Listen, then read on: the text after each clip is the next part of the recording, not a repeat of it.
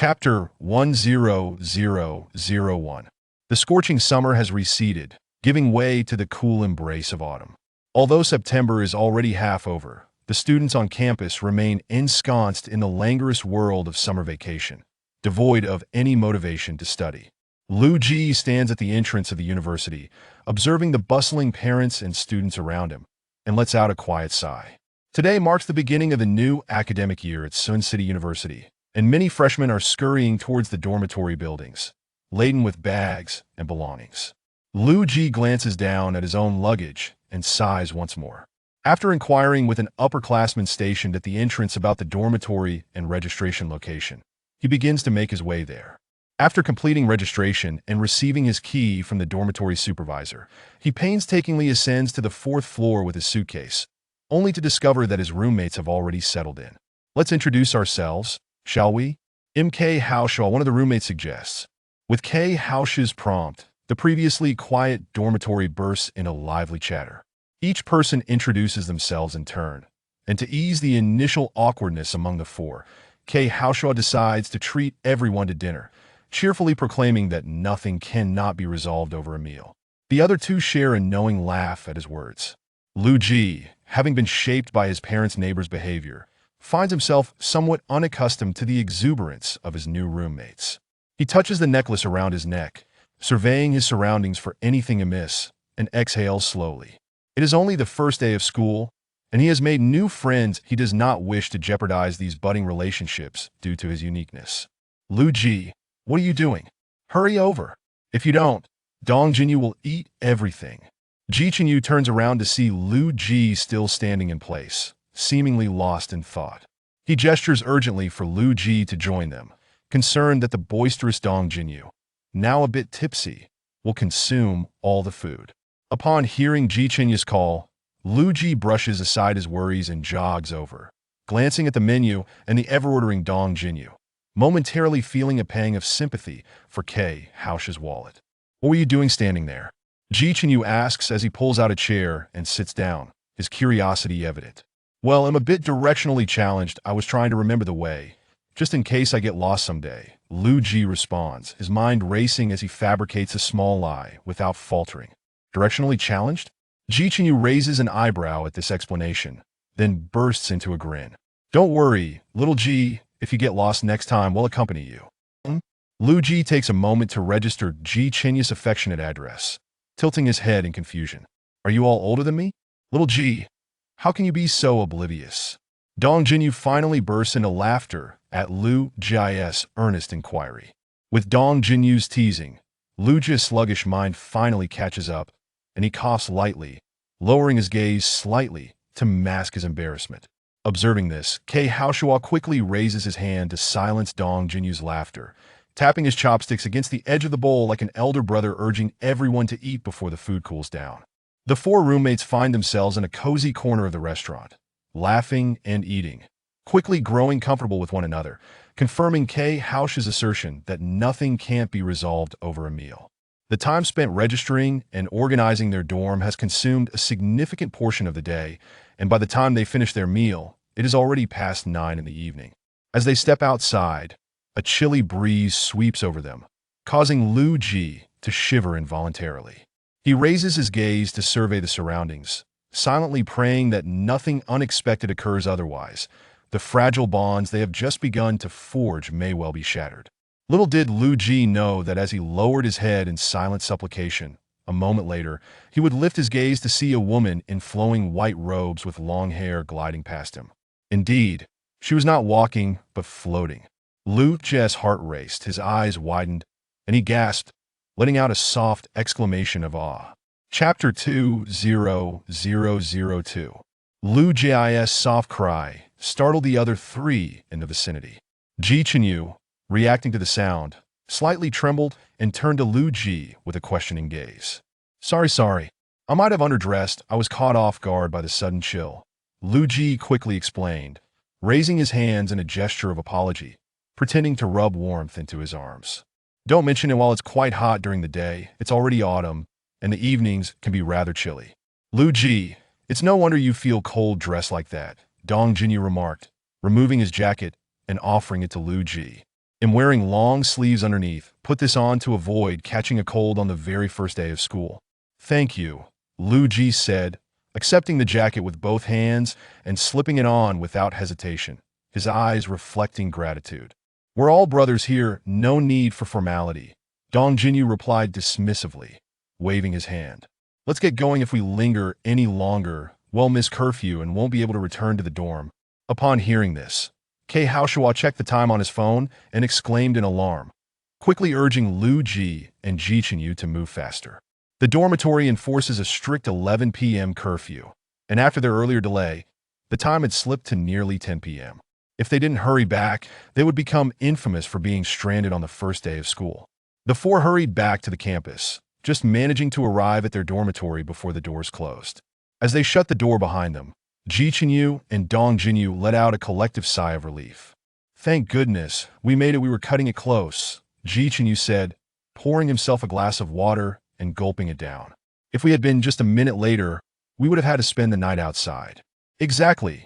It was fortunate that Jinyu reminded us finding a place to sleep at this hour would have been impossible, Kei Haoshua said, plopping down onto his bed and fanning himself with a hand. Hey, I'm going to take a shower first. Is that all right with everyone? Although it was phrased as a question, Ji Chenyu didn't wait for a response, grabbing his clothes and dashing into the bathroom. Once the bathroom door closed and the water started running, Ji Chenyu stood under the shower, eyes closed, and began to sing loudly. The three on the bed exchanged amused glances at the sound of his singing, chuckling before returning to their phones, dismissing the commotion. As Ji Chenyu showered, he suddenly felt something was off.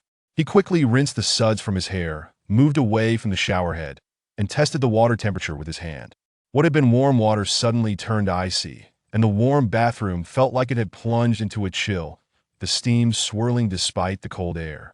Ji Chenyu cursed under his breath, turned off the water, dried off quickly, and dressed before exiting the bathroom. Did you guys touch the water? Ji Chenyu asked as he nimbly climbed onto his bed, still puzzled by the sudden change. No, I? Dong Jinyu responded, looking confused. Nothing. I was showering when the water suddenly turned cold, and the temperature in the bathroom dropped. I thought you all were messing with the water outside, Ji Chenyu explained, shaking his head. Is that so? Kei Haoshua, concerned about the hot water heater, hurried into the bathroom to check. Chenyu, did you accidentally touch the temperature control? I just checked, and everything seems normal. Normal? Could it be that too many people are showering at once, causing the water temperature to drop? Dong Jinyu suggested, propping himself up on his elbow. That's possible, Ji Chenyu nodded, contemplating the idea. Is the water temperature still off? Lu Ji murmured, seemingly struck by a thought as he set his phone down and leaned over the bed. Hey, is it okay now? I'd like to take a shower. It's fine now, you can go, Kei Haoshua replied, emerging from the bathroom and giving Lu Ji a symbolic gesture to indicate that it was his turn. Lu Ji got off the bed and grabbed his pajamas, stepping into the bathroom. He scanned the space, seeing nothing out of the ordinary, and relaxed, turning on the shower to wash up. However, within minutes, Lu Ji sensed something was amiss. Just as Ji Chenyu had described, both the water temperature and the room felt increasingly cold, as if he had stepped into an ice cellar. Lu Ji narrowed his eyes, quickly turning off the water and dressing, gripping the necklace around his neck tightly as he surveyed the surroundings with heightened vigilance. It smells so good. Chapter 30003. The aroma is simply exquisite. It has been ages since I last caught a whiff of such delectable meat. An ethereal female voice reverberated from every corner of the bathroom, reaching Lu Ji's ears. Who are you? Lu Ji inhaled deeply and slowly began to speak. Who am I? The voice echoed back with a hint of curiosity, followed by a hearty laugh. Of course. I am here to consume you. What? Before Lu Ji could finish his sentence, a chill ran down his spine, as if something was pressing against his back. Startled, he swiftly turned around and beheld a woman with flowing hair and a grotesque visage. Her claws poised threateningly behind him. Lu Ji was momentarily frozen in shock. Perhaps noticing Lu Ji's lack of movement, the ghostly figure assumed he was just another timid man easily frightened, and thus let down her guard. A sinister smile formed on her lips as her icy hands inched closer to his pale neck. Just as her crimson nails were about to make contact, an unexpected turn of events occurred. A flash of white light erupted, and the ghost seemed to have touched something, her formerly pristine fingers instantly turning ash-gray, accompanied by an acrid, burnt plastic odor. The ghost shrieked and fled the bathroom, her piercing cry leaving Lu Ji in a stunned silence for a considerable time. Rubbing his ears, still ringing from the scream, Lu Ji glanced down at the necklace adorning his neck, a faint smile gracing his lips. Thank goodness, this necklace still proves its worth. He patted his chest, exhaling a sigh of relief. Only then did he become aware of the unusually low temperature in the bathroom, causing him to shiver. Rubbing his arms vigorously, he hastily exited the bathroom. Lu Ji, have you been in there for so long? Dong Jinyu inquired curiously as Lu Ji emerged. I was halfway through my shower when the water pressure suddenly dropped. I thought it was a plumbing issue and waited for a while before continuing. Lu Ji hesitated to reveal his encounter with the ghost, fearing that the other three in the dormitory might think him unhinged. So he simply made a vague excuse that I knew it. I experienced the same thing during my shower. Sometimes hot, sometimes cold, Ji Chenyu remarked, recalling the bathroom's temperature. Boss, perhaps you all should wait a bit before showering. With classes just starting, it's likely that many residents are returning to shower now, Kei Haoshua suggested, contemplating the situation. Ultimately, he decided to follow Dong Jinyu's lead and wash up later, considering that it was the first day of school. Although tomorrow was still a registration day, many new students had arrived today, likely out shopping for necessities and returning after dining out. Lu Ji lay on his bed, his fingers lightly grasping the necklace around his neck. A chill radiated from it, and he steadied his heart, exhaling a breath of anxiety as he began to ponder the mysteries surrounding the school. Based on his years of solitary exploration, he surmised that the ghost must have some hidden tale tied to this institution. Furthermore, with the specter continuously siphoning human energy, her resentment would only deepen, ensuring she would remain bound to the school that as long as that woman does not disturb our dormitory. I can bear it. Lu Ji sighed quietly, offering a silent prayer. Xiao Ji, what are you murmuring about? Dong Jinyu poked her head over from the adjacent bed, puzzled that nothing much, just contemplating what else I might need to purchase. But I can't seem to recall. Lu Ji quickly shook his head, fabricating a reason to deflect her curiosity. Fortunately, Dong Jinyu did not press further, merely nodding before descending from her bunk and entering the bathroom. Lu Ji's anxious heart finally settled. The ghost had just been wounded by his necklace, so would likely not appear to cause trouble for some time, at least in the coming days. Lu Ji could only hope that after witnessing the necklace's power, the ghost would steer clear of their dormitory. Otherwise, he feared that one day, his hidden secret might be exposed, and he dreaded the thought of how his roommates would perceive him. Chapter 4000. For the ghost's disappearance restored the bathroom to its former state, with normal temperature returning, and Dong Jinyu and Kei Haoshua soon finished their showers. Kei Haoshua glanced at his phone and noted the time. It was nearly midnight. Time flies, he remarked to Ji Chenyu, shaking his illuminated phone, teased him lightly, and the two shared a laugh as they switched off the lights. Let us get to bed. Even though we don't have classes tomorrow, we should still adjust our schedules accordingly. Kei Haoshua lightly patted Ji Chenyu's bed before climbing into his own. Good night, sleep well. They exchanged pleasantries, and the dormitory fell into a hushed stillness, soon filled with the sounds of slumbering breaths. Lu Ji, fingers loosely holding the necklace at his neck, drifted into an untroubled sleep. Did I end the darkness? The necklace in his grasp flickered with an eerie light for a brief moment before returning to its usual state. When he awoke again, daylight flooded the room. Lu Ji rubbed his eyes, noticing that the other three had already risen, all staring intently at the dormitory door. What is going on? Lu Ji, still groggy, inquired as he sat up. Trying to shake off the sleep. It seems the police have arrived outside. Ji Chenyu replied, pointing toward the door. Early that morning, the sound of police sirens had echoed outside the dormitory, followed by a cacophony in the hallway that had awakened the three of them. I'll go see what is happening. You three get up. The counselor just messaged that we have a class meeting in the afternoon. Got it, we'll get up right away. Lu Ji yawned widely, nodding at his roommates. Boss, be careful, they cautioned. Did I know? Kei Haoshua's voice faded as he stepped out, leaving the dormitory. It was only the first day of school, and already the police had come. Dong Jinyu pulled out her phone, browsing the campus forum and bulletin boards for any clues regarding the unusual occurrence. Something feels off, Ji Chenyu remarked, shaking his head slightly as he abandoned his thoughts and stretched lazily. Lu Ji, though curious, ultimately chose to forego the opportunity to accompany Kei Haoshaw to investigate, as he was not particularly adept at social interactions. But he sat up, stretched his limbs, and, once feeling fully awake, rose to wash up. Lu Ji quickly completed his morning routine. Wiping his face with a towel that he gazed at his reflection in the mirror, took a deep breath, and patted his cheeks as if to encourage himself, murmuring a few words before exiting the bathroom. Hey, I found something interesting on the school forum. Dong Jinyu's voice called from the upper bunk, just as Lu Ji pulled out a chair to sit. What is it? Do share. The forum isn't very clear, but it seems the police are here because a guy in one of the dorms has died, Dong Jinyu read from the posts. Her earlier excitement dissipating, her tone becoming subdued. That don't scare us like that. It's only the beginning of the semester. Ji Chinyu's hair stood on end after hearing Dong Jinyu's revelation. Didn't the boss go to find out more? We should ask him when he returns. Lu Ji reassured the others while scanning through the forum posts himself. To be honest, even Lu Ji felt a twinge of fear upon reading the posts, especially with the peculiar necklace around his neck, which had been radiating warmth since morning, something that had never happened before. Clutching the slightly warm necklace, an unsettling premonition began to take root in his mind. Why do I have such a bad feeling? Is something really wrong? Chapter 500054. What are you mumbling about? Perhaps Lu Ji's muttering had been too loud, prompting Ji Chinyu to question him.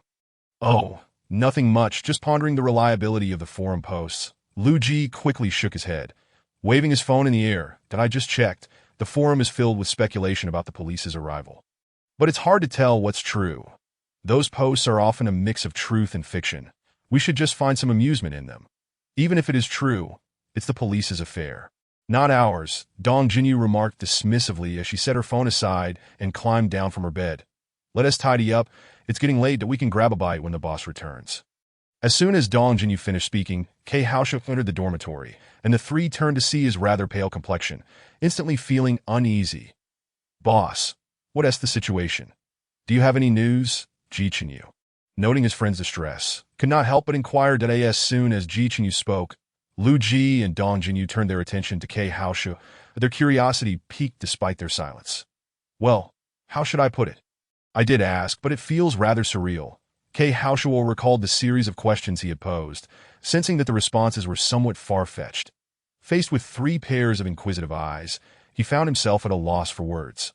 Come on, just spill it. You're driving us crazy. Ji Chinyu, ever the impatient one, urged, recalling the rumors from the forum. All right, everyone sit down. Kei Haoshaw decided to stop hesitating and gestured for the others to take their seats. He took a sip of water to clear his throat before recounting the strange happenings he had just learned about. When I arrived, the police had already cordoned off the area, and the inhabitants of that dormitory had been taken away. However, since it had already transpired, it would be a disservice to my own efforts to not gather some information. Boss, please get to the point. We are not particularly interested in the trivialities of cause and effect. Dong Jinyu raised her hand to interrupt Kei Haoshaw's impending words, only to be lightly tapped on the arm by him. I was just about to speak. Just listen, he said, glancing at the three of them and taking a deep breath. I inquired with the students in the adjacent dormitory, and they mentioned that the room where the death occurred has been quite unsettling lately. They often hear screams in the middle of the night, and the deceased was discovered in a shriveled state, as if all life had been drained from him. Kei Haoshaw spoke. He deliberately lowered his voice and slowed his pace, causing a chill to run down the spines of the other three. Upon hearing Kei Haoshaw's revelation, Lu Ji recalled the unsettling incident from the previous night in the bathroom, and an ominous feeling surged within her. Clearing her throat, she gently grasped the necklace around her neck, taking a discreet deep breath in an attempt to quell her unease. Surely, I can't be that unfortunate. How could I encounter such a thing just as university begins? Everything had been so peaceful before. Cradling her teacup, Lu Ji reflected on the series of events over the past 2 days, her expression unconsciously growing grave. She remembered how she had drawn the peculiar necklace by chance, which had precipitated a spate of strange occurrences. Yet, she had never encountered death. That it was difficult for her to accept that what's wrong, fourth? Ji Chinyu glanced at the dazed Lu Ji, his fingers lightly tapping the table as he softly inquired. That I reckon it's just the chilling nature of the boss's words that has frightened our fourth. Dong Jinyu chimed in, leaning closer to Lu Ji and patting her back in a gesture of comfort. The boss only heard this from others and hasn't seen the body. Just think of it as a ghost story and don't be afraid. Huh, No, I'm not scared at all, Lu Ji protested, but was swiftly interrupted by K. Hao's of MY apologies. Fourth, that I also heard this from those on the same floor. I forgot you might be frightened. Please don't take it to heart. K. Hao Shua, looking somewhat embarrassed, scratched his head, appearing as though he had committed a grave error. Lu Ji hastily shook her head and waved her hands, insisting that she was fine, and after reiterating that she was not afraid. The other three finally relaxed, although they remained skeptical of her claims that it was no wonder they thought this of Lu Ji. Among the four, she appeared the friendliest that on the first day of their acquaintance. Her voice had been barely audible, and she approached tasks with such earnestness that she seemed to fear disturbing them. Her movements cautious and minimal, even her appetite surprisingly modest, given this series of behaviors. It was inevitable that the others would perceive Lu Ji as a timid and meticulous individual. Exchanging glances, the three tacitly shifted the topic. The accounts from those students and the posts are all half-truths. We haven't seen anything ourselves, so let us not dwell on it. Dong Jinyu laughed heartily, stretching her arms as she stood from her chair. Then aren't we supposed to have a class meeting this afternoon? Let us go grab lunch. If we delay, we'll never get into the cafeteria. Right? Let us hurry, Ji Chenyu agreed. The university cafeteria was notorious for being as chaotic as a robbery scene that he sprang up from the table and rushed toward the door. K. Haosha retrieved his meal card from under his bed and waved his hand. Let us go. Today I'm treating. No need to be polite. Chapter 6. The four of them clambered into the cafeteria, only to be met with a throng of students. Regret washed over them as they realized that had they not been preoccupied with the unsettling events from the upper dormitory, they would not now be standing at the entrance, unable to enter. The rumors about the cafeteria being impossible to access if one was even a second late were indeed true. Lu Ji swallowed hard, glancing apprehensively at the crowded space that it was impossible to squeeze into the cafeteria at this hour, especially since classes had not yet commenced, drawing everyone in at once.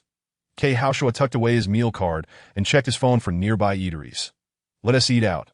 Who knows how long it will take to get inside the cafeteria? That is true. Let us go, Ji Chenyu replied, involuntarily shivering at the sight of the bustling cafeteria. That if we go out to eat, let us split the bill. It's just the beginning of the semester. Boss, don't spend all your money at once. Indeed, Lu Ji chimed in, surprisingly vocal on this matter, that in the past, she would have merely acquiesced to whatever others suggested, never uttering a word more. All right, we'll go Dutch then. K. Haoshua conceded, understanding that the others were looking out for him, and nodded in agreement. Following the address on K. Haoshua's phone, the four of them ambled toward the campus gate. Just as they reached the entrance, a black SUV drifted to a halt before them. Amidst the expressions of confusion and skepticism on their faces, a man and a woman exited the vehicle. The woman spoke briefly with the security guard, displaying her credentials before gesturing for entry. The man, clad in sunglasses, stepped forward only after the woman's signal, accompanying her into the campus. Lu Ji brushed past them. Her necklace emitted a fleeting shimmer, and although she felt a slight tremor, she chose to disregard it completely. The man halted, adjusting his sunglasses slightly to scrutinize Lu Ji's retreating figure for a prolonged moment. What? Are you intrigued by that girl? The woman, dressed in a deep blue trench coat, noticed the man's lack of movement and halted her steps, following his gaze with a playful smile. She was aware of what caught his attention, but couldn't resist teasing him. You must have sensed the aura of that boy as well. What's wrong? Is it unbearable for you to go a day without my jests? The man shifted his gaze away, resuming his path toward the dormitory building. The woman shrugged slightly, her playful demeanor fading as she rejoined him. I wonder, does this school have a tradition of student deaths every year upon the start of the semester?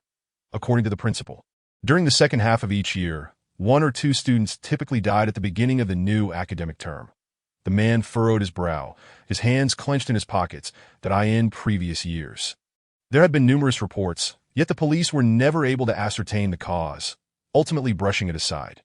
Why, after all these years, have they chosen today to involve us? The woman scoffed, clearly dissatisfied with the school's handling of the matter. If they had taken these incidents seriously in previous years, perhaps there wouldn't have been so many deaths afterward. This year, a new captain has joined the criminal investigation team.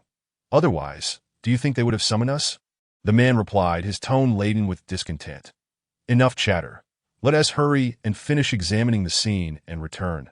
This school seems rather peculiar. Complying with the man's directive, the woman ceased her remarks. Merely pouting in response to yes, they arrived at the foot of the boys' dormitory. An unusual chill swept over them. The man stood at the entrance, gazing up at the building, his brow furrowing in unease. Chapter 7. Though it was midday under the blazing sun, the dormitory still exuded an eerie aura. From the outside, it appeared normal, but a trace of dark energy lingered. The man narrowed his eyes and strode purposefully toward the room where the incident occurred.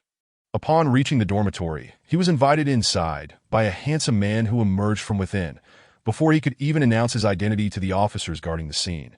The handsome man extended a hand, introducing himself succinctly. "Hello, I am the new captain of the criminal investigation team, Shang Jingwei." "Qi Kan," replied Qi Kan, begrudgingly withdrawing his hand from his pocket to shake. This gesture, normal to others, was exceedingly unusual for those familiar with him. "This is Chu Manchi, my associate." "Hello," Shang Jingwei nodded, releasing Qi Kan's hand and slightly turning to acknowledge Chu Manchi. "Let us dispense with the pleasantries and get straight to the point." After this brief introduction, Qi Kan dove into the matter at hand, that we would appreciate it if Captain Shang could provide us with an overview of the situation. "Certainly." Shang Jingwei nodded, signaling the officers to close the door and maintain their posts outside before he began to speak. The deceased was a sophomore at this university named Tan Xingzhou. His performance in the 2 years he has been here has been commendable, with grades generally above average. This student had a particularly amiable disposition and was always eager to assist, often helping teachers with various tasks and readily offering aid to roommates or classmates. That in simple terms, he was a quintessential Good Samaritan. Due to his helpful nature, both students and teachers held him in high regard. The police team had promptly inquired with the male students on the same floor, as well as various instructors and counselors, and the consensus was overwhelmingly positive. Many spent more time extolling Tan Xingzhou than discussing the inquiry. When news of his demise broke, the expressions on the faces of those classmates and teachers were of sheer disbelief. Consequently, the police had immediately ruled out the possibility of foul play. Shang Jingwei stepped forward and lifted the white sheet covering the bed, revealing the parched corpse beneath. His brow furrowed instantly, and he let out a silent sigh. The coroner has examined the body and concluded that death occurred no more than 24 hours ago. We have corroborated this with the teachers and those in his dormitory. Tan Xingzhou was alive until last night. Shang Jingwei shook his head, revealing the body further. However, you see, in just the span of a single night, the corpse has remarkably dried to this extent that we truly cannot ascertain the cause. In desperation, we have sought your assistance. Do you mean that Chu Manchi stepped forward, her hands delicately examining the desiccated body for a moment? Could it be that this child has transformed into such a state merely during her slumber? We too find it hard to believe, yet our forensic expert would not make baseless claims. Shang Jinhui shook his head, letting out a resigned sigh. That I have come across several incidents from this academy over the past few years, and I feel something is amiss.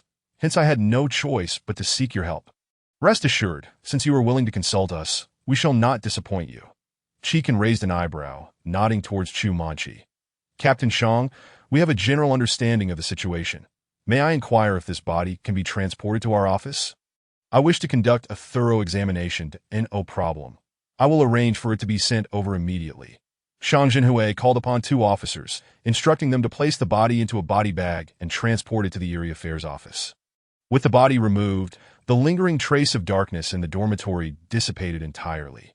Qi Kan surveyed the surroundings, her slender fingers lightly brushing the bed, as she closed her eyes, seemingly attuned to the residual energy left upon the mattress. Noticing this scene, Shang Jinhui intended to approach and inquire, but was pulled back by Chu Manchi, who shook her head, signaling him not to disturb.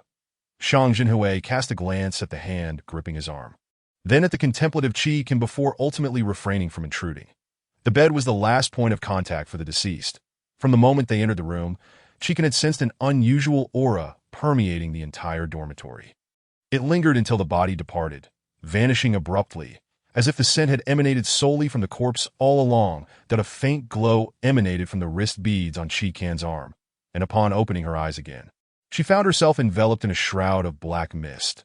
Wrapping her arms around herself, her gaze turned icy as a shadowy figure of a woman in black gradually emerged behind her, with long hair and a flowing dress dancing in the wind.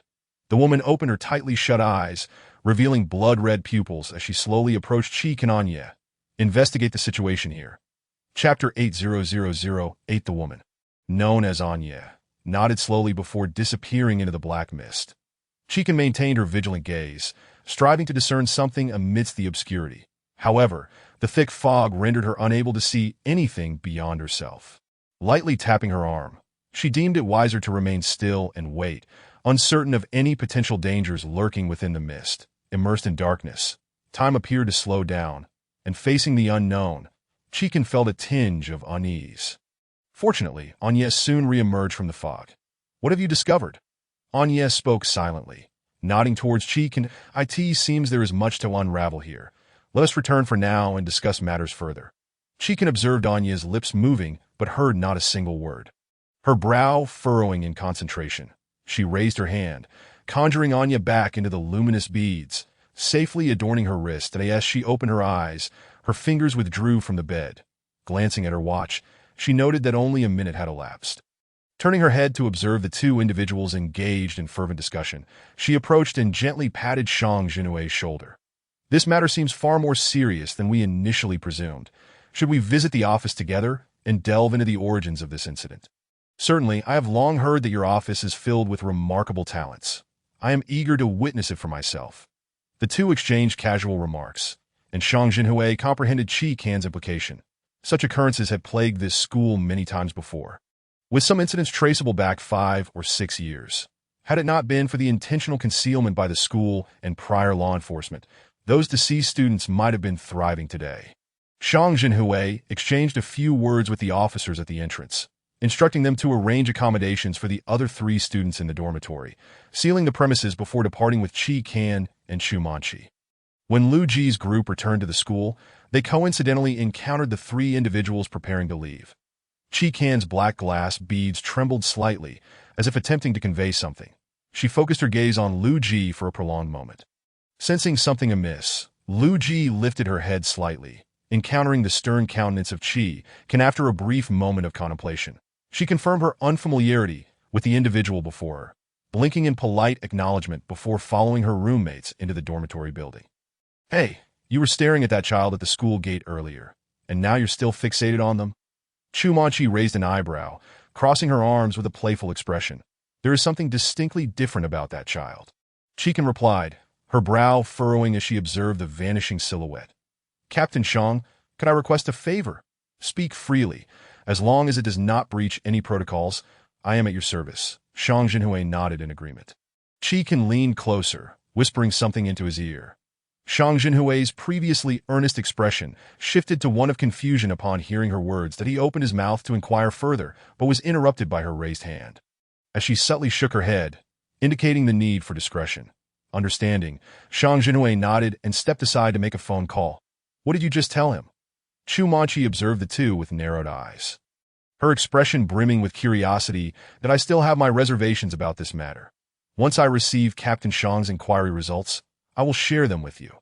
Qi Kan felt somewhat uncomfortable with Chu Manqi's sudden proximity, pressing her fingertip against the latter's forehead, preventing her from getting closer.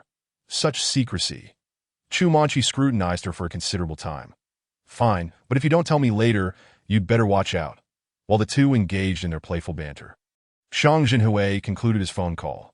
Shaking his phone in hand, he nodded towards Qi Kan, acknowledging this. She retracted her finger, patted Chu Manqi's shoulder, and proceeded towards the exit. Chu Manqi exchanged glances with Shang Jinhui for a moment before following suit.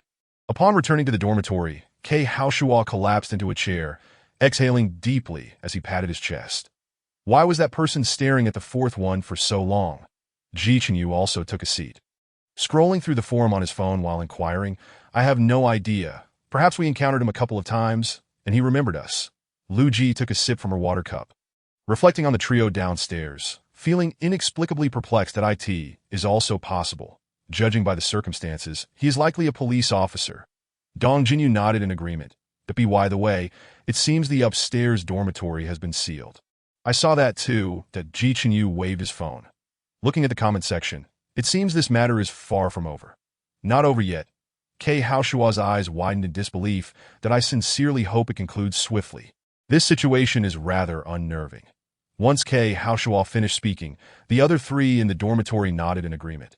Lu Ji rubbed her arms, feeling a strange sensation and subtly shaking her head as she glanced at the time before lazily climbing onto her bed. I fear I might have nightmares tonight. Lu Ji slumped onto the bed, surrendering all her energy forth.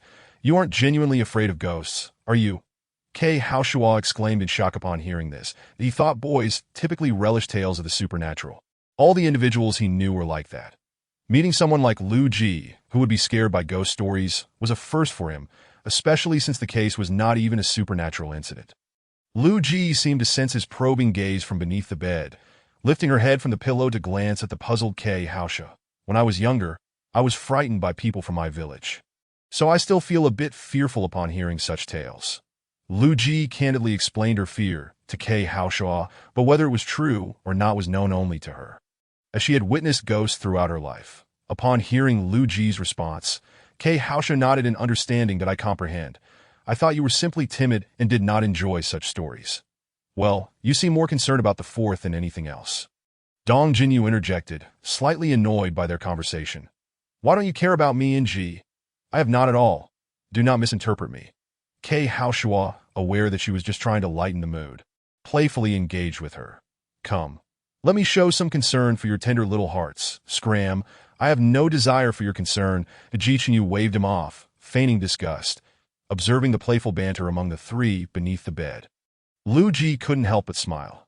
Thankfully, they were unconcerned and did not pry into her affairs. Otherwise, she would be at a loss regarding how to convey the events that had transpired in her life.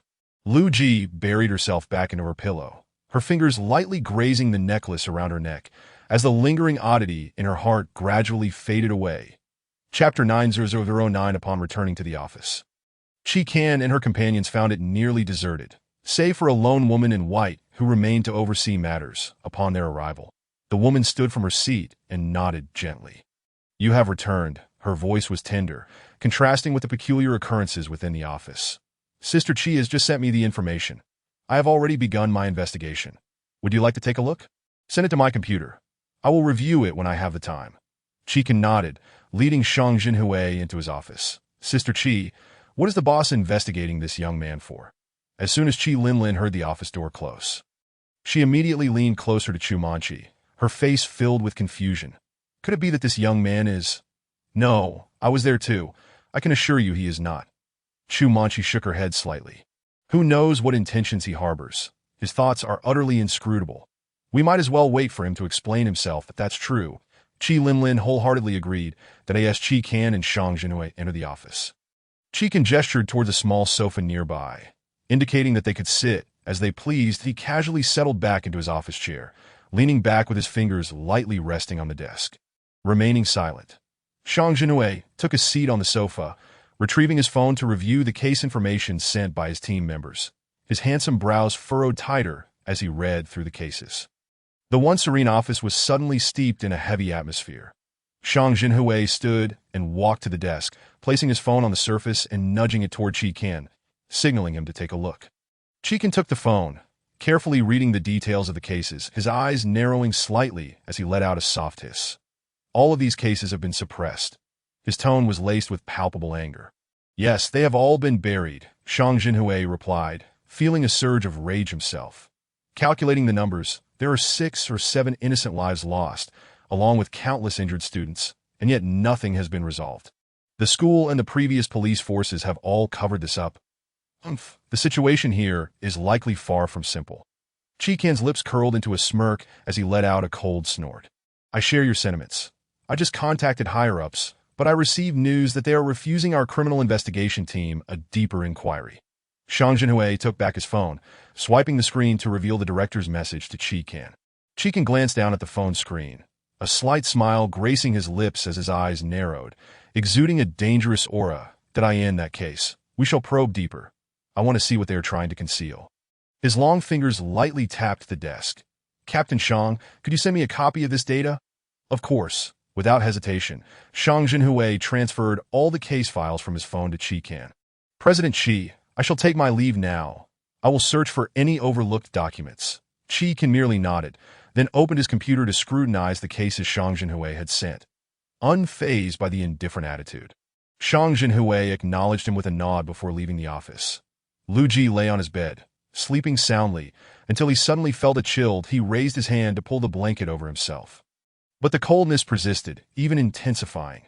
Unable to enjoy his afternoon nap, Lu Ji felt uncomfortable and tried to open his eyes, yet found them unresponsive. Panic set in as he struggled, attempting to alert his 3 dorm mates. But his body felt as if it were weighed down, rendering him immobile. Could it be sleep paralysis? Lu Ji was fully aware of his situation, yet he was powerless to act, unable even to perform the simplest task of opening his eyes. Sighing inwardly, he realized he had never encountered such a situation before. Moreover, being unable to move or attract his roommate's attention left him at a loss. While pondering how to escape this paralysis, a black mist gradually enveloped Lu Ji. By the time he realized it, he found himself encircled by the ominous fog. What is happening? I can move. Lu Ji waved his hand to disperse the mist beside him, utterly bewildered. But wait, where am I? Uncertain of his surroundings, Lu Ji stood frozen in place. Fearful that stepping forward would lead to his demise, he remained stationary for a while, unable to comprehend the situation, unsure of how to call for help. As the area around him bore no signs of life, resigned, he sat cross-legged on the ground, resting his chin on his left hand, deciding to contemplate the matter, hoping that clarity might lead to his salvation. As time passed, Lu Ji found himself no closer to understanding anything. The only clear thought he had was that he encountered a female ghost yesterday, and everything he was experiencing now might be linked to her. However, he could not fathom why she had fixated on him. Was it because of the strange events in the bathroom last night that had piqued her interest? As this thought crossed his mind, Lu Ji unconsciously touched the necklace around his neck, only to discover it was unnaturally warm to the touch. What a delightful scent! You are truly exceptional at this academy. A sharp female voice pierced Lu Ji's ears, startling him and causing him to lose the thread of his thoughts. Hey sister, we have no grievances or enmities. Why must you torment me? Lu Ji attempted to engage the ghost in conversation, hoping to persuade her to release him. No grievances or enmities have no bearing on me. All I know is that if I consume you now, I can escape this academy. The ghost seemed uninterested in further discussion. Her form materialized behind Lu Ji. Her elongated fingers adorned with blood-red, sharp nails slowly reaching for his neck. Wait, calm down. Lu Ji felt a chill wash over him, glancing down to see the razor-sharp claws mere centimeters from his throat. Terrified, he leapt to his feet and took several steps back. But my flesh eyes are even appetizing. Can we please sit down and talk this through? Are you truly unaware? The spiritual energy emanating from you is so abundant it makes my mouth water.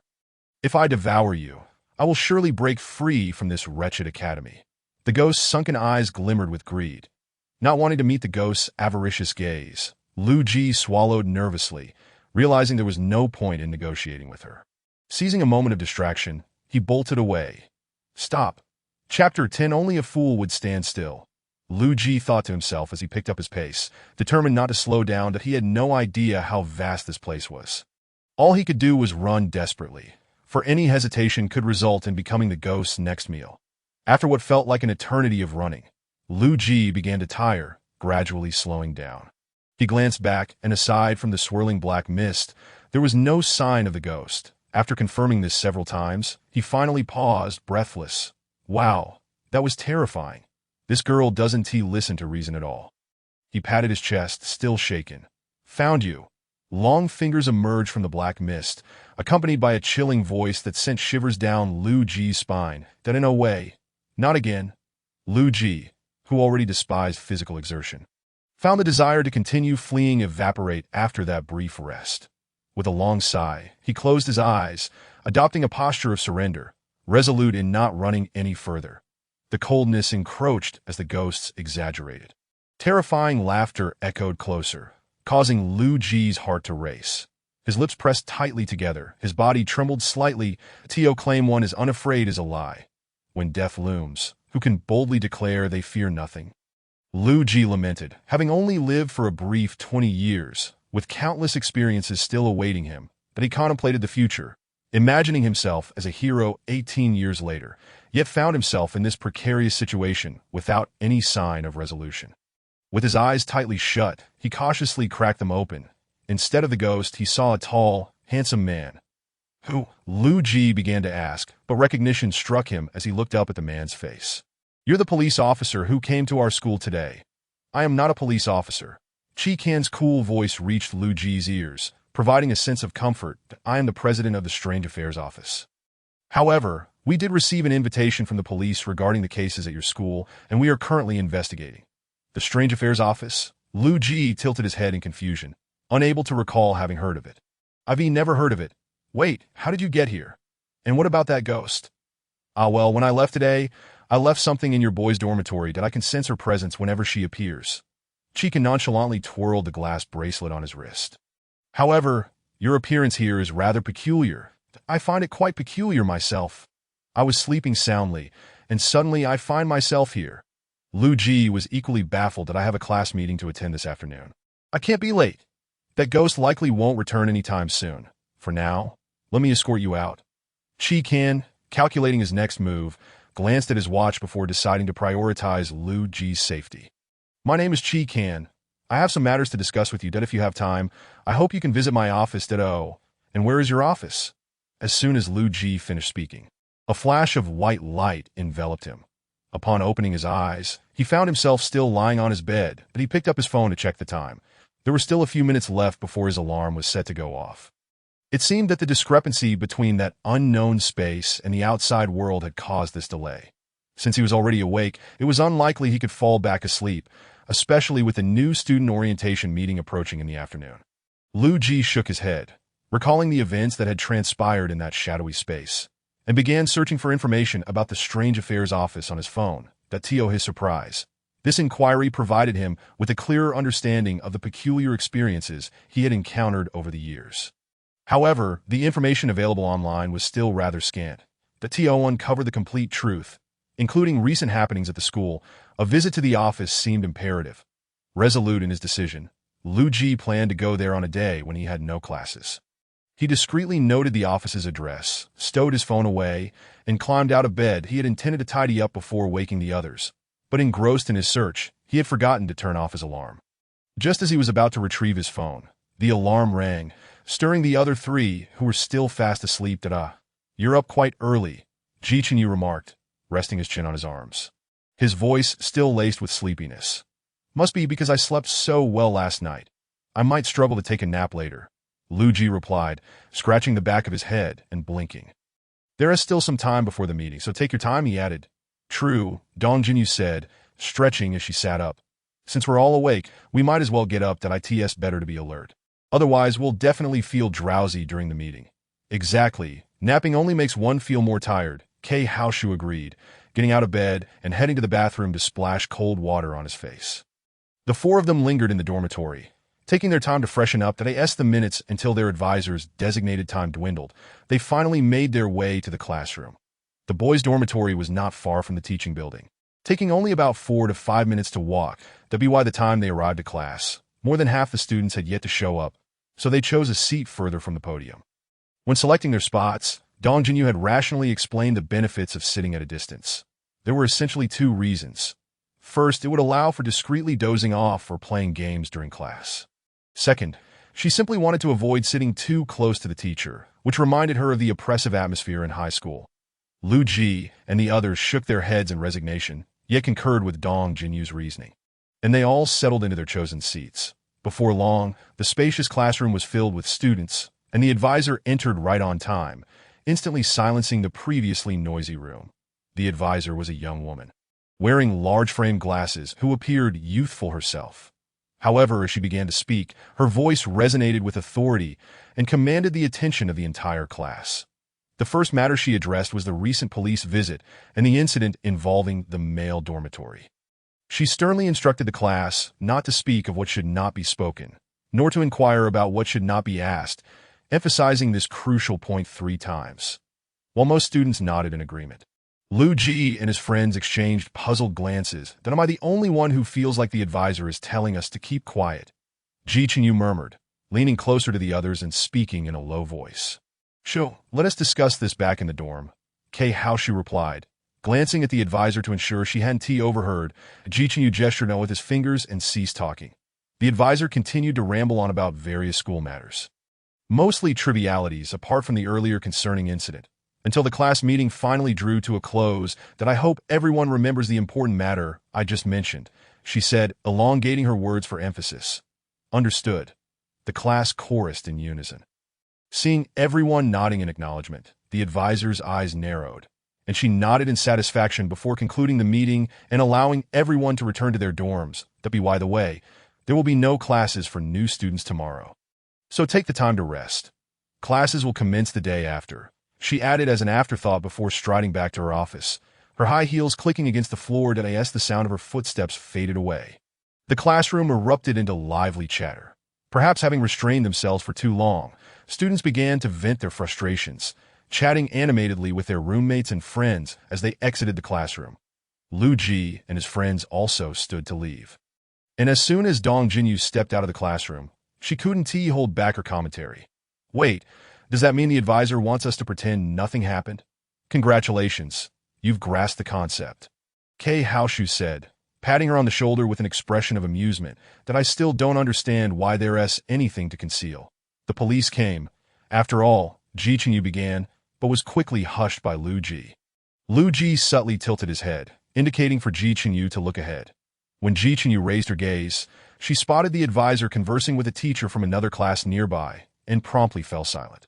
I suspect it's likely the school's directive, Kei Haoshu speculated as they greeted the advisor and hurried out of the teaching building, that if we truly wish to know more, we can check the forums and discuss it among ourselves in the dorm. Just be cautious not to be overheard, Lu Ji suggested, half-jokingly. Hey, that is a good idea, Dong Jinyu chimed in, completely unbothered by Lu Ji's tone. All right then, it's settled, Kei Haoshu agreed, giving Dong Jinyu a light pat on the back. Believing that soon everyone would forget about the incident, thus not pressing the matter further, that I have something to attend to later, so I might return late. Please keep the door open for me.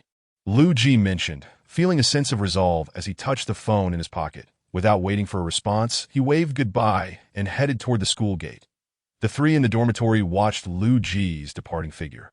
Puzzled that in the 2 days since they had started school, they had not heard him mention anything about his family. However, it was his personal affair, and without him divulging, they felt no right to speculate. They decided to discuss it later when he returned. Upon exiting the school gate, Lu Ji glanced at the address he had searched on his phone and summoned a ride. This matter had exceeded the scope of the trivial encounters he was accustomed to, especially considering the peculiar events that had unfolded at noon and the school's recent demeanor, which left him profoundly curious. He felt compelled to uncover the truth behind what had transpired and to understand the troubling occurrences at the school. As he absent-mindedly touched the necklace around his neck, his thoughts were a whirlwind of contemplation. The car came to a halt, and the driver roused Lu Ji from his reverie. He looked out at the opulent office before him, uncertain if his decision had been prudent. The exterior appeared anything but trustworthy. Just as he was about to step out, the driver kindly cautioned him that this place was known for its eccentric characters. Advising him to proceed with care, Lu Ji raised a hand to his forehead, conflicted. Who are you looking for, kid? A somewhat gruff voice suddenly interrupted his thoughts, causing Lu Ji to startle. Turning to his side, he saw a burly figure with a menacing expression, clearly someone not to be trifled with, standing at the entrance of the office. Lu Ji's body tensed slightly, and he involuntarily swallowed hard. Just as he was about to respond, another voice broke through that he is here to see me. Cheekin had noticed Lu Ji standing outside his office and leisurely emerged from the door, giving a pat on Yui Chen's shoulder. Come with me, he beckoned.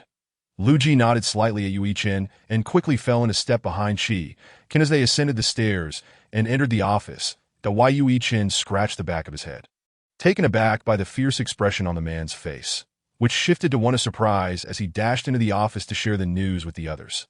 Can you believe someone actually had the guts to seek out the boss? He exclaimed incredulously. Not seeking him out.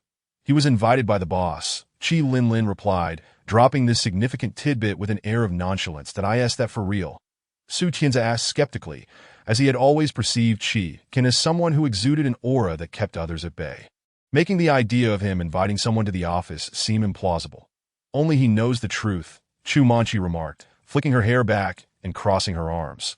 But that kid has been on Chi Can's radar ever since he visited the school for investigations. Now that as something unusual, Su Tianzi murmured, glancing at the closed office door before pulling out his phone to check his older brother's messages. since it's rare to get a scoop about Chi Can. I must share this with my brother. So he feels a bit more at ease while on his mission that Su Qianni was engaged in a lively conversation with his target when his phone began vibrating incessantly, making it impossible to ignore. With a hint of regret, he smiled apologetically at the person he was conversing with, picked up his phone, and was momentarily stunned by the messages he saw, reading them over and over in disbelief.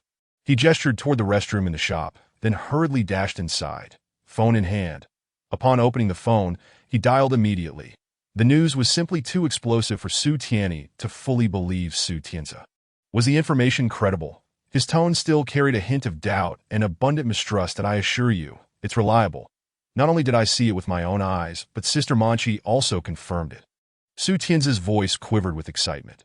After hearing this, Su Tianyi disregarded his original objective, exchanged pleasantries with someone, and stated he had official business to attend to before promptly hailing a cab to rush back to the office. As soon as he stepped through the office door, he noticed a few individuals gathered in the lobby. With a long stride, he joined them, in contrast to the excitement and confusion radiating from those below. The upstairs office remained considerably quieter. Once Lu Ji entered the office, he found himself at a loss. What had initially been a spontaneous decision now left him unsure of how to initiate the conversation. Chikin settled back into his office chair, his hands clasped beneath his chin, patiently awaiting Lu Ji to speak. After a lengthy silence, as Lu Ji showed no inclination to break the quiet, Chikin began to worry that they might not utter a word the entire evening. "You go ahead." Lu Ji finally mustered the courage to speak, but just as he uttered a word, he heard the other party begin to speak as well, causing him to close his mouth. Hoping Chikin would take the lead, "It's fine. You can start it. I'm quite interested in your matters," Chikin replied nonchalantly, having merely intended to break the silence. Since Lu Ji had opened the floor, he felt no need to interject further. "Please have a seat," he added. "Oh, all right." Lu Ji nodded vacantly and settled onto the sofa. "I have many questions, so it might take a while to— No worries, ask away one by one, and I will answer all of them," Chikin assured him, recognizing that Lu Ji must have numerous inquiries that needed clarification. Upon hearing this, Lu Ji's anxious heart finally settled. After pondering for a moment, he resolved to first unravel the mysteries surrounding his own circumstances. He was eager to comprehend all that had transpired within him. "Mr. Chi, the first thing I wish to inquire about pertains to myself." Lu Ji contemplated how to phrase his question in a manner that would not seem overly peculiar. "Are you referring to your ability to see spirits or the occurrences that have transpired around you in the past?" Chikin observed Lu Ji's hesitation, sensing his attempt to avoid asking anything inappropriate, and a slight smile crept onto his lips, breaking Lu Ji's train of thought. Upon hearing Chi Can's inquiry, Lu Ji felt a wave of relief wash over him. He nodded, indicating that he wished to understand the bizarre and frightening nature of his ability to perceive ghosts. Chikin rose from his chair, moved to sit beside Lu Ji, and slowly removed a bracelet from his wrist. Placing it on the table as he began to elucidate that in this world, a small fraction of individuals are naturally endowed with what is referred to as spiritual power. Although such a claim may sound insane in our contemporary materialistic society, it is in fact true. This select group is officially recognized by the state as anomalous individuals. The government actively seeks out these individuals and integrates them into a specialized department to address matters beyond the capabilities of ordinary citizens. The Anomalous Affairs Office is an organization dedicated to handling such events within city. And being an anomalous individual does not inherently grant one the ability to see spirits. While they possess innate anomalies, they must also form a bond with a spiritual artifact to perceive what is hidden from the average person. The selection of a spiritual artifact is relatively straightforward from the moment of birth. If one encounters an object that resonates with them, establishing a connection, the binding is considered successful. This may sound simple, even to the point of being trivial, yet finding an artifact that resonates is exceedingly difficult. Some individuals may never find one throughout their lives, while others may be fortunate enough to discover one immediately. Lu Ji belongs to the latter category. "You are both fortunate and unfortunate," Chikin remarked, glancing at the obviously dazed Lu Ji with a hint of sympathy. "For those of us who are anomalous, you are fortunate to have discovered your spiritual artifact early on. However, to ordinary people, you are unfortunate, as you have faced inexplicable experiences from a tender to my so-called family. I have always been an oddity." Lu Ji sighed quietly, acutely aware that their disdain for him was not solely due to his anomalous abilities. I have perused your records. However, the information is scant. Chikin divulged after considerable thought that I the head of this region. It is imperative for me to understand everything about anomalous individuals, including you. From Chikan's words, Lu Ji discerned some implications. As an anomalous individual, it was necessary for him to be aware of his background, perhaps for documentation purposes or as part of the responsibilities of a leader. As for your specific records, I believe it would be best to discuss them thoroughly after this case is concluded. Chikan interjected before Lu Ji could respond. Currently, Lu Ji's personal dossier was not the priority. This case took precedence. Now, I would like to hear your thoughts regarding this case. The case? Oh, you mean the female ghost, Lu Ji replied, momentarily taken aback as he recalled that this was indeed one of the reasons for seeking out Chikan. To be honest, I find it quite strange. Setting aside the ghost, our school itself is rather peculiar. That in what way? Chikan inquired, raising an eyebrow, crossing his legs, and resting his chin on his hands as he regarded Lu Ji. This case has already resulted in a fatality. Yet our school seems reluctant to uncover the truth behind it, instead attempting to suppress discussions. Lu Ji recalled, clutching a cushion, his body shuddering slightly at the memory of his counselor's words.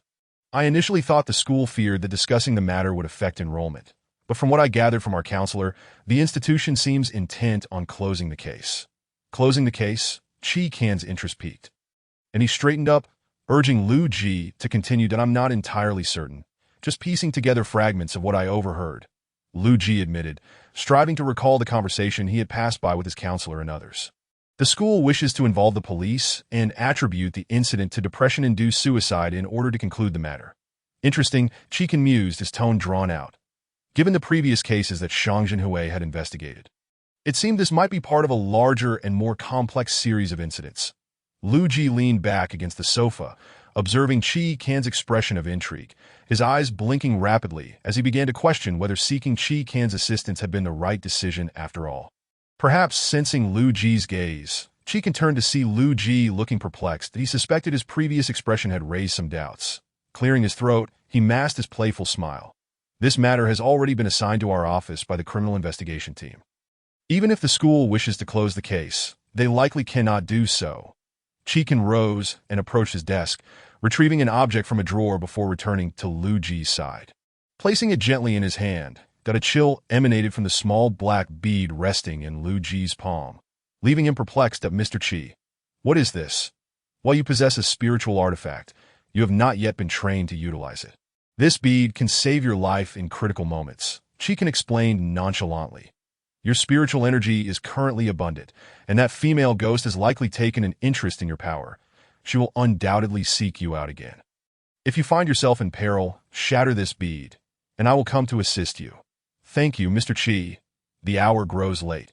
Let us conclude for today that we shall continue our discussion next time, Chikan remarked, glancing at the clock on the desk and brushing non-existent dust from his trousers as he stood. When we meet again, I will teach you how to use the spiritual artifact. Really? You can teach me? Lu Ji exclaimed, his eyes widening with joy upon hearing that Chikan was willing to instruct him in using the artifact. Then I must express my gratitude.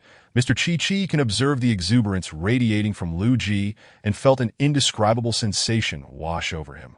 Realizing that this must be what it felt like to see one's own child filled with joy.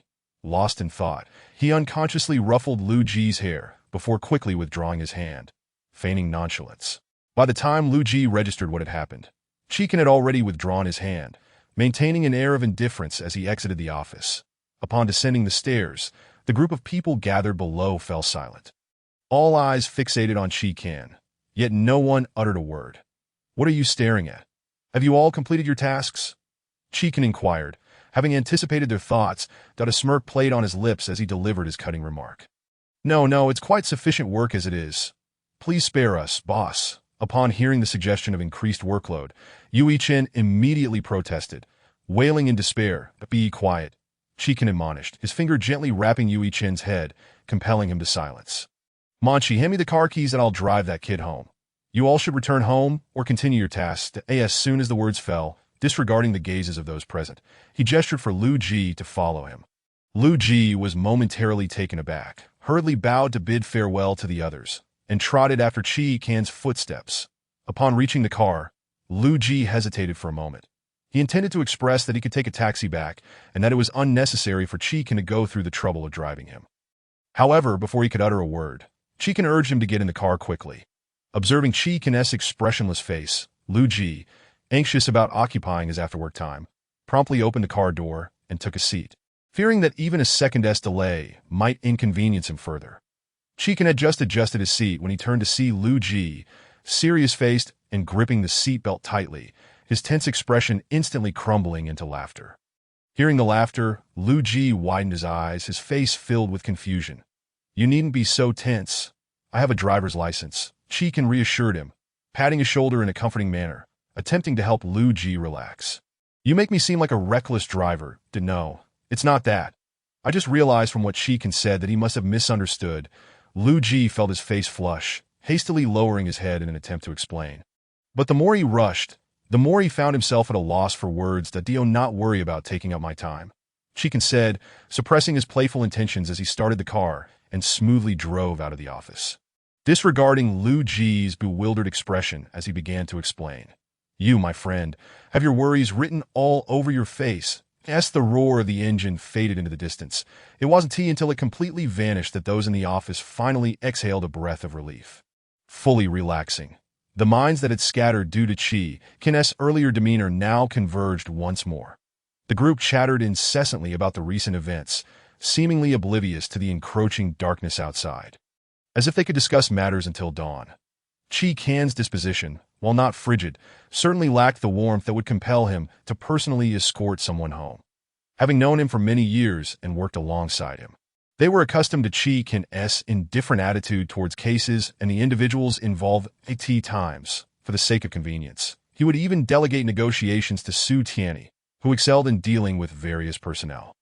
Once a case was resolved, he would be the first to withdraw, leaving the subsequent follow-ups and reports to Qi Linlin. That, in essence, aside from dispelling vengeful spirits and hauntings, Chikin paid little mind to anything else.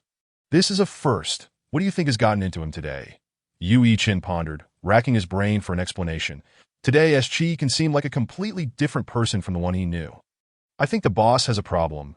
Zhu Manqi squinted her eyes, wearing an expression that suggested she had seen through something, leaving the others momentarily speechless. "Now wait a moment, we can discuss things." "But we shouldn't speak ill of the boss," Su Tianzi interjected after a brief silence, his tone faint. "Why shouldn't we? Did you not see how he's been acting differently?" Qi Linlin retorted, lightly slapping Su Tianzi on the back of his head. "He never used to behave this way, let alone sending someone home. He required appointments days in advance just to meet. And that boy, he merely strolled around the school and met someone by the afternoon. Either he has issues, or that boy has broken the law. I reviewed that boy's information. His background is straightforward and unremarkable that I refuse to believe he has committed any wrongdoing." Zhu Manqi waved the few pages of documents in her hand, shaking her head at the others. All right, discussing this further here won't yield any results. That I'll test the waters tomorrow. That I'll head back now," Zhu Manqi concluded, tossing the documents on her desk as she rubbed her stomach, lamenting her hunger as she exited the office. With the lone so-called informant departing, the remaining four found little to discuss, as any further conversation would merely be speculation. That a profound silence enveloped them until Su Tianyi's phone rang. Upon seeing the caller was his assignment target, he waved goodbye to the others and stepped out. With one after another departing, those remaining had neither tasks nor matters to investigate, and thus deemed it unnecessary to linger. Rising and leaving in succession, Qi Linlin conducted a final check of all the appliances and documents in the office before locking the door behind her. Chikin delivered Lu Ji back to the academy, and after Lu Ji thanked him once more, he prepared to exit the vehicle. Chikin, observing Lu Ji's movements, called out to him. "Wait a moment," the voice rang out. Lu Ji instinctively flinched, turning back in confusion. "Is there something else, Mr. Qi? Take this as well." Chikin produced a small metal shaped like a lion from his pocket and placed it in Lu Ji's hand. "The malevolent energy at your academy has grown so potent that it can be felt from outside. I suspect the female ghost will come looking for you tonight. She is likely desperate to break through the boundary. This metal, along with that glass bead, will protect you. To be cautious this evening." Lu Ji clutched the metal tightly, carefully stowing it away in his pocket. Nodding at Qi, "Can I understand?" "Thank you, Mr. Qi." With that, he exited the vehicle, waving goodbye before entering the academy, and heading towards the dormitory. Cheekan watched Lu Ji's retreating figure before glancing up at the faintly visible black mist hovering above the academy. His brow furrowed as he let out a sigh that he needed to pay a visit to the Criminal Investigation Unit to speak with Shang Jingwei. This matter required swift resolution, lest it become even more complicated. Chapter 14. After departing from Lu Ji's school, Cheekan drove directly to the police station. Upon explaining his purpose to the guard, he made his way to the office of the Criminal Investigation Unit. At this hour, most of the personnel had already clocked out. Following the front desk's instructions, Cheekan arrived at the Criminal Investigation Unit, where the lights were still ablaze, knocking on the office door. The previously bustling noise inside fell silent, followed by the sound of footsteps approaching, and the door swung open. Looking up at the individual who appeared before him, Cheekan offered a professional smile and nodded. "Good evening." The one who opened the door was a young man, likely a recent graduate from the police academy, assigned to the Criminal Investigation Unit for practical training. "That I'm Cheekan, here to see Captain Shang." "Is Captain Shang in?" Yes, please come in. I'll go call the captain." The young man promptly ushered Cheekan into the office before knocking on another small door within. "Captain, someone is here to see you." "Understood." Shang Jingwei's voice drifted from the small room, tinged with an indescribable weariness. Moments later, the door clicked open, and Shang Jingwei emerged at Captain Shang.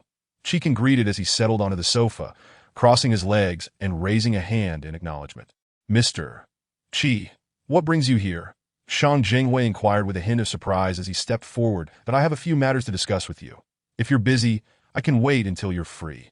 Cheekan observed the fatigue on Shang Jingwei's face, concerned that his unexpected visit might disrupt his work. "Not at all. Let us discuss it inside." Shang Jingwei waved his hand dismissively, that he had been troubled by matters regarding Anling University and had planned to consult with Cheekan the following day. So he was surprised that Cheekan had arrived first. "Xiao Qi, you can head home. It's after hours." "All right, Captain, then I'll take my leave now." The young man nodded to Shang Jingwei, picking up his coat from the chair before exiting the office. Cheekan watched the young man leave the office with a surprisingly composed demeanor, feeling a sense of astonishment at the childish steadiness that he then followed Shang Jingwei into the small office. Upon entering, Cheekan was captivated by the case outlines and character relationship charts displayed on the easel, that he stepped closer, scrutinizing the relationship diagram, his brow furrowing slightly. "What leads do you have regarding this case?" "None yet." Shang Jingwei sighed in exasperation as he returned to his chair, rubbing his furrowed brow. "This case is too old. I've sifted through all the materials I could find, and this is all I've managed to piece together." Lu Ji mentioned that their school intends to close the case. Cheekan perused the documents on Shang Jingwei's desk, noting that the information was sparse and lacking depth. "Lu Ji, the new student from that school?" Cheekan set the documents down and took a seat beside him. "That we encountered him on the day we left the campus. I've been keeping an eye on him. Today he came to me and spoke about the situation at their school." "Oh, that boy," Shang Jingwei mused, recalling the handsome youth he had seen at the school gate. "How did he find you?" "That is not important. There are things I need to clarify before I share them with you." Cheekan shook his head, adhering to his principle of withholding information until he had a complete grasp of the situation. "What I do know is that their school has already decided to inform your chief that they wish to close the case." "Speaking of our chief, I've uncovered some information."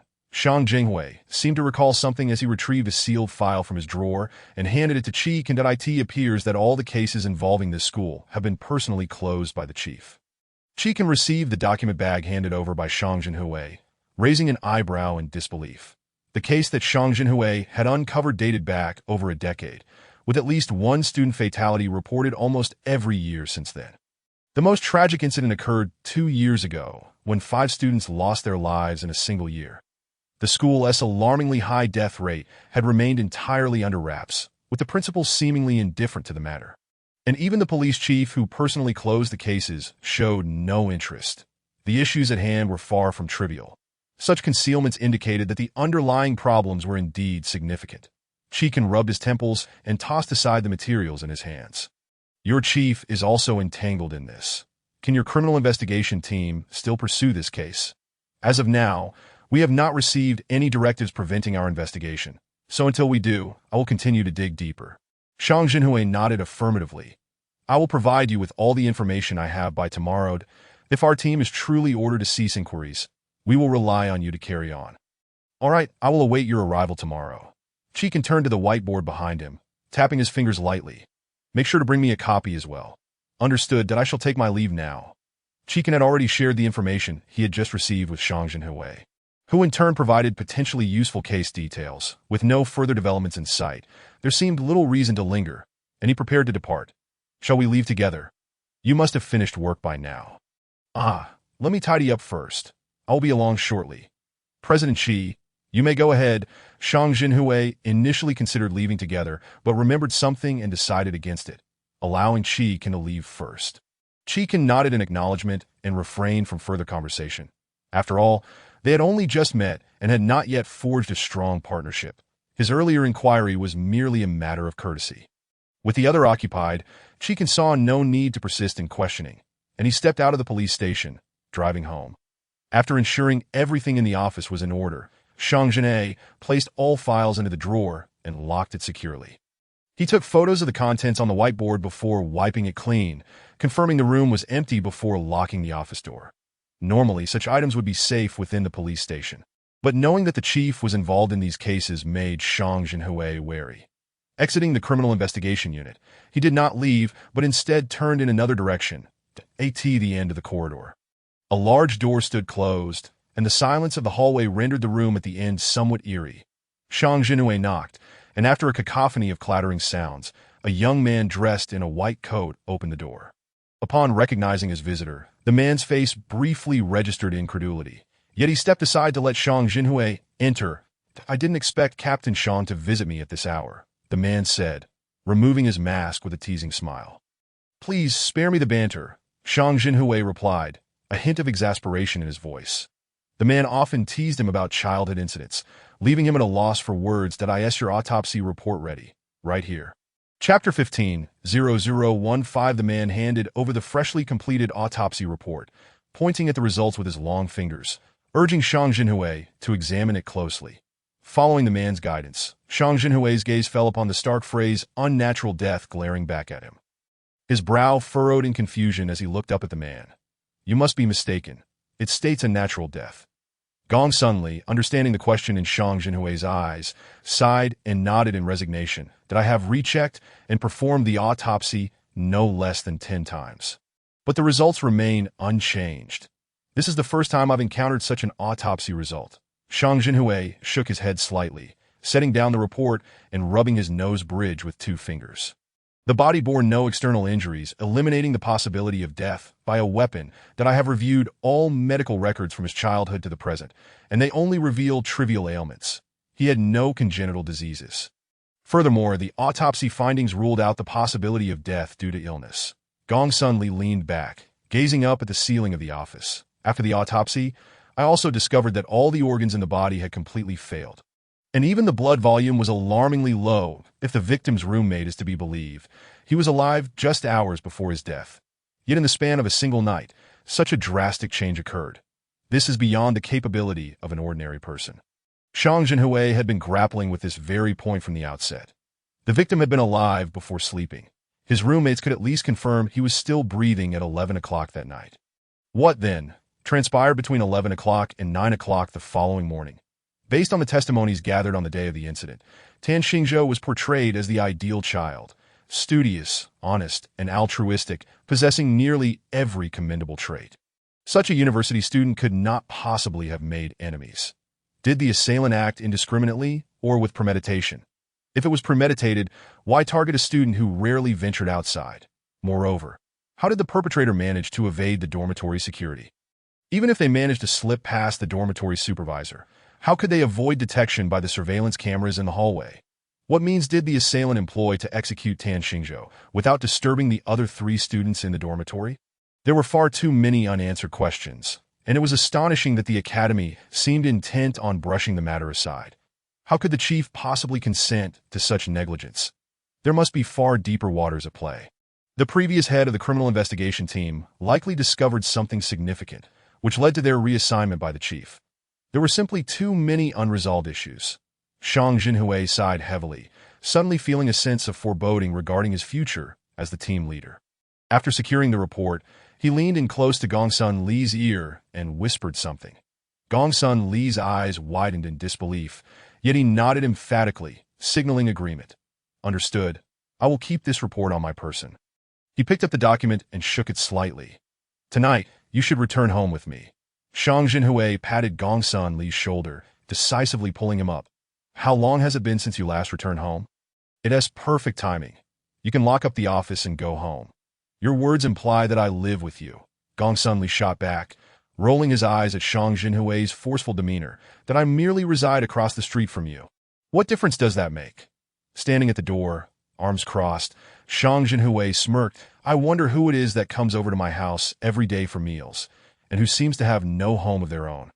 Monopolizing my bed at every opportunity.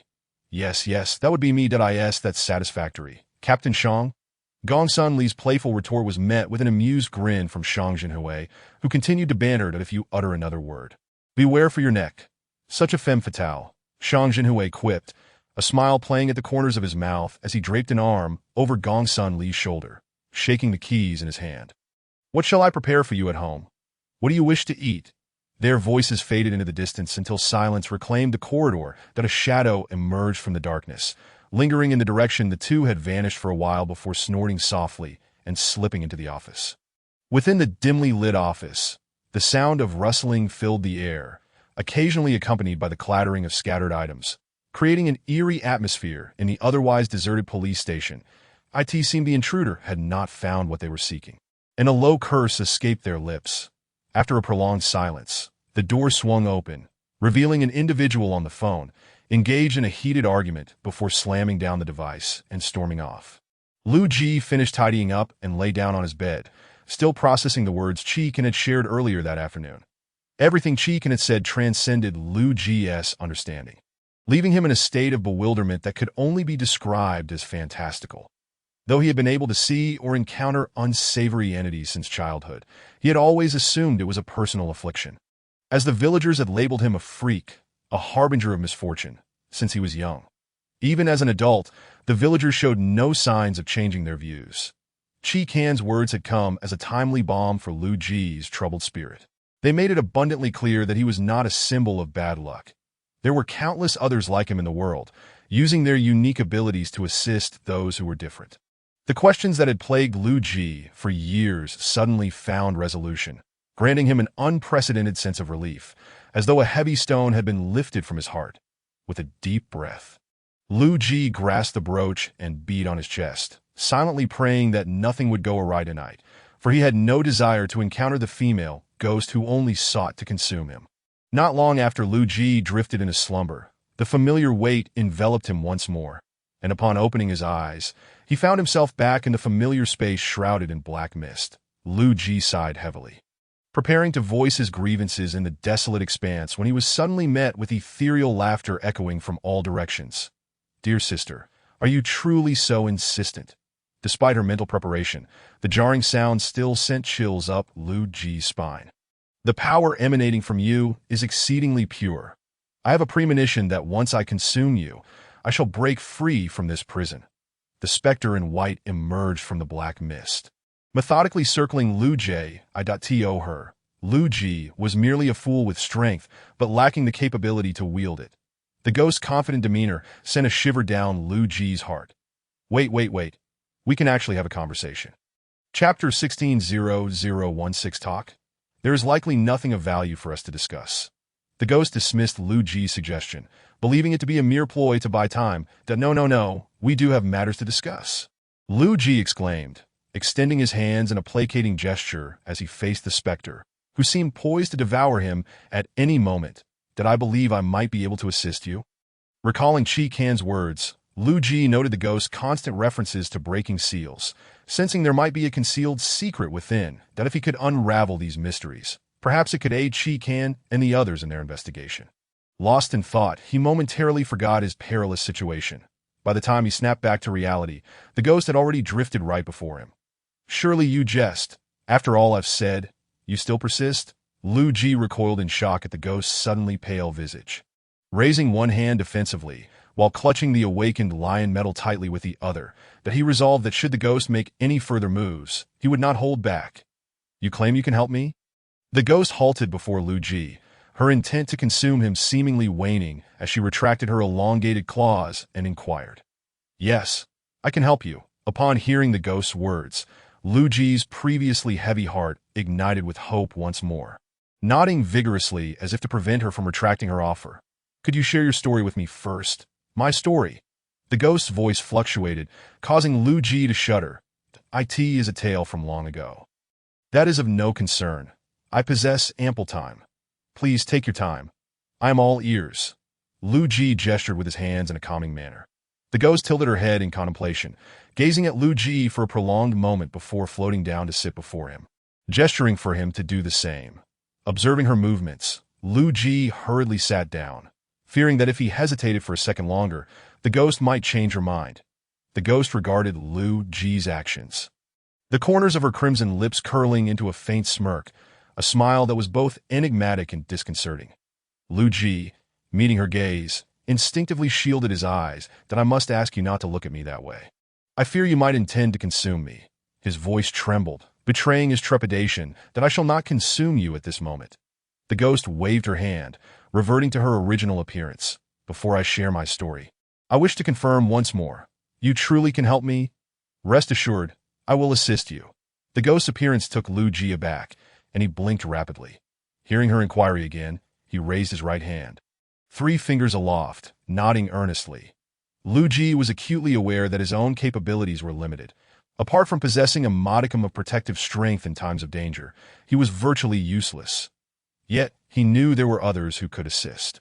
"I understand you may still doubt my abilities. To be frank, I am not of much use myself." Lu Ji thought it best to lay bare his shortcomings, believing honesty would demonstrate his sincerity, especially since the ghost seemed temporarily disinclined to harm him. "After all this time you have spent tormenting me, you must have discerned what sort of person I am. However, I have recently met someone formidable, and the police are diligently investigating this matter as well." "The police? They are as ineffective as they come. Since I have appeared in this form, I have observed far too much. They will not assist me, nor will they uncover the truth." The ghost interrupted Lu Ji before he could finish it. No, that is not the case." Lu Ji, upon hearing her words, began to speculate why she held such a belief while attempting to clarify. "The detective assigned to this case has been replaced. I hear he is exceptionally skilled and has yet to abandon this investigation. Moreover, I know a director of a law firm who is also quite capable. Please trust me. We will certainly help you. The police force no longer what it once was." The ghost's voice echoed with a lingering tone. "That if you insist, I shall grant you this one chance. But should you fail to assist me, do not blame me for turning against you. Fear not. We have ample time. Speak freely, and I will ensure your words are conveyed by tomorrow." Lu Ji's eyes sparkled at the ghost's response, straightening his posture and swearing he would extend his utmost assistance. The ghost regarded Lu Ji, who was fervently assuring her of his commitment, whether she truly believed him or simply yearned to share her tale. She relaxed and began to recount her story. Her name was Ji Shui Rong, a freshman at the academy 17 years prior. Full of anticipation for the art program, she worked diligently to gain admission to the university, embarking on a journey to this unfamiliar land alone. Alas, within a month of her arrival, an unforgettable event transpired, one that would confine her for decades. That year, Ji Shui Rong, brimming with excitement, entered the school with her luggage, heading towards her beloved art academy. Clad in a flowing white dress, her long hair cascaded freely, dancing in the gentle breeze. That a vision of beauty, she stood beneath the setting sun, studying the campus map, resembling a painting's muse, captivating the gaze of many passers-by. That a group of bold young men approached her, attempting to strike up a conversation. That Ji Shui Rong, freshly transitioned from a small-town high school to this bustling university, felt somewhat timid and vulnerable.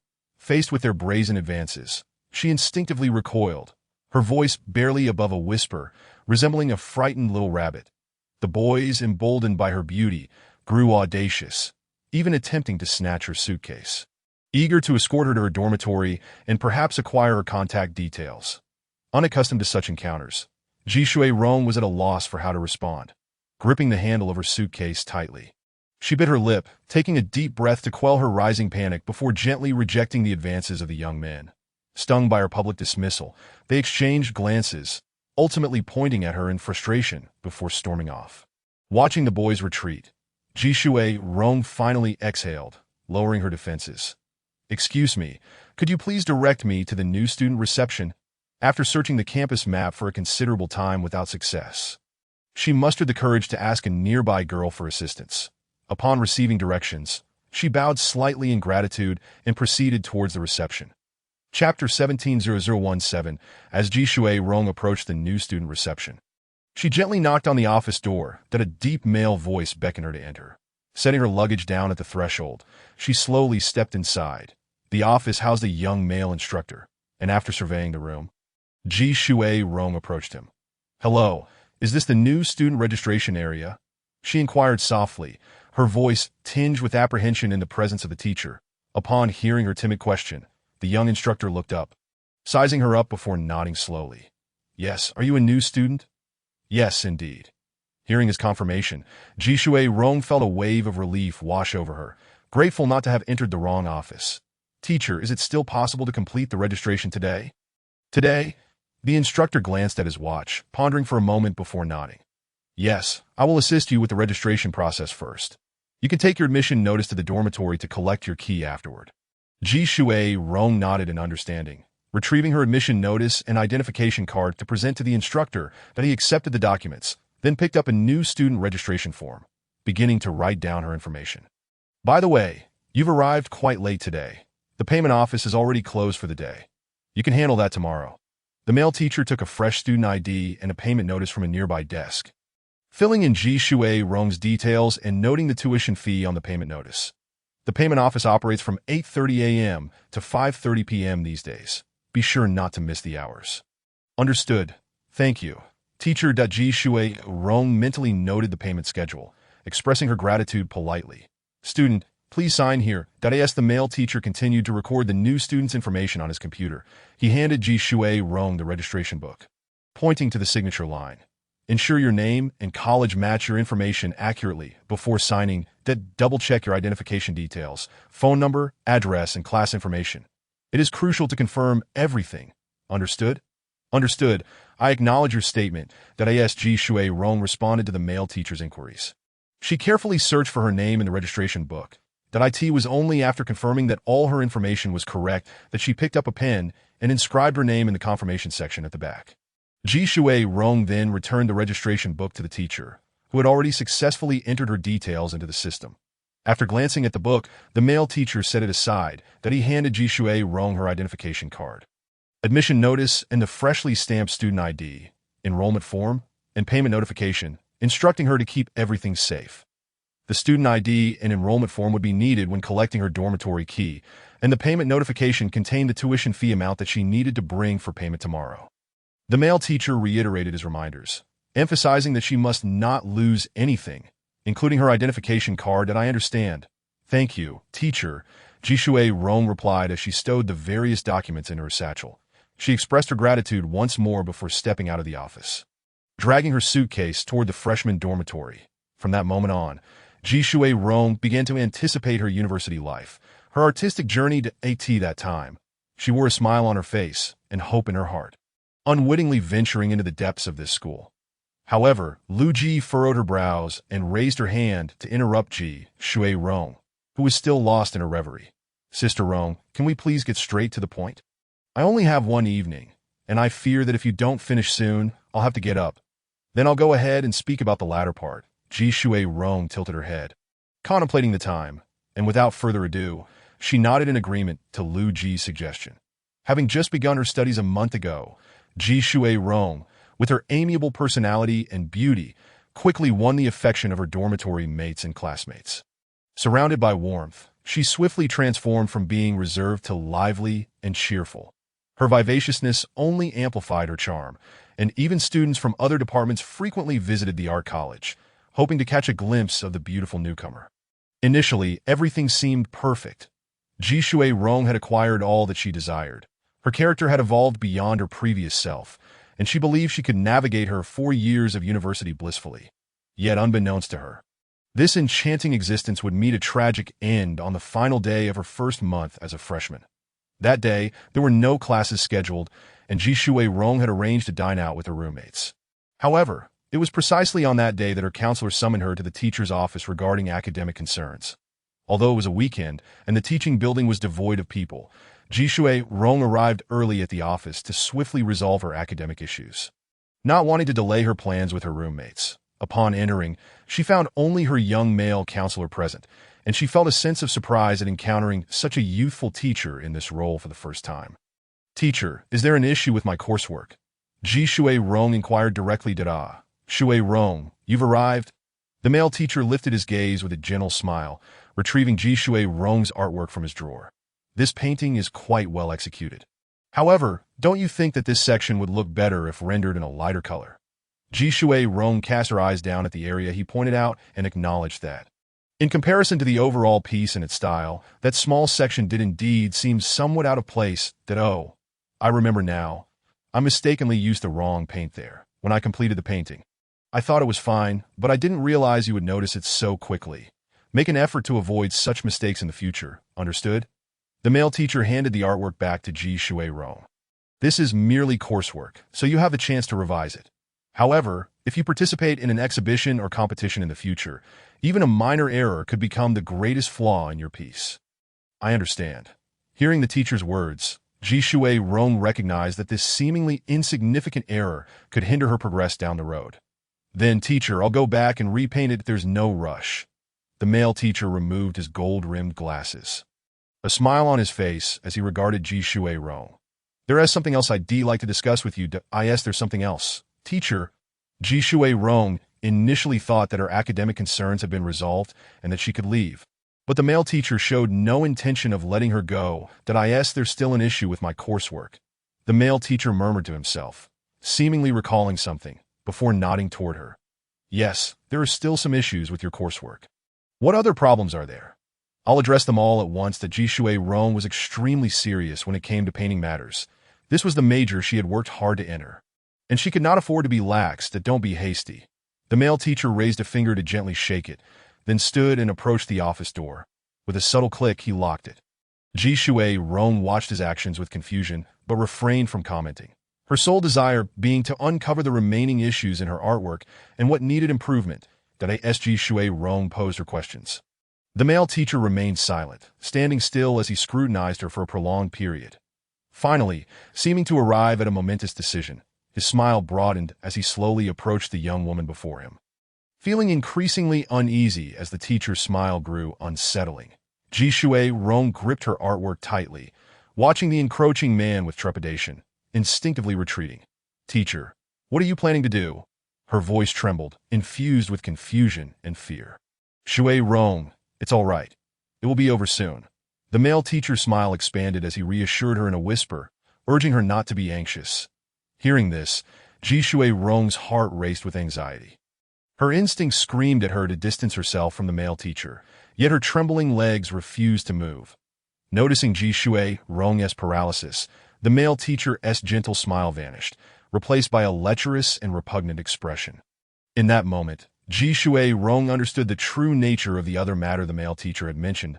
He pushed Ji Shui Rong against the desk, hands that should have wielded a paintbrush, now groping her indiscriminately. Ji Shui Rong shook her head in denial, crying out for help, but the empty teaching building on a weekend morning rendered her pleas futile. Every aspect of this was meticulously orchestrated by the male teacher. From the very first day, Ji Shui Rong entered the office to complete her enrollment procedures. He had set his sights on her, cunningly concealing his true nature, making everyone believe he was a promising and gentle teacher, while none suspected the duality of his character. With the inherent physical disparity between males and females, compounded by Ji Shui Rong's terror-induced trembling, her slender arms were inadequate to fend off the hands that continued to violate her. As she felt her clothing being torn, in a moment of desperation, Ji Shui Rong seized a thermos from the desk and hurled it at the male teacher.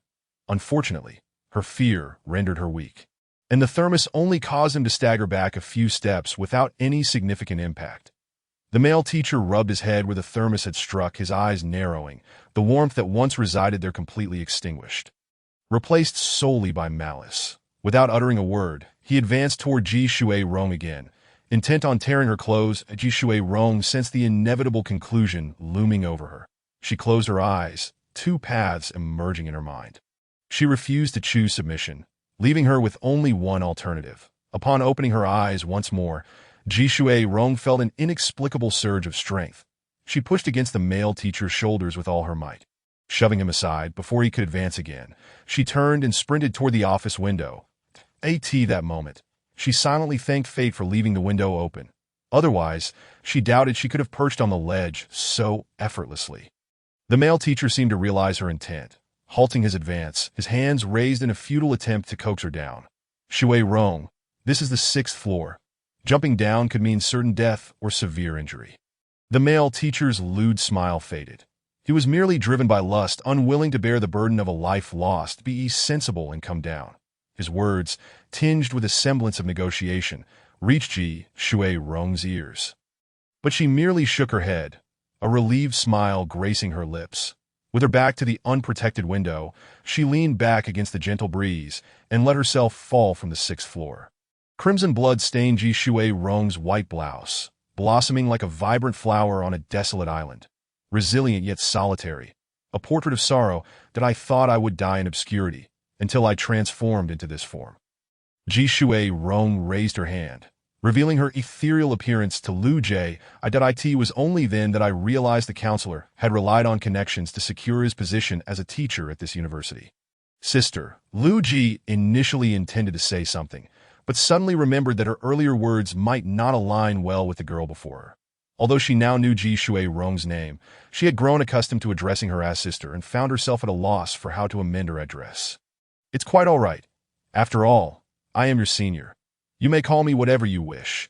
Shui Rong has long ceased to care about those so-called titles. Upon hearing this, Lu Jie finally felt a sense of relief. Sister, you mentioned that your teacher secured his position through connections. Just how significant were those connections? Furthermore, regarding your passing, did your parents not investigate? Of course they did. That I vividly remember my parents traveling great distances to the school, all in pursuit of an explanation for me. However, the mere thought of my parents tirelessly searching for answers fills Shui Rong with sorrow. The male teacher had initially been an obscure figure, laboring in some unknown place, until a prominent individual emerged from his family. Seizing the opportunity during a family gathering, the teacher casually mentioned this person, and perhaps due to the influence of alcohol or familial ties, the individual agreed without hesitation. Consequently, the teacher found himself at this university, appointed as a young counselor. After Shui Rong's tragic fall, the teacher hastily closed the windows when the surroundings were clear and called upon that individual, who happened to be a board member of the institution. Upon hearing the teacher's account, the board member rushed to the office, berating the teacher vehemently, yet ultimately choosing to conceal the incident for the sake of the university's reputation.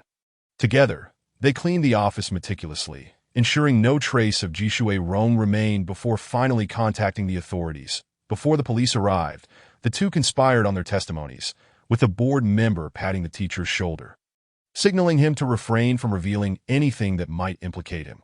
You understand what should be said and what should not, correct? I understand. You need not worry, the teacher assured earnestly, nodding in acknowledgement.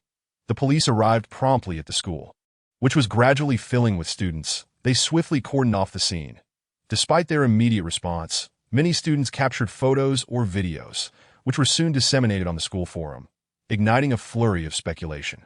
During their investigation, the police found no evidence to suggest a motive for Shui Rong's suicide to her classmates. She was a warm-hearted and cheerful girl. To her teachers, she was a diligent student, having only enrolled a month prior with no romantic entanglements. Even the male teacher, in a state of compassion, recounted how they had discussed the flaws in her artwork just moments before, with Shui Rong exuding confidence that she would amend it. Who would have imagined that the next moment would lead to her tragic fall? The teacher shook his head in lament. The police took the artwork as evidence, scrutinizing all testimonies, examining photographs from the scene, and reviewing the autopsy report, confirming there were no oversights before concluding it was a suicide. Upon learning of the tragedy, Shui Rong's parents hurriedly purchased tickets and rushed to the school, but upon seeing their daughter's lifeless body in the morgue, they could bear no more. They sought answers from the principal and teachers, convinced their daughter would never choose to end her life without cause. Understanding their grief, the principal allowed them to inquire extensively, yet ultimately, they left empty-handed, filled with disappointment. The institution, feeling sympathy for the parents' plight and recognizing the incident had occurred on campus, took it upon themselves to cover all their expenses during their stay. After bidding farewell to Shui Rong's parents, The teachers within the school quickly changed their demeanor, seemingly relieved to see them go. The principal, upon reviewing the reimbursements, felt a twinge of reflection, realizing the amount, though modest, had weighed heavily upon him for quite some time.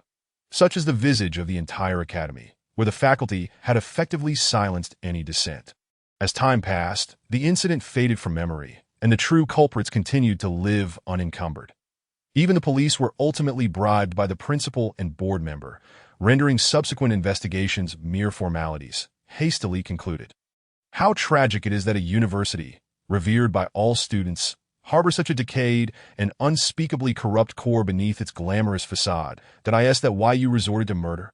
Lu Ji suddenly perceived the woman before her as a pitiable soul. Yet you cannot harm those students. They are innocent, are they not? Innocent. Jishui Rong paused at the word before lowering her gaze and chuckling softly. Am I not innocent? Sister, I know you have been watching that perpetrator ascend with fury for many years. But those students are unaware of the truth. Listening to Jishui Rong's voice brimming with resentment, Lu Ji felt a pang of sympathy, yet could not fully align herself with her. As the saying goes, wrongs have their roots. Debts have their masters.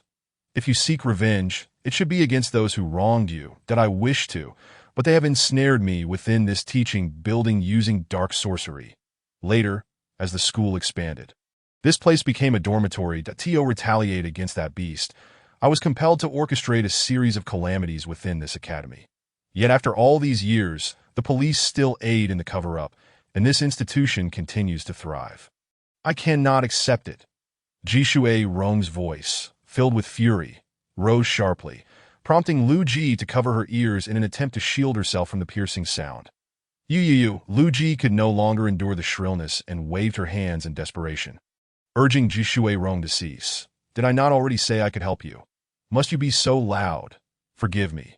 Realizing her outburst, Jishui Rong quickly fell silent and slightly bowed in apology. Oh, my ears.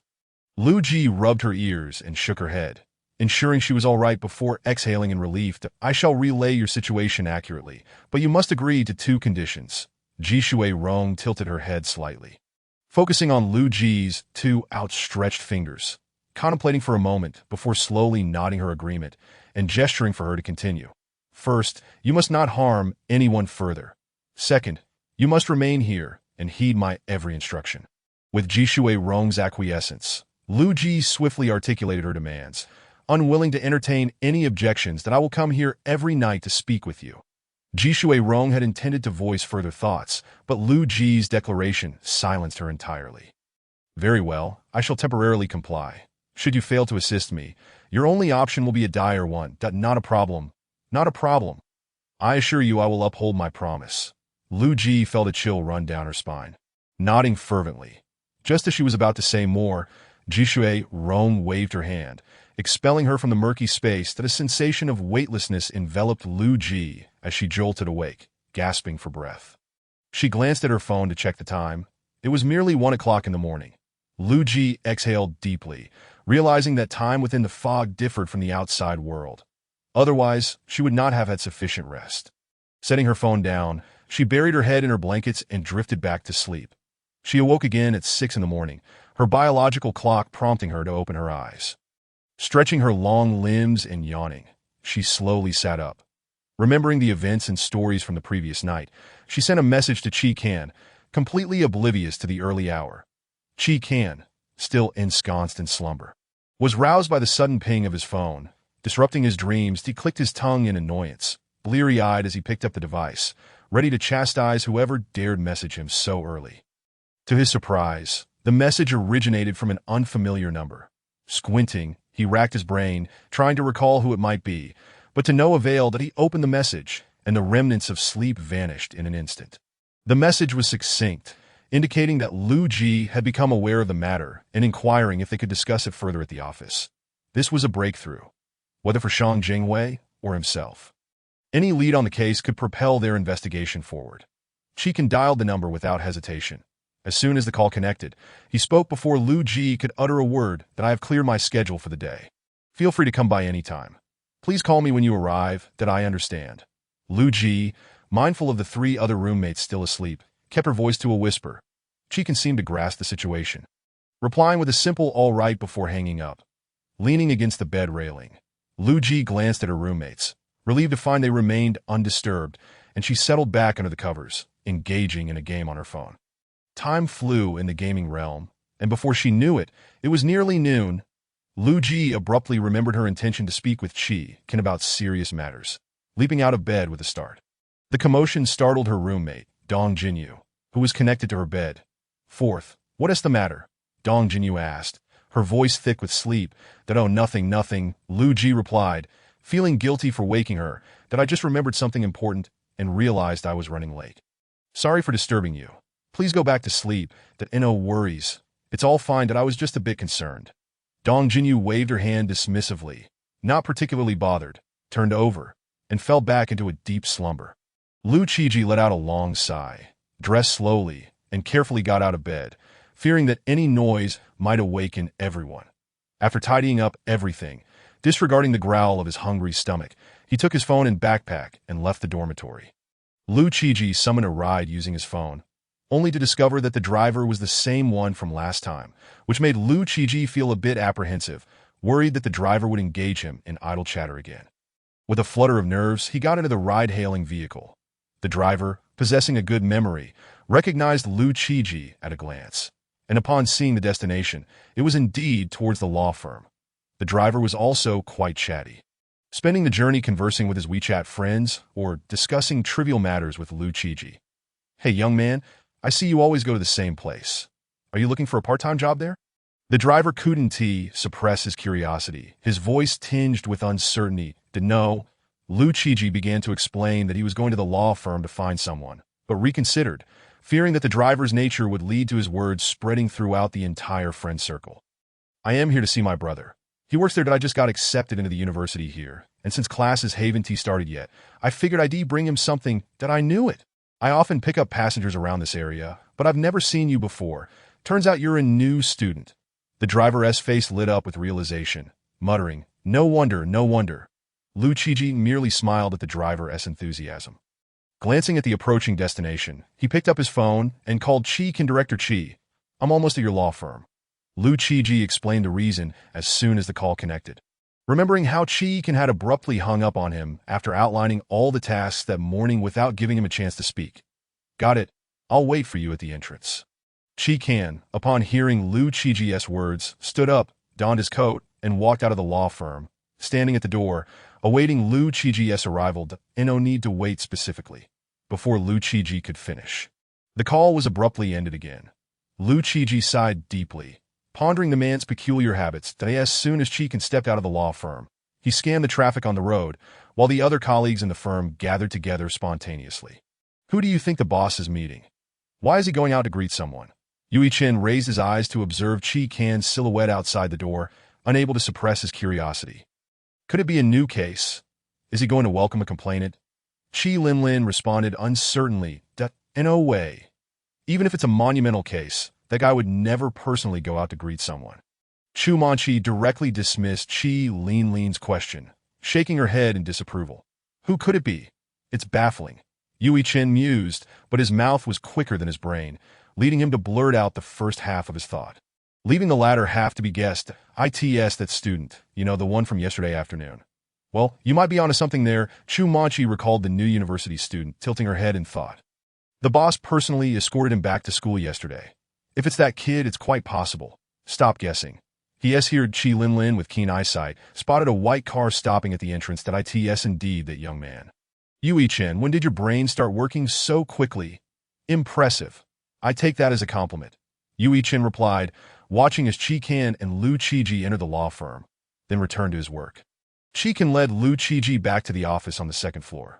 This time, Lu Qiji, without needing any prompting from Qi Can, comfortably settled onto the small sofa. That he took out the black bead and brooch from his pocket and handed them back to Qi Can. "Thank you for these, although I didn't use them last night. Keep them. You might find use for them someday," Qi Can said, lifting his hand to return the items to Lu Qiji, signaling him to properly keep them. "You mentioned you have an idea about what is going on. What is it?" "All right, I almost forgot." Lu Qiji smacked his forehead, suddenly remembering the purpose of his visit. "That girl came to find me again last night. I took the liberty of saying you all could help her, and she told me her entire story. Chikin pulled up a chair and sat down, nodding slightly, indifferent to Liu Qiji's unilateral decision. Encouraging him to continue, Liu Qiji relayed everything that Ji Shuai-rong had told him the previous night, meticulously recounting the details without omitting anything. Chikin listened intently, his brow furrowed. This matter undoubtedly represented a significant breakthrough in the case, potentially leading to its resolution. However, could the words of the girl named Ji Shuai-rong be trusted? This incident had occurred 15 years ago, with the school authorities consistently suppressing it, and now the police were complicit. There was no way to investigate further. Relying solely on the words of a vengeful spirit was insufficient for apprehending anyone. It could even lead to ridicule. Chikin recalled the name Ji Shuai-rong. He had seen it on the whiteboard in Shang Jinhui's office yesterday. It was indeed the name of the first victim in the entire incident. The challenge lay in the fact that the police record stated the cause of death as suicide. Liu Qiji had just mentioned that Ji Shuai-rong claimed that after her fall, a male teacher and his relatives had cleaned up all the evidence, and now, 15 years later, it was impossible to find any traces or evidence. Undoubtedly, this was a dead end. This is quite troublesome. Chapter 210021 Chikin was still pondering how to handle and investigate this matter, completely unaware that Liu Qiji was awkwardly clutching his stomach. Liu Qiji had rushed out to find Chikin, entirely forgetting to grab something to eat from the cafeteria, and now, as lunchtime approached, his stomach had begun to protest loudly. What is wrong? Chikin looked up and noticed Liu Qiji's uncomfortable movements. Puzzled, "It's nothing. I'm just a bit hungry. I didn't eat breakfast." Liu Qiji cleared his throat softly, responding in a barely audible voice, his face slightly flushed, likely feeling a bit embarrassed. "You didn't have breakfast?" Chikin checked his wristwatch, noting it was just past noon, that it was too early this morning. "I was worried about waking my roommate, so I didn't get up to be by the time I remembered. It was already 9 or 10 o'clock, and I thought I'd come and talk to you about things without eating." Liu Qiji awkwardly scratched his cheek and smiled at Chikin. "Let us go. I'll take you to eat." Chikin immediately stood up and exited the office at Liu Qiji's words, "And I'll introduce you to Shang Jinhui, the captain of the criminal investigation team. We'll discuss this case then. Isn't that too much trouble? I can manage on my own." Liu Qiji hadn't finished speaking when Chikin had already disappeared at the office door. Liu Qiji, feeling helpless, could only rise and quickly follow him. But as Liu Qiji descended the stairs, Chikin was explaining the tasks that needed to be done in the afternoon to the other 3 colleagues in the firm, mentioning that he would be heading to the police station later and wouldn't return to the firm that evening, instructing them to finish their work and go home on time. Chu Manchi and the others nodded in understanding, then returned to their individual tasks. Chikin noticed Liu Qiji coming down and tilted his head slightly, gesturing for Liu Qiji to follow him, then walked straight out of the firm. Liu Qiji tilted his head, watching Chikin's receding figure, nodded goodbye to Chu Manchi and the others, then jogged to catch up with Chikin. "I can grab something to eat by myself. You must have things to finish, right? Am I interrupting your work?" Liu Qiji asked quietly, fearing he might inadvertently disrupt Chikin's tasks. "It's fine. I told you this morning that my time today is entirely reserved for you." Chikin, sensing Liu Qiji's concerns, reached out and ruffled Liu Qiji's hair. "That I'm already an adult." Liu Qiji shook his head, quickly raising his hand to fix his hairstyle. "Why do you make me feel like a child? You're still in university. To me, you're indeed a child." Chikin led Liu Qiji through a series of turns until they arrived at a restaurant. Walking straight inside, it seemed Chikin frequented this establishment. Upon seeing him enter, the owner immediately put down his work and welcomed him, inquiring if he wanted the usual, indicating that Chikin was a regular. Chikin instinctively nodded, but suddenly remembered Liu Qiji was beside him. Hurriedly stopping the manager who was about to head to the kitchen. "This is my friend. Give him your signature dish." "Sure. Find a seat and wait a moment." The manager, a middle-aged man, boomed, startling Liu Qiji with his loud voice. Chikin and Liu Qiji settled at an empty table, and within a few minutes, the manager returned with 2 sets of meals, placing them on the table with a cheerful smile, urging them to enjoy their meal.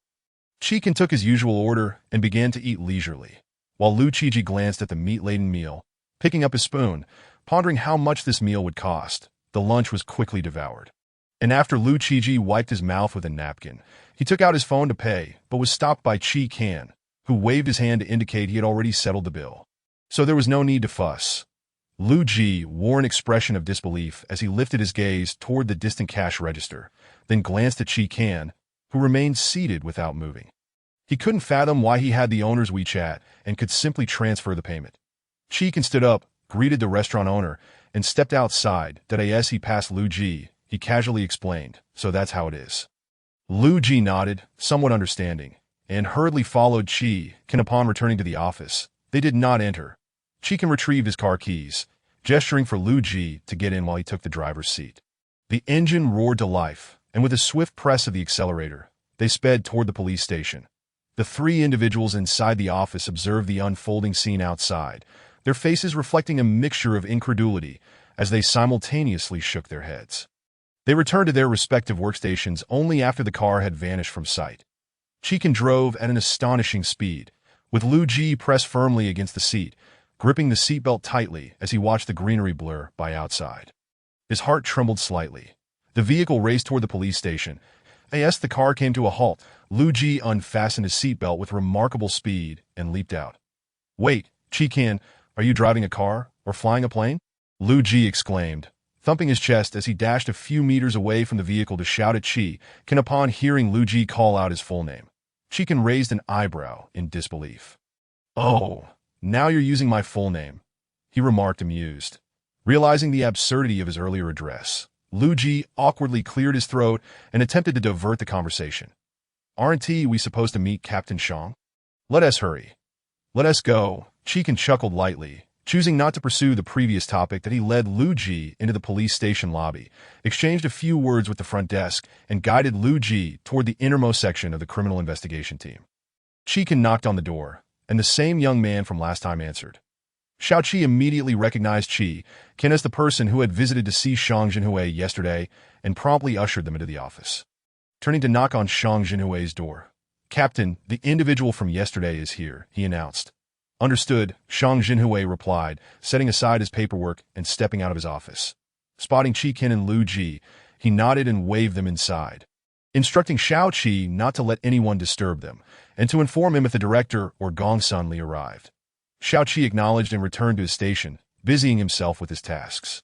Shang Jinhui gestured for Chi Kan and Lu Ji to take a seat, locking the door behind them to prevent any interruptions.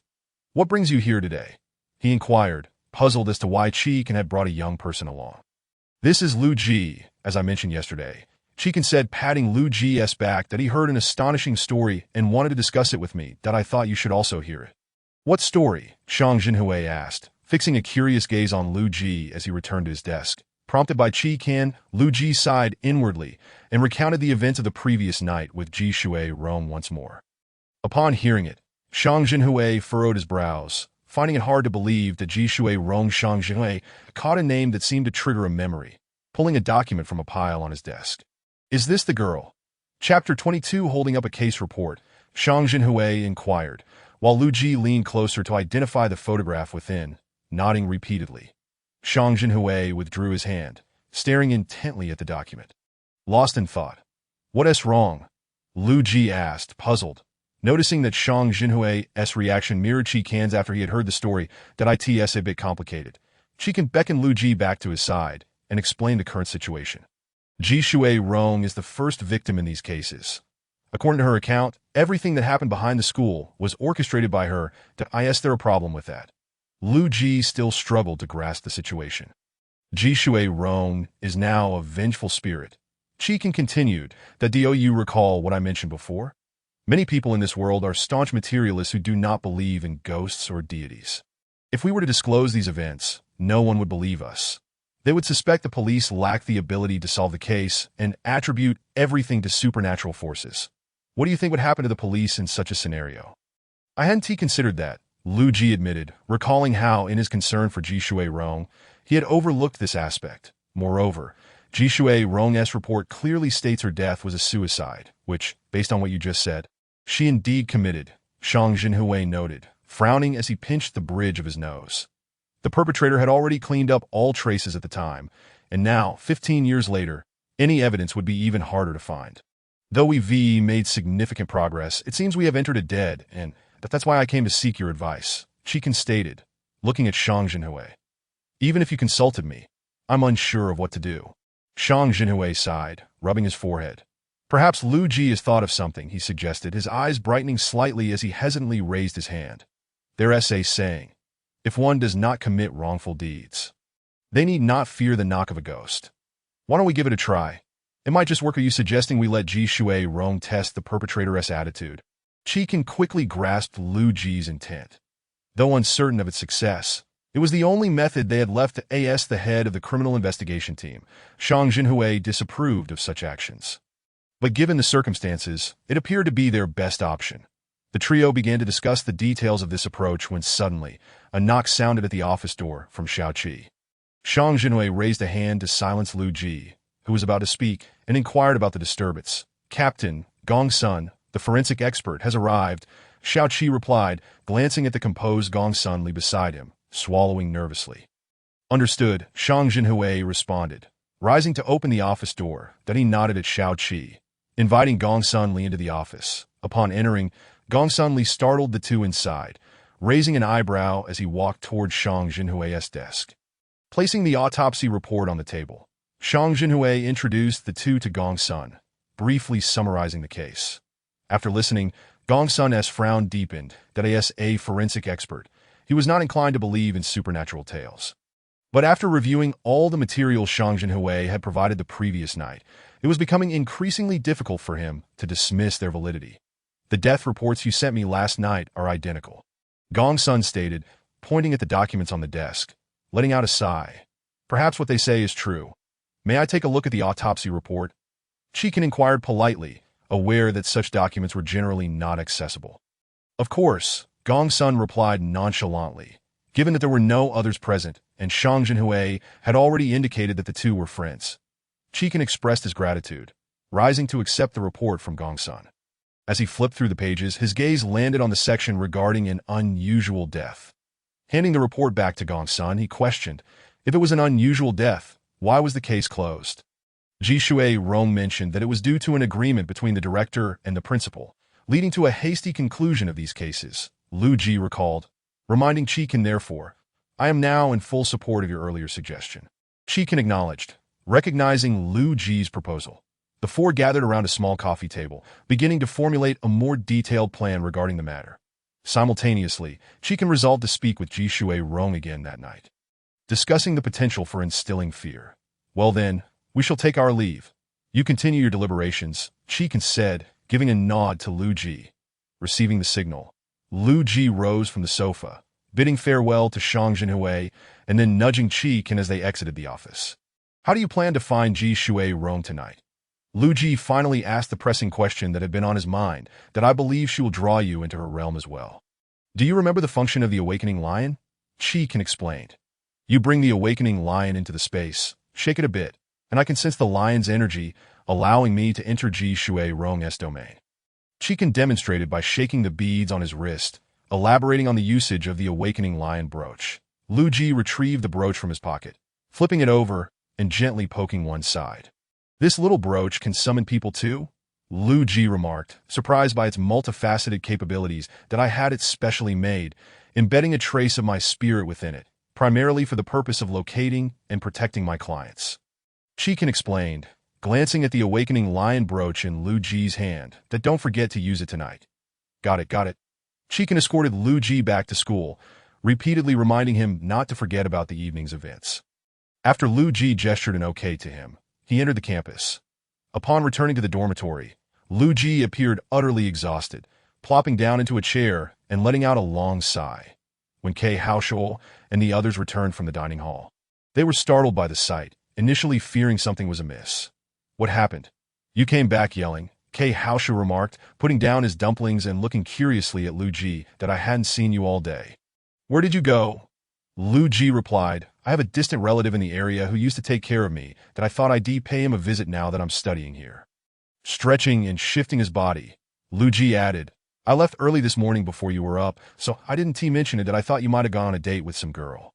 How could that be possible? Upon hearing Ji Chenyu's teasing, Lu Ji immediately sat up straight, shaking his head vigorously, fearful that the other two might believe Ji Chenyu's words. All right, yes, just joking, Kei Haoshou said, patting Lu Ji's shoulder in a comforting manner while handing him a dumpling.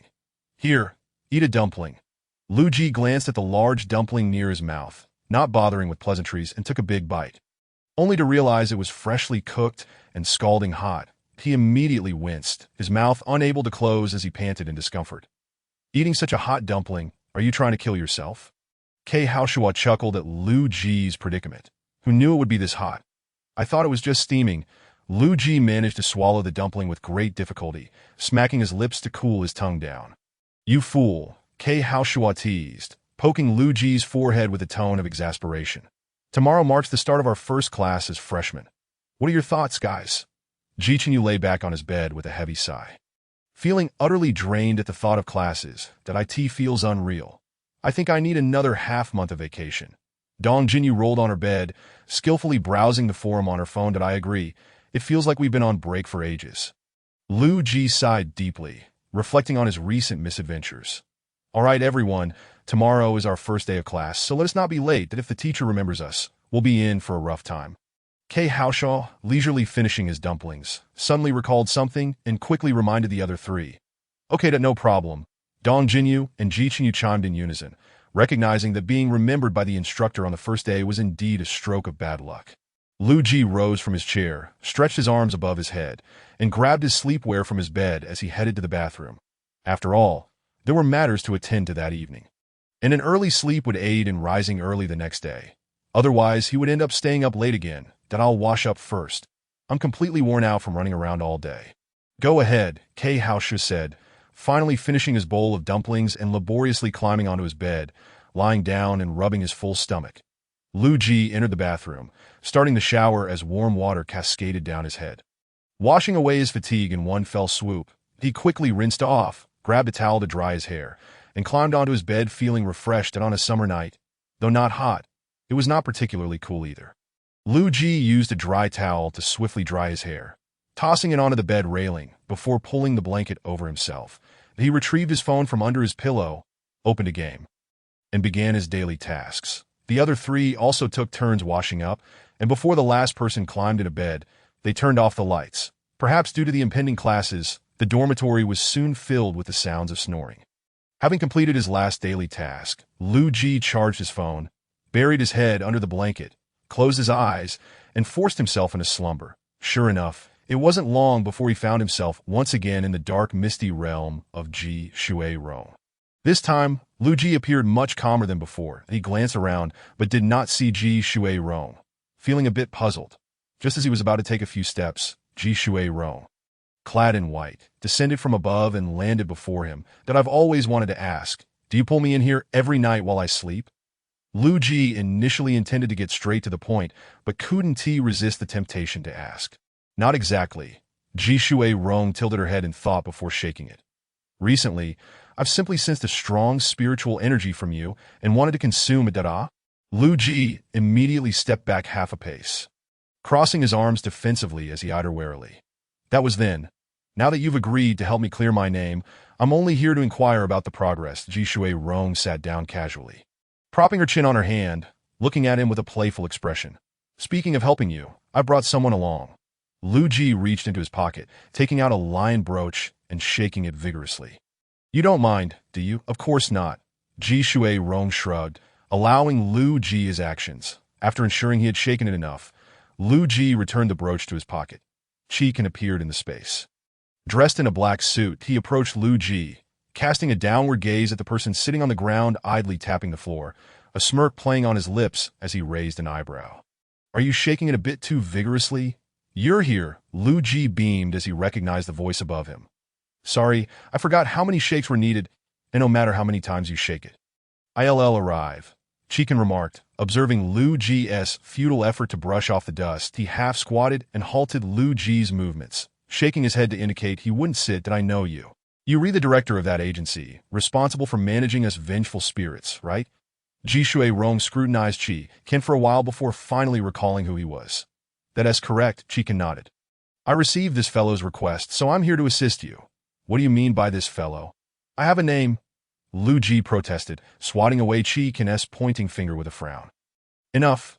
Cheekin ruffled Lu Ji's hair and turned back to Ji Shui Rong. That I'm aware of your situation, that I've discussed it with Captain Shang of the criminal investigation team, that IT would be difficult to gather evidence and overturn the case through standard procedures. But there is a method with a higher chance of success, provided you cooperate. Would you like to hear about it? You need my cooperation? I'm all ears. Ji Shui-rong initially felt disheartened at the low chances of overturning the case.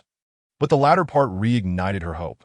All right, Chikin nodded, perhaps due to standing for too long, as he eventually sat down beside Lu Ji.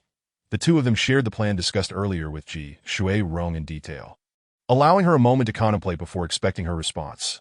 Okay, I agree to your plan. As Ji Shui-rong's words rang out, the tension that had gripped Chi Kan and Lu Ji eased. They had been worried she might refuse to cooperate, especially given that the perpetrator was the one who harmed her, and bringing her before her murderer without the ability to take revenge might lead her to lose control. I know what you're thinking. Ji Shui-rong observed their expressions shift from concern to relief, chuckling lightly. Rest assured, I won't lose control. I will work with you to perfectly execute this plan. That is good to hear. Chi Kan retrieved a string of white prayer beads from his pocket and handed them to Ji Shui-rong. Wear these. When the plan commences, I will summon you, allowing you to temporarily leave this dormitory and roam outside. Thank you. Ji Shui-rong accepted the beads with both hands, a hint of redness appearing in her eyes that I appreciate your help. You're too polite. This is my duty.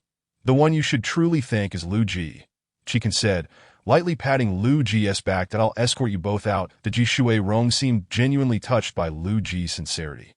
Her voice slightly choked, as if not wanting to reveal her tearful expression, and with a wave of her hand, she sent both of them out of her realm.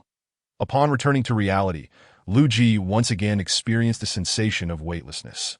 He checked the time upon waking, marveling at the ample sleep he would have. Before drifting off, Lu Ji received a message from Chi Kan, simply a short greeting, after rapidly typing a few words in response. He set his phone aside and began to succumb to sleepiness. As soon as I closed my eyes, the image of Ji Shui-rong with red eyes automatically surfaced in my mind. I recalled her last whispered words of gratitude, and Lu Ji couldn't help but sigh. Ji Shui-rong was merely a girl in her teens, having just stepped into university. How could she possibly see through a man rich in societal experience, who excelled at concealing his true self? The girl fell during her most beautiful years, and this was the only thought that Lu Ji could muster, feeling deep sorrow for all that Ji Shui-rong had endured. Having already lost her life, Ji Shui-rong was trapped in this sunless dormitory for over a decade, a victim of the fear and cowardice of those demons, preventing her from finding peace. Those murderers were indeed detestable. Schools are places for education and nurturing. One must not engage in reckless behavior within their walls. This was a lesson imparted by the only uncle who had ever shown Lu Ji kindness in the village, a phrase that had lingered in his mind since he was but a child. Regrettably, that uncle had left the village and never returned. What was once a meaningful saying had become a source of discontent for Lu Ji, prompting him to reconsider its significance today. With a mind full of worries, Lu Ji gradually succumbed to slumber. In the days that followed, Lu Ji found himself ensnared in a monotonous routine of attending classes and returning to the dormitory. The freshman curriculum was overwhelmingly packed, leaving Lu Ji so busy that he fell asleep the moment he touched his bed each night. Chi Kan intermittently reached out to Lu Ji, intending to inquire about the progress of their plans. However, upon hearing the faintly fatigued tone in Lu Ji's voice, he refrained from burdening him further, instead advising him to rest as for the plans. He would discuss them with Shang Jingwei first and later coordinate with Lu Ji. A week swiftly passed amidst this busyness, and as Lu Ji finally encountered a rare moment of relaxation, he stretched his body and exhaled deeply. Director Chi, it's the weekend now. I can come discuss strategies with you. Lu Ji finished the water in his cup in one go and picked up his phone to contact Chi Kan.is at the weekend already. Chi Kan surmised upon receiving the call. Make sure to rest well tonight.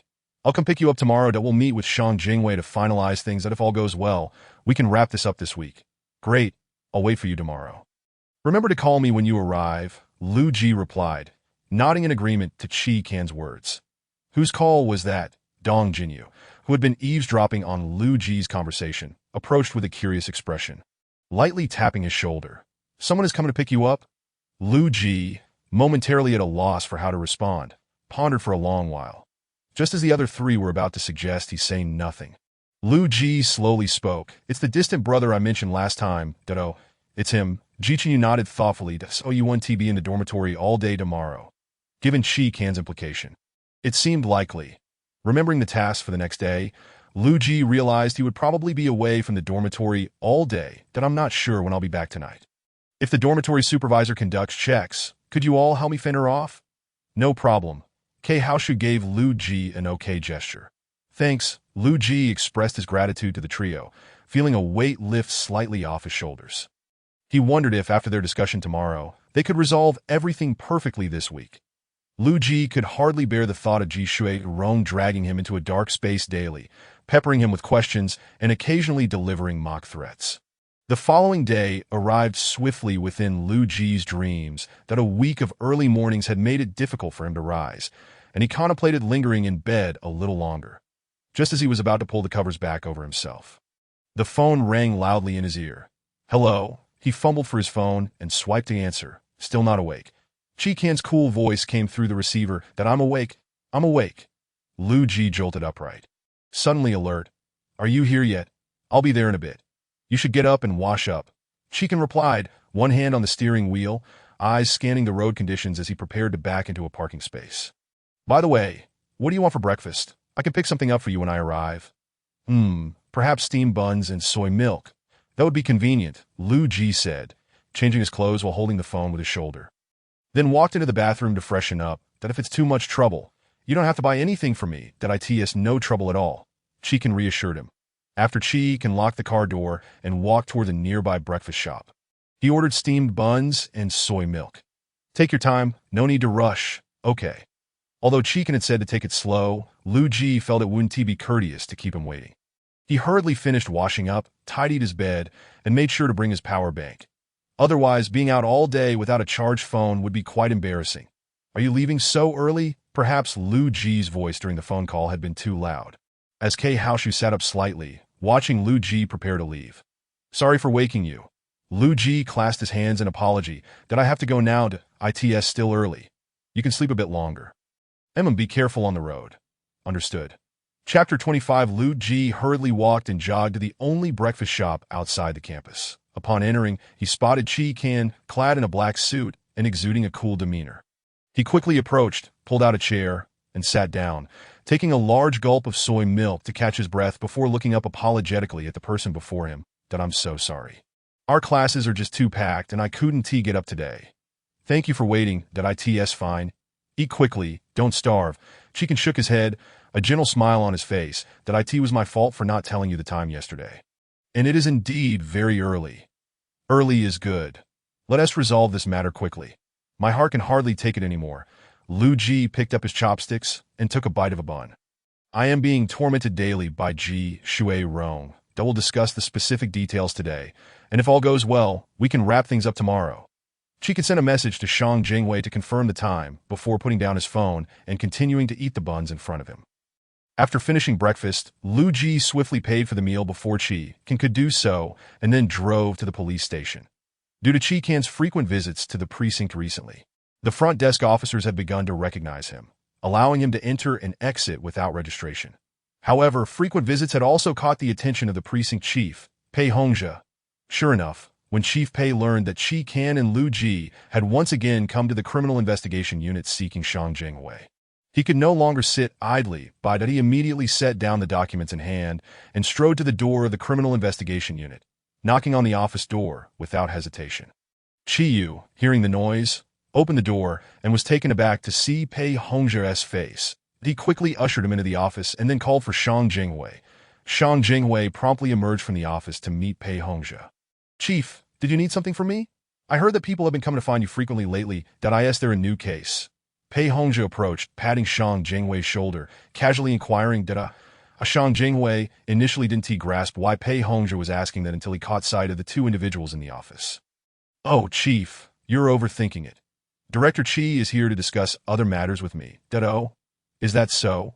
Pei Hongzhe, having navigated his way to the position of chief, retained a sense of vigilance. What he said is true. Qi Can, alongside Lu Ji, stepped out of a small office and nodded at Pei Hongzhe. This young man came to me previously seeking help in finding someone, but he hasn't been able to come this week due to classes. So he asked me to find Captain Shang. Yes, I have a relative nearby, and since I'm studying here, I wanted to seek his assistance. Who knew I wouldn't be able to find him? Lu Ji's mind raced, recalling a man who had once cared for him, and he quickly joined in to smooth things over. Recently, police came to the school for inspection, so I asked Captain Shang for assistance. I had planned to resolve this matter in the past few days, but the freshman courses turned out to be overwhelming, so I could only rely on Director Qi to help me out. I see. Pei Hongzhi nodded slightly, indicating his understanding that I end that case. Xiao Shang, please lend a hand and help him find that relative soon, that it's not easy for a child to come to school alone. Understood, Chief, that I will expedite the process. Shang Jinghui saluted Pei Hongzhi, and after the chief left the office, everyone collectively sighed in relief. Lu Ji patted his chest, feeling a rush of adrenaline. If he hadn't thought quickly, it wouldn't have been so easy to get through. Let us proceed inside. Shang Jinghui raised his head and re-entered the small office with Qi Kan and Lu Ji, beginning to formulate their final plan. After extensive discussion, with constant adjustments and approvals, they finally completed the entire plan. Lu Ji picked up the paper in front of him, scanning it thoroughly and nodding with satisfaction. Have you finalized your discussions? Gong Sunli strode in through the door, casting a glance at the papers in Lu Ji's hands before turning to ask Shang Jinghui. Well, the plan will be implemented tomorrow, so the responsibility here falls to you. Shang Jinghui recalled the issues concerning the director and promptly informed Gong Sun. I will also enlist the help of the personnel from the office. Qi Kan, uneasy about letting an ordinary person confront a cunning adversary, resolved to seek a reliable companion to assist, that we shall proceed simultaneously, and we must secure the evidence, he declared. Understood. Lu Ji felt a surge of relief at the thought that their affairs were nearing conclusion, and his spirits lifted immeasurably. Then let us take our leave. After nodding at the people around, Qi Kan took Lu Ji by the hand and exited the police station. As evening approached, he inquired, Are you hungry? Would you care to dine? I am indeed famished, Lu Ji admitted, having been so engrossed in discussion that he had forgotten about his hunger. Rubbing his protesting stomach, he realized that after a day filled with strategizing, he had lost track of time, and now that he was relaxed, his stomach ached from hunger. I shall take you to eat. Qi Kan led Lu Ji to a nearby small restaurant, mindful that after a day without food, consuming rice might upset Lu Ji's stomach further. To prevent any discomfort for Lu Ji later, Qi Kan took it upon himself to order 2 bowls of noodles. The steaming bowls arrived promptly, and Lu Ji first sipped the hot broth, feeling immediate comfort in his stomach. With a deep sigh of relief, he began to devour the meal that in no time, he polished off an entire bowl, patting his contented belly with satisfaction. After their dinner, Qi Kan escorted Lu Ji back to the school, reminding him to thoroughly brief Ji Shui Rong about the plan, with all outcomes resting on the morrow. Lu Ji nodded in understanding, then waved as he stepped out of the car, making his way back to the dormitory. Once in the dormitory, Lu Ji placed the fried skewers he had bought from the cafeteria on the table, beckoning the other 3 roommates to join him in a meal. Thank you, Fourth, Chia Haoshu exclaimed, immediately leaping from his bed upon catching the aroma, grabbing a skewer to munch on. That you've all assisted me so much during this time. This is merely a token of my gratitude, Lu Ji remarked as he sent a text to Qi Kan regarding their arrival at the dormitory, while thanking his other roommates that we are not just roommates.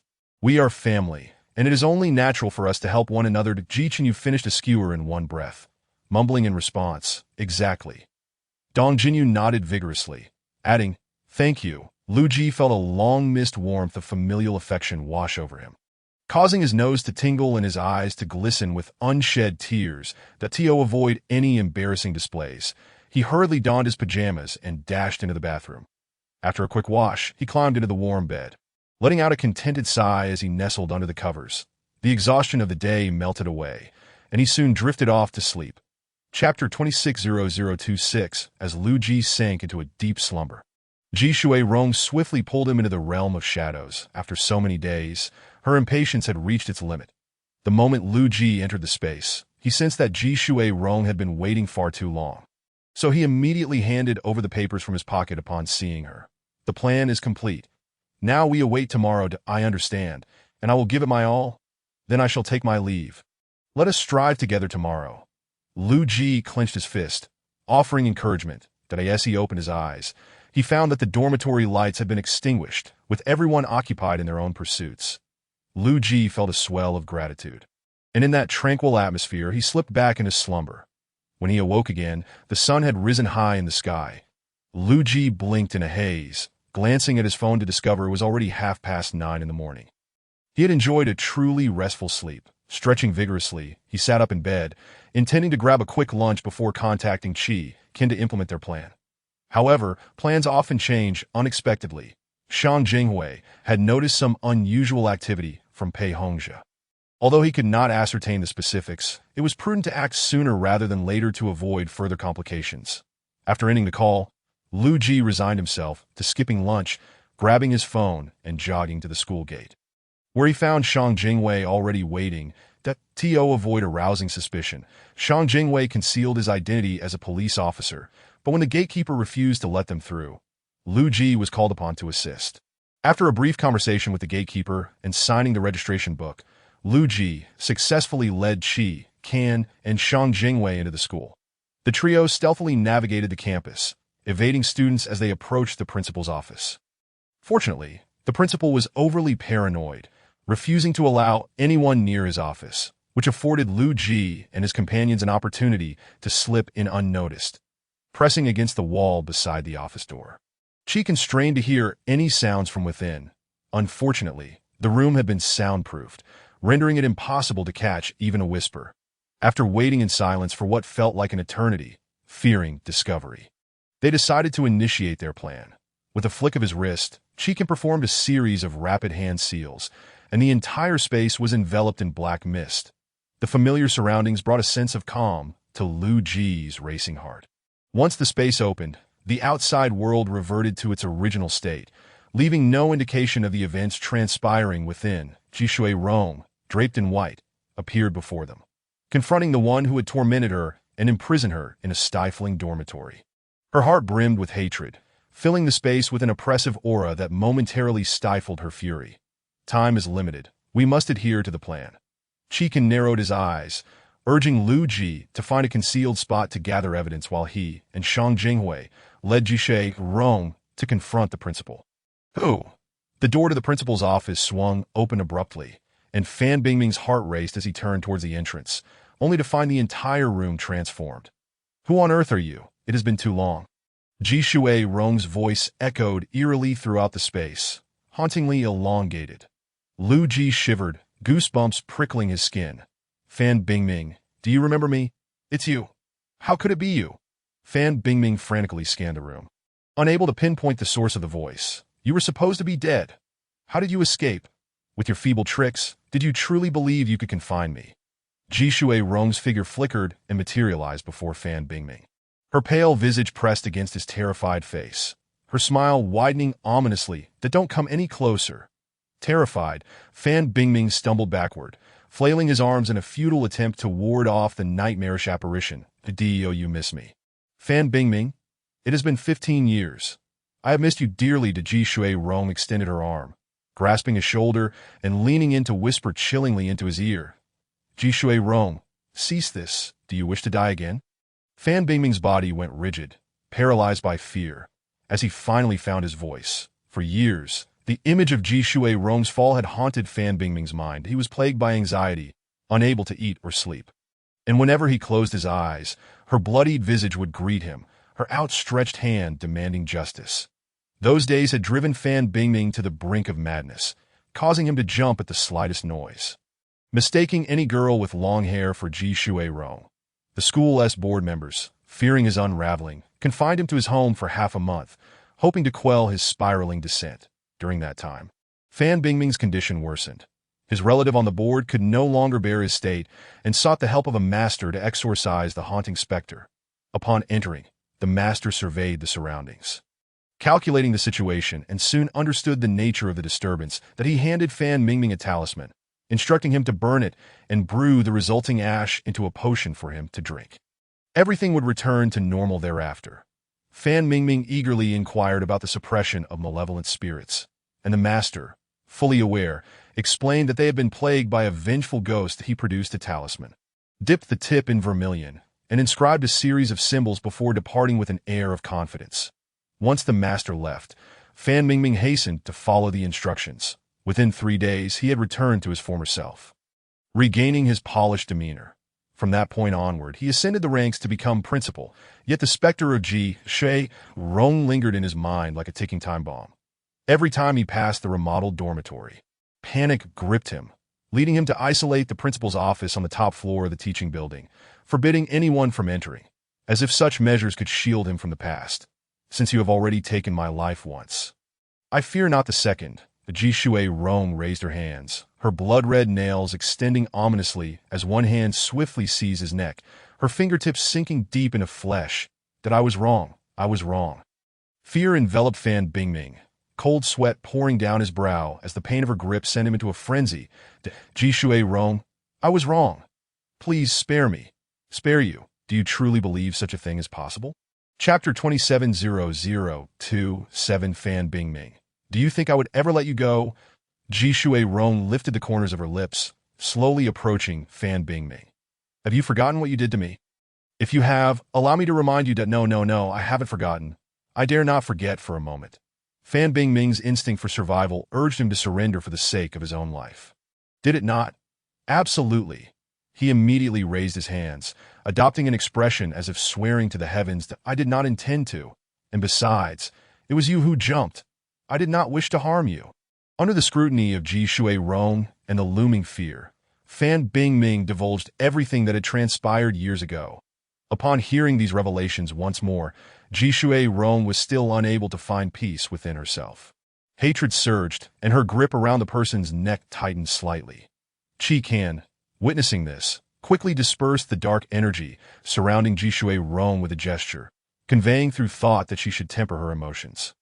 Ji Shui Rong understood that she could not act against the person before her, and ultimately subdued her animosity, fixing her gaze, filled with resentment, upon him. To her astonishment, Shang Zhenghui could no longer contain himself and stepped out from his concealed corner, expressing his intrigue with a click of his tongue. Well then, Principal Fan, I wonder if you were free to accompany us for a while. You are you, the police officer, indeed. Shang Zhenghui nodded. Allow me to reintroduce myself. I am Shang Zhenghui, the new captain of the criminal investigation team. You have plotted against me. It was only then that Fan Bingming grasped the entirety of the situation, his eyes widening in disbelief.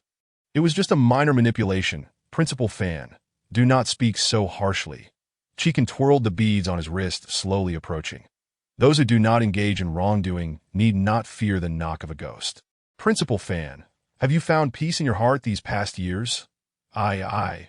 Fan Bingming wanted to maintain his defiance, but upon seeing Ji Shui Rong, his psychological defenses crumbled entirely, rendering him speechless with a sudden sound. Shang Zhenghui ceased the idle chatter and strode forward, glancing at the girl in white beside him. Although he felt a twinge of reluctance, he could not simply allow her to perish. He raised his hand to gently pat the girl's arm. Shaking his head slowly, the Ji Shui Rong watched as Fan Bingming was handcuffed in silver cuffs, realizing that the matter she had awaited for 15 years was finally coming to a close. I wish to see your chief, Fan Bingming said, staring at the cuffs on his wrists. After a long moment of confusion, his mind returned, and his voice was hoarse that he did not harbor such thoughts. Our chief is currently struggling to save himself. Qi Kan approached Lu Ji, his eyes questioning the evidence collection status. Lu Ji confidently waved his phone, raising an eyebrow to indicate that everything had been gathered. Qi Kan smiled, raising his hand to ruffle Lu Ji's hair. Well done, that I told you I am not a child. Lu Ji brushed Qi Kan's hand away, still miffed about being treated like a child, his lips pouting in dissatisfaction. Let us go. Let us head to the police station to see the final outcome. A.S. Fan Bingming was escorted back to the police station by Shang Zhenghui. He chose the most discreet method to preserve the last shred of the school's reputation, inviting him into the vehicle. Perhaps it was Ji Shui Rong's appearance that stirred Lu Ji. He gazed at the girl for a long while, inquiring of Qi Kan whether he could take Ji Shui Rong along to witness the perpetrator receive the punishment they deserved. Qi Kan agreed. Upon arriving at the police station, Fan Bingming was confined in the interrogation room, still clamoring to see Pei Hongzhe, perhaps believing all along that Shang Zhenghui was deceiving him. Yet the truth that the chief was indeed struggling for his own safety was no fabrication. As soon as Shang Zhenghui and his team left the police station, Pei Hongzhe, receiving intelligence, sensed something amiss. Recalling the previous day's conversations, unease settled in his heart. After much internal struggle, he resolved to follow them. Unfortunately, the moment he stepped outside his office door, he was surrounded by Gong Sun Li, Chi Yu, and the assisting Chi Lin Lin. "Chief, where are you off to?" Gong Sun Li crossed her arms, her tone cold. "I just have a matter to attend to." Gong Sun's overly composed demeanor exuded an aura of authority that even the cunning Pei Hong could not ignore as cold sweat beaded on his forehead. "I fear you shan't be leaving, Chief." Gong Sun casually tapped the stack of documents in her hands. "That I have some inquiries for you. Perhaps we should discuss them inside." "Please," although Chi Yu was merely an intern. He scoffed at the concealment of the truth, even when facing the chief whom he once respected deeply. Before Pei Hong could utter another word, the trio ushered him into the office. Locking the door behind them, Gong Sun pulled a chair and forcefully seated Pei Hongzhe, while Chi Yu deftly bound him with rope. Ultimately, Pei Hongzhe could only shout helplessly at the three.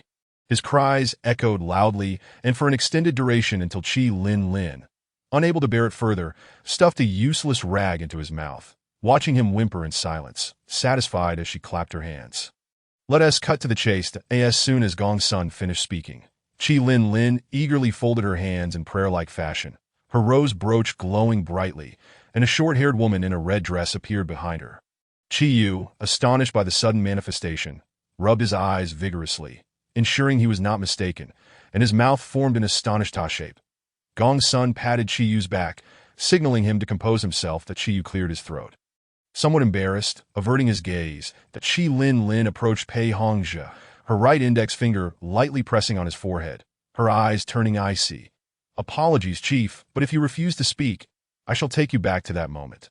Rose. The moment Chi Lin Lin's words fell, the short-haired woman in red opened her arms, and a tempest swept through the room. When the wind subsided, the familiar surroundings vanished, revealing a dimly lit, spacious chamber where young Pei Hongzhe and Fan Bingming were conversing. In the darkness, Pei Hongzhe was visibly agitated, but after Fan Bingming whispered something to him, the once excited Pei Hongzhe gradually calmed down. The two appeared to reach an agreement, their hands meeting in a clap as they laughed heartily.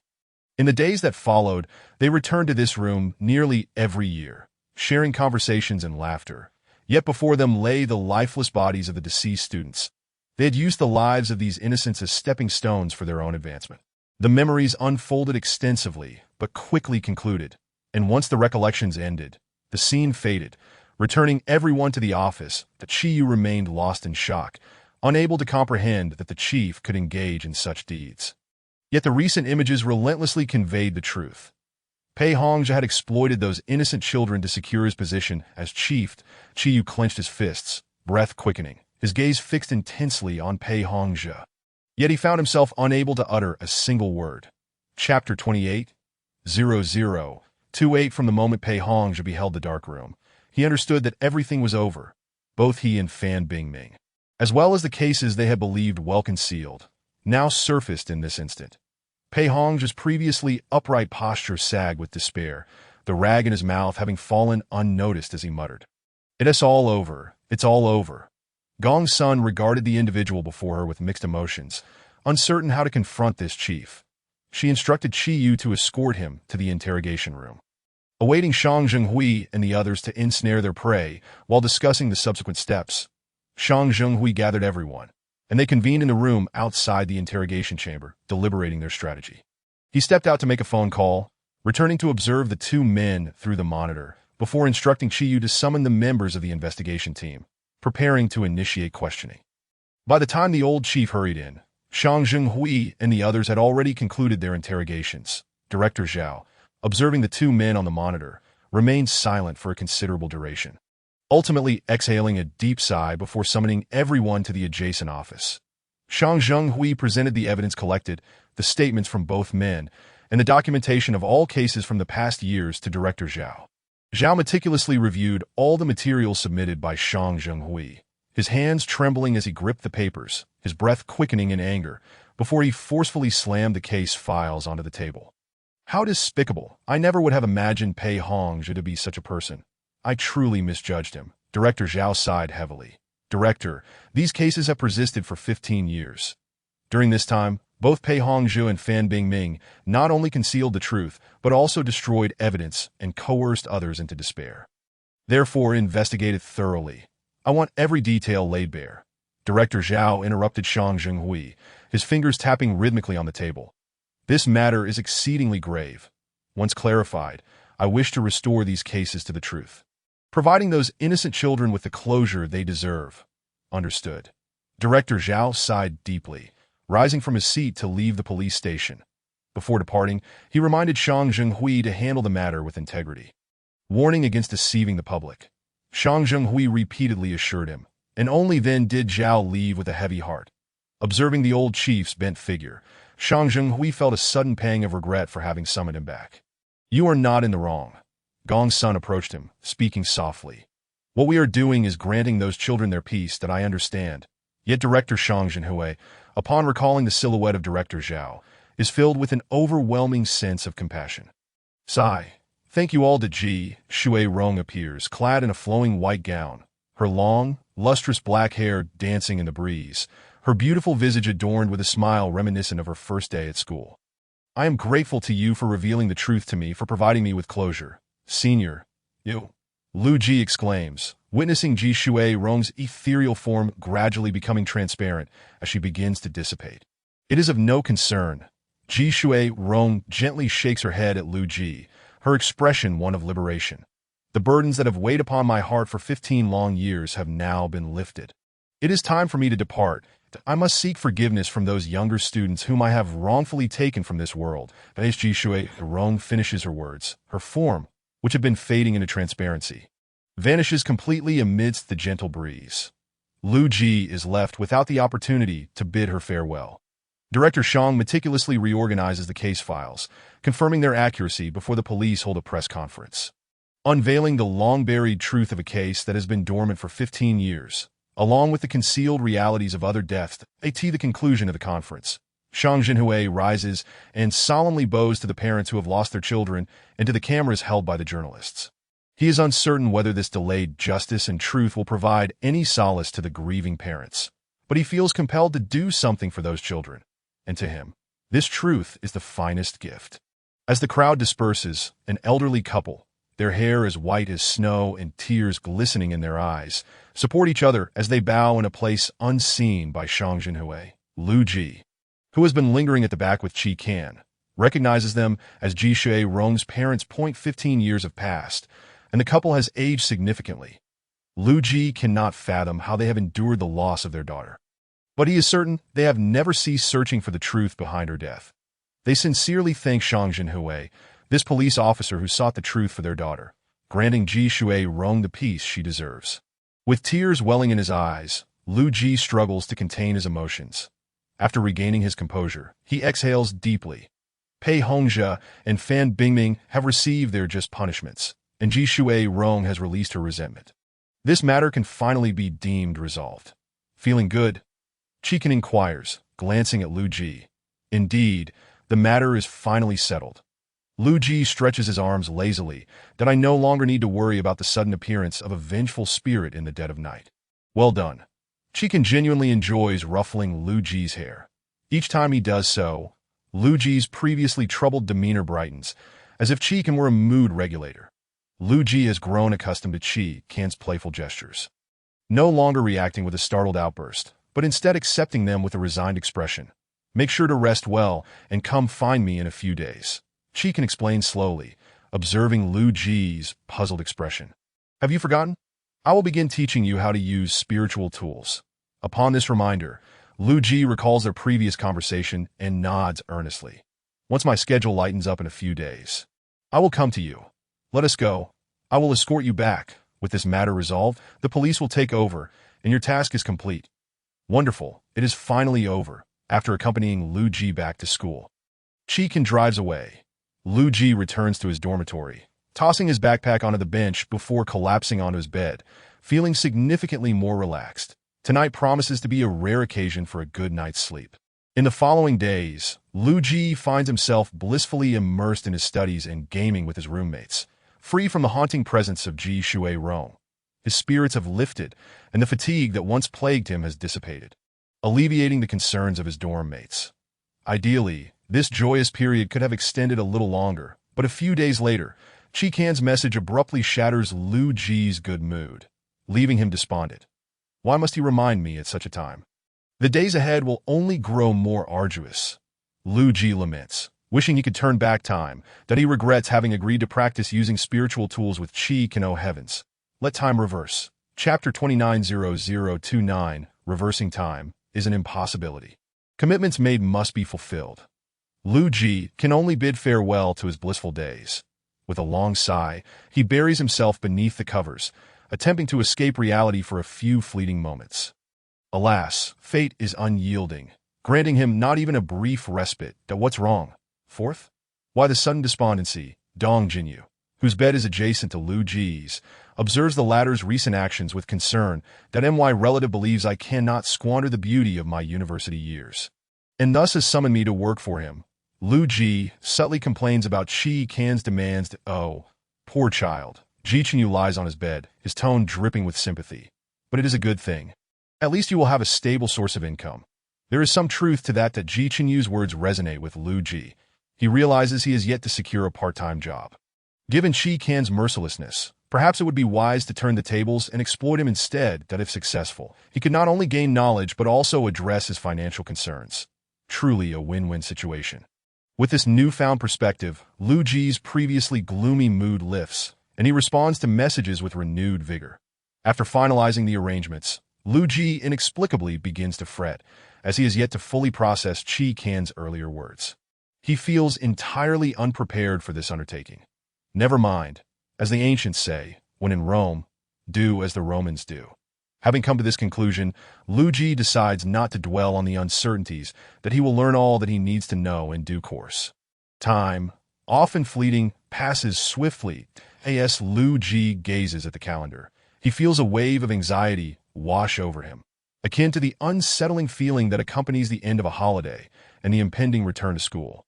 During the weekend, while others remain lost in slumber, reveling in their rare moments of rest, Lu Ji rises early, preparing everything with a furrowed brow as he takes a taxi to the mysterious affairs office. Having visited twice before, the staff at the office are now accustomed to his presence. Lu Ji greets those who glance his way before making his way upstairs, confidently knocking on Qi Can's office door. Come in. Qi Can's voice carries a hint of laziness, likely due to the early hour. Must you always summon me here at the crack of dawn? Lu Ji complains, shutting the door behind him and collapsing onto the sofa. His expression one of distress. He truly despises waking up so early on weekends. Apologies, but I have other commitments this afternoon, which is why we must meet so early. Qi Can takes a sip of the black coffee on his desk.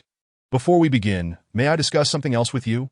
Lu Ji interrupts, recalling a previous concern, but he shares his thoughts candidly with Qi Can, who remains silent for a long while. Lu Ji, watching the silence unfold, grows increasingly anxious, regretting his impulsiveness. Just as he prepares to ease the tension with words, Qi Can finally agrees that I considered your proposal, and it poses no issues whatsoever.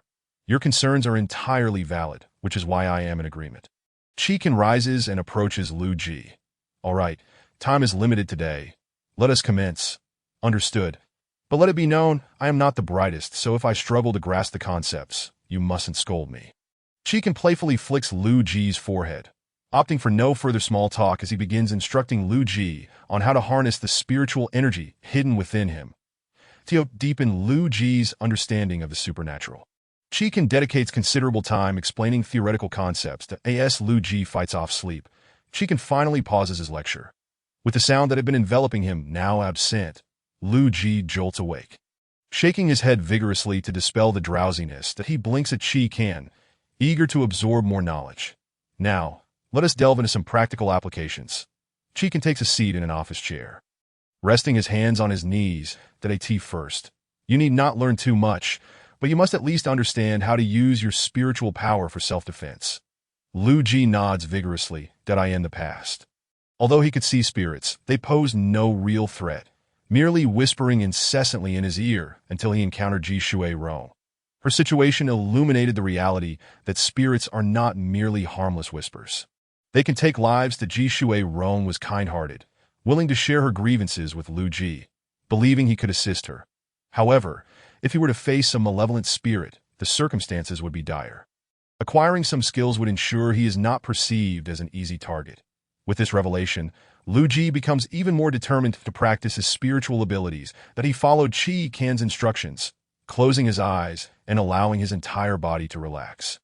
Seeking the ethereal energy that coursed through him, that he concentrated it in his lower abdomen, savoring the sensation of that power, and gradually opened his palm, attempting to manifest the energy within it. After numerous attempts, he finally succeeded in presenting the energy in his hand, albeit as a small orb of azure and white light. That it seems you possess considerable talent, Qi remarked, leaning closer to scrutinize the small sphere of spiritual energy in Lu Ji's palm. Nodding in appreciation of his aptitude, that to have manifested it in just a few hours is quite impressive. Really? Does that mean I belong to the skilled category? Lu Ji clasped his hands together, causing the energy sphere to vanish in an instant, his bright eyes sparkling with excitement. Well, by recent standards, I would say so. Qi pondered for a moment, deciding to offer encouragement to bolster Lu Ji's confidence. I knew it, Lu Ji exclaimed, his fists clenched in triumph, a look of complete mastery on his face, which elicited a chuckle from Qi. Let us call it a day for now. We shall continue tomorrow. Qi glanced at the time, noting he still had some before his afternoon appointment. Allow me to treat you to lunch and escort you back to school. As it happens, your afternoon meeting is near your campus. Then let me take you to a delightful restaurant, Lu Ji suggested, glancing at his phone to show Qi a place he had previously found. That I've heard this one is quite good. Shall we give it a try? And perhaps we could invite the members of your agency as well. That is certainly possible. As everyone is present today, I can introduce you. Really? That would be wonderful.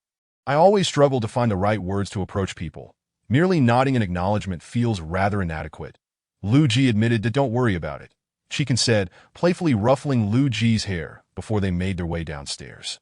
Qi called for the members of the agency, and a lively group made their way to Lu Ji's recommended restaurant, where they booked a private room that they all gathered to order. The atmosphere was filled with excitement, with Lu Ji observing and chuckling at their antics. During the meal, the atmosphere was unusually boisterous, likely due to the rare occasion of the entire agency gathering. Or perhaps the knowledge that Qi was treating, prompting everyone to playfully conspire against their leader. However, the primary reason for the jubilant mood was undoubtedly Lu Ji's presence. Usually, Lu Ji dined alone with Qi, but this time he was included in the broader festivities, allowing him to learn more about the applications of spiritual energy. The bill has already been settled, so once you're done, feel free to return to the agency and resume your duties. Qi stated, slightly uncomfortable with the noisy environment as he set down his utensils and stood up. That I'll take my leave as well, Lu Ji said, quickly following after Qi as he noticed him departing. Little Lu Ji, do come again, Chumanchi called out, waving at the two with a teasing tone as they exited. Lu Ji turned back and nodded to the group, deliberately ignoring the playful jibe, and hurried to catch up with Qi outside. He looked up at the pleasant weather, realizing it was midday. Initially, he intended to let Qi go on his way since he had an appointment, but to his surprise, Qi insisted on accompanying him back to school. Lu Ji found himself unable to argue against it to be by the time Qi dropped Lu Ji off at school. The appointed hour was nearly upon them, but he reminded Lu Ji to thoroughly contemplate the methods of utilizing spiritual energy, as he would be conducting a review later. The mention of a review. Lu Ji recalled past school experiences, shuddering slightly before hastily departing, eager to escape any potential repercussions. Watching Lu Ji's swift exit, Qi couldn't help but chuckle, shaking his head as he drove away. Arriving at the agreed-upon location, Qi was greeted by a striking white villa. Approaching the entrance, he rang the doorbell, and a gentle female voice emanated from the intercom, inviting him in without formality. Qi pushed the door open, his brow furrowing slightly. Yet he stepped inside. At the entrance, a middle-aged woman awaited him. As soon as she spotted Qi, she approached him with a welcoming demeanor. Good day. Are you Mr. Qi? Yes, I am Qi, he replied, nodding politely. Our young lady has been expecting you. Please follow me, the woman gestured, leading him into the house. Qi surveyed the villa's exterior, feeling an inexplicable unease. But before he could dwell on it, the woman urged him to continue. Mr. Qi has arrived, she announced to a poised woman seated in the living room. That I understand. Thank you, Hanma. You may leave us. The woman instructed, gesturing toward a single armchair. Mr. Qi, please take a seat. Apologies for the intrusion, Qi said with a slight bow as he settled onto the sofa. Miss Qian, May I inquire what brings you to seek my assistance today? My apologies for the abrupt visit, Mr. Qi. Due to a series of unusual occurrences, I found myself in need of your help, Qian Jian explained, her demeanor exuding elegance befitting a lady of her stature. Unusual occurrences? Qi Can's interest peaked as he arched an eyebrow. Would you mind elaborating so that I may better understand the situation? Of course, she agreed. Qian Jian was the sole daughter of the Qian family, a prominent household in City A, renowned for its vast collection of antiques. About a month prior, her father had acquired a peculiar artifact at an underground auction, an object resembling a lion or tiger, yet distinctly neither, small yet exquisite, which he had grown quite fond of. Since its arrival, he had taken to polishing it daily, even conversing with it before bedtime. Initially, all was well, and the family thought little of the trinket, until strange events began to unfold. The household's porcelain began to shatter inexplicably. They initially attributed this to the carelessness of new servants. However, the incidents escalated, with many items falling victim to the same fate. Her parents, distressed by the loss of their cherished antiques, reprimanded the staff, yet no one confessed to the mishaps. With no recourse, the couple advised everyone to exercise utmost caution when cleaning in an attempt to soothe their grief. Qian Jian's parents took a trip to unwind, leaving her alone at home. On the very first day of their absence, the disturbances ceased, leading Qian Jian to believe their earlier admonitions had taken effect.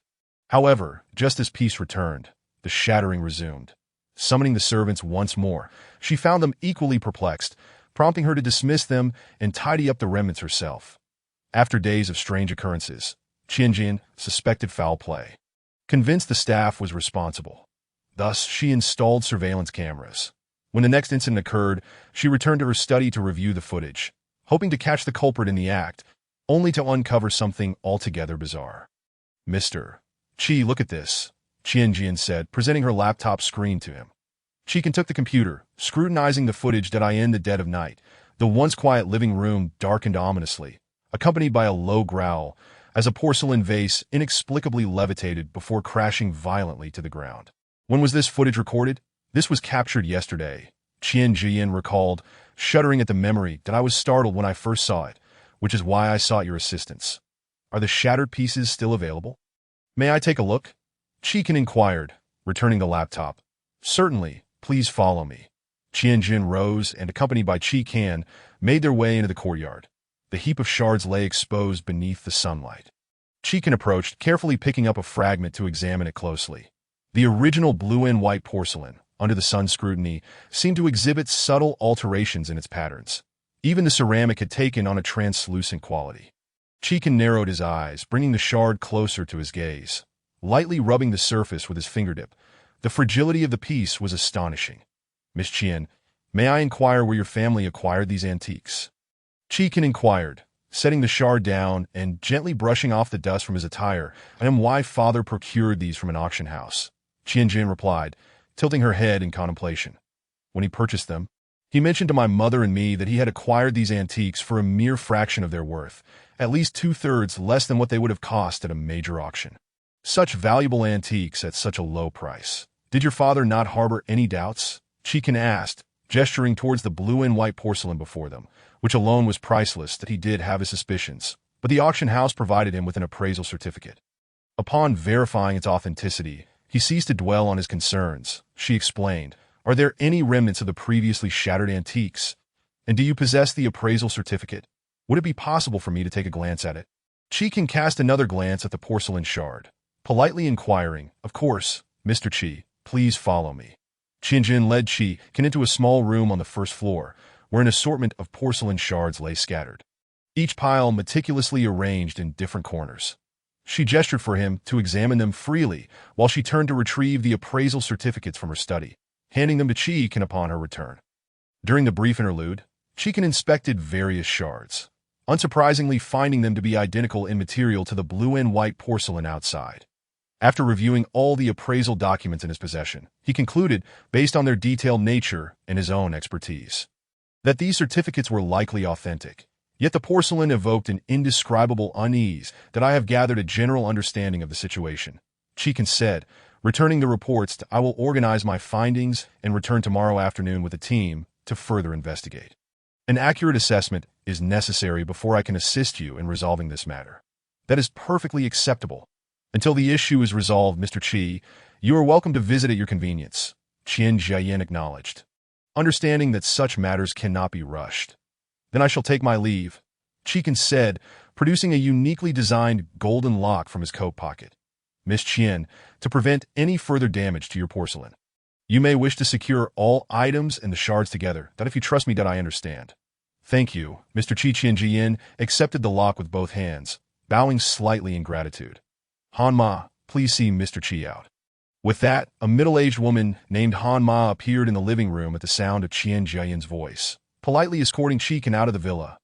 Once back in his car, Qi did not rush to depart, but instead remained seated, observing the villa for a considerable time, aware that Qian Jiayin was likely watching him from within.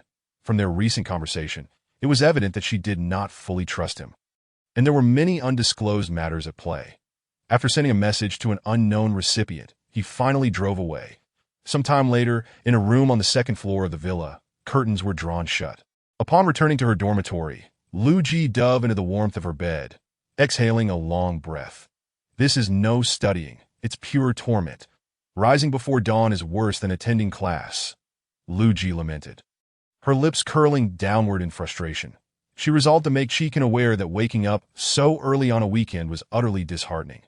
With that thought, she straightened up, immediately taking out her phone to angrily message Qi, subsequently tossing her phone aside, deciding not to check for replies lest she become further exasperated. Back so soon? Ke Haoshuo inquired, setting down his book and propping his head on his hand to gaze at Lu Ji. Yes, that guy had an appointment in the afternoon, so the shop was closed, and I returned early, Lu Ji replied, kicking off her shoes and leaning against the headboard. That I regret going so early this morning. I intended to tell you earlier. You were merely helping out. What if your relative's shop doesn't open until 9? Ke Haoshuo questioned, unable to suppress his curiosity, that I forgot to ask about the time yesterday. So I went bright and early today. Lu Ji had to maintain her cover story about helping a relative, feigning annoyance that I must say, you're more diligent with this part-time job than with your studies. Ji Chenyu teased, raising an eyebrow. Enough already, Lu Ji exclaimed, covering her face with her hand, that I'm already regretting it. All right, keep it up. I believe in you, Ke Haoshuo encouraged, playfully giving Lu Ji a thumbs up. Lu Ji merely pouted, nodding in resignation. Her phone chimed unexpectedly. Picking it up, she noticed that Qi message did not address her previous suggestion, but rather informed her that he needed her assistance with something tomorrow afternoon. Initially reluctant to reply, she reconsidered, thinking it would be impolite not to respond, and reluctantly sent a pitiful cat emoji, making an okay gesture. Why the long face? Dong Jinyu chuckled at Lu Ji's expression. Tomorrow is another workday. Lu Ji feigned tears. I just want a break. Worker spirit, the essence of labor. For the sake of living expenses, keep it up. Old 4. Ji Chenyu consoled Lu Ji. Yes, keep it up. Upon returning to his office, Qi promptly summoned the Su brothers, Su Tianzi and Su Tianyi. The two exchanged glances before following Qi into the office. That he wasted no time, opening his phone to show them the photos he had taken. Take a look and see if anything seems amiss. He instructed that Su Tianyi took the phone, and he and Su Tianzi leaned in close to scrutinize the images of the porcelain shards. They flipped through numerous photos, including the appraisal reports, magnifying the details before returning to the enlarged view of the broken pieces. Boss, where did you take these? Su Tianzi asked, scratching the back of his head, uncertainty evident in his tone. These porcelain pieces might be counterfeits, Su Tianyi stated seriously, echoing his brother's sentiments. The shards appear excessively thin, and the patterns seem questionable, but we need to see them in person to confirm. This is a small case I just picked up today. I'll take you both back tomorrow. I need an accurate report, Qi said, resting his chin on his clasped hands as he regarded the two brothers. That I can't shake the feeling that there is something inexplicable about that villa. All right, just let us know when you're going, Su Tianyi agreed with a nod. Qi gestured for them to leave the office, lost in thought about the villa's atmosphere. From the moment he stepped inside, an indescribable discomfort enveloped him. The inhabitants seemed robotic, perpetually in a state of emotional detachment. Upon closer inspection, he even discerned a hint of vacancy in their expressions that he pondered deeply, realizing that in his quest to understand the events surrounding the case, he had overlooked the inconspicuous servants in the background. Yet, the young lady from the Qian family struck him as peculiar. Despite being a well-bred young woman, her composure in the face of such strange occurrences was unsettling, as if she were merely observing a farcical spectacle rather than experiencing genuine fear. How bizarre, he mused. That villa, from top to bottom, exudes an enigmatic aura. The people within are strange, and the villa itself is equally so. The atmosphere inside feels neither malevolent nor ghostly. Instead, it resembles the essence of a benevolent spirit, while outside, a sinister aura pervades, hinting at death. The balance of auspicious and ominous energies is likely why the occupants remain unharmed. However, given today's circumstances, that auspicious energy may not endure much longer. Once it dissipates, the overwhelming presence of the deceased will inevitably manifest, and the forces entwined within that essence will soon transform into vengeful spirits. The outlook is grim, Cheekin reflected, having spent the night grappling with the best course of action. The quickest solution available was still uncertain, and its success rate was less than guaranteed. He rubbed his temples, feeling the weight of exhaustion. With no other options, I must take the plunge. I can only hope to minimize the damage. He brewed himself a cup of coffee and opened his computer to research the antiques he had photographed the previous day. Though he had a general understanding of their value, he was astonished to discover that each piece was more expensive and harder to acquire than the last, with some still residing in national museums. What is the story behind those exquisite porcelain pieces? And what about the authentication certificates? Furthermore, the so-called underground auction house has transformed what seemed to be a simple matter into something rather convoluted. Initially, it was merely a single issue that needed resolution, yet it has inadvertently unraveled a multitude of complications. The pressing concern is that the problems must be addressed. Otherwise, the situation becomes unbearable. Cheekin downed a full cup of coffee in one go. The relentless work of the past few days had begun to stir a sense of nostalgia for the leisurely days of idleness. The appointed time with Cheekin was in the afternoon. Lu Ji had originally planned to indulge in a lazy slumber and visit Cheekin after a midday meal, yet this wretched biological clock roused Lu Ji from his dreams far too early. In his dreams, he was fiercely confronting Cheekin over the matter of rest periods. Just as he raised his hand, his fist poised to strike, he abruptly awoke. Lu Ji felt a twinge of frustration. He yearned to sigh and return to the dream where he could unleash his wrath upon Cheekin. Glancing at the still early hour, he pouted and pulled the covers over himself, shutting his eyes in an attempt to re-enter the realm of dreams. Though he did manage to drift back into slumber, it was unfortunately not the dream of confronting Cheekin, but rather one of enduring arduous training under his relentless guidance. With a flick of his wrist, he cast a sphere of spiritual energy, and a fleeting image of an ancient painting flashed before him, only to be consumed by flames that grew ever more ferocious. As the fire intensified, Lu Ji found himself retreating repeatedly, until he was ultimately jolted awake, his eyes wide with alarm and breath coming in ragged gasps.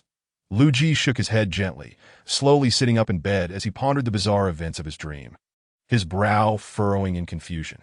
What on earth was happening? He scratched the back of his head, a swirl of perplexity clouding his thoughts. Exhaling a deep breath, he decided it would be more prudent to contemplate what Cheekin had planned for him in the afternoon, silently praying that Cheekin would not subject him to the same merciless training as in his dream. Awakened, most likely, the commotion of getting out of bed disturbed Dong Jinyu, who, still in a daze, lifted his head to glance at Lu Ji and inquired softly that I had a dream about working, and it startled me awake. Lu Ji feigned a sigh, shaking his head in discomfort. I'll get up now and head to the shop. Please keep the door open for me tonight. Okay, Dong Jinyu gestured with his hand. Take your time on the way. Understood, Lu Ji replied quietly, gathering his clothes and slowly entering the bathroom to wash up and change. Once he was ready, he mustered some encouragement for himself in the mirror before stepping out. Grabbing his phone from the bed, he exchanged a brief greeting with Dong Jinyu before leaving the dormitory. As he exited the building, he found himself unwittingly recalling the events of his dream. Lu Ji had an inkling that the dream held more significance than mere nonsense, prompting him to seek out Cheekin for clarification. Unable to shake off the unease the matter caused him, Lu Ji decided to call Cheekin directly. Hello? Cheekin's slightly fatigued voice came through the receiver. You sound as if you haven't slept all night. Lu Ji teased, not realizing he had struck a nerve. Just tell me what you need. I'm afraid I might be busy soon. Qi Kan, lacking the energy to engage with Lu Ji's jest, replied flatly. There's something I don't quite understand and wanted to ask you, but given your current state, it might be best to let it go. You should rest for a while. Lu Ji had intended to inquire about the dream, but upon hearing Qi Kan's tone, he decided it was better to let him rest, postponing the matter for another time, that I'll head to the office now. Once you're rested, take me out. All right, I'll prepare to be at the office by this afternoon. Please inform Su Tianyi that I've sent the information regarding this case to their email, and they should keep an eye on it. Qi Kan closed his computer, pinching the bridge of his nose. Okay, I understand. You should hurry back to rest. Lu Ji, wishing not to disturb Qi Kan further, hung up and ordered a ride to the office. Ah, little Lu Ji has arrived. Chapter 330033 Sister Qi. Are the Su brothers here? As Lu Ji entered the office, Chu Manchi greeted him, with thoughts of the task Qi Kan had assigned him swirling in his mind. He scanned the room, but did not see Su Tianyi or Su Tianza. That he raised his hand to wave at Chu Manchi and inquired, "Are you looking for those two brothers?" Chu Manchi extended her long legs, gliding her office chair towards a small door where she knocked lightly. "Tianyi, little Lu Ji is looking for you, Ditto. I'm coming," came Su Tianyi's voice from within. Lu Ji hurried towards the small door. Thanking Chu Manchi for her assistance, she waved dismissively and returned to her workstation. The door opened shortly after, and Su Tianyi, raking his fingers through his hair, looked up at Lu Ji with a practiced corporate smile. "Brother E, that smile of yours is a bit frightening," Lu Ji remarked, shivering slightly and shaking his head. Qi Kan mentioned he sent some information to your email. You should take a close look. Email? Yes, it's regarding the current case. Let me check. Upon hearing it was related to the case, Su Tianyi's eyes lit up with interest. Lu Ji blinked and curiously followed Su Tianyi to see what it was all about. Su Tianyi opened his office computer and began perusing the email that Qi Kan had sent. Lu Ji leaned in, eager to catch a glimpse of the details, and soon noticed something particularly familiar. He quickly interrupted Su Tianyi's scrolling, raising his hand. "Wait, what is this?" Su Tianyi, startled by Lu Ji's sudden movement, asked in confusion. "What is wrong? This porcelain vase. I feel like I've seen it before." Lu Ji leaned closer to the computer screen, scrutinizing the information on the vase. Suddenly struck by a realization, he exclaimed and pulled out his phone to show Su Tianyi a news article he had encountered during his journey. "Isn't this the highlight of today's auction?" The highlight of today's auction. Su Tianyi took Lu Ji's phone, and indeed, the vase in the article was a blue and white porcelain piece. "What is going on?" Lu Ji explained. "I was bored on my way here and came across this news. It just popped up at that time." However, Su Tianyi paid little attention to Lu Ji's explanation, instead reaching for the phone on the desk to make a call. Lu Ji swiftly pressed down on Su Tianyi's hand. Qi Kan hasn't slept all night. Ego, let him rest before bothering him. Upon hearing Lu Ji's words, Su Tianyi raised an eyebrow but refrained from asking for further details, simply nodding in understanding. He then requested Lu Ji to send him the auction information. After receiving it, Su Tianyi summarized all the details, preparing to present them to Qi Kan upon his arrival. Seeing Su Tianyi's actions, Lu Ji felt it best not to linger and disturb anyone's work further. He promptly made his way to Qi Kan's office, entering to review the ability he had learned yesterday regarding gathering spiritual energy. By the time Qi Kan arrived at the office, it was already past 3 in the afternoon. After resting for a few hours, the fatigue from a sleepless night had completely dissipated upon entering the office. Su Tianyi handed Qi Kan the neatly organized materials and gestured towards his office, indicating someone was inside. Qi Kan accepted the documents with a slight nod and stepped into his office. When Qi Kan entered, Lu Ji was sprawled across the sofa. Upon seeing Qi Kan, he immediately sprang up. "That you're here. Did you manage to rest well?" Lu Ji blinked and inquired with concern. "Not bad." Qi Kan replied, feeling relaxed and in good spirits. "Thanks to you, I had a good sleep." "That's great." Lu Ji nodded slowly. By the way, you mentioned yesterday that you would take me somewhere?" "Oh, right. I almost forgot about that." Qi Kan tapped the documents in his hand, his fingers curling slightly. "Follow me." Lu Ji gazed at Qi Kan for a moment before conceding to the fact that this individual was technically his superior. Rising to follow. After descending the stairs, Qi Kan called for the Su brothers, Tianyi and Tianza, to accompany them to the Qian family villa. As the car pulled up to the villa entrance, Su Tianyi immediately sensed a strong aura of resentment, his brows knitting together involuntarily. "What a dreadful scent," Su Tianza remarked, covering his nose with his hand, his expression one of distaste, its quite pungent. Lu Ji, listening to the brothers' exchange, looked on in confusion. What are you talking about? Why can't I smell anything? Their noses are like those of dogs. She can explain to Lu Ji. When resentment is at its peak, they can detect it. Oh, that's impressive, Lu Ji said, gazing at the Su brothers with admiration. The brothers, slightly blushing under Lu Ji's gaze, awkwardly turned their heads away, redirecting their attention to the Qian family villa. Though the exterior of the villa was steeped in resentment, Qi drummed his fingers on the steering wheel, noting inside there is an aura of auspiciousness. Moreover, nearly all the antiques collected here are forgeries. The story behind them is quite profound. You two should make the most of it. Understood, boss. Su Tianzi, with a cheerful grin, gestured an okay before alighting from the vehicle. The four individuals then made their way towards the villa, where the old servant, known as Han Ma, had been waiting patiently at the entrance, upon spotting Qi Kan and his companions. The servant promptly approached them, respectfully inviting the four into the villa. Once inside, Qi Kan immediately sensed that the aura of auspiciousness within the abode had diminished further since the previous day. The servants inside appeared drained of vitality, moving sluggishly with vacant expressions, endlessly repeating a single task.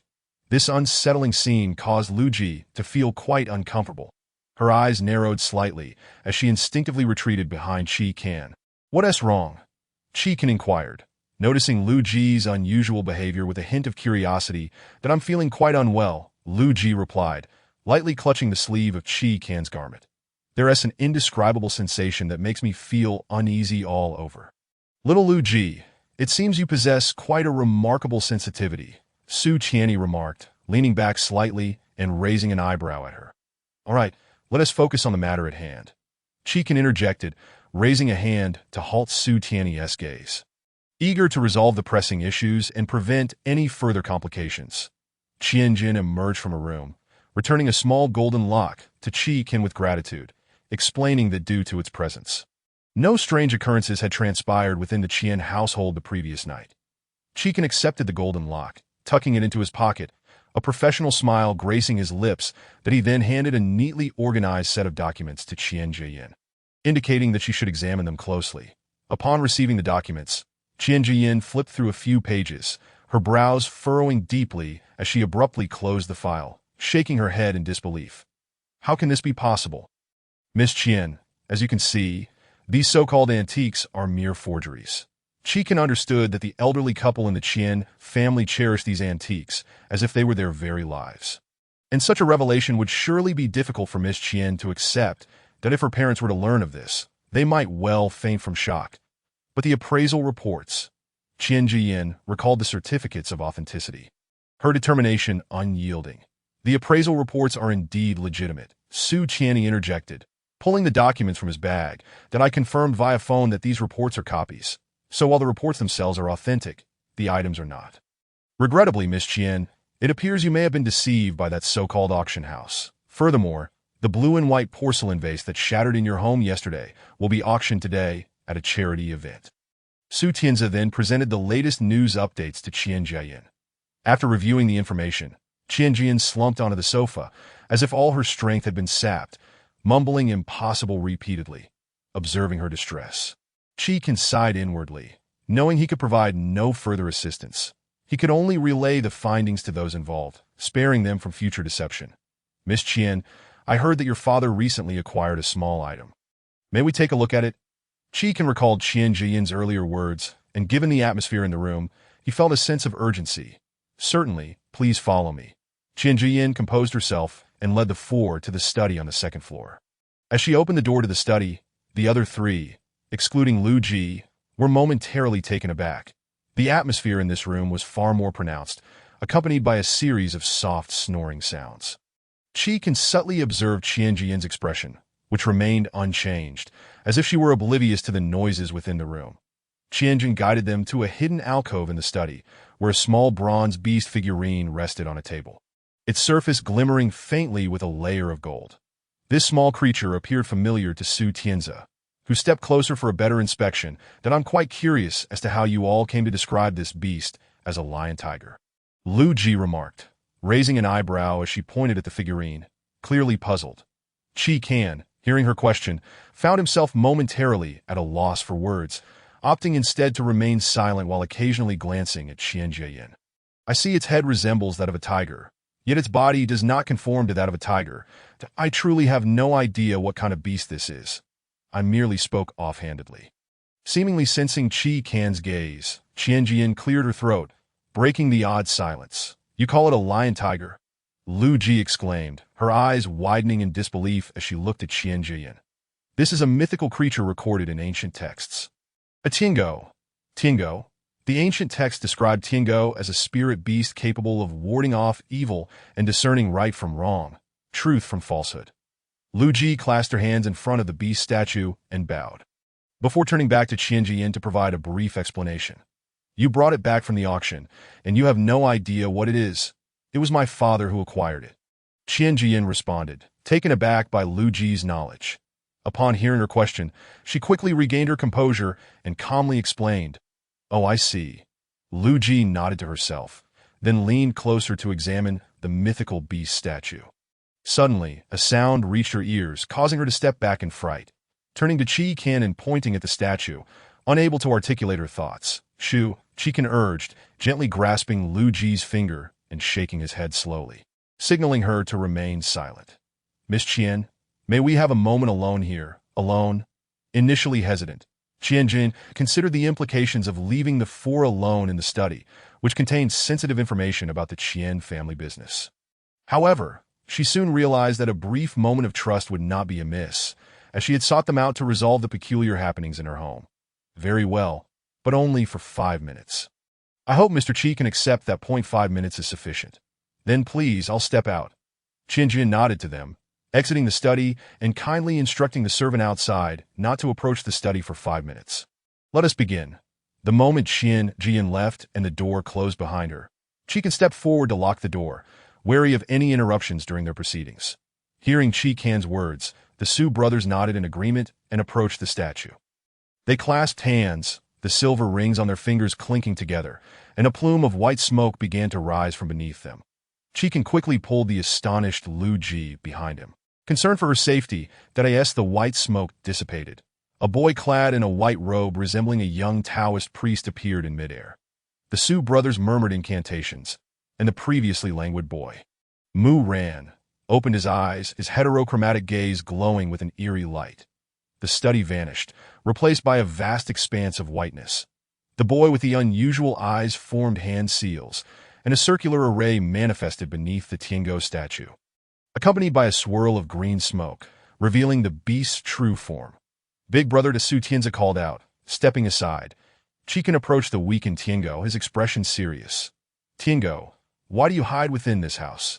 Qi Can sought to uncover more information, believing that understanding the situation was crucial to resolving the issue at hand, whether it related to the Tianguo or the increasingly potent malevolence outside. "You are the supernatural overseer of this world, are you not?"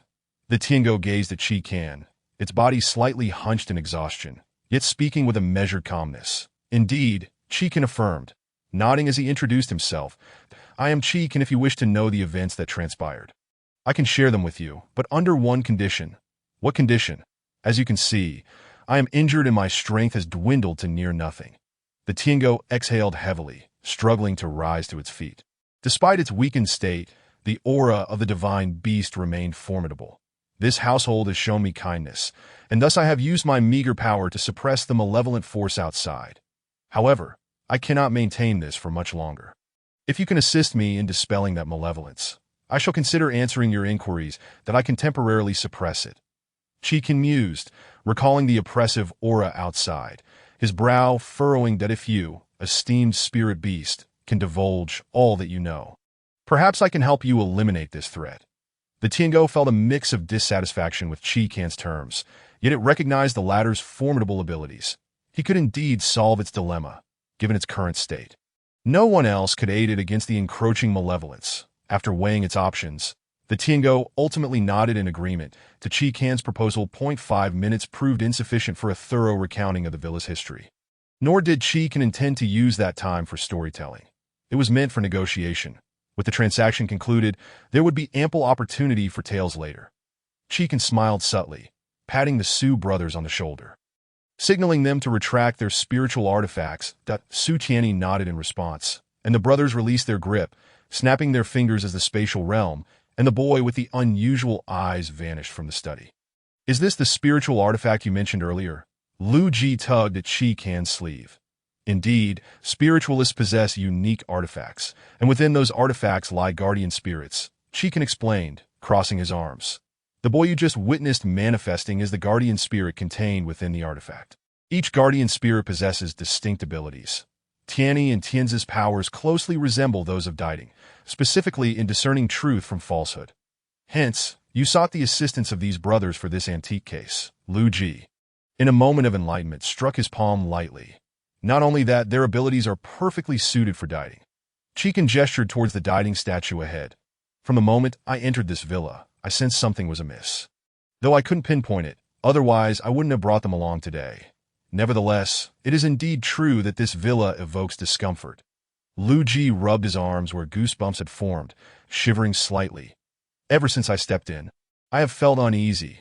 That is because you are too weak that I intended to bring you here for some practical experience. Yet aside from enlightening us about Diding, you have been of no assistance whatsoever.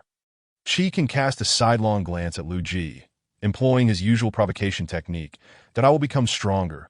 All right, I have been working very hard, but you must also consider the plight of a freshman juggling a full-course load. Lu Ji, predictably falling for the bait, jumped up in frustration.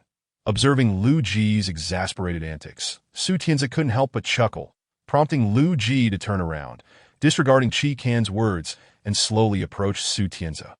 His voice dripping with menace. Brother Zeta, Su Tianzi was taken aback by Lu Ji's tone and immediately pivoted, taking a long stride to hide behind his elder brother, his movements fluid and devoid of hesitation. Leaving Lu Ji perplexed. Wait, it seems he hasn't done anything. He merely uttered 2 words. Why does he evade so expertly? He is not a monster. Lu Ji pursed his lips, suppressing his discontent, and after a prolonged stare at Su Tianzi, huffed softly and turned away. 5 minutes have passed. They will be coming in shortly, so cease your antics. Qi Can, with his keen ears, caught the sound of footsteps ascending the stairs, quickly unlocking the study door and putting a stop to the childish behavior of the 3 before him. As anticipated, no sooner had Qi Can spoken than a maid knocked on the door and entered. Qi Can glanced at the maid, who seemed oblivious to his gaze, walking straight into the study, bypassing the others, and began tidying up with the tools in her hands. Lu Ji observed the maid's odd behavior, a chill running down his spine, that we can discuss everything later. Seizing the opportunity, Qi Can discreetly tucked Diding into his pocket and exited the study. As if nothing had occurred to Mr. Qi. How did it go? Qian Jian, seated on the sofa, sprang to her feet upon seeing Qi Can and the others descend the stairs, that I gathered some preliminary insights. Qi Can instructed Lu Ji and the others to wait outside for him. Miss Qian, would you mind if I took the Diding statue home for further study? It's permissible, but you must return it before my father comes home. After a moment's hesitation, Qian Jian nodded in agreement. Understood. I will ensure the statue is returned in 2 days. Qi Can smiled, nodding politely. Thank you, Miss Qian. Qi Can secured the Diding statue, exchanged pleasantries, and left the house. The moment he stepped outside, he felt the previously oppressive malice dissipate. The dark aura that had surrounded the exterior vanished as well. Qi Can raised an eyebrow, chuckling softly as he settled back into his car and drove back to the office. Upon seeing Qi Can return to the vehicle, Su Tianni gazed at him with eager anticipation, but Qi Can didn't spare him a glance. Showing no surprise at the disappearance of the malice, that Su Tianni held his silence throughout the ride. But finally, unable to contain himself, he asked once the car had come to a halt at the office, "Boss, aren't you curious about how that resentment and dark energy vanished?" Su Tianni suddenly leaned forward from the back seat, startling Qi Can but surprising Lu Ji. "Do you really think I wouldn't be aware of everyone's spiritual powers?" Qi Can turned to regard him. "Did you teach him?" "Naturally. How about it? Isn't it impressive?" Su Tianni suddenly swelled with pride, eagerly anticipating Qi Can's praise. "Are you referring to me?" Lu Ji, after listening for a while, finally realized he was the subject of their conversation, raising his finger to point at himself. "Who else? Do you think we were talking about someone else?" Su Tianni turned to Lu Ji, perplexed, that said, "You truly are impressive. You grasped the concept so swiftly after just a brief instruction. Indeed, I thought we would have to wait for the boss to emerge. Su Tianzi, recalling Lu Ji's earlier display, was also exceedingly curious, having never witnessed a supernatural being with such talent, able to learn formations with mere gestures that I have no idea. Lu Ji scratched the back of his head. In that moment, I felt a surge of power, and by the time I regained my senses, you were already praising me for my prowess, that I asked this what a gifted supernatural being is like. I am starting to feel envious that Su Tianzi pouted, his jealousy palpable towards the talented youth before him. Enough chatter. Chikan raised his hand and lightly tapped Su Tianzi's head, urging the two brothers to hurry and exit the vehicle. Pack up their belongings and head home. The Su brothers entered the office, quickly tidying up, shouldering their bags, turning off the lights, and locking the door without greeting Chikan, making a beeline for home. Ridiculous. Work hours are over. As the saying goes, a lack of enthusiasm at closing time indicates a problematic mindset. Everything can wait until tomorrow. Chikan watched the brothers' retreating figures, shaking his head in resignation as he started the car and drove home. After a considerable time, Lu Ji finally realized they were not heading toward the school, straightening his back. This isn't the way back to school that'll help you request leave from your advisor for the next few days. We'll resolve the Qian family matter first and then return.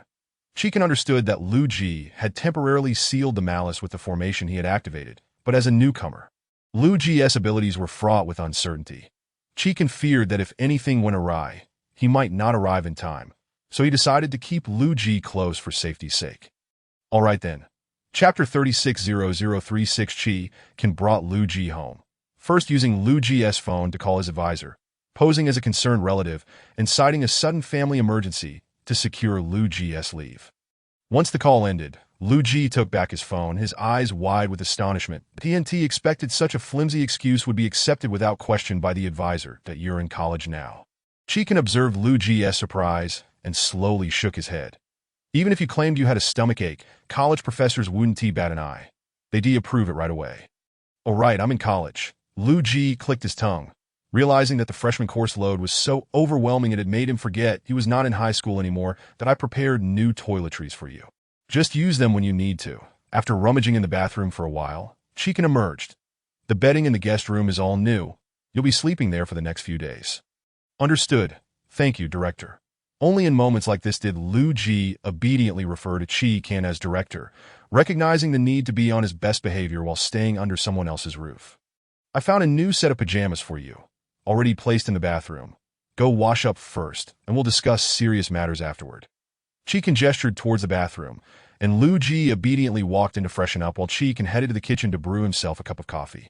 Holding a cup of coffee, Chikan settled on the sofa, sipping while examining the Daiding statue he had brought back from the Qian residence, scrutinizing it from various angles without detecting anything unusual. Unsure how the statue had sustained damage. Lost in thought, the bathroom door swung open, and Lu Ji emerged, towel in hand, drying his hair.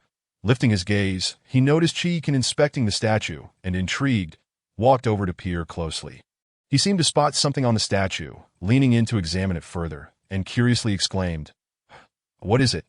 Chikan observed Lu Ji's expression, subtly stepping back to allow him a clearer view.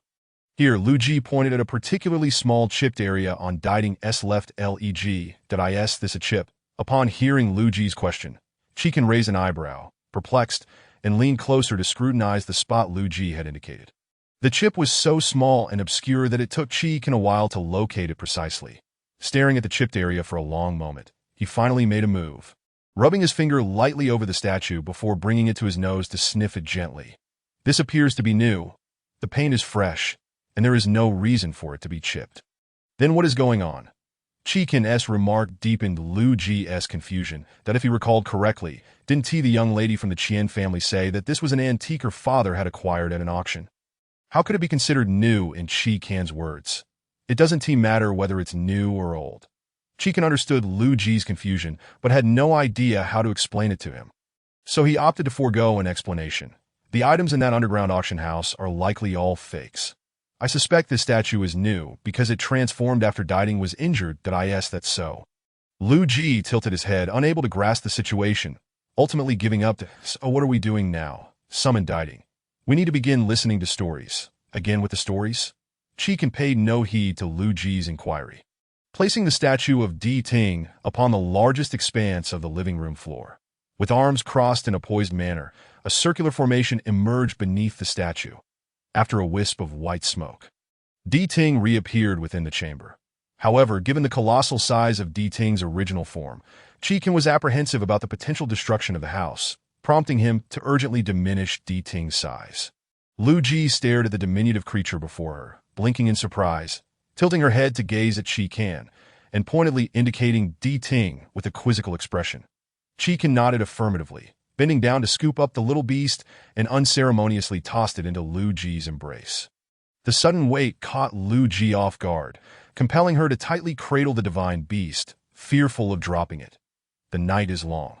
Might you share your story with us?" Qi inquired, settling onto the sofa, leaning back and enveloping his arms around himself as he fixated on the small creature in Lu Ji's arms. "Must you be so aloof?" Lu Ji retorted, pouting slightly as she gently placed the little beast atop the coffee table before the sofa and settled beside Qi, relaxing her entire being. "Dio, take it easy. You can tell us the tale of that family. Perhaps we might offer them assistance."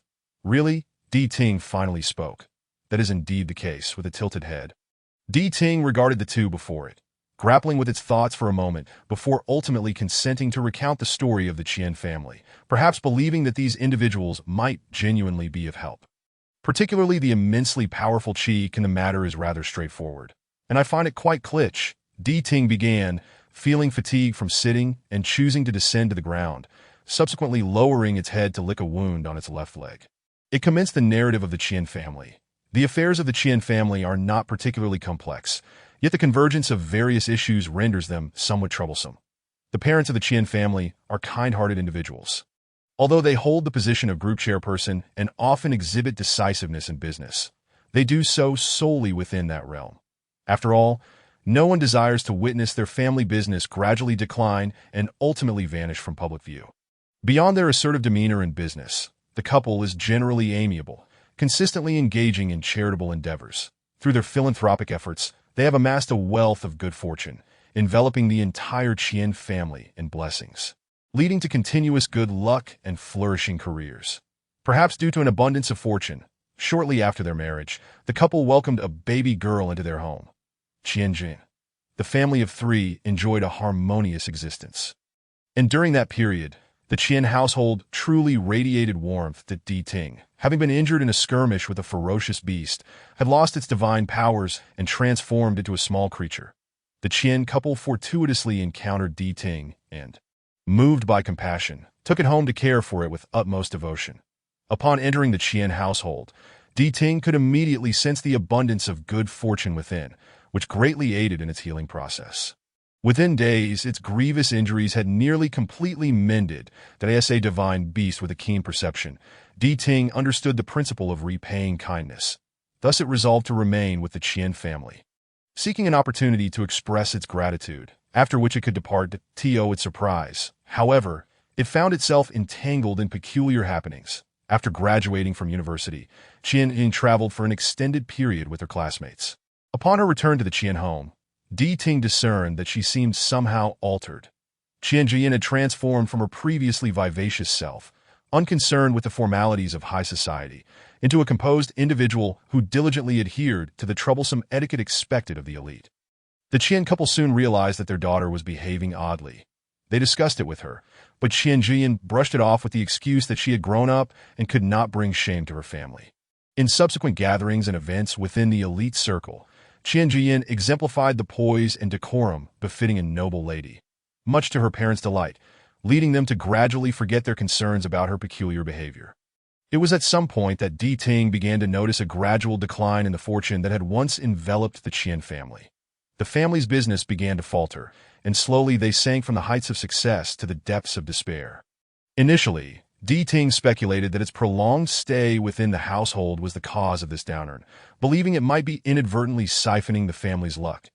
Just as it contemplated departing, it stumbled upon a secret concerning Qianjian. On that fateful night, while Di Ting was preoccupied with the notion that it might be responsible for the Qian family's misfortune, it heard a peculiar sound. Due to its prior injury, its divine powers had been suppressed. Leaving it unaware of the unfolding events, with a curious tilt of its head, Di Ting listened intently for a moment before making its way toward the source of the sound. The noise emanated from the courtyard outside, and as it followed the sound, Di Ting concealed itself in the shadows, peering out to see a familiar figure, Qian Jiyan. Intrigued by her actions but hesitant to approach, Di Ting crouched among the grass. Keenly observing her movements from a distance, it appeared that Qian Jiyan was burying something in the center of the courtyard, wielding a small shovel to toil in the earth for some time. Just as Di Ting was beginning to feel the strain in its legs from squatting, Qian Jiyan finally stood up. She appeared flustered, glancing around to ensure no one was watching before hastily departing the courtyard. After Qian Jiyan left, Di Ting lingered for a while, confirming that she would not return before cautiously emerging from the grass to investigate her previous location, gently sniffing the ground. The odor emanating from that spot was unsettling to Di Ting.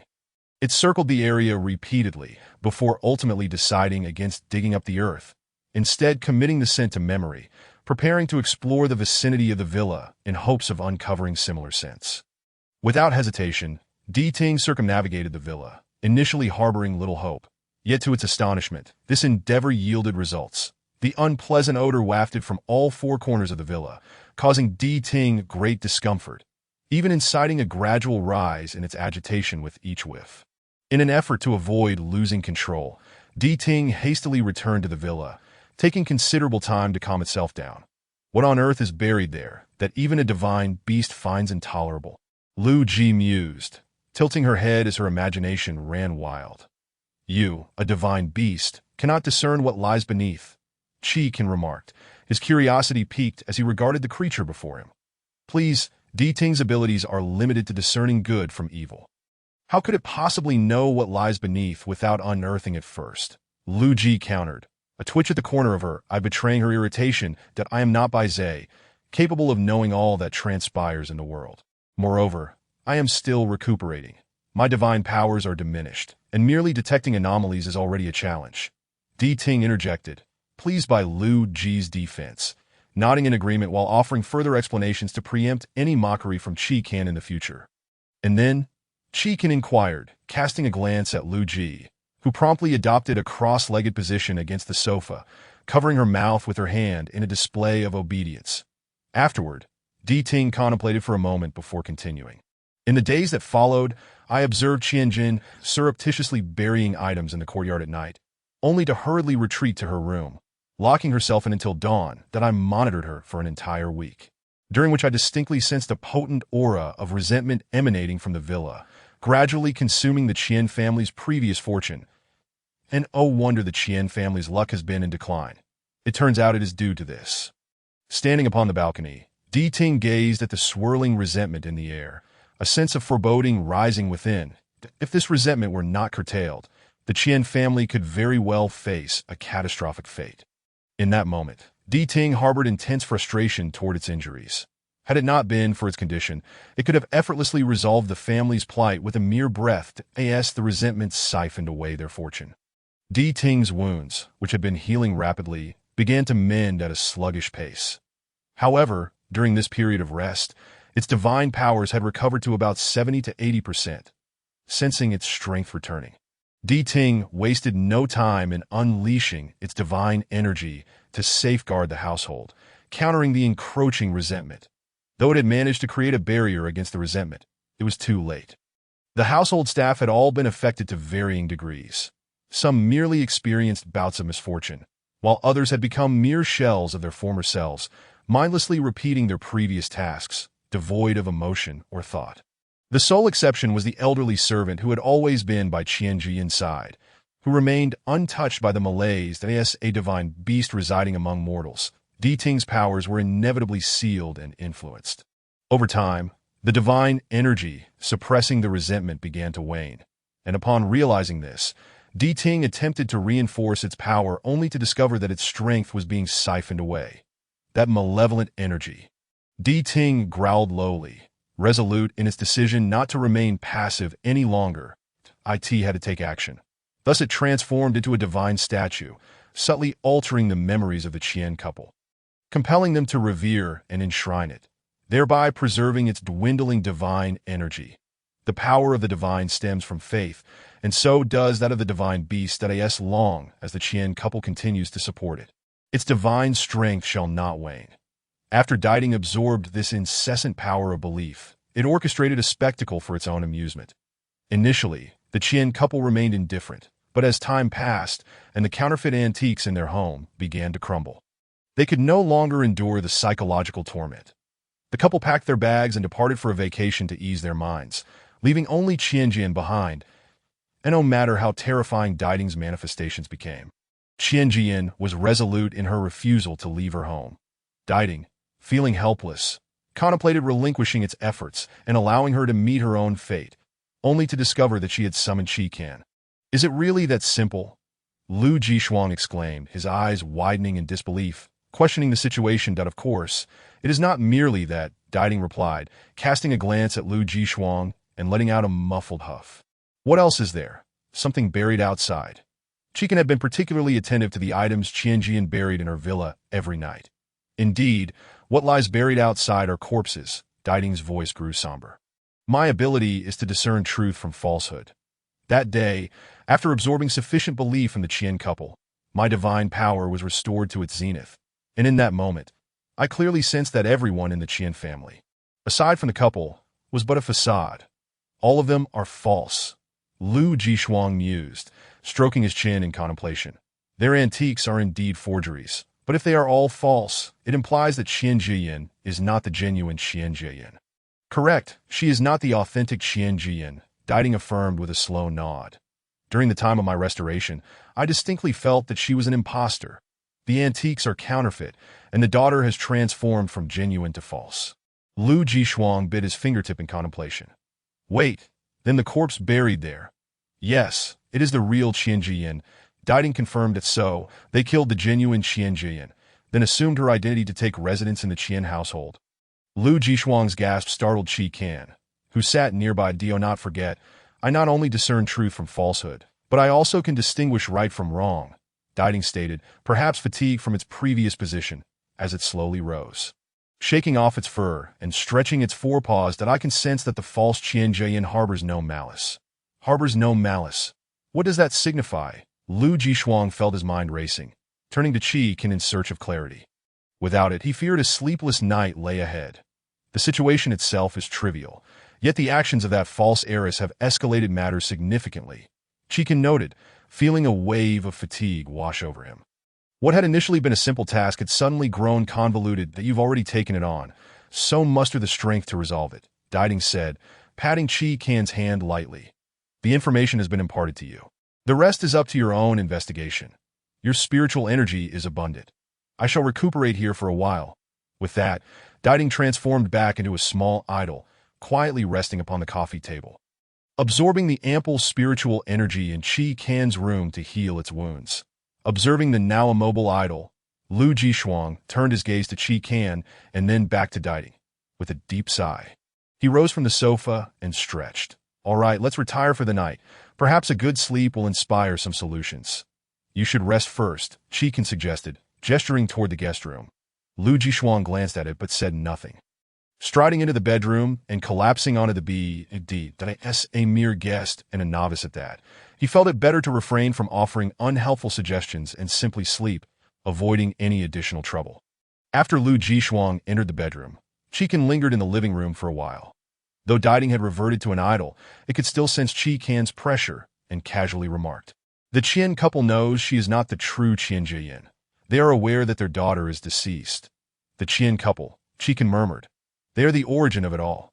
Young man, I sense your strength. But sometimes one need not complicate matters. The more intricate the situation, the easier it is to fall into a dead end."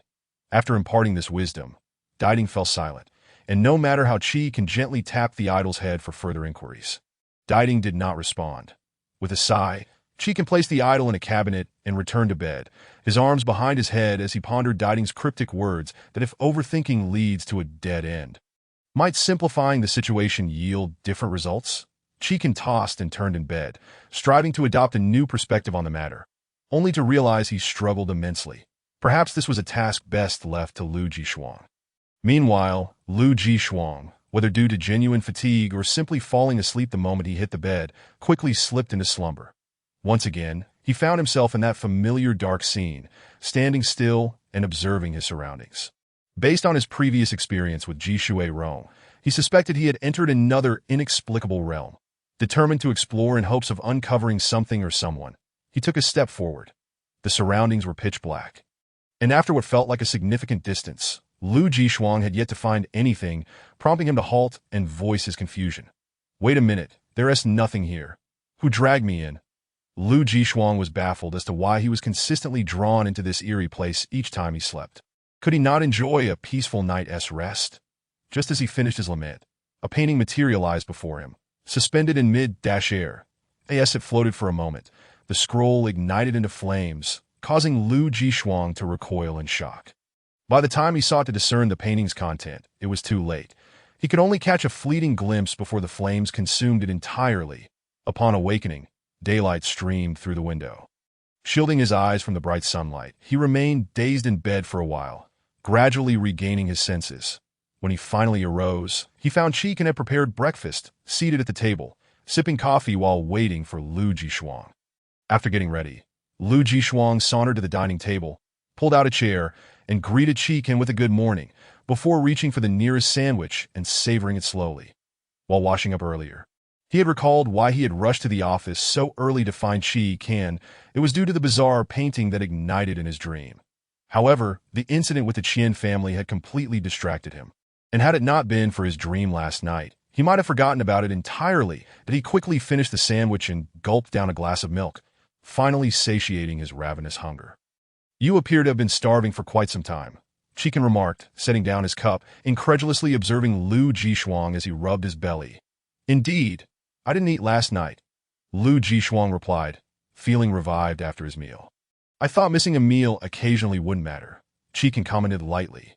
"Naturally, it does not, but I'm still a growing young man, and I cannot neglect my stomach," Lu Jishuang stated earnestly, eliciting a chuckle from Chikin. "You're still growing? Of course, I am." I refuse to entertain any rebuttals. Lu Jishuang promptly covered his ears, adopting a childish demeanor. All right. Our young Lu Jishuang still has room for growth," Chikin replied, half-heartedly nodding as he finished breakfast. "Do you have any plans for today?" Lu Jishuang inquired after Chikin had completed his meal and began clearing the dishes. "Not at the moment." "Why do you ask?" Chikin pondered, momentarily at a loss for plans. "I have a question I would like to consult you about," Lu Jishuang said, eagerly taking a seat across from Chikin. "Go ahead." Noticing Lu Jishuang's eager expression, Chikin set aside his work, nodding slightly in encouragement for him to proceed. Lu Jishuang recounted the dreams he had experienced over the past few days in detail. After hearing his questions, Chikin raised an eyebrow. He was somewhat aware of the reasons behind Lu Jishuang's situation, but felt it inappropriate to divulge just yet, especially with the Qian family's commission taking precedence. The secrets of heaven cannot be revealed. Lu Jishuang rolled his eyes at this vague response, feeling it was no more informative than simply stating he did not know. Chikin noticed Lu Jishuang's expression of mild exasperation, but chose to remain silent, merely chuckling to himself. "Let us set this matter aside for now. Once we address the Qian family's commission, I will explain everything to you," Chikin assured Lu Jishuang, recognizing that if he did not say something soon, Lu Jishuang would continue to stare at him expectantly. "You better remember, when the time comes, don't use that the secrets of heaven cannot be revealed excuse. I will give you a punch," Lu Jishuang threatened, shaking his fist in front of Chikin, attempting to appear formidable. All right, observing the incessantly swinging fist. Chikin displayed a visage of palpable fear, nodding repeatedly. "That's so. What is your perspective on the affairs of the Qian family? How do you see it?" Lu Ji had not anticipated that Chikin would pose such a question. Instinctively, he almost replied with a casual remark, but fortunately his mind reacted swiftly, preventing those 3 words from escaping his lips. That it seems Di Ting mentioned yesterday that the elderly couple from the Qian family is aware that their daughter, Miss Qian, is not their biological child. Perhaps we should inquire with Captain Shang. As the head of the criminal investigation team, he ought to possess a unique perspective. Wouldn't you agree? Shang Jingwei? Chikin reflected on the previous actions of that individual, deeming him relatively reliable, and thus nodded in agreement. Recently, there had been no major cases assigned. The minor incidents had been delegated to other teams within the precinct, since the resolution of the Ji Shui Rong case. The criminal investigation team had effectively taken a nominal break. Chiyu rested his head on one hand, nonchalantly flipping through the newly arrived case files. The documents contained nothing but mundane, trivial matters. With a slight grimace, he closed the file in disinterest and laid his head on the desk with a sigh. Perhaps the volume of his lamentations startled a nearby colleague, who, awakening from a daydream, glanced around with bleary eyes before finally fixing his gaze on the source of the disturbance and delivering a sharp reprimand. "Hey you, can't you behave a bit more quietly? Yelling like that. Do you want everyone to know how idle we are?" The young man adjusted his bangs and continued to voice his complaints. "Go. It's not intentional, but we truly are quite idle at the moment." Chiyu did not wish to counter the sentiments expressed by the individual referred to as Ngu, for the truth was that their criminal investigation team was indeed rather unoccupied. If you find yourselves so idle, why not assist the other teams in resolving their cases? Shang Jinghui, swiveling in his office chair, listened to the banter between his team members while lightly tapping the table. Upon his utterance, the other two immediately fell silent. What a joke. Rather than risk being teased by members of another team, they would prefer to linger in their own group, gradually transforming into mere slackers. So idle, indeed. An unexpected voice disrupted the silence in the office. The familiar tone startled Shang Jinghui, who rose from his chair and approached the newcomer. "What brings you here? Do you require assistance?" The sudden appearance of a director from a firm specializing in peculiar cases within the precinct suggested there must be matters beyond their capabilities that required police intervention. "There is a matter for which I seek your help." Qi tilted his head to glance at Lu Ji, who intuitively retrieved documents from his backpack and handed them to Shang Jinghui. Is it truly so simple as to merely check on a person? Does this necessitate the involvement of our criminal investigation team? Shang Jinghui questioned incredulously, perusing the materials in his hands. What he initially presumed to be a straightforward inquiry turned out to be far more complex than anticipated. He lightly tapped the photograph within the documents, his expression one of disbelief, as if questioning the authenticity of the image. "Indeed, I assure you, it is no deception." Qi nodded affirmatively. "Very well, I shall attempt to investigate." Shang Jinghui felt a twinge of uncertainty, unsure if he could uncover more useful information than what was already presented, but he resolved to do his utmost. "Chiyu, please look into this." "Certainly." It was a rare opportunity to engage in work. Albeit simple, but at least it spared them from assisting other teams or languishing idly. Chiyu cheerfully opened the documents, focusing intently on the photograph and name, ready to input them into the computer for further investigation when he suddenly paused, peering closely at the image before raising it in confusion. "Are you all searching for her? Miss Qian?" "Yes. Why do you ask?" Shang Jinghui inquired, somewhat perplexed that I don't know her personally. Chiyu quickly clarified, setting the photograph down, that he then extracted another document from the pile that had just arrived, comparing it before handing it to Shang Jinghui. However, one of the files received earlier pertains to this young woman. It concerns a missing person report filed by her parents. A report has been filed. Upon hearing Chiyu's statement, Shang Jinghui immediately perused the documents in his possession, scanning them thoroughly before passing them to Qi. As Qi reached out to take the documents, Lu Ji, quicker on the draw, snatched them first and began to read with great concentration. Qi observed the earnestness of the individual before him with amusement, opting not to interrupt, patiently awaiting Lu Ji to finish before gently inquiring, "What have you discerned?" "Indeed, there is something to note." Lu Ji, akin to a student called upon to answer a question, nodded vigorously. "The couple has reported their daughter missing 3 times. The first report was made 6 months ago, the second 2 months ago, and the third just a week ago. Anything else?" Additionally, after the reports were filed, the police conducted investigations and later discovered that Qian Jiayan was residing comfortably at home. The officers suspected that the couple might be experiencing some form of mental disturbance, advising them to care for their elderly parents. Thus, the subsequent 2 reports were dismissed by the police. Lu Ji tapped his chin thoughtfully, tilting his head as he pondered, only to suddenly realize, "Please refrain from questioning like a teacher. You've just completed your statement and only then remembered such matters? Wouldn't that be a bit late?" Qi closed the file and returned it to Shang Jinghui. "It appears we must trouble Captain Shang once more. To my utmost willingness." Shang Jinghui stretched his neck and remained unconcerned. "Xiao Qi, you've done well this time. One ought to consider the source. Our team S. Xiao Qi possesses an exceptional memory." The young man previously addressed as Ngu proudly patted Chiyu on the shoulder. Chiyu, feeling a bit bashful, scratched the back of his head and quickly downplayed his abilities, attributing it to mere luck that he then hastily sat at his workstation, lowering his head. Once the noise subsided around him, he discreetly raised his head, surveying the emptiness of the office before finally exhaling, returning to his tasks. Chapter 40. Upon learning of the missing person report, Qi Kan and the others promptly made their way to the Qian family's villa. If the Qian couple had, not long ago, been reporting their daughter as missing, then Di Ting's earlier assertion that they were convinced Qian Jian was indeed their daughter raised considerable doubts. However, as a divine beast, Di Ting, along with its inherent abilities, should not exhibit discrepancies. Even without divine power, something felt amiss. The capabilities of divine beasts are immune to external influences, and the couple S3 reports following Qian Jian's return from her travels did not seem fabricated. So where had the error occurred, or was it possible that neither side was at fault? The intertwining of truth and illusion complicated the situation, leaving Qi Kan in a state of vexation. Di Ting had always remarked that he had a tendency to overcomplicate simple matters. Yet this complexity seemed to stem from the events themselves. What troubles you so? Lu Ji inquired softly, noting the tumultuous expressions on Qi Kan's face as he slowed his pace to walk alongside him.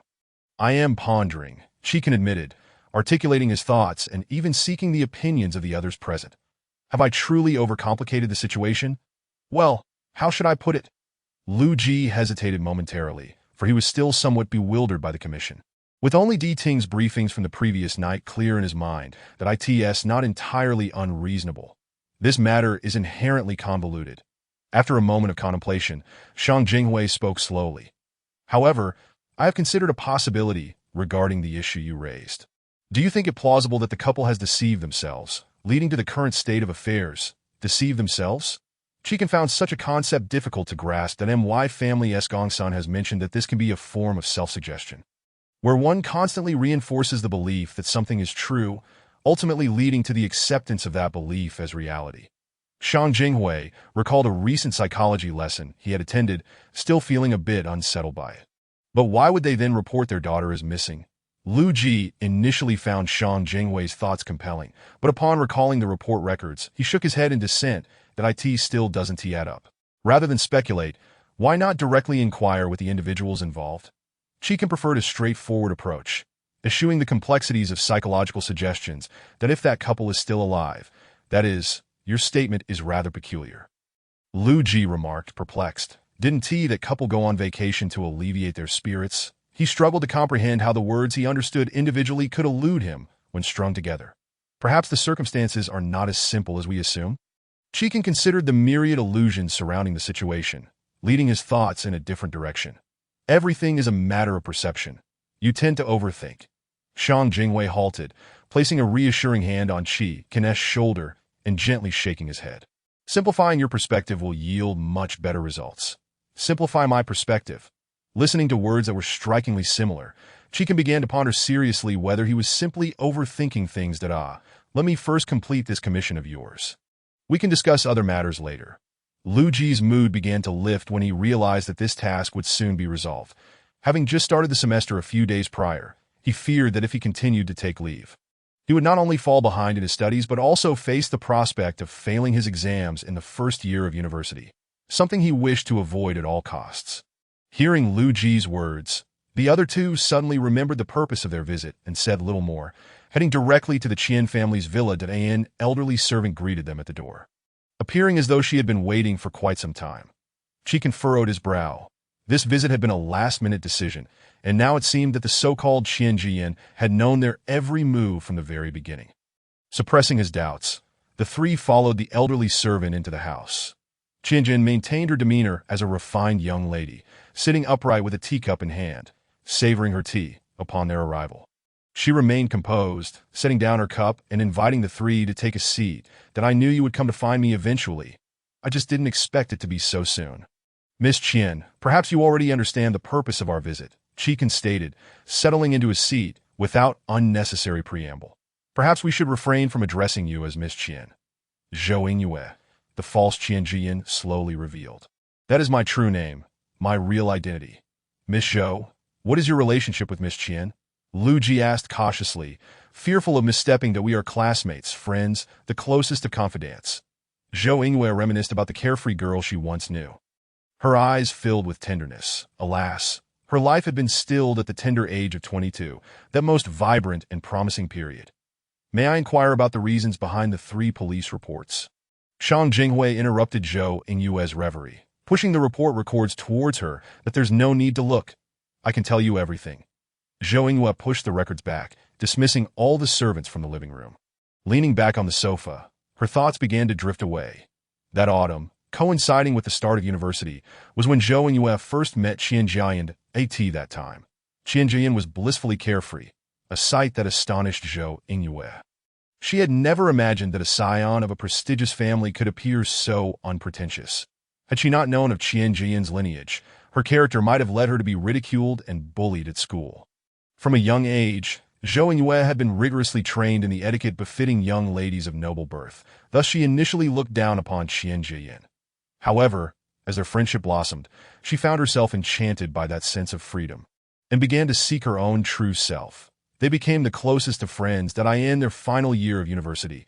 Qian Jian seemed to undergo a drastic transformation, becoming haggard and increasingly anxious, startled by the slightest noise.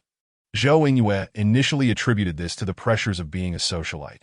Despite her rebellious nature, her parents would never relinquish any opportunity for advantageous marriages or social gatherings, forcing her into a whirlwind of introductions to various suitors, a situation that was stifling and challenging for the free-spirited Qian Jiayan. Thinking that a change of scenery might alleviate the stress, Zhou Yingyue proposed a trip to celebrate their graduation, a farewell to their student days. Qian Jiayan agreed, and Zhou Yingyue believed that after this journey, Qian Jian would return to her former self. Alas, she was gravely mistaken.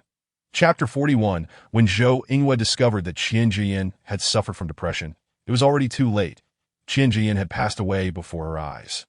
She had always thought that Qian Jian's recent behavior was merely the result of overwhelming pressure, believing that with some rest and distance from familial obligations, she would return to her former self.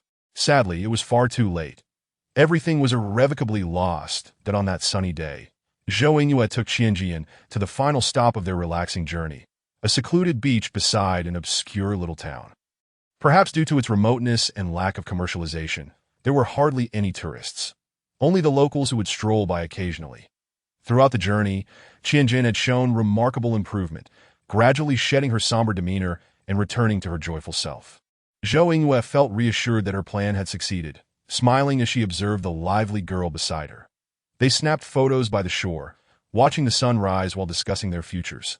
However, in the brief moment Zhou Yingyue spent buying a bottle of water from a nearby shop, Qian Jian vanished from the beach. In that instant, Zhou Yingyue's heart raced, and she frantically searched the shoreline for any sign of Qian Jiayan. Her calls went unanswered, and her phone was dead. Inquiring with the local residents yielded no results. And as she gazed out at the vast ocean, a sense of foreboding crept into her heart. The waves crashed relentlessly against the shore, while professional rescuers scoured the waters nearby.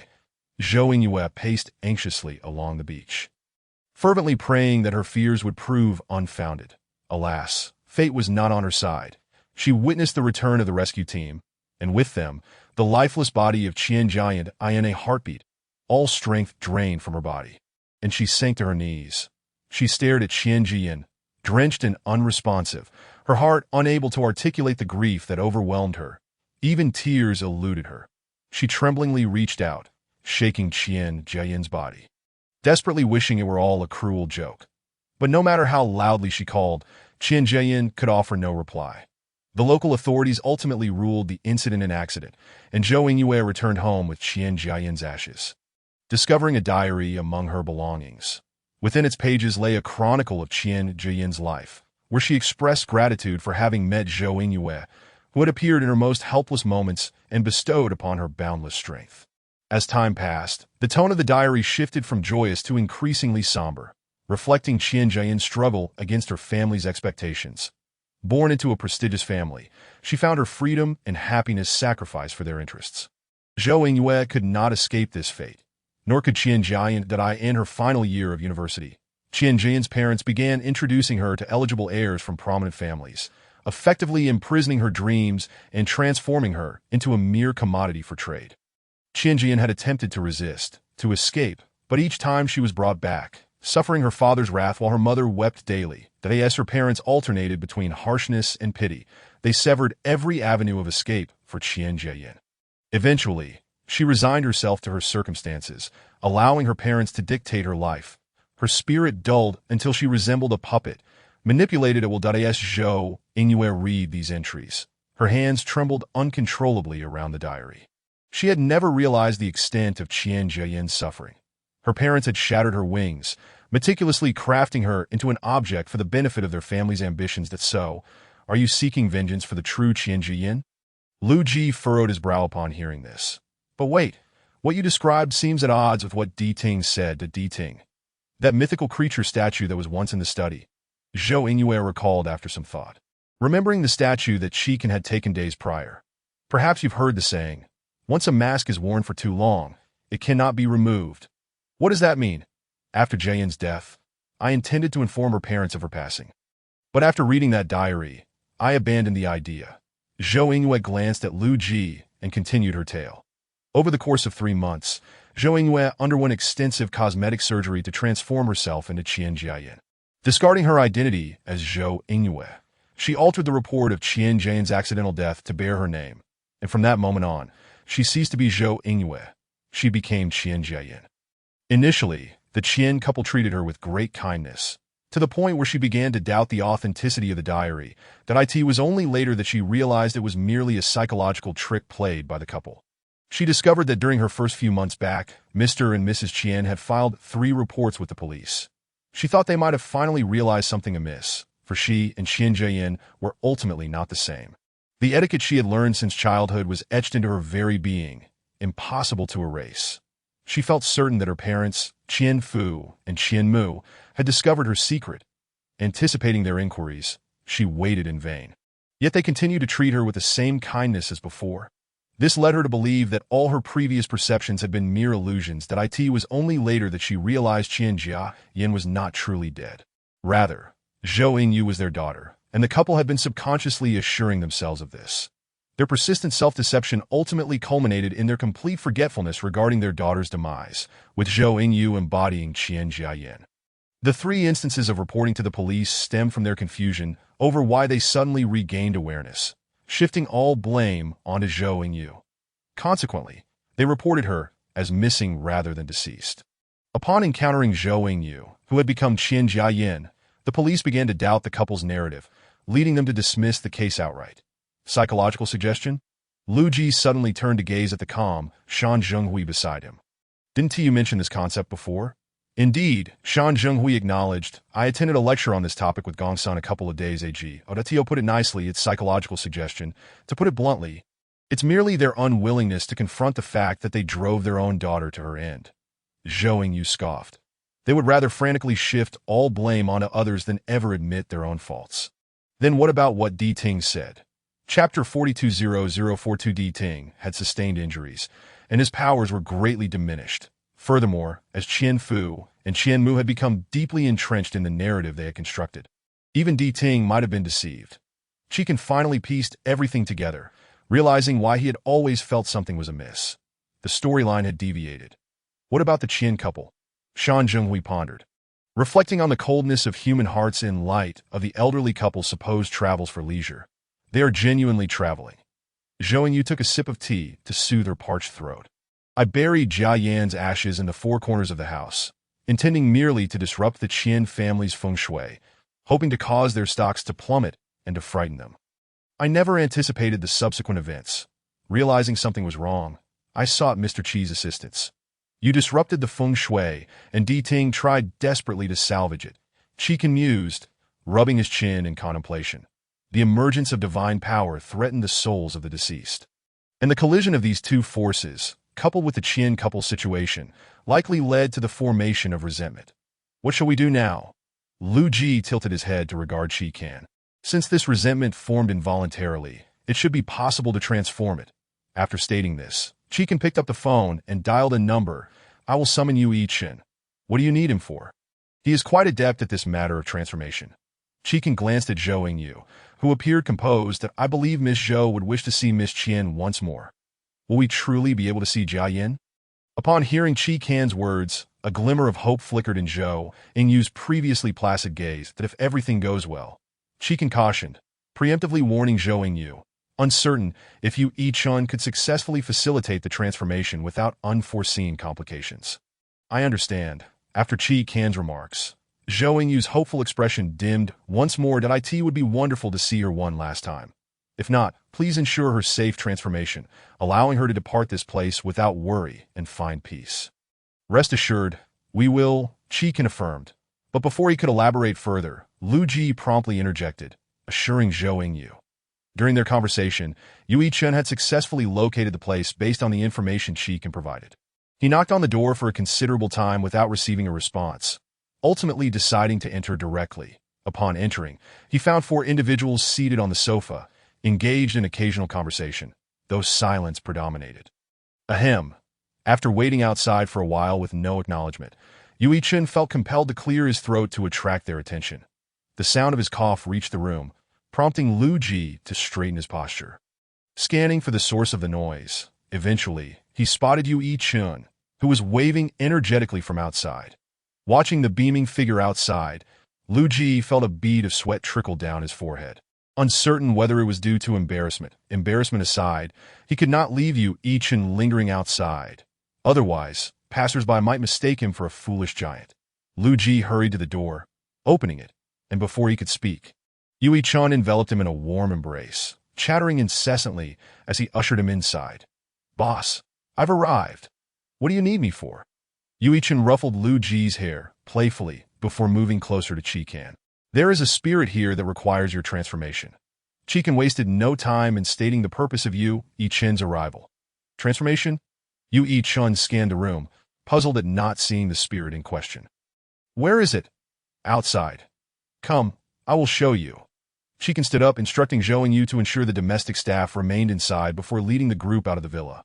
Once outside, Yu Yichun glanced around, still perceiving nothing unusual. Just as he was about to inquire further, he noticed Qi Can conversing quietly with Lu Ji. Lu Ji nodded as if understanding, then closed his eyes, forming hand seals as he muttered incantations. Soon, a shroud of darkness enveloped the perimeter of the villa, while Yu Yichun looked up to see the encroaching malevolence surrounding the villa, shivering involuntarily. Qi Can instinctively wrapped his arms around Lu Ji to prevent him from collapsing. Lu Ji shook his head to regain composure, eventually steadying himself and patting Qi Can's arm to signal he was fine. Only after Qi Can confirmed Lu Ji's well-being did he release his hold. "Old Yu, it's all up to you now. Seriously, boss, why didn't you mention this malevolence was so intense?" Yu Yichun observed the ever-expanding darkness, feeling his temples throb. "That I'll give it a try." From his pocket, Yu Yichun retrieved an ancient coin strung on a red cord, placing his fingers together at his lips, closing his eyes as he recited an incantation. The dark energy enveloping the villa began to recede, gradually replaced by a radiant white light. The individuals outside were enveloped in this luminescence, revealing a girl standing within the glow. "Jia Yin." Zhou Yingyu gasped, her eyes widening in disbelief as she recognized the girl. "Long time no see, Yingyu." The girl smiled warmly, waving at Zhou Yingyu. "Thank you for helping me so much to is it really you, Jia Yin?" Zhou Yingyu hesitated, wanting to approach but was halted by Qian Jia Yin, who wished to spare her friend from witnessing her ghostly visage. "Don't come closer. I'm about to leave." Qian Jia Yin shook her head gently. "Before I go, I must express my gratitude. Perhaps had I shared everything with you earlier, we might not have ended up like this. Indeed, perhaps we could have fulfilled our dreams long ago." Zhou Yingyu sniffled, striving to maintain a smile. "You re so foolish, but I forgive you. In the next life, please take care of yourself." "Yingyu, thank you." As Qian Jia Yin's form began to dissipate, she struggled to find the right words, merely managing a faint smile for Zhou Yingyu. The transformation was successful.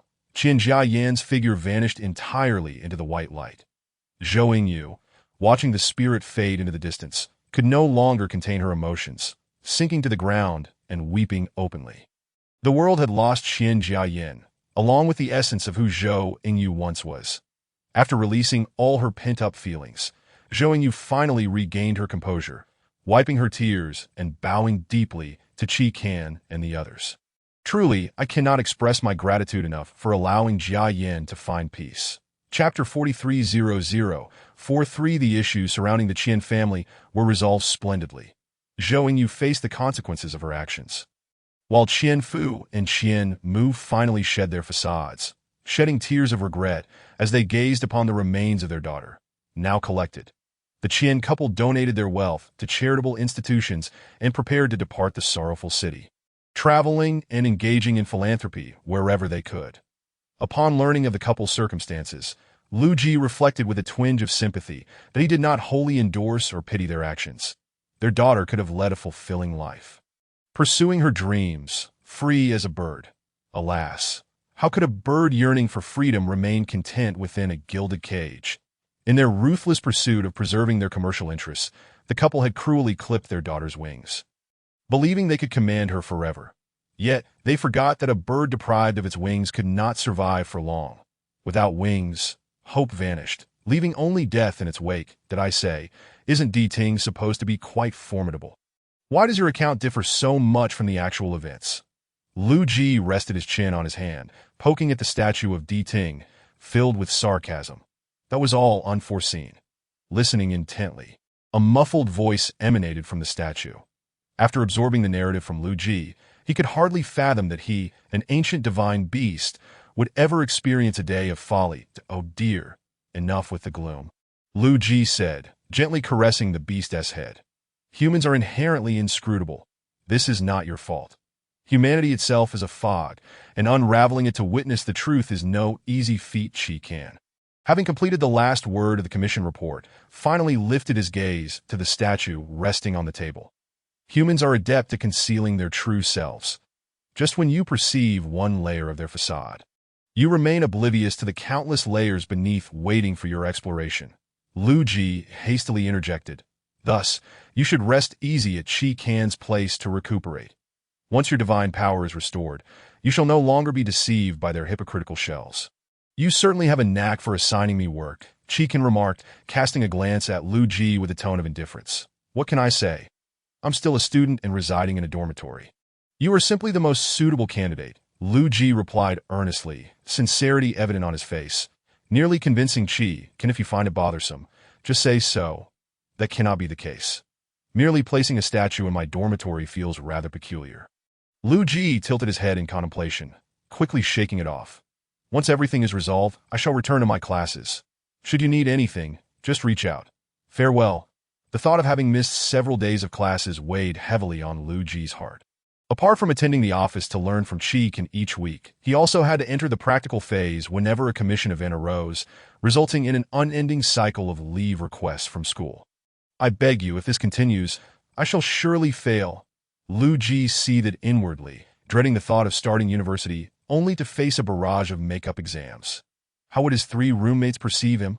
He kicked a small stone by the roadside, took a few deep breaths to calm himself, and was just about to pull out his phone to hail a cab back to school when Qi Kan parked in front of him, rolling down the window and beckoning Lu Ji to get in. Lu Ji glanced at the app on his phone, which showed no incoming orders, and without hesitation, canceled it before slipping into Qi Kan's car. Observing Lu Ji's small gesture, Qi Kan chuckled softly, remarking on Lu Ji's childlike mentality. Though the words were barely audible, Lu Ji caught them and turned to him with a frown, muttering under his breath. A man remains a boy until death. All right, forever a boy. After dropping Lu Ji back at school, Qi Kan advised him not to exert himself too much in practice and to prioritize his studies for the time being. Upon hearing this, Lu Ji's eyes widened in disbelief. He never expected Qi Kan to be so considerate, nearly moved to call him dad, clearing his throat to suppress his excitement and stifled laughter. He nodded and waved at Qi Kan before turning to enter the campus without a trace of reluctance. Once he walked a bit further away and the black car was out of sight, Lu Ji finally clenched his fists in celebration. With a buoyant stride, Lu Ji entered the dormitory, where the other 3 roommates immediately surrounded him, bombarding him with questions. Listening to their overlapping inquiries, Lu Ji suddenly remembered the reason Qi Kan had provided to the counselor for his absence, and his previously joyous mood soured slightly that he gestured for the 3 to sit on the benches, then quickly formulated a vague response to deflect the matter. Kehua, Shua, and the others exchanged glances. Relieved to see Lu Ji was unharmed, and resumed their own activities. Lu Ji let out a discreet sigh, returning to his desk and glancing at the books laid out before him. Boss, what have we covered in class these past few days? Though it was university, the major of financial management was no easy feat, and to avoid failing, he needed to catch up on the missed lessons that You must be mistaken. I'm not the right person to ask. Kehua, Shua replied, flipping through his own textbook, revealing several blank pages, looking somewhat troubled that do you not know our boss. Even cramming at the last minute can yield high scores. Jichin Yu tossed his textbook and notes to Lu Ji. Next time, just ask me or Jin Yu. Our boss's learning capability is beyond reproach. He simply dislikes writing. Thanks, bro. Lu Ji accepted the books with gratitude and began self-studying the lessons he had missed. The dormitory sinking into a hushed silence to be by the time Lu Ji finished his notes and absorbed the knowledge from the past 2 days. Night had fallen, and he closed his books, set down his pen, stretched his arms overhead with a hearty yawn, and checked the time, and no wonder he felt hungry. It was almost 7 o'clock. Hey guys, aren't you hungry? Shall we go for a meal? Lu Ji stood up and returned the books to Jichin Yu, casually inquiring that don't say it. I've been starving. Dong Jinyu immediately stood up upon hearing the mention of food. You all were so quiet and still, I didn't dare ask and held it in for so long. If you're hungry, why not just say so? What is the point of suffering in silence? Kehua replied, closing his laptop and rubbing his sore neck in retort, that I thought you were all busy and didn't want to interrupt. Dong Jinyu chuckled. All right, let's eat. Kehua was half pushed, half led out of the dormitory by Dong Jinyu, while Lu Ji and Jichin Yu quickly followed suit. They locked the dormitory door and headed to the cafeteria for a hearty meal. After satisfying their appetites, the four ventured into the school's supermarket for some shopping before returning to the dormitory, filled with lively chatter. After washing up and preparing for bed, it was nearly midnight. As Lu Ji lay back on his comfortable, spacious bed, he felt joy at the prospect of a long stretch of carefree days ahead. However, he soon succumbed to slumber, eagerly anticipating the promise of another beautiful day. Chapter 44. Time had passed since the matter concerning the Qian family's commission, and Lu Ji had not participated in any major commission events at the office. Throughout the semester, aside from attending the office on weekends to learn and assist with various tasks, he occasionally took on minor commissions, both to sharpen his adaptability and to assess his progress in harnessing his spiritual powers. Fortunately, his lack of involvement in significant cases meant he had not failed any courses that semester. Upon reviewing his grades, Lu Ji felt a weight lift from his heart, exhaling deeply with immense relief. Diving into his comfortable, spacious bed, he engaged in playful banter with his 3 roommates in their group chat. Eagerly anticipating the upcoming holiday, convinced it would be the most enjoyable break of his life. If only it weren't for that fateful phone call. While experimenting in the kitchen to decide what to cook for the day, Lu Ji received a call from Qi Kan without a second thought. He answered, but the moment Qi Kan's voice reached his ears, his smile vanished instantly. In a way, I've just started my break. Lu Ji glanced at the caller ID, muttering a curse at himself before pressing the phone back to his ear to catch Qi Kan's words that I know you're on break, which is precisely why I'm calling you to join us in handling a matter. Qi Kan seemed to be outside. The background noise was rather chaotic that you'll eventually need to come with us, so why not seize this opportunity during your break to gain some experience? Otherwise, it will be challenging to address these significant cases once school resumes. Significant cases? Lu Ji's interest peaked at the mention. Why don't you elaborate, boss? Qi Kan briefly outlined the commission event, but due to its brevity, Lu Ji took a moment to grasp the details. Shang Jinghui had received a peculiar report from a group of budget travelers. According to their account, while exploring an unfamiliar mountain, they stumbled upon a house halfway up the slope. In the desolate mountains, they initially presumed it to be an abandoned residence. However, as they approached the house, a figure resembling a servant emerged from within. Given that it was getting dark and their supplies were running low, they knocked on the door, believing the house was inhabited, and on the night they were granted permission to stay. Strange occurrences unfolded, prompting them to flee in fear.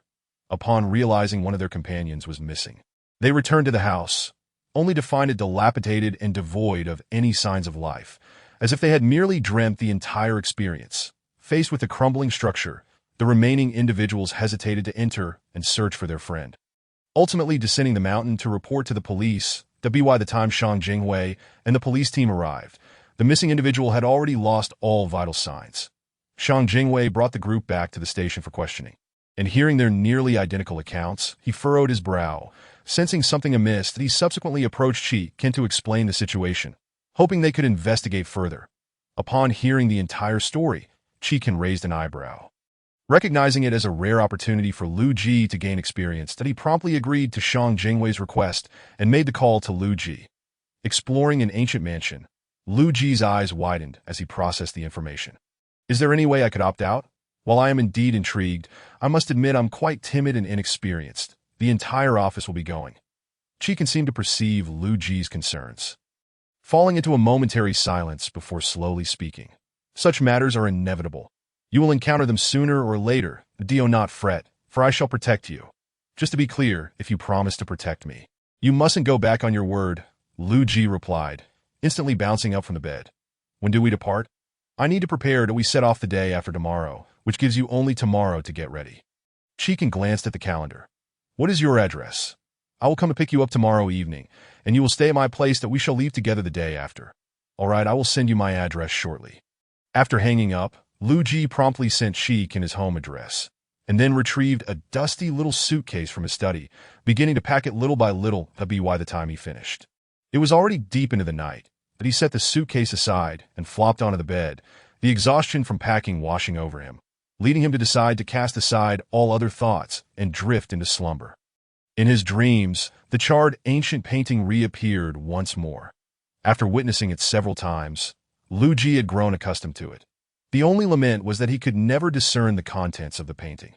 Each time he attempted to observe it closely, the painting would recede slightly, and no matter how hard he tried, it proved futile, ultimately forcing him to abandon the effort as sunlight streamed through the window. Casting a gentle glow upon Lu Ji, he slowly stretched and climbed out of bed. He gazed blankly at the window, where the curtains had been left undrawn, lingering in his thoughts for quite some time before finally snapping back to reality. After tidying up a bit, Lu Ji took it upon himself to clean both the interior and exterior of his home, for he was uncertain how many days he would be away. Especially with the new year approaching, that it would be quite inconvenient to return to a messy home. Qi Ken arrived at the entrance of the community, guided by the address Lu Ji had sent him the night before. At that moment, Lu Ji had just collapsed onto the sofa, taking a brief respite. Upon seeing the incoming message, he quickly jumped up from the sofa, locked the door behind him, and hurried towards the familiar black SUV at the community entrance. He stowed his suitcase and adeptly settled into the passenger seat. Are you really in such a hurry? Even as Lu Ji settled into the vehicle, he found himself grappling with his lingering hesitations. It's nearly the new year. Why not celebrate the new year with us? Qi Ken disregarded some of Lu Ji's less pertinent remarks. Everyone is preparing to spend the new year together this year. Since you're all alone at home, why not stay at my place during the holiday? I have my own home, you know. I'm not homeless. The moment Lu Ji heard Qi Ken's suggestion, he immediately bristled. Although he recognized the goodwill behind it, he was perfectly capable of living independently, that he felt somewhat guilty about imposing on others during the festive season when they had already taken such good care of him. There's no need to worry, Qi Ken replied calmly. This is the consensus reached after consulting everyone. You needn't feel like a burden. From the moment you joined us, you have become one of our partners and family. You're being too sentimental now, making me want to cry. Chapter 45. Upon hearing Qi Ken's words, even though Qi Ken's tone was so neutral it seemed as though he had no stake in the matter. Lu Ji felt a warmth in his eyes that he shamefully sniffled, hastily wiping his eyes with his hand before turning to gaze out the window at the rushing scenery, letting out a soft hum in response. Noticing Lu Ji's reaction, Qi Ken glanced at him and, during a red light, gently ruffled his hair as a form of comfort. Returning to Qi Ken's home, Lu Ji found himself in the same bedroom as before, with the only change being the repositioning of the statue of the listening deity. Everything else remained unchanged, prompting Lu Ji to exclaim, living alone results in the same chaos. Yet your home is perpetually spotless. Discontent, he pouted, reflecting on how similar their residences were. Yet, while Qi Ken's abode was immaculate, his own resembled a disheveled den that if you could afford to hire a cleaning service, your home would be as pristine as mine. Qi Ken remarked, retrieving 2 bottles of juice from the refrigerator and handing one to Lu Ji. Upon hearing this, Lu Ji's demeanor soured instantly. I am merely a financially struggling university student, barely able to sustain myself, let alone hire a cleaning lady. Oh right, I forgot you were a pitiable university student, Chikin teased. Thank you for reminding me, Lu Ji grumbled, nearly grinding his teeth in frustration. Please, just be quiet. Right now. I have no thoughts other than wanting to punch you to know. You still wish to inherit his fortune, came the languid voice of the deity, stirring Lu Ji's ire. Shut up, he retorted, but he was not yet finished. He approached the display cabinet and began an extended debate with the deity, solely to convey that his previous thoughts were merely a jest. Chikin sat on the sofa, watching the back and forth between Lu Ji and the statue, a smile slowly forming at the corners of his mouth. After a prolonged exchange, Lu Ji suddenly seemed to hear something, and he closed his mouth, turning around to meet Chi Can's gaze, after several deep breaths. He could not resist stepping closer. That I told you, I am not a child. Listening deity, why do you still insist on speaking so freely? Chikin ignored Lu Ji's protests and merely leaned forward slightly to remind the statue within the display cabinet. Perhaps due to Chi Can's so-called reminder, or perhaps because the deity had grown weary of engaging in trivial arguments with humans, it ceased to respond to Lu Ji's poking or calls, leading him to ultimately give up and return to the sofa. That he settled into the comfortable embrace of the couch, clutching a pillow, and despite the presence of others in the house, the atmosphere was eerily quiet, lulling Lu Ji into a deep sleep.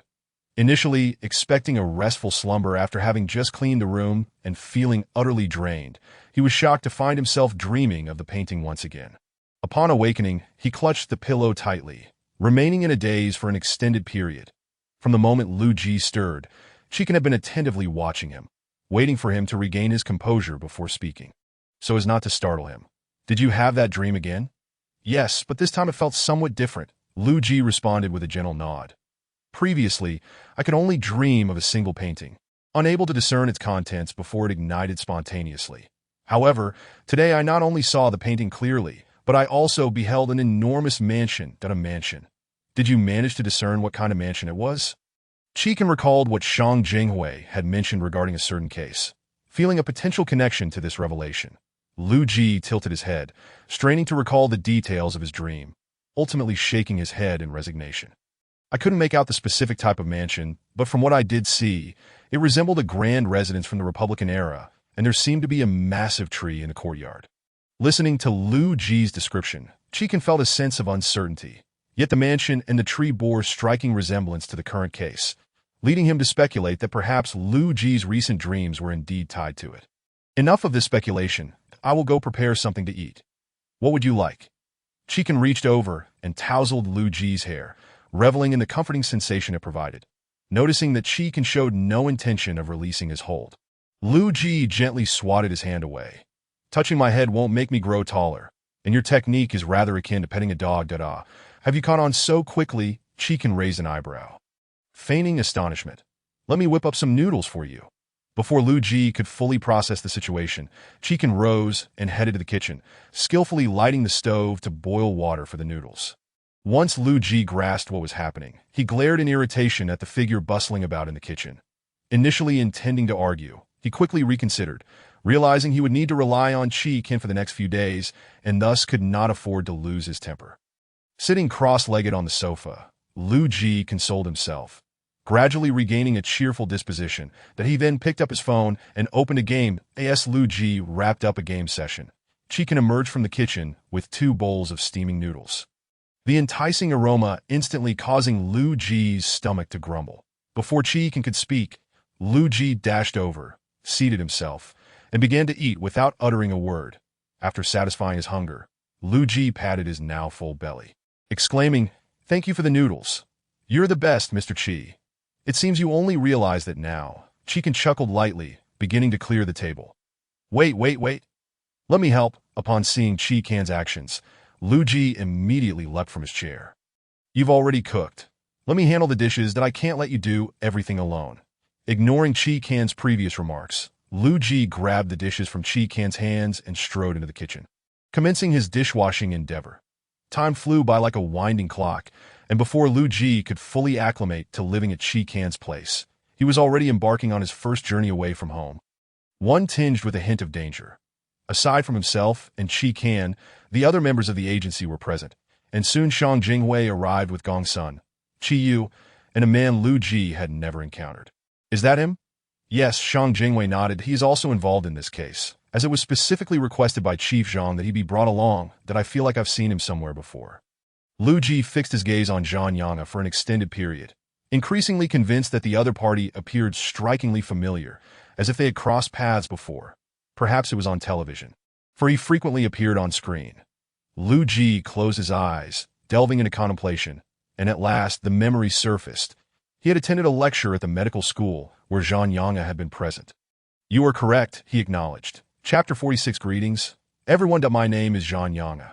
With measured steps, Zhang Yang'e approached, extending his hand toward Qi Kan. His soothing voice compelled Lu Ji to steal another glance at him. Qi Kan reciprocated the handshake, his face adorned with a polished, professional smile. They are all my colleagues, and this young man is someone I specifically brought along to broaden his horizons. Zhang Yang'e appraised Lu Ji from head to toe, seemingly hesitant to speak. Our young Lu Ji is quite impressive. Do not underestimate him. Su Tianzi stepped forward, placing his hands on Lu Ji's shoulders, his expression a blend of amusement and scrutiny directed at Zhang Yang'e. Perhaps Su Tianzi's scrutinizing gaze and tone were a tad too rigid, prompting Zhang Yang'e to raise an eyebrow, thus forming a new impression of Lu Ji. Before Qi Kan could intervene, Zhang Yang'e nodded at Lu Ji and returned to stand beside Shang Jinghui. Wouldn't it be rather inconsiderate to treat him in such a manner? Lu Ji leaned closer to Su Tianzi, whispering softly that it's all right. I sensed that he was doubtful just now, that I am merely cheering you on. Su Tianzi replied in a similarly hushed tone while casting a glance at Zhang Yang'e, who was engaged in conversation with Shang Jinghui. Are you certain? Lu Ji recalled that earlier gaze, a shiver running through him. Why do I feel like he is more concerned about my presence? No need to panic.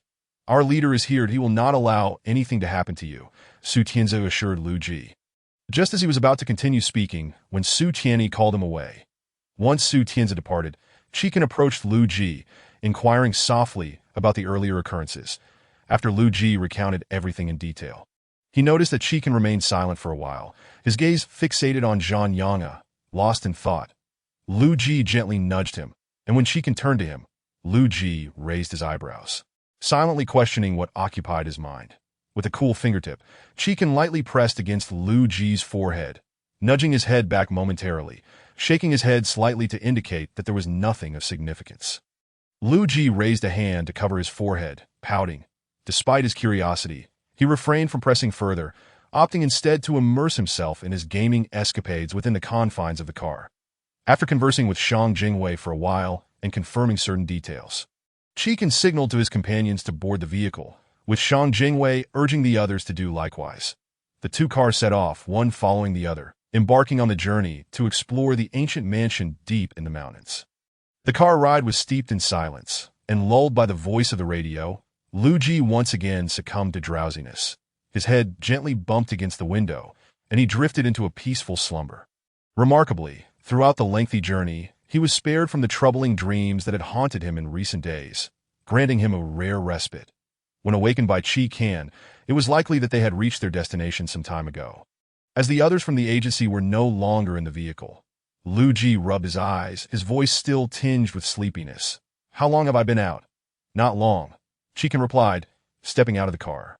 You look so comfortable sleeping. They asked me not to rush you awake and to let you rest a while longer, de? The revelation left Lu Ji momentarily speechless that I informed them about your dreams.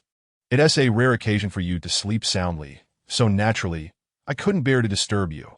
Qi Kan led Lu Ji toward the inn ahead.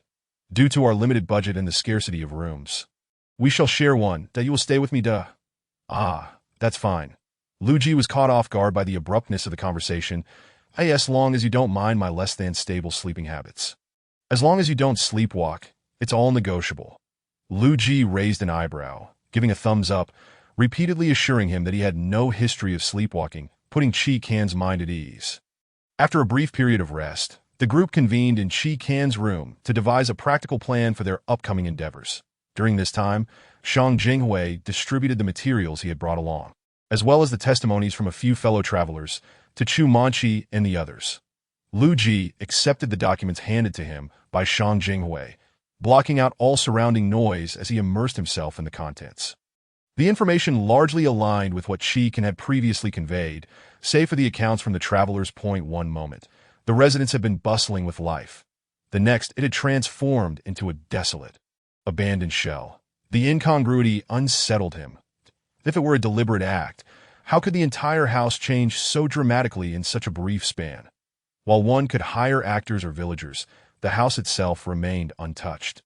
Transforming a vibrant home into a dilapidated ruin was beyond the capabilities of ordinary individuals. That if it were a case of poisoning or hallucination, how could multiple individuals experience the same illusion simultaneously? The complexity of that scenario heightened his unease. Could there be miasma in the mountains?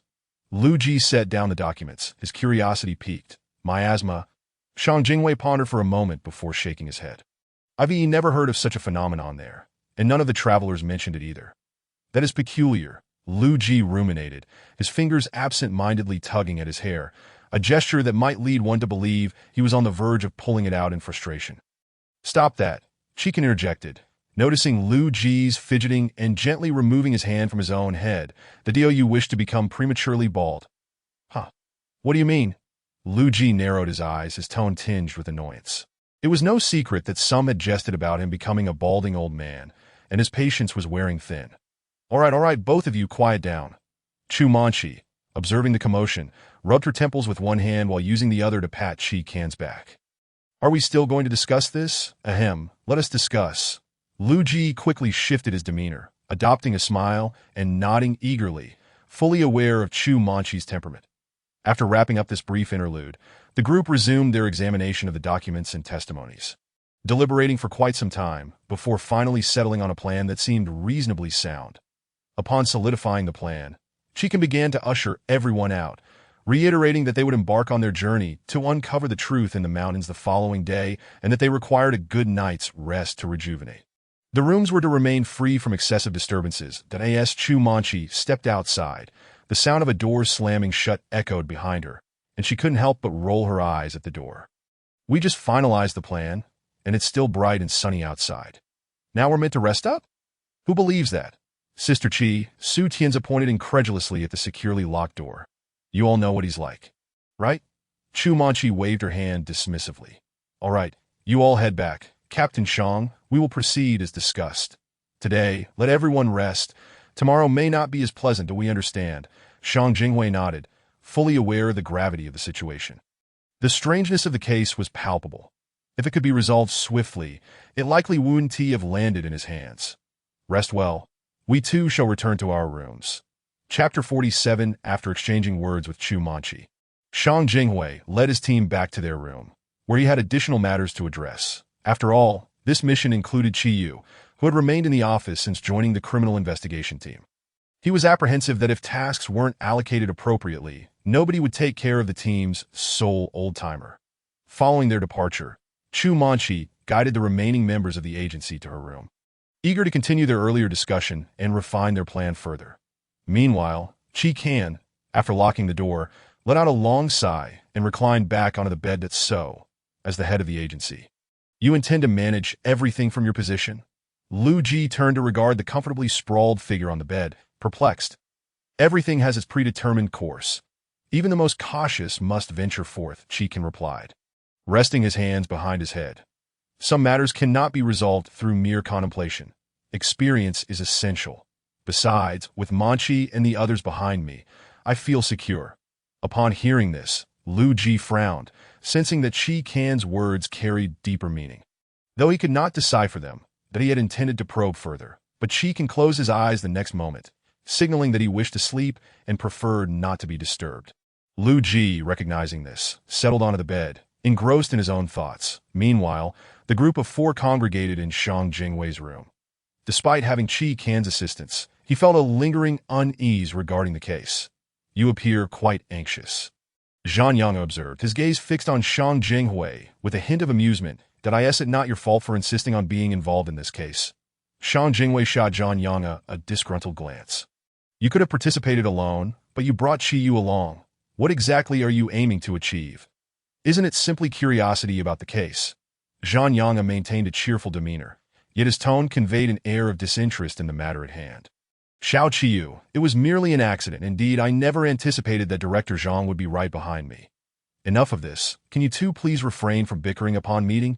Gong suddenly retrieved the autopsy report and a small bag of bread from his backpack.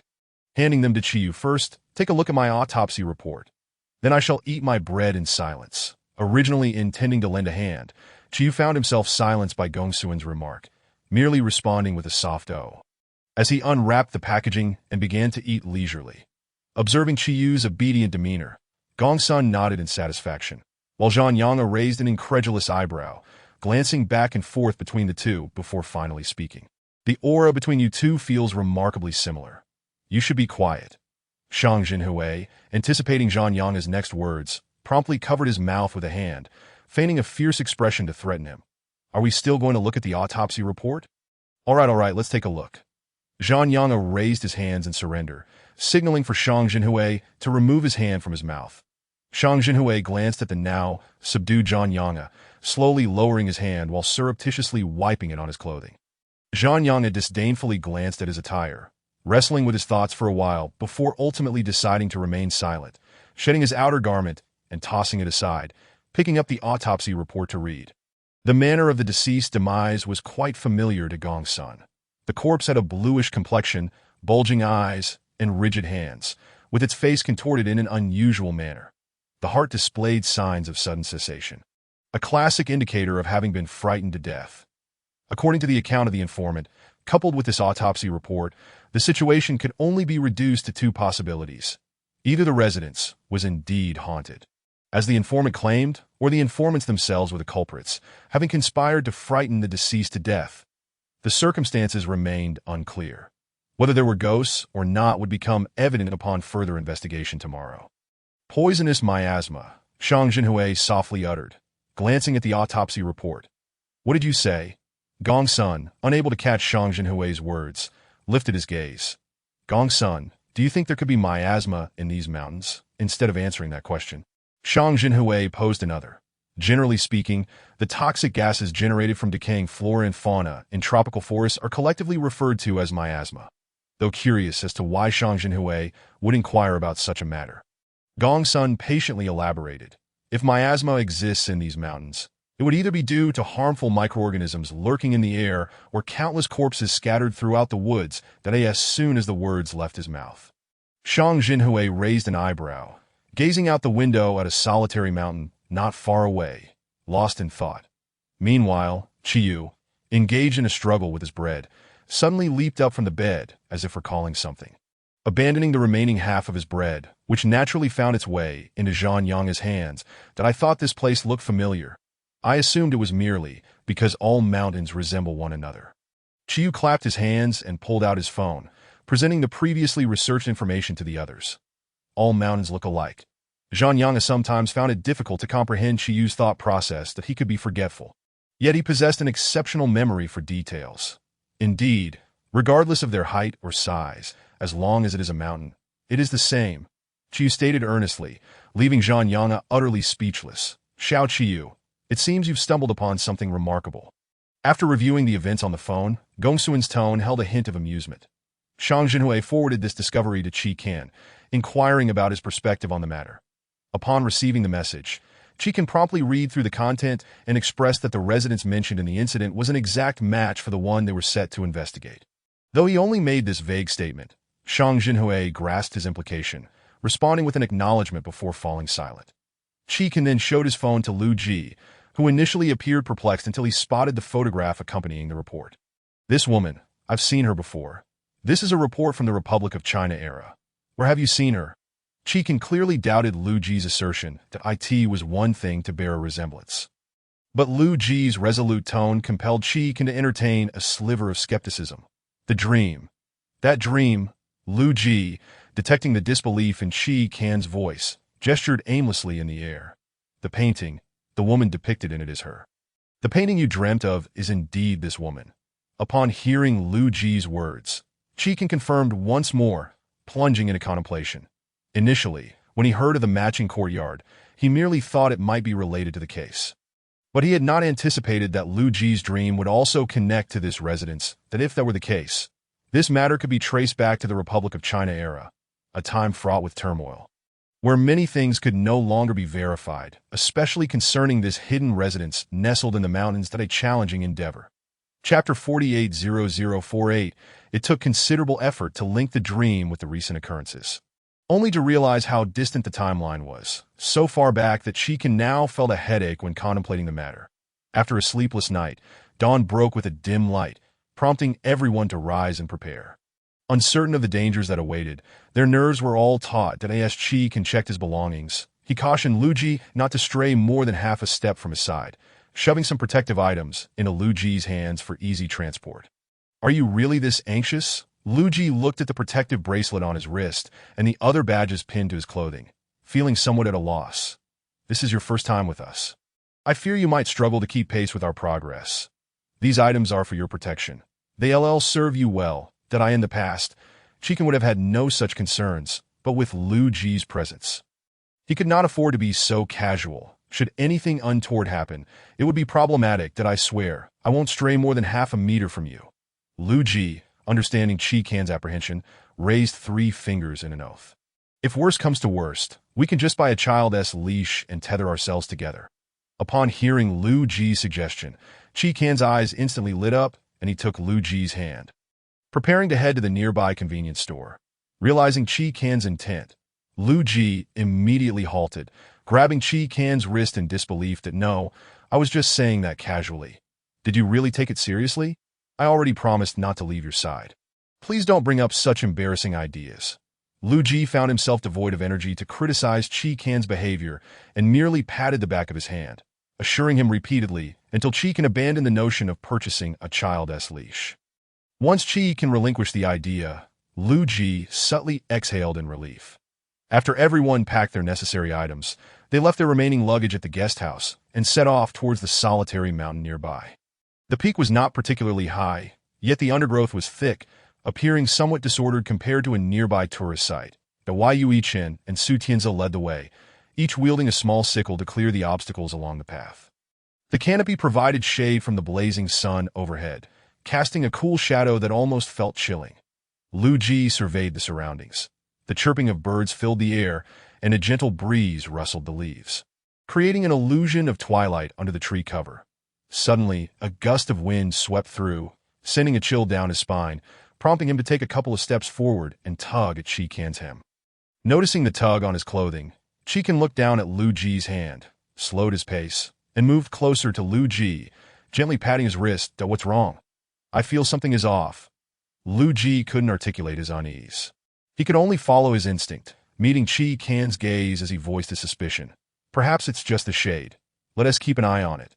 Chikan comforted Luji with a pat on the back. Glancing around at the trees, his eyes narrowing slightly, "That's all we can do."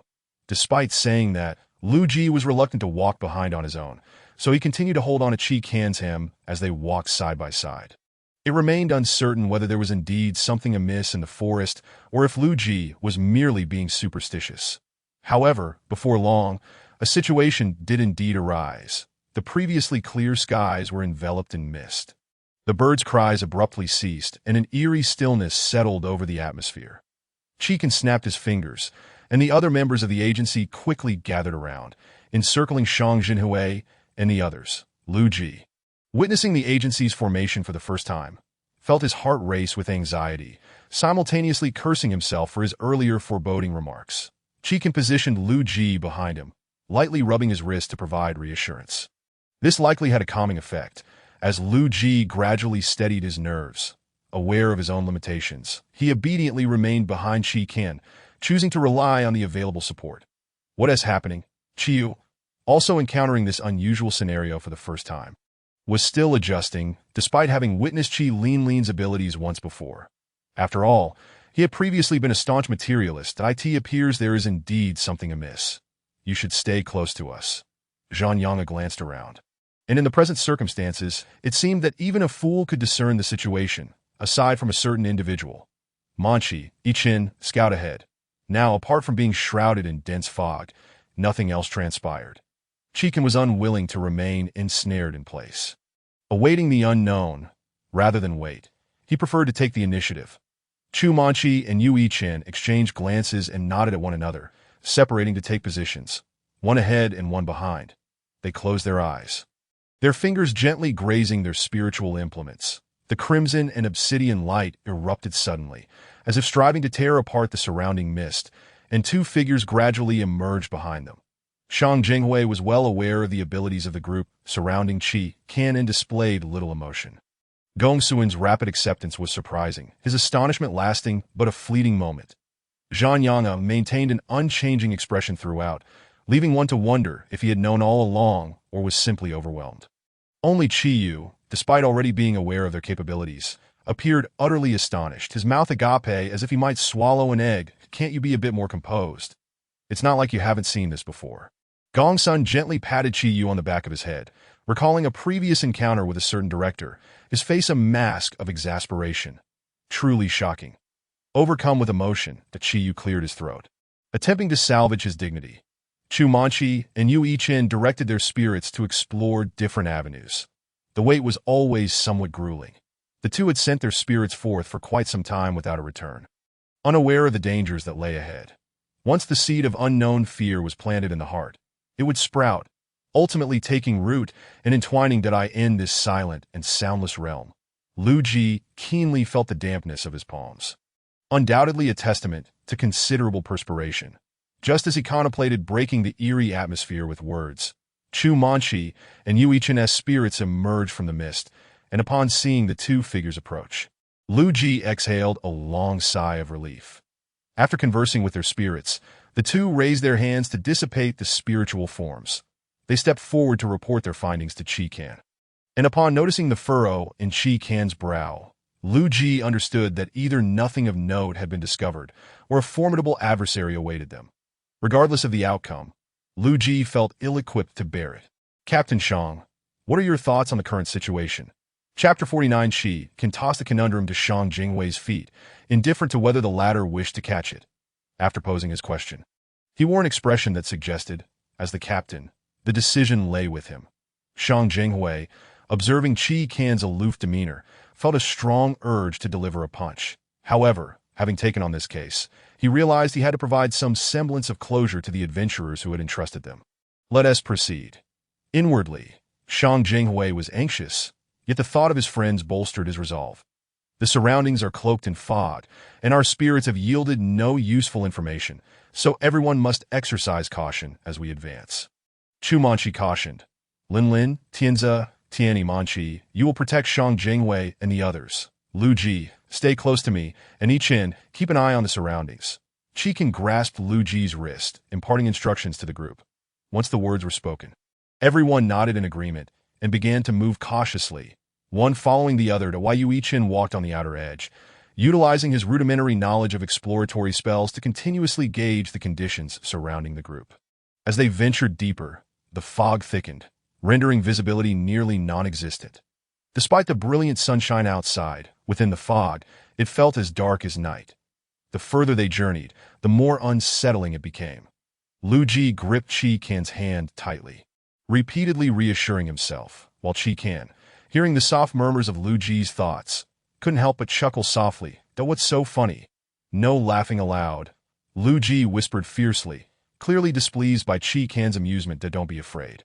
Hold on tight to me, and think of nothing else. Qi Can tightened his grip, offering comfort. That I understand. After what felt like an eternity, a residence illuminated by two lanterns appeared before them. They halted, gazing at the house that had materialized seemingly out of nowhere, their emotions a tumultuous mix of joy and apprehension.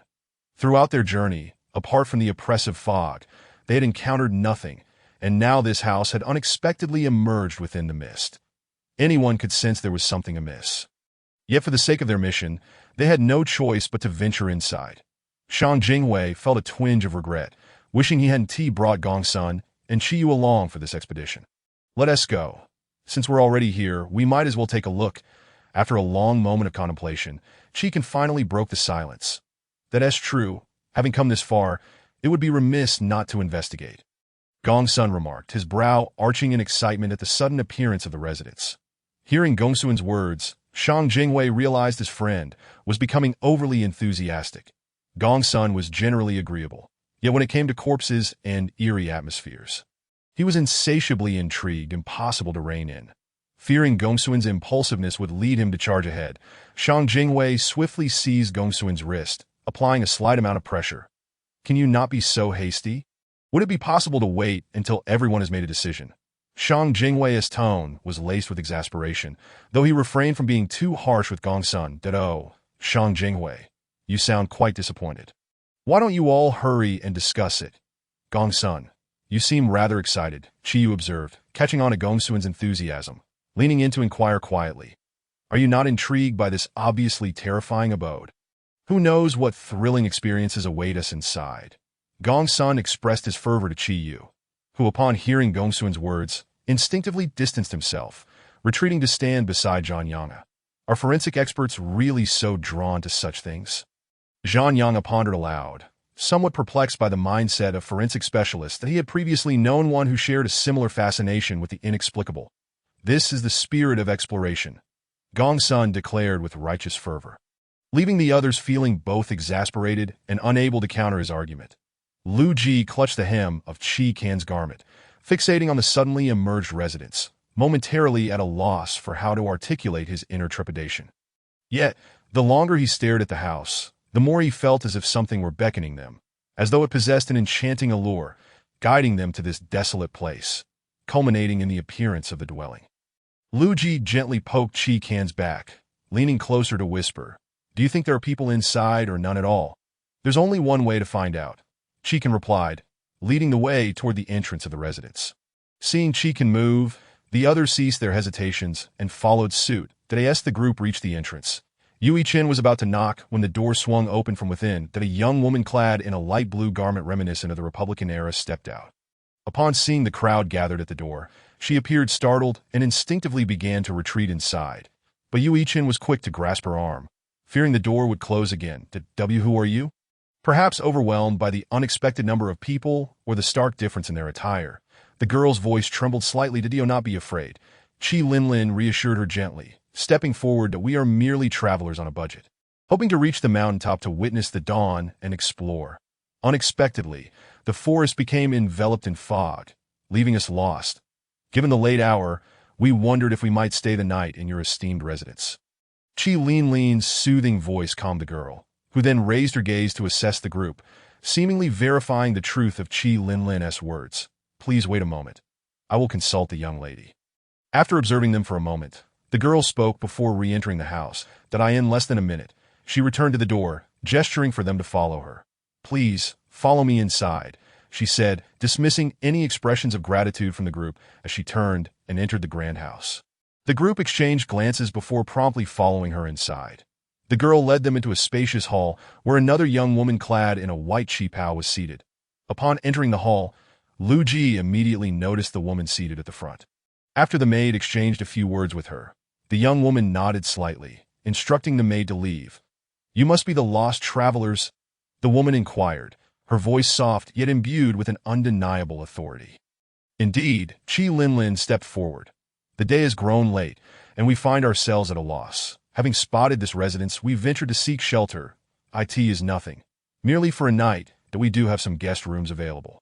The woman replied, setting down her teacup and gesturing that it was a trivial matter. After an extended conversation, the young woman summoned a servant to escort them to their quarters. As a well-mannered servant approached. Bowing respectfully, he extended his hand in invitation. May I ask your surname, miss? Chapter 50. Lu Ji's unexpected interjection caused the young woman to pause, as if confirming the veracity of his words. Finally, a smile graced her lips as she replied. My surname is Lin. You may call me Chuyu. Thank you, Miss Lin, for your generous assistance. Lu Ji politely nodded to those around him and then followed the crowd towards the guest rooms. The Lin residence is quite expansive, divided into eastern and western sections, with the main family residing in the east and the guest accommodations situated in the west. After leading everyone to the western wing, the servant shared a few important points of caution before bowing and taking his leave. As they entered the western wing, to ensure their safety through the night, they ultimately decided that aside from the two females sharing one room, the rest would adhere to the previous arrangements for security. Upon entering the guest rooms, they found that everything had already been tidied up, yet they had not encountered a single servant along the way. Who, then, had prepared these rooms? The group exchanged perplexed glances at the doorway, deliberating for some time, before Lu Ji could no longer contain his curiosity and boldly stepped into the room. Since they were already there, it was crucial not to forget their purpose. Was this not an invaluable clue? Lu Ji raised his hand and patted the soft bed. What are you standing around for? Search for anything that could serve as a clue. After Lu Ji's prompt, the others seemed to awaken from their stupor and return to their respective rooms to commence a thorough search. Regrettably, aside from some everyday necessities, they uncovered nothing of significance. They haven't left a single trace behind. Lu Ji exclaimed in frustration, plopping down onto the bed, his tone laced with dissatisfaction that I refuse to believe this. After a brief rest, Lu Ji rose and meticulously searched the room once more.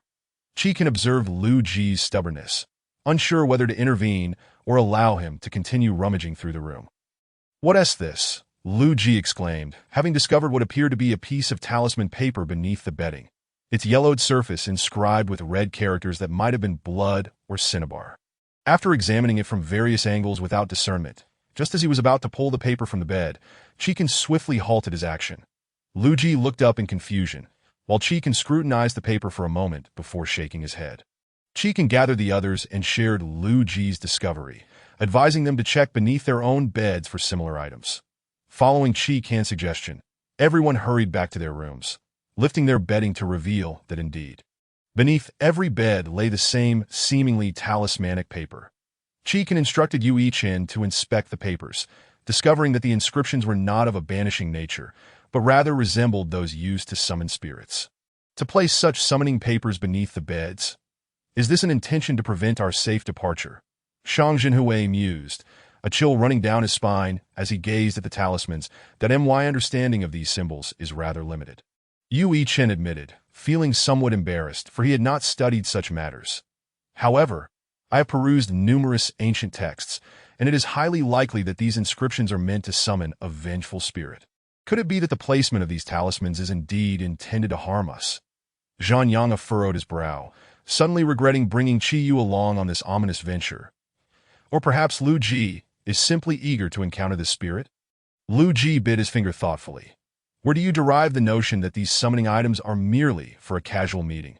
Chu Manchi looked perplexed at the multitude of talismans spread across the bed. Surely it must be his so-called intuition. Qi Linlin interrupted Lu Ji mid-sentence. Indeed, Lu Ji nodded earnestly.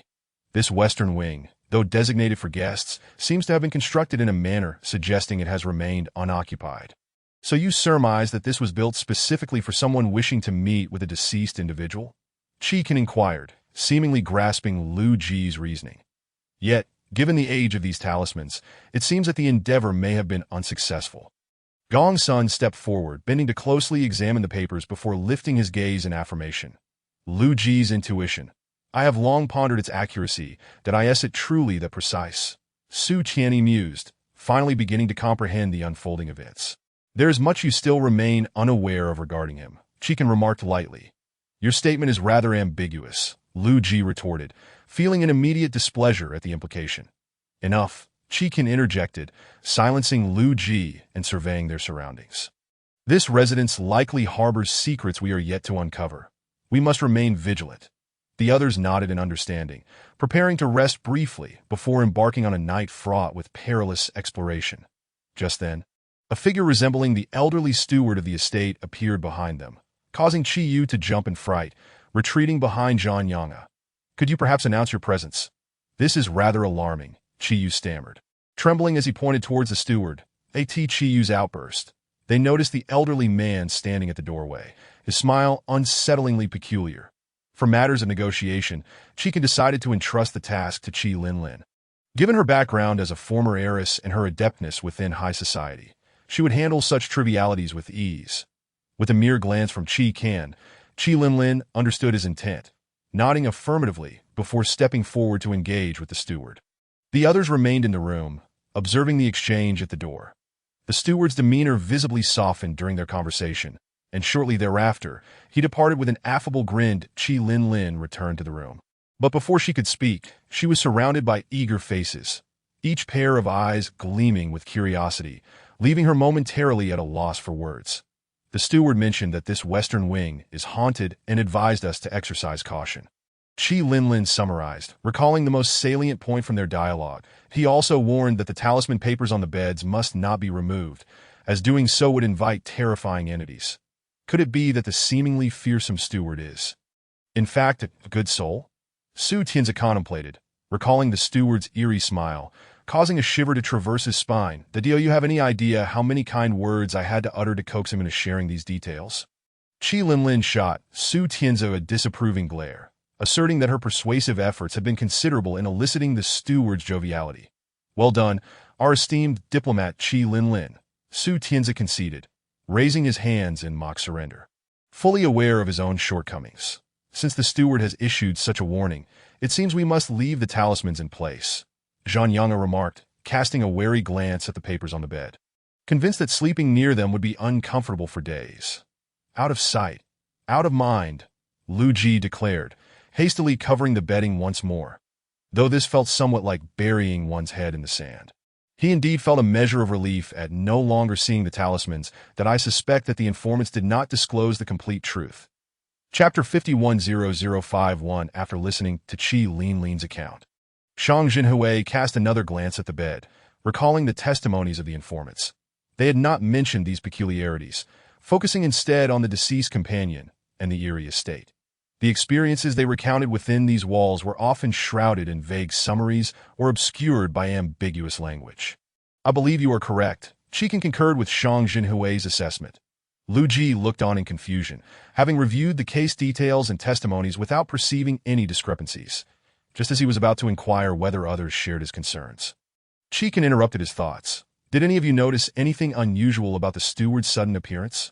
At Qi Can's question, the others in the office suddenly became aware that if Shang Jinhui and the others had failed to detect any abnormalities, it could be excused, for they were merely ordinary individuals. However, the members of the office were different. Even if their spiritual abilities were not particularly strong, they should have sensed even the slightest disturbance. Yet, none had perceived the steward's presence. There had been no footsteps, no fluctuations of spiritual energy.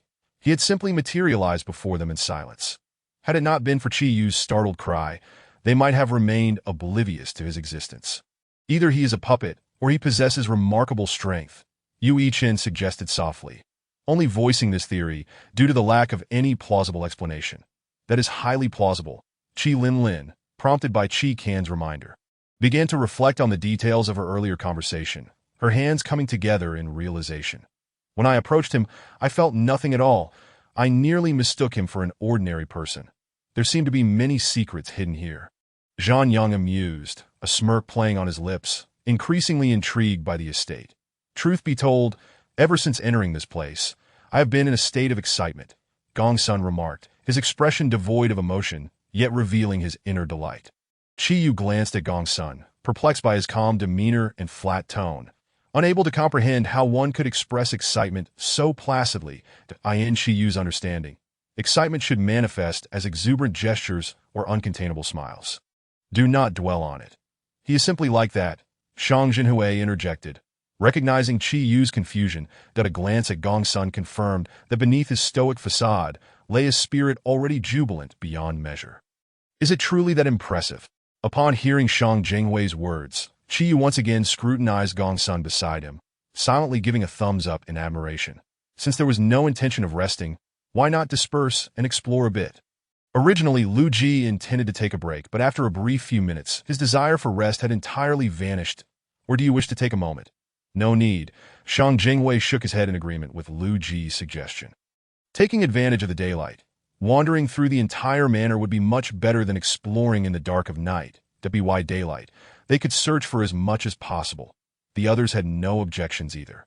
After discussing the grouping, they all set out together, dispersing to inspect the condition of the estate. As the crowd dispersed, Lu Ji fell into contemplation while gazing at the suddenly empty room. After much deliberation, he ultimately decided to seek out the dreamlike locust tree alongside Qi. Do you think that locust tree truly exists within this manor? The two searched numerous courtyards but found no sign of the towering tree, leading Lu Ji to doubt whether it truly resided within this estate. The painting depicted the young lady of the manor, and the locust tree that appeared alongside it was likely to have grown within this very courtyard. Chi Can, with his hands in his pockets, had always believed in such prophetic dreams. Yet it seems we've scoured all the gardens and courtyards, yet found nothing. Lu Ji knew he couldn't question Chi Can's words. But he had to remind him that they had traversed the entire estate without yielding any results, that I believe we may be heading in the wrong direction. Chi Can halted, reluctantly admitting that Lu Ji's earlier statement was indeed correct. After wandering through numerous courtyards and gardens to no avail, continuing in such a blind manner would yield the same outcome, that let's head back. We need to rethink our approach to this matter. All right.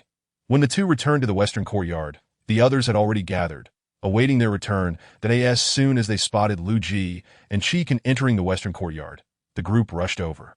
Surrounding the two, in their eyes, these two had returned the latest, and the people from the office believed Chi Can would surely uncover something, thus creating the current situation. Surrounded, Lu Ji felt a twinge of panic as he glanced back at the composed Chi Can. The group, with a mix of anticipation and skepticism, left Lu Ji hesitant to voice their lack of findings. Observing Lu Ji, who was at a loss for words, Chi Can raised a hand to pat his shoulder, signaling him to remain silent, allowing him to speak. That we found nothing. As soon as Chi Can spoke, the expressions of those surrounding them shifted dramatically, with Chu Manchi casting a disdainful glance at Chi Can before gesturing for everyone to return to their rooms and disregard this man before them. No way, boss. You were out for so long and truly found nothing. We all discovered something. After all, the Su Tianzi remained unconvinced. Chi Can was a top figure in the agency, with unparalleled strength and a decade-long leadership. Anyone could miss a clue, but surely Chi Can could find one. It's true. The three words uttered slowly by Chi Can left Su Tianzi momentarily speechless, just as he was about to exclaim, I suspect the direction I was searching in was flawed, so I returned to inquire about specific details.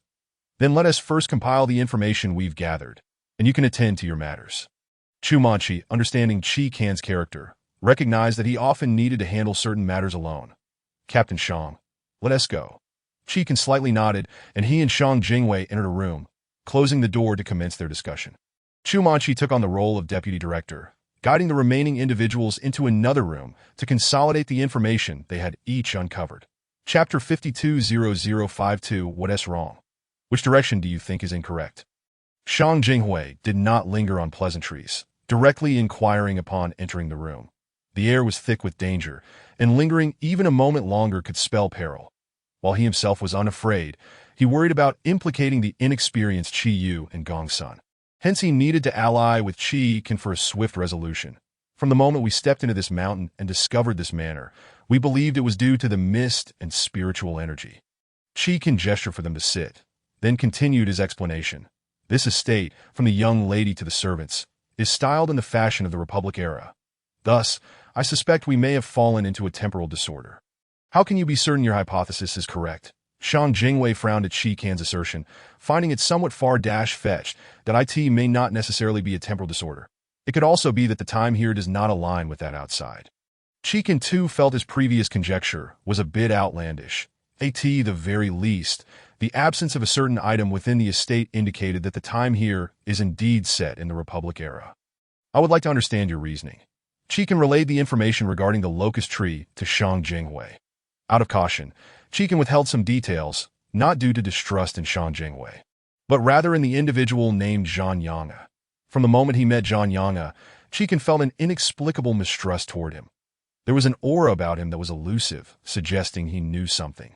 Yet he seemed completely ignorant of everything here. In summary, establishing defenses against those he did not trust was Chi Can's consistent approach. Upon learning of these matters, Shang Jinghui no longer found them absurd. Rather, he came to believe that this version of events was the truth, primarily because of Lu Ji. From the previous case at the school to the various incidents that followed, he preferred to trust Lu Ji, who was open and transparent. Over the enigmatic and secretive Chi Can. It wasn't that he disbelieved Chi Can. After nearly half a year of collaboration and casework, he had faith in Chi Can's character. It was just that Chi Can's penchant for concealment rendered his thoughts inscrutable, leaving the sharp-minded and observant Shang Jinghui feeling a hint of frustration, thus tipping his allegiance entirely towards Lu Ji. This level of absurdity is reminiscent of the last. You actually don't trust the last one who believed this? Chi Can expressed surprise, bordering on disbelief that if you aren't deceiving me, then I find this version far more credible. Shang Jingwei caught the implication in Qi Can's tone, crossing his arms while raising an eyebrow. After all, this version includes Lu Ji. If you brought that lad into the discussion, it must be true. What peculiar logic is that? This conclusion is derived from our interactions over the past few months. You hold that lad in such high regard. You would never use him as a pretext for deception. In that moment, Qi Can found himself at a loss for rebuttal, for Shang Jingwei's assertion was entirely accurate. All right, fine. Next time I won't use him as a pretext. Let's see how you handle that. The two men, nearing their 30s, continued to bicker over this matter, completely forgetting the original purpose of their meeting. When Chu Manqi and the others concluded their discussion, they noticed Qi Can and Shang Jingwei had yet to emerge from the adjacent room. They began to wonder if the situation had become exceedingly complicated, contemplating whether they should check in on them when the door swung open from within. What took you two so long? Upon seeing the two exit the room, Chu Manqi immediately approached to inquire, "Is this matter particularly troublesome?" Qi Can glanced around, puzzled. "Not at all. Once I figured out a general idea, this case is merely a straightforward one." "Isn't it? Then what took you both so long to discuss?" Su Tianyi had begun to lose trust in Qi Can's words that we were discussing some topics unrelated to the case. Shang Jingwei cleared his throat to explain to the group. "That doesn't seem right. You two." Yu Chen's words were cut short as the Su brothers swiftly covered his mouth. The two brothers' eyes nearly bulged, one twisting his head vigorously while the other strained to gesture. Yu Chen followed their cues, noticing that Qi Can's expression seemed rather unpleasant, that a silence fell as he nodded in understanding toward the two brothers. "Your words are quite easily misinterpreted." Gong Sun raised a hand to his forehead. His tone filled with exasperation at the inability of such a seasoned detective to articulate clearly. All right. Lu Ji, glancing around, paused his gaze on Qi Can's face, stepping forward to mediate.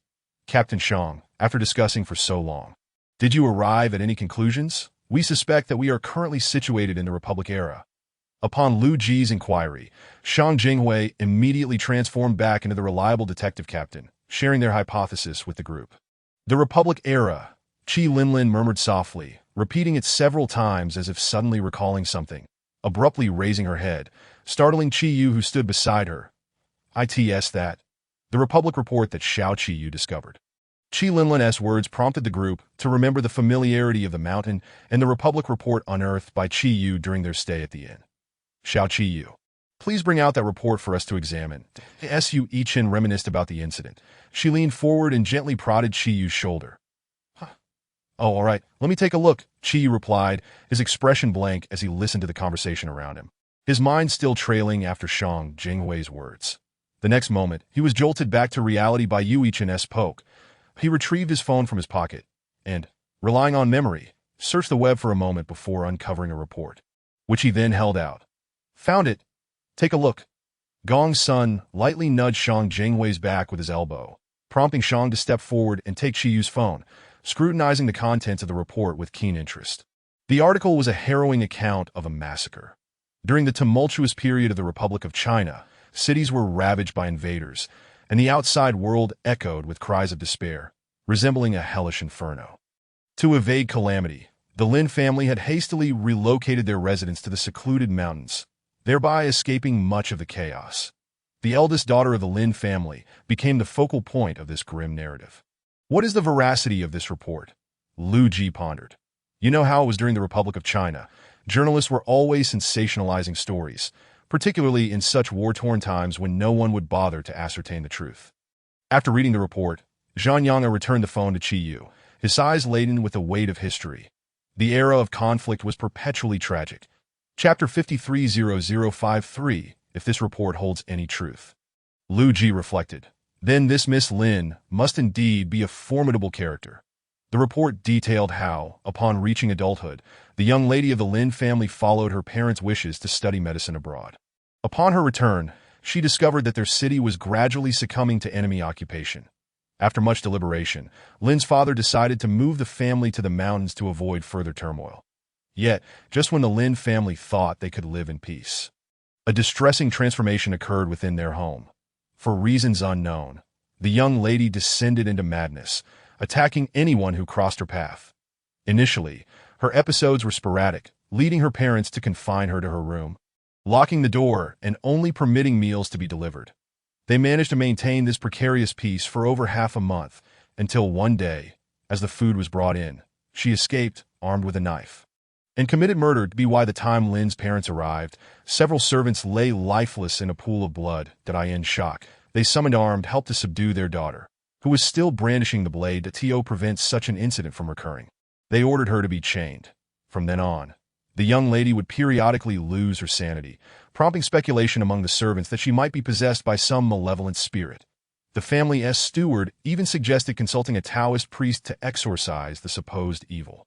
Numerous priests were summoned, and all conceivable methods were employed, yet the young lady showed no signs of improvement. Lynn's parents, gazing at their emaciated daughter from outside the courtyard, felt utterly helpless and eventually resigned themselves to despair.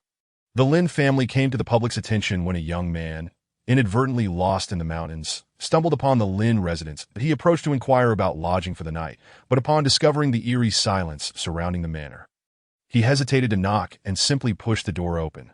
The moment he stepped inside, he froze in shock. After several seconds, he managed to retreat cautiously, escaping into the night. Inside the Lynn residence were numerous corpses. The blood long since congealed into a dark crimson hue. Some bodies were severely decomposed, while others still bore recognizable features. The young man hurried back to the town below, breathlessly reporting the incident. When the police arrived, they were equally horrified by the sight. The authorities collected every identifiable body they could find, only to realize that one was missing. After extensive investigation, they discovered that the missing individual was none other than the Lynn family's daughter. Despite searching the mountains and the manor for several days, her whereabouts remained a mystery, leading to a hasty conclusion of the case based on the limited evidence available. The media, eager for sensational stories, latched onto the tale, prompting rampant speculation among the public. Over time, this evolved into the narrative that Miss Lynn had slaughtered her entire family. As time passed and evidence dwindled, the young lady never appeared to clarify the situation, inadvertently solidifying the reporter's portrayal of her as a murderer. These journalists, Cheek sighed, fully aware of the power wielded by the written word. Regrettably, some have long abandoned the truth, fabricating wild tales just to capture attention. It is a lamentable aspect of this profession. People are, after all, inherently greedy and selfish. Lu Ji casually rested her hands behind her head, reflecting on the nature of humanity, for the sake of money and fame. What does it matter if they violate ethical principles? As long as they achieve their desired outcome, that is sufficient. The truth became obscured by the passage of time, and this Miss Lynn indeed possessed a certain strength. She would rather bear the weight of infamy than reveal herself to the world. She can reread the news report, shaking his head in disbelief that no, there is another possibility. Lu Ji interjected, propping herself up on the edge of the bed. She might have been the first to die. I have always been curious about how, after the Lynn family retreated to these secluded mountains, their corpses were discovered by a lost traveler. How did outsiders learn of the events described in that report? It's not unusual for someone of your age to be out of touch with the news. Let me enlighten you about the imaginative prowess of those gossip-hungry journalists, Lu Ji said with enthusiasm. Having witnessed the antics of such entertainment reporters firsthand, Lu Ji shared numerous anecdotes regarding entertainment journalists and the sensationalist tactics employed by those seeking to exploit rumors, raising an eyebrow at Cheek-han's reaction. Cheek-han felt a twinge of discomfort. Was he really so disconnected from the youth? Don't worry, it's normal not to be familiar with these things if you don't follow entertainment news, Lu Ji reassured him, patting his shoulder in consolation. After all, I'm only 4 years older than you, yet it feels like we belong to different centuries. With a sigh, Cheek-han replied, that's because I enjoy surfing the internet. The more you surf, the more you learn. Lu Ji waved dismissively, recalling that her years of online exploration had finally proven useful, allowing her to educate others that so. Do you think these reports bear a striking resemblance to the current situation? That's precisely what I think. Those reports are far too extravagant. Lu Ji reclined once more on the bed. Tell me, with such outrageous claims in the reports, why hasn't this Miss Lynn come forward to clarify anything, allowing the situation to spiral out of control? Your earlier thought might indeed hold some truth. This Miss Lynn could very well be the first to have perished. Cheek-han crossed his legs, tapping his fingertips against his knees, contemplating the possibility of Lu Ji's notion. Tonight, we might uncover some surprises. What do you say? Are you afraid? I am a man of great fortitude. Why would I fear such things? That would be absurd, Lu Ji retorted, standing tall at 6 feet. Unwilling to admit fear in front of Cheek, and after all, that would only invite mockery. Today, he gazed out the window. The sky seemed to transform abruptly, shrouded in darkness as day turned to night. Lu Ji sat up, gently tapping Cheek-han's arm, gesturing towards the dimming light outside. Cheek-han nodded in acknowledgement, having noticed the swift transition. The two waited in the room for about 10 minutes before Lu Ji cautiously opened the door a crack. Peering outside, the once warm and inviting garden now appeared devoid of color under the cloak of night, taking on an unsettling quality. Lu Ji scanned the area, ensuring there was no one in sight before nodding at Cheek-han. Stifling a laugh, Cheek-han rose, lowering his voice to match Lu Ji's stealthy demeanor. Manchi and the others are outside. Are you sure you want to make your entrance in such a guerrilla-style manner? Chapter 54:054. Lu Ji had not anticipated that Cheek can possess such cleverness. Stunned by the remark, he stood frozen for several seconds before regaining his composure, and he quickly raised a hand to halt Cheek-han from opening the door, shooting him an irritable glare before adjusting his attire and expression, stepping out into the courtyard. Cheek-han's observation was indeed accurate. Everyone from the office was gathered outside, including Shang Jinghui and the others. Had Cheek-han not provided timely warning, it would have been Lu Ji who faced embarrassment. Clearing his throat to feign nonchalance, he strode toward the group. It seemed that everyone was prepared to embark on a nocturnal exploration of the Lin residence. Naturally, Manchi replied, crossing her arms and casting an exasperated glance. Isn't that why we came here? To await this very moment. Then let us proceed as usual. Everyone should disperse, Cheek-han declared, not waiting for Lu Ji to respond. 2 of us will accompany Captain Shang for protection. Understood. Yu Chen raised his hand to form an OK gesture. After Cheek-han completed the task announcement, they formed their respective teams to embark on a new round of exploration of the mansion. Reflecting on Cheek-han's fruitless endeavors and Lu Ji's revelations, Qi Linlin and Chu Manchi felt it necessary to retrace the route taken during the day. To their surprise, this revisit indeed led them to uncover something of significance. During the day, the duo had visited the quarters where the servants resided, and Qi Linlin, with her gentle and gracious demeanor, endeared herself to the servants. They assisted the servants with some light tasks and effortlessly coaxed out bits of information from them. The mansion had a considerable number of maids, and with more young women around, a certain tendency for gossip emerged. Many enjoyed discussing various matters concerning the household, including the recently returned young lady. From these maids, Qi Linlin and Chu Manchi gleaned some insights about the eldest Miss Lin. Upon her return from abroad, Miss Lin was notably obedient to Master Lin's suggestions, showing little resistance in moving in with her family and not even contemplating venturing out again. The medical knowledge she acquired was solely applied to her family members. Miss Lin would massage Master Lin to alleviate his fatigue, perform acupuncture on Madame Lin for her leg ailment, and attend to the illnesses of the ailing servants, which earned her the gratitude of many within the household. Did Miss Lin willingly choose to live in seclusion? With her skills, did she never consider returning to her previous life or seeking a respectable position in a hospital? Hearing the incessant praises from the servants, Chu Manchi raised an eyebrow, unable to suppress her curiosity. Her mind. As someone who had studied abroad and pursued medicine, Miss Lin should indeed aspire to showcase her talents in a hospital setting. She is simply filial. Hence, she does whatever the master says, an elderly woman said, pausing from her work to gaze at Chu Manchi, shaking her head slowly, her tone filled with regret. Indeed, our young lady is exceedingly filial. Thus, when the master mentioned relocating, even if she harbored reluctance, she still nodded in agreement. A younger woman chimed in, echoing the elder's sentiments. Sister, could you share more with us? We promise not to divulge anything.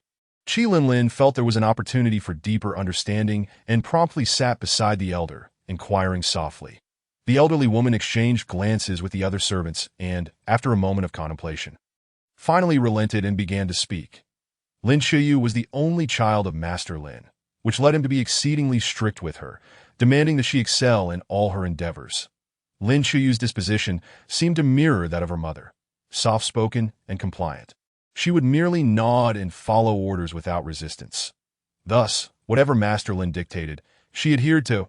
Even if the subjects she studied were not her true passion, she would still exert her utmost effort to excel.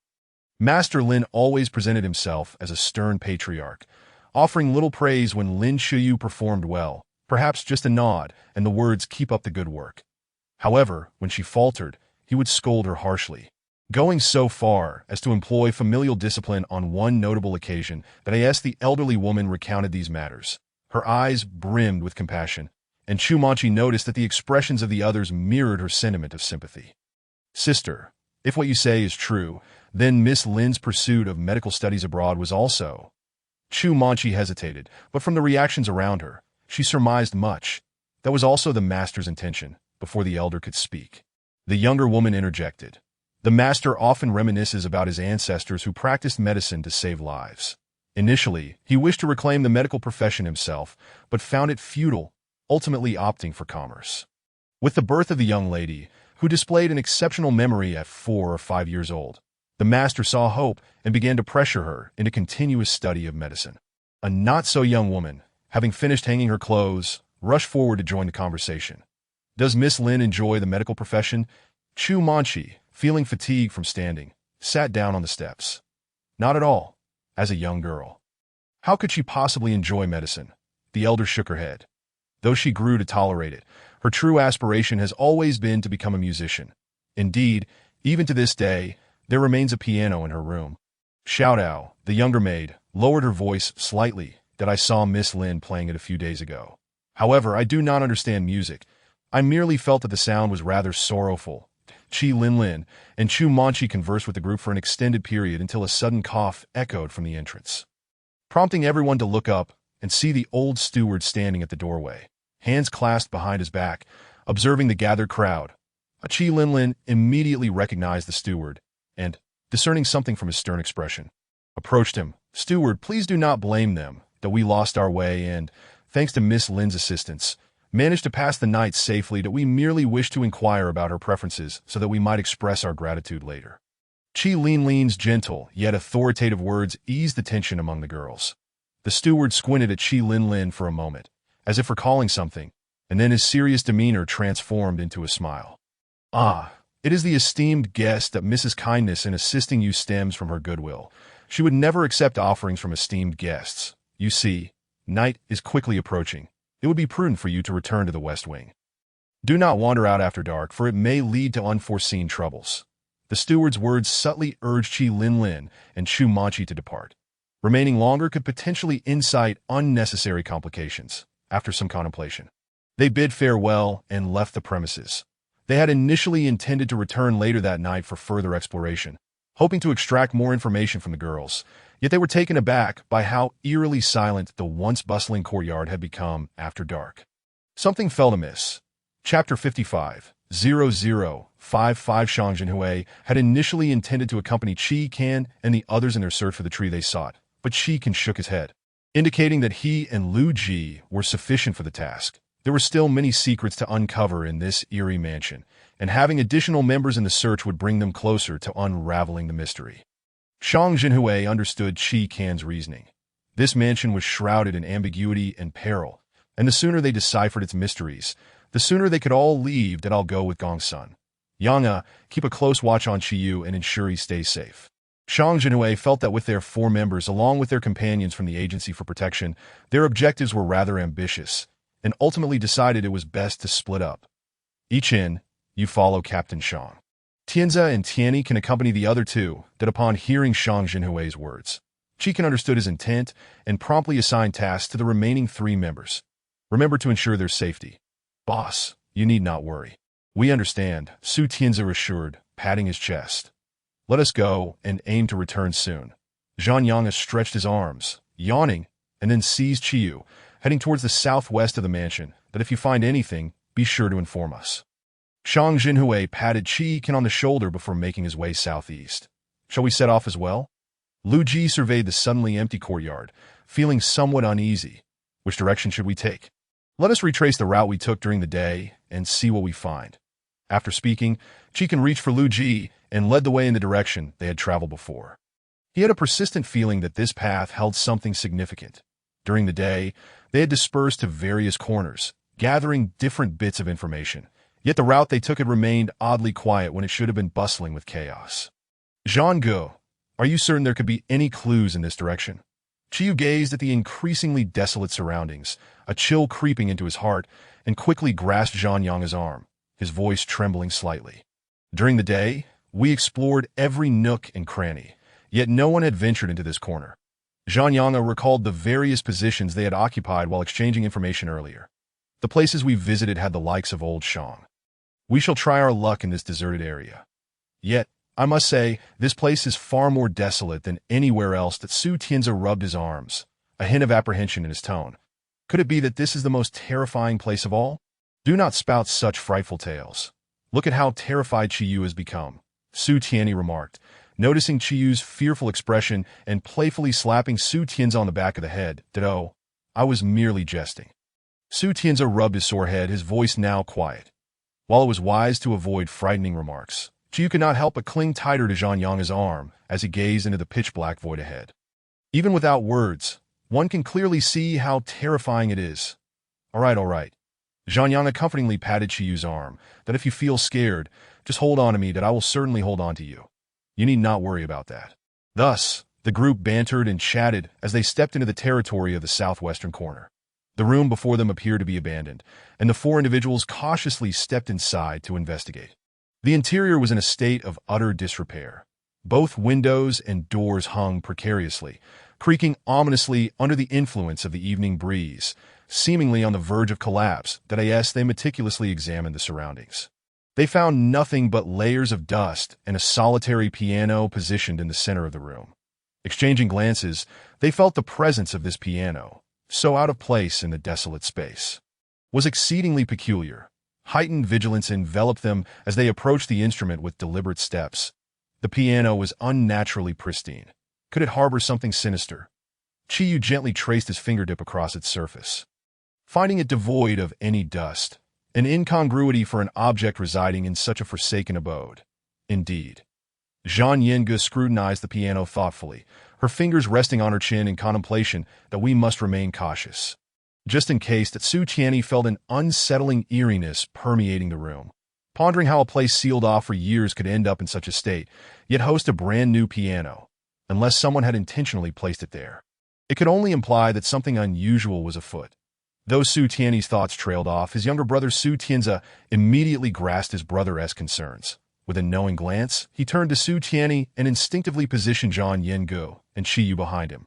Their hands clasped, the silver rings on their fingers chiming softly. That a veil of white mist enveloped the four, and from within the haze emerged the figure of a youth with unusual eyes. Arms outstretched, conjuring a protective barrier around them. The moon was obscured by clouds, and the night wind rustled the leaves, causing the already unstable windows and doors to creak even more.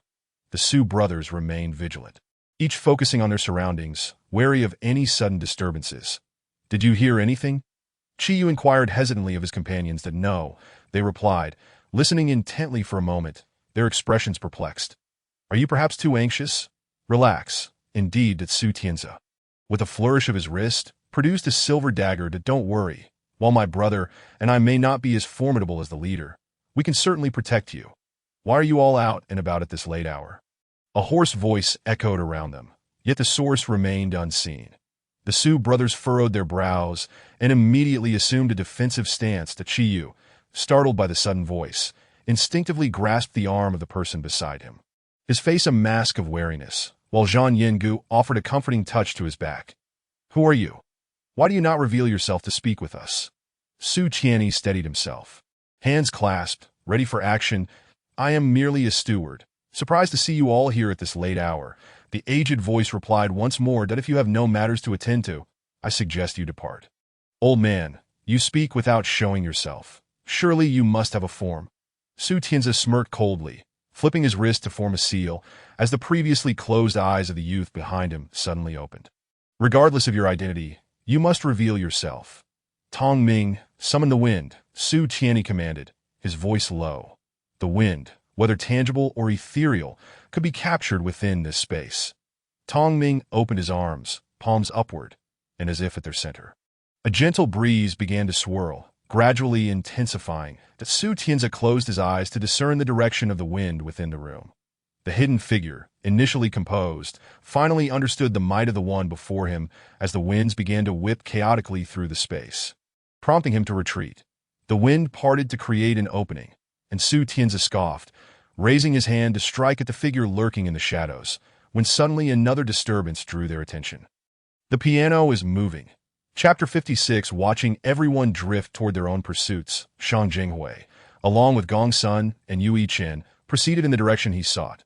The moonlight pierced through the clouds, casting a natural luminescence upon the earth. The trio strolled, carefully observing their surroundings, as the flora along their path grew at an astonishing rate, visibly thriving. After a moment of scrutiny, Shang Jinghui confirmed that the source of this rapid growth lay in the radiant moon above. It would be wise not to touch these plants, Gong Sun, intrigued, expressed his astonishment, yearning to pluck a sample for further study, but Yu Yichen promptly interjected to halt him. In uncertain circumstances, he felt it imperative to ensure the safety of Shang Jinghui and Gong Sun. Let us venture deeper first. We can discuss this upon our return. Shang Jinghui noticed the joy on Gong Sun's face swiftly dissipate, and with a gentle cough, he offered reassurance that Yu Yichen glanced at Gong Sun. Then at Shang Jinghui, who was playfully gesturing at him, nodding in agreement. Upon hearing this, Gong Sun's expression brightened, a smile creeping onto his lips, eager to comply with their wishes, fearing they might change their minds. As they continued deeper, the vegetation ceased its rapid growth beyond a certain point, the swaying vines around them evoking a sense of trepidation, as though they might ensnare the trio at any moment. How curious that by day this place seemed barren, yet at night it teems with life. Gong Sun observed, glancing left and right, captivated by the vines. You raise a valid point, Shang Jinghui reflected, recalling how desolate the area had appeared upon their first visit. During daylight, this place was starkly empty, devoid of the house now standing proudly at the center. Following the direction of Shang Jinghui's finger, a solitary small house remained erect. Unlike other dwellings that were interconnected, this one stood alone amidst a garden, where flowers had erupted in full bloom, nourished by the moonlight. The person who built this room must have a romantic spirit, Gong Sun mused, nodding in acknowledgement of such beauty. Shall we take a look inside? Yu Yichen suggested, noting the absence of any other suspicious elements, although the small house exuded an air of mystery. There must be clues within that we are unaware of. But will it be wise to simply barge in? Shang Jinghui regarded the swaying vines encircling the house with caution. An experiment will reveal all, Gong Sun declared, retrieving a metallic pen from his pocket, aiming it towards the house and tossing it gently. Instantly, the vines surged toward the pen, ensnaring it with a resounding snap, reducing it to fragments. Thank goodness we did not rush in. Our fate would have been far worse than that pen's. Shang Jinghui crouched to collect the remnants of the pen, pondering the fate of those who had previously trespassed into this abode. Did they truly not venture this way? Yu Yichen narrowed his eyes in curiosity. Not a word of it was mentioned, Shang Jinghui replied, shaking his head. They may not have come this way at all, Gong Sun speculated, scanning his surroundings. Have you noticed? This house presents 4 different vistas from its 4 directions. Upon hearing Gong Sun's observation, the other 2 shifted their gaze to their surroundings. Indeed, noting the stark contrast, one side was shrouded in thick mist, another besieged by fierce winds, while yet another appeared ordinary, but was cloaked in shadows. By comparison, their current location seemed rather pleasant, illuminated by the moonlight, devoid of the bizarre shadowy figures. If only the menacing vines were absent, it would be even more idyllic that the direction Qi Yu and the others went. Gong Sun asked, frowning at the tempestuous winds, that I wonder how they are faring. Shang Jinghui mused, concern etched on his face, realizing this was Qi Yu's first expedition with them, and it had swiftly turned perilous. Do not fret. The Su brothers are quite capable, Yu Yichen reassured him, patting his shoulder. Those 2 not only possess spirit artifacts, but are also well-versed in various talismans that if we were to rank their combat prowess, they would surely place 3rd, that if we truly remain uneasy, let us resolve the matters here swiftly before searching for Qi Yu and the others. Gong Sun shifted his gaze back to the unruly vines. We have our own substantial issue to address, that we must first contend with these vines before we can safely enter that house. But how shall we deal with them? I can attempt a solution, though I cannot guarantee it will be wholly effective, Yu Yichen said, adjusting the woven bracelet on his wrist, that if we can create a 10-second window, it would suffice for us to enter that room. 10 seconds? That is quite manageable. Shang Jingwei responded confidently, noticing that the vines seemed confined to a 10-meter radius around the house. Given their current position, 10 seconds would indeed be sufficient. 10 seconds. No problem. Yu Yichen smiled, his fingers deftly manipulating the black circular components on his bracelet. Star, no need for brute force. Merely ensnare these things. That as the darkness receded, a figure clad in black, adorned with celestial patterns at the corners of his eyes, appeared and nodded at Yu Yichen before plunging into the tangle of vines. The man's eye patterns glimmered as he drew forth a long sword, slicing through the air, transforming his singular strike into a multitude of blades. Timing the moment of entanglement between the vines and the myriad swords, the trio sprinted into the house with utmost speed. Star, return, Yu Yichen called as he closed the door behind them. Upon hearing his name, Star's arm quivered, and as the multitude of swords vanished, he swiftly entered the room just as Yu Yichen secured the door. The creeping vines surrounding them seemed to have finally realized they had been ensnared. Directing their fury towards the house, yet remaining agitated just 5 meters away, it appeared the conjecture was accurate. These entities could not breach the threshold. Shang Jing gazed through the window at the increasingly restless tendrils outside, grateful for the formidable ally at his side. There was something within. Xingqian floated around the room, seemingly sensing something, as he pointed towards a specific spot and turned his gaze towards Yu Yichen. There's a discovery.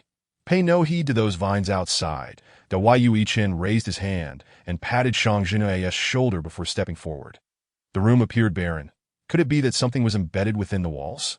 Within the walls? Gong Sun immediately grew intrigued, pushing past Shang Jinghui to stand beside Yu Yichen, his eyes sparkling with anticipation. We are uncertain of what it is. That Yu Yichen glanced at the quietly observant Xingtian, and upon receiving no response, could only shake his head at Gong Sun in resignation. Let us search. Shang Jinghui approached and knocked on the wall a few times, sensing that the sound it produced was somewhat peculiar. Perhaps there is not something within the walls. This might be a concealed chamber. Chapter 57. Qi Kan and Lu Ji retraced their steps along the route taken during the day, yet once again found nothing.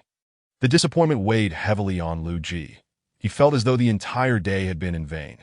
They chose a pavilion, casually brushing the dust off the bench before sitting down. Why is it that we still have found nothing? Lu Ji lamented, resting his chin on his hand. Look at other places, each with distinct sights. Why must ours be like this? Not necessarily. Perhaps others perceive us as a different spectacle. Qi leaned against the pavilion's railing, arms crossed in contemplation. There is also a possibility that we are ensnared within some sort of illusion, much like the mist we encountered in the woods earlier. Lu Ji recalled the foggy experience from the day. Suddenly enlightened, clever, Qi snapped his fingers, nodding in appreciation towards Lu Ji. If it is indeed an illusion or mist, how might we dispel it? We failed to do so earlier. Lu Ji surveyed his surroundings. The area was enveloped in an unsettling darkness, silence amplifying his conviction that he was indeed trapped within the fog. Are you underestimating me? Qi remarked, puzzled. Lu Ji abruptly lifted his head, staring at Qi for a long moment, pointing at him, but unable to articulate a word. Qi watched Lu Ji's silent bewilderment, chuckling as he shook his head. With a gentle snap of his fingers, a woman clad in black appeared behind him. Yet Qi did not issue any commands, leaving the dark figure to silently stand beside him. Lu Ji regarded the two seemingly motionless figures with a raised brow, utterly perplexed. Do you recall what I taught you? Of course, Lu Ji retorted, feeling his intelligence insulted. I am not afflicted with 7-second memory. How could I possibly forget? Now that we are alone, and with a ready-made mist formation, why not allow me to witness the fruits of your diligent study? I now seriously suspect you are underestimating me. Lu Ji pouted, quietly grumbling but unwilling to disregard Qi instructions, slowly rising from the bench and scanning the area for a suitable place to stand. With hands forming a seal, brilliance erupted forth, white light streaming from Lu Ji, dispersing the encompassing darkness. As moonlight filtered through the dissipating mist, it broken. Lu Ji gazed upward at the moon hanging in the sky, his tone fraught with uncertainty that it has indeed been broken. Qi stepped closer, playfully tapping Lu Ji's forehead. But are you certain the spell you employed was correct? Lu Ji formed a fist, clearing his throat, and retreated a couple of steps, only to find his path obstructed by Qi Kin's spirit. As long as this mist is dispelled, the correctness of the method likely matters little, regardless of importance. You must not haphazardly wield your power. Qi Kin waved his hand, directing the dark figure to clear the path. Today, I merely wished for you to dispel this mist, should you face others or malevolent spirits in the future. A single misstep could cost you your life. Do you understand? I was wrong. Lu Ji quickly clasped his hands together in apology, sometimes genuinely fearing Qi Kin's series of lectures. That I assure you, I will be more cautious next time. Enough, let us proceed. The mist is cleared, and now we can re-examine the situation here. Qi Kin gazed at Lu Ji, exhaling a sigh of resignation, abandoning the idea of further discussing such matters, and turned to survey the now clear surroundings. Eager to uncover something of significance, after quietly conversing with his spirit, the dark figure nodded before swiftly departing. Lu Ji watched as the dark figure vanished, casting a perplexed glance at Qi Kin. His unvoiced questions lodged in his throat, unable to escape. Qi Kin seemed to anticipate Lu Ji's unspoken thoughts, simply shaking his head before striding away. Lu Ji, aware of Qi Kin's intentions and actions, contemplated for less than half a second before conceding, abandoning any internal conflict, and hurried to catch up with Qi Kin in search of what they had missed during the day. That I feel as though we missed out on a fortune. Lu Ji's finger grazed the wooden pillar beneath the eaves, blood red staining his fingertips. This place, it is likely where the most crucial elements lie. Qi Kin cast a glance at Lu Ji's stained fingers, raising an eyebrow as if he had discovered a new world. The stench of blood here is overwhelming. Lu Ji, disgusted, rubbed his bloodied fingers against his clothes, evading the increasingly pervasive odor. Just bear with it a little longer. Qi Kin ruffled Lu Ji's hair, transforming what had been a presentable hairstyle into a disheveled mess. Qi Kin. Lu Ji clenched his fists, lowering his head and taking a deep breath. At that moment, the pervasive scent of blood was no longer of utmost concern. His primary focus became delivering a sound thrashing to the grinning individual before him. That as the saying goes, a head may be severed. Blood may flow, but a hairstyle must remain intact. Lu Ji's not-so-stylish hair was his lifeblood, and to tamper with it was akin to a death sentence. That, oh, you're quite adorable right now. There's no need to be so upset. The moment Lu Ji called his name, Qi Kin had already darted swiftly through the slightly ajar door beside them. That I end the stillness of the night. With shadows looming, Lu Ji hesitated, but Qi Kin's words struck a chord, and as a gust of wind swept past, Lu Ji shivered, disregarding his disheveled hair, and immediately rushed to grab Qi Kin's sleeve. We can address the hair situation once this is over. All right, I'll await your reckoning. Qi Kin suppressed a smirk as he led Lu Ji slowly into the house. Hold on to me. If you're afraid, just close your eyes. That it's fine. I'm now part of your team. I'll eventually have to face these situations. I can't hide behind you every time. Despite his words, Lu Ji's grip on Qi Kin's sleeve did not loosen in the slightest. That if you have time to be stubborn, you might as well practice with me more later. Enough already. Lu Ji lightly clicked his tongue. Though Qi Kin's advice was sound, it was currently unfeasible. After all, Lu Ji was a college student burdened with classes, exams, and papers, and he would address these concerns once he graduated. Inside, it seems someone is there. I'll take a look. Wait here for me. No, I'm going with you. Just as Qi Kin prepared to release Lu Ji's grasp to investigate, Lu Ji yanked him back. That if you leave me here alone, I'll be even more terrified. It's better to go together. Close your eyes. Chapter 58. Before Lu Ji could process Qi Kin's words, a warm hand suddenly covered his eyes. Instinctively, Lu Ji shut his eyes tight, gripping Qi Kin's sleeve, fearful that the person before him might vanish in an instant. Qi Kin guided Lu Ji forward, the curtain billowing in the wind to reveal the truth hidden within. There lay a corpse, that of a woman. Qi Kin narrowed his eyes, preparing to step closer when a sharp blade of wind sliced through the air, hurtling towards them. That as he tightened his embrace around Lu Ji's waist, Qi Kin deftly sidestepped the incoming threat.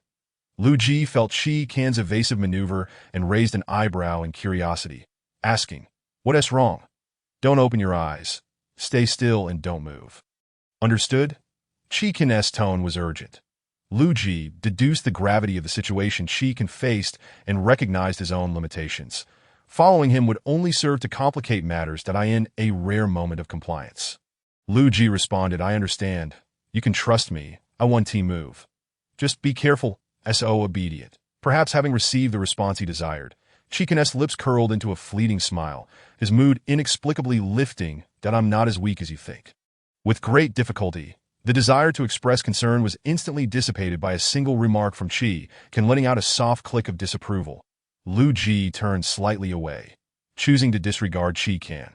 Observing Lu Ji's actions, Chi Can merely smiled and refrained from uttering any further meaningless words, instead turning to confront the individual who had unleashed the wind blades. The man before them was utterly repulsive. His heavy bangs obscuring his eyes, and his tattered clothing along with his hunched back suggested he was an elderly figure. Yet his movements were surprisingly agile. Chi Can directed all his attacks towards the man's vital points. But the latter evaded each strike with precision, countering with his own wind blades. Chi Can narrowed his eyes, sensing the complexity of the situation, and sidestepped a wind blade aimed at him, swiftly positioning himself in front of Lu Ji. Who are you? Not important. The male voice was anything but aged. Rather, it was youthful and clear. The dead have no need for such knowledge. All that is required of you is to meet your demise. As the man finished speaking, he lunged forward, preparing to unleash another wind blade. His instincts warned him that if these two survived, something significant would transpire within this residence, a possibility he could not allow. His previously murky eyes now shone with clarity. He had promised someone he would protect this house and everything within it, as it was her final wish, a vow he could not betray. This is a deception. The man had already approached them, gripping a dagger tightly that he intended to swiftly slice the throats of the two before him. But at that moment, Lu Ji spoke up. The man froze. Turning to regard Lu Ji's slightly bent figure, his eyes widening in disbelief. Seeing the man halt, Chi Can seized his wrist, twisting it so the dagger clattered to the ground. Before the man could react, Chi Can kicked the dagger several meters away. Anya. Chi Can called softly, and with a gust of wind, Anya appeared in the room. Chi Can tossed the restrained man to Anya, whose eyes changed hue as an invisible chain ensnared the man. He struggled in vain, helplessly watching as Lu Ji and Chi Can examined the skeletal remains on the bed. Little one, step aside that I am not little, and you are only a few years older than I am. Lu Ji was dissatisfied with Chi Can's peculiar nicknames, especially the terms little friend and little one. Did he truly appear so youthful? Gritting his teeth in frustration, yet feeling powerless, Lu Ji reluctantly stepped back, allowing space for Chi Can while silently shaking his fists behind his back to express his discontent. Anya observed the scene before him, tilting his head slightly as he contemplated its implications. After a moment of futile thought, he resolved to continue watching the bound and it is indeed a false skeleton. Chi Can manipulated the bones for a while before confirming their authenticity, but it is crafted with remarkable realism. Perhaps you know the circumstances surrounding this? No, I do not. The man ceased his struggles, his voice tinged with despondency, that I merely promised a person's dying wish to guard this place. You have not interfered with anything here? Correct. The man released his tension, lowering his head. Each corner of this house is guarded by a protector, all to safeguard its secrets. Lu Ji wished to inquire further, but Chi Can raised a hand to interrupt him. Lu Ji, confused, followed the direction of Chi Can's finger. That tree is quite tall and large, and a truly majestic tree came into Lu Ji's view. Before he could ponder further, his expression of admiration prompted a sigh from Chi Can. Chi Can reminded Lu Ji of the purpose of their visit, and Lu Ji suddenly realized. Wait, are you saying that the tree we are searching for is this one? It's enormous. Lu Ji's fingers trembled. Having always believed that no tree, regardless of its age, could rival the one before him. The ancient locust tree, as the ancients say, nurtures spirits, with souls attaching themselves to it to feed on the essence of passers-by. Chi Can crossed his arms, gazing thoughtfully at the towering tree visible through the window. This tree has likely consumed the essence of many, possibly since its existence began. You mean, this matter we can discuss later. For now, let us investigate the locust tree. With that, Chi Can turned and exited the room. Anya, bring this man with us. Lu Ji glanced back at the man, who seemed lost in his own thoughts, shook his head, and hurried after Chi Can. Anya grasped the man by the nape and lifted him, floating behind the two, that once the figures of the three vanished. The courtyard began to transform. The buildings gradually morphed into illusions until they disappeared entirely. leaving the courtyard as a desolate ruin, overgrown with weeds. Amidst this transformation, a white figure slowly appeared, raising its right hand, palm flat, then gradually closing it into a fist. With a crisp sound, the false skeleton that should have lain on the bed shattered into dust. The moonlight, penetrating the dark clouds, finally illuminated the ground, casting its glow upon the figure, which was unmistakably Lin Chuyu, the lady of the manor whom Qi Kan and the others had encountered earlier. See. Chapter 59. Look over there. Qi Jie. Qi Linlin also spotted the ancient locust tree from a distance, hastily interrupting Zhu Manqi, who was preparing to continue her assault on the group of little ghosts. What is it? Zhu Manqi had already raised her fist, ready to strike the little ghost before her, but upon hearing Qi Linlin's words, she paused and looked up. Someone has intruded into the forbidden chamber. The elderly woman trembled at the sight of the ancient locust tree, immediately kneeling before it, repeatedly bowing her head while murmuring. Zhu Manqi retracted her spiritual energy, moving to stand beside Qi Linlin, exchanging knowing glances as they both anticipated each other's thoughts. Just as they were about to depart, the elderly woman suddenly clutched Zhu Manqi's thigh, refusing to let go. Annie, do you want to get beaten up again? Zhu Manqi struggled for some time to free her leg from the woman's grasp. Taking a deep breath, she glared at the elderly woman with a threatening smile. You cannot go there. The elderly woman was adamant, refusing to release her grip even as Zhu Manqi gathered her spiritual energy, displaying it in her hands. Manqi, don't act rashly. As Zhu Manqi prepared to strike, Qi Linlin quickly intervened, crouching slightly to grasp the elderly woman's wrist. Dear elder, we have a bond. Could you please tell us what is happening? At the sound of Qi Linlin's inquiry, the elderly woman's grip on Zhu Manqi's leg trembled momentarily as she hesitated to divulge what she knew. Seeing the elderly woman's reluctance, Zhu Manqi lowered her hand, poised to strike. That Qi Linlin understood the fear that gripped these little ghosts, but to uncover the truth, a bit of intimidation was necessary, so she did not intervene. The elderly woman, noticing Qi Linlin's lack of obstruction, looked up to see the descending hand, her heart racing. Closing her eyes, she finally revealed what she knew. After listening to the elderly woman's account, both Qi Linlin and Zhu Manqi exchanged incredulous glances. Yet they understood the need for caution regarding her words, a plan forming in their minds. Zhu Manqi seized the elderly woman, a smirk gracing her lips as she effortlessly dragged her towards the towering ancient tree.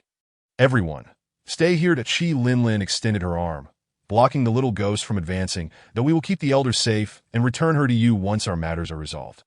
Although Qi Linlin's tone was gentle, it effectively deterred the little ghosts. She recognized the bond between them and the elderly woman, yet to accomplish their task, the elder was likely a key clue. The little ghosts exchanged glances, ultimately refraining from stepping forward. In truth, their sentiments aligned closely with Qi Linlin's. They were simply too weak. Since gaining awareness, they had remained by the elderly woman's side. Despite being spirits, they had never harmed anyone, unlike the malevolent souls that roamed the world. Feeding on human essence to strengthen themselves, their existence resembled that of plants with consciousness, aware of their desires and capable of discerning right from wrong. Such pure and untainted souls should not be confined to this realm. These are unfortunate souls. Qi Linlin glanced back at the little ghosts lingering at the courtyard's entrance, their faces etched with concern. She stood in place, observing them for a while before letting out a soft sigh. Linlin. Zhu Manqi noticed Qi Linlin lagging behind and found it peculiar. Upon turning around, I heard the soft murmurs of Qi Linlin that I lifted my gaze, following her line of sight towards the group of souls not far away. Gently, I patted her shoulder, assuring her that once this matter concludes, they would return to their original paths. That time, we shall send them off properly. All right. Qi Linlin tilted her head, fixating on the serious expression of Zhu Manqi. She opened her mouth to say something, but ultimately abandoned the thought, merely uttering an affirmation. Shang Jinhui and the others were still in the small room, searching for a way to unlock the hidden chamber, thus oblivious to the sudden appearance of the ancient locust tree outside. The trio had been knocking and tapping at the wall for quite some time, with Yu Yichen's hands becoming red and sore. Yet they could not locate the switch to the secret room, which left him feeling quite defeated. This small room was not particularly large, measuring perhaps 40 to 50 square meters. Aside from the 6 glass wall lamps adorning the walls, there was nothing else within. From the start, Shang Jinhui and Yu Yichen had attempted to manipulate those 6 glass lamps, but to no avail. The only existing object in this room could not be the key to opening the hidden door. Thus, it must be concealed. And with this thought in mind, the three began to explore and knock on the walls. This makes no sense that Yu Yichen rubbed his sore arm, utterly bewildered as to where he had gone wrong. Outside, changes began to unfold. Gong Sun, seeing no progress within, despondently approached the window to observe the situation outside. It seemed as though the plants had seen something. What? Shang Jinhui, hearing Gong Sun's words, curiously approached to investigate. He noticed that the plants, which had been circling the house and attentively watching the interior, were all gazing in one direction. I've got it! It's open! Before Shang Jinhui could finish his sentence, he was interrupted by Yu Yichen's excited voice. The two standing by the window turned to see that the door to the secret chamber had already swung open. What is going on?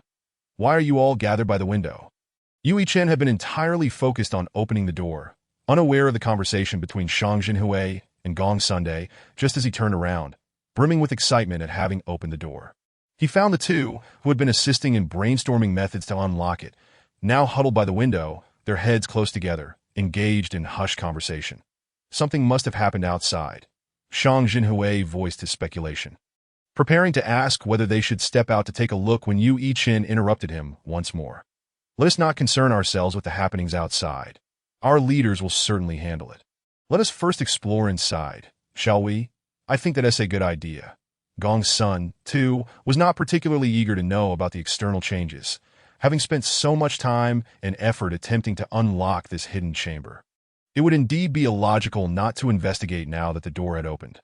Then let us proceed inside. Yu Yichen rubbed his hands together, eager. Xingchen, illuminate the interior. I am keen to uncover the secrets that lie within. Xingchen, who had been standing to the side, heard Yu Yichen's words and swiftly entered the hidden chamber.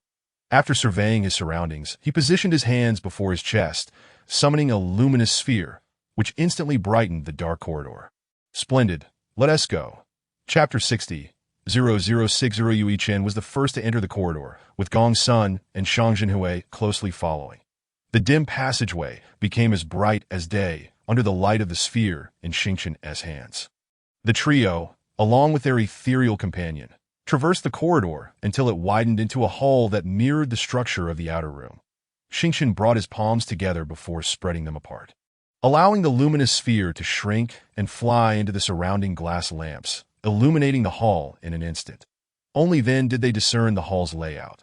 The periphery was nearly piled high with ice blocks, and in the center rested a coffin, crafted from crystal, upon a bed of even more ice blocks, seemingly intended to preserve whatever lay within. Can you guess what lies inside this coffin? Yu Yichen asked, arms crossed, as he fixed his gaze upon the crystal coffin, addressing the two beside him. I asked it even a question. Gong Sun replied, wearing an expression of disbelief. Why are you still standing there? Go take a look. I have no interest in corpses. Yu Yichen lowered his arms, feeling somewhat regretful. Initially, he had hoped the hidden chamber would contain something extraordinary. It seemed his efforts to pry open the lock had been in vain. I thought perhaps there was something peculiar that shouldn't be disturbed. Turns out you simply lack the enthusiasm to examine a corpse. Gong Sun, upon catching sight of the crystal coffin, felt a surge of curiosity. However, noticing that neither of his companions had moved an inch, he paused his eager steps. Now, having been informed that it was not a matter of restriction but rather disinterest, his previously dimmed eyes sparkled anew. Without waiting for further encouragement, he swiftly approached the crystal coffin, ready to investigate. Has he always been like this? Yu Yichen glanced at Gong Sun, whose face radiated excitement, causing a shiver to run down his spine. He turned to Shang Jinhui for confirmation. Once Gong Sun lays eyes on a corpse, there is no chance of him budging an inch. Shang Jinhui observed his forensic companion with a resigned expression, raising a hand to his forehead. That it's fine. Let him examine it. His forensic expertise is among the best in the field. Perhaps he might uncover something of significance. Are you really not coming to take a look? Gong Sun's voice chimed in at the right moment. This corpse is quite intriguing. Just because you find it interesting doesn't mean everyone else will, Shang Jinhui noted, recognizing Yu Yichen's expression of reluctance and uncertainty. He discreetly intervened, suggesting, you may examine the corpse. We'll check around for anything else. That S nodded. Gong Sun raised his head to meet Shang Jinhui's gaze. This corpse is not decomposed, and moreover, we've seen it before. Gong Sun's statement caught Shang Jinhui off guard, raising an eyebrow as he stepped closer to investigate. What is happening? Yui Chen, who had been searching the walls for new clues, rushed over to join the two by the crystal coffin. As his gaze fell upon the corpse within, he had to admit that he felt somewhat uninformed as he pointed at the body inside the coffin. Momentarily rendered speechless. All right, I see you're surprised now. Try to compose yourself. Gong Sun, fully satisfied with Yui Chen's astonished expression, patted him on the shoulder, urging him to regain his composure. Wait, that is her? Yui Chen exclaimed, his expression shifting dramatically as he recognized the familiar face. When did she die? I just conducted a preliminary autopsy on her. Can you guess what I found? Gong Sun, lacking proper forensic tools, could only perform a rudimentary examination. What did you find? She can't have been dead for over 100 years, right? Yui Chen glanced at the pristine corpse before shifting his gaze to the somewhat excited Gong Sun. Swallowing hard that in no way could I be right. Bingo. Gong Sun snapped his fingers, his attention never wavering from the corpse. After years of working as a forensic expert, this was the first time he had encountered a body that had remained intact for a century. Filling him with wonder, and he was eager to dissect it for further examination. Wait a moment. Don't even think about dissecting that corpse. Yui Chen could no longer endure the gleam in Gong Sun's eyes and reached out to stop him. You said she has been dead for over 100 years.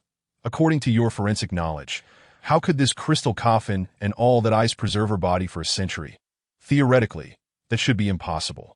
Gong Sun glanced at his arm, swatted Yui Chen's hand away, and continued, as of now, there is nothing that can guarantee a body remains uncorrupted. What about mercury? Shang Jinhui recalled something he had seen on television and posed the question earnestly. Mercury. Gong Sun contemplated the knowledge he had regarding mercury, shaking his head slightly. While mercury does possess some preservative properties, it is not absolute. That it also depends on the choice of location, the sealing of the tomb, and the material of the coffin to be effective. However, given the abundance of ice blocks in this hidden chamber, coupled with its sealed nature, it is indeed possible that mercury was utilized. Gong Sun had just dismissed Shang Jinhui's theory, but seemed to recall something. Glancing around before his hand made contact with the ice blocks, suddenly struck by a thought. Weren't you just saying it wasn't mercury? Yui Chen interrupted, pausing his exploration at Gong Sun's sudden change of stance. What is the verdict then? If we consider it may be mercury, we must look at these ice blocks. Mercury solidifies when exposed to cold. This property might have been cleverly exploited to preserve the body under specific conditions. Gong Sun gestured towards the surrounding ice blocks and the large pile beneath the crystal coffin. Yet, without a precedent for using mercury in a coffin, I cannot guarantee anything. Then there is another possibility. Yui Chen relinquished his quest to further inspect the hidden chamber. It could be that after her death, her deep-seated attachment caused her spirit to linger, ultimately leading her to absorb various human souls, transforming into a vengeful spirit. Once she became a vengeful spirit, her spiritual power would grow stronger by consuming refined souls, thus potentially allowing her to preserve her own body. Merely speculating won't yield any definitive answers. Since there has been a notable change outside, let us go take a look. Shang Jinhui listened to the speculations of the two individuals, feeling a sudden headache. However, recalling the descriptions of the deceased companions shared by those adventurous souls, he feared that the situation was far more dire than it appeared. This chamber, devoid of any information aside from the lifeless body before him, had become a futile endeavor. As he reflected on the scene he had glimpsed by the window moments ago, he began to formulate some conjectures that he seized Gong Sun, who wished to further examine the corpse, and shared his thoughts with Yui Chen. After a moment of contemplation, Yui Chen found merit in Shang Jinhui's reasoning and concurred with his perspective. Xingchen waved his hand, extinguishing the light that illuminated the secret room, and led the three of them out, seizing the opportunity while the plants outside were momentarily distracted by some unseen force. They hastened their departure from the house. Less than a minute after their exit, the body that lay within the secret chamber opened its eyes. Chapter 61. 006. One as others began to notice the ancient locust tree's presence and gravitate towards it. The Su brothers continued their struggle within the dilapidated cabin. Originally poised to repel the hidden assailant with a single strike, they were taken aback when the piano behind them suddenly sprang to life as if it had acquired consciousness. Su Tianyi instructed Su Tianzi to persist in attacking the concealed foe while he turned, forming a protective barrier with his hand seals just in time to deflect the oncoming piano. This was what one might call being beset by wolves in front and tigers behind. While Su Tianzi launched his assault, he couldn't resist a teasing remark, "Focus, don't get distracted," that Su Tianyi's gaze sharpened. That individual's ability was likely to control objects. The To manipulate an object as massive and weighty as a piano suggested that the old steward was no ordinary adversary. Zhang Yang observed the unfolding situation with a sense of reflection. He had never anticipated that he would misjudge someone, for the old butler concealed his prowess so well that it had gone unnoticed, indicating he possessed some formidable strength. "You are correct," Su Tianyi replied slowly after a moment of contemplation, his eyes glinting with insight, that he is likely a specter that has consumed the souls of many. "What should we do? Can I demolish this place?" Su Tianzi, ever the impatient one, expressed his frustration as his wind blades failed to reach the elusive butler. "There are no other options left," Su Tianyi sighed. "Tianzi, bring this place down." "Understood." With his elder brother's approval, Su Tianzi smirked, lowering his palms and curling his fingers into claw-like shapes, his spiritual energy surging exponentially. A gentle breeze swept in from all directions, converging into a whirlwind. Rising from the ground, the tempest grew larger, filling the room with wind. The already fragile structure succumbed to the force of the hurricane. Collapsing into ruins, that Qiyu surveyed the scattered wooden debris, momentarily at a loss for words. Should he marvel at Su Tianzi's formidable abilities, or should he lament the sheer extent of his destructive power? He glanced up at the self-satisfied Su Tianzi, ultimately choosing to remain silent. "That I must say, your destructive prowess is impressive." Zhang Yang generously praised Su Tianzi with a thumbs up. "That S.A. given. I am the acknowledged demolisher of the agency." Su Tianzi replied, whether genuinely indifferent to such titles or simply accepting Zhang Yang's compliment with remarkable candor, that "don't be complacent. The butler has yet to show himself." After the house's collapse, Su Tianyi surveyed the surroundings, frowning as he found no trace of the old steward. Could it be that he evaded such a powerful whirlwind? Su Tianzi scanned the area, confirming the absence of the butler. "Tongming, take a moment to sense whether the butler remains." Su Tianyi gestured to the evidently anxious Su Tianzi, instructing him to remain calm. Tongming, having received Su Tianyi's command, nodded gently and closed his eyes to attune himself to the surroundings. Approximately half a minute later, he opened his dual-colored eyes and shook his head at the Su brothers. That it appeared that the old butler had quietly slipped away during the recent destruction for reasons unknown. The Su brothers exhaled discreetly.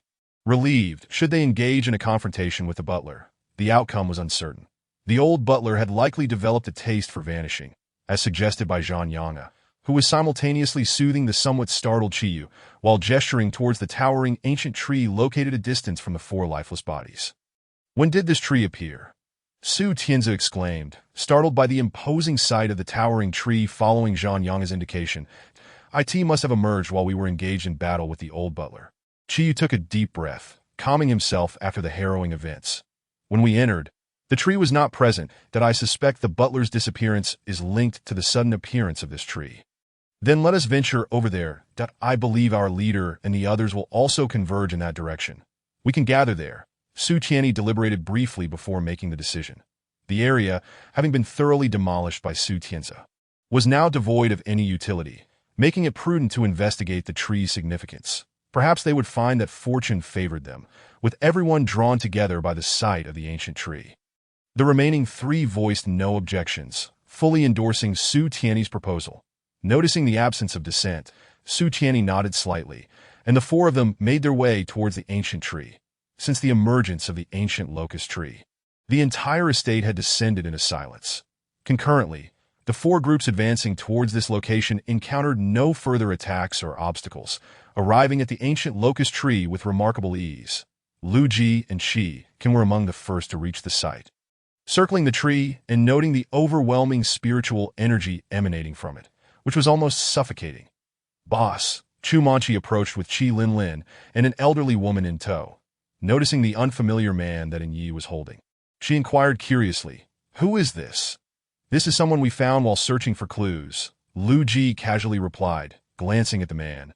The elderly woman, who had been held by Chu Manchi, widened her eyes momentarily upon seeing the man. Though she quickly regained her composure, the fleeting change in her expression did not escape Qi Can's keen observation. "This lady is—" Qi Can interjected, seeking clarification. "This elderly woman is someone Lin Lin and I encountered during the day. She shared many insights with us," Chu Manchi explained, rubbing her sore shoulder. "When we returned to investigate in the evening, we discovered that these maids had transformed into ghostly apparitions since the appearance of this ancient tree. The old woman has exhibited peculiar behavior, leading us to believe she might be connected to it. Hence, Qi brought her along." After Chu Manchi finished, Qi Linlin provided additional context to Qi Can, hoping these two individuals would yield some valuable information. Qi Can turned his gaze towards the two forcibly brought individuals, speaking thoughtfully. "Boss, the Su brothers team and Yu Chen's team arrived almost simultaneously." Qi Can nodded slightly at the newcomers, who were evidently intrigued by the man and the elderly woman. Chu Manchi had no desire to reiterate her explanation, thus leaving that task to Lu Ji, who was standing idly by. "Speaking of which, we encountered them as well," Su Tianzi remarked, observing the elderly woman and the young man. Pondering Lu Ji's words, "What did you encounter?" Shang Zhenhui inquired, promptly moving to Su Tianzi and Zhang Yang aside to examine the situation thoroughly. "Rest assured, the Su brothers are formidable. We are unharmed," Su Tianzi reassured them. Chapter 62 0062 We encountered the old butler from earlier today, Su Tianzi revealed without hesitation, sharing the experiences of their quartet with Qi Can. The latter nodded in response, remaining silent that so, the old butler has escaped.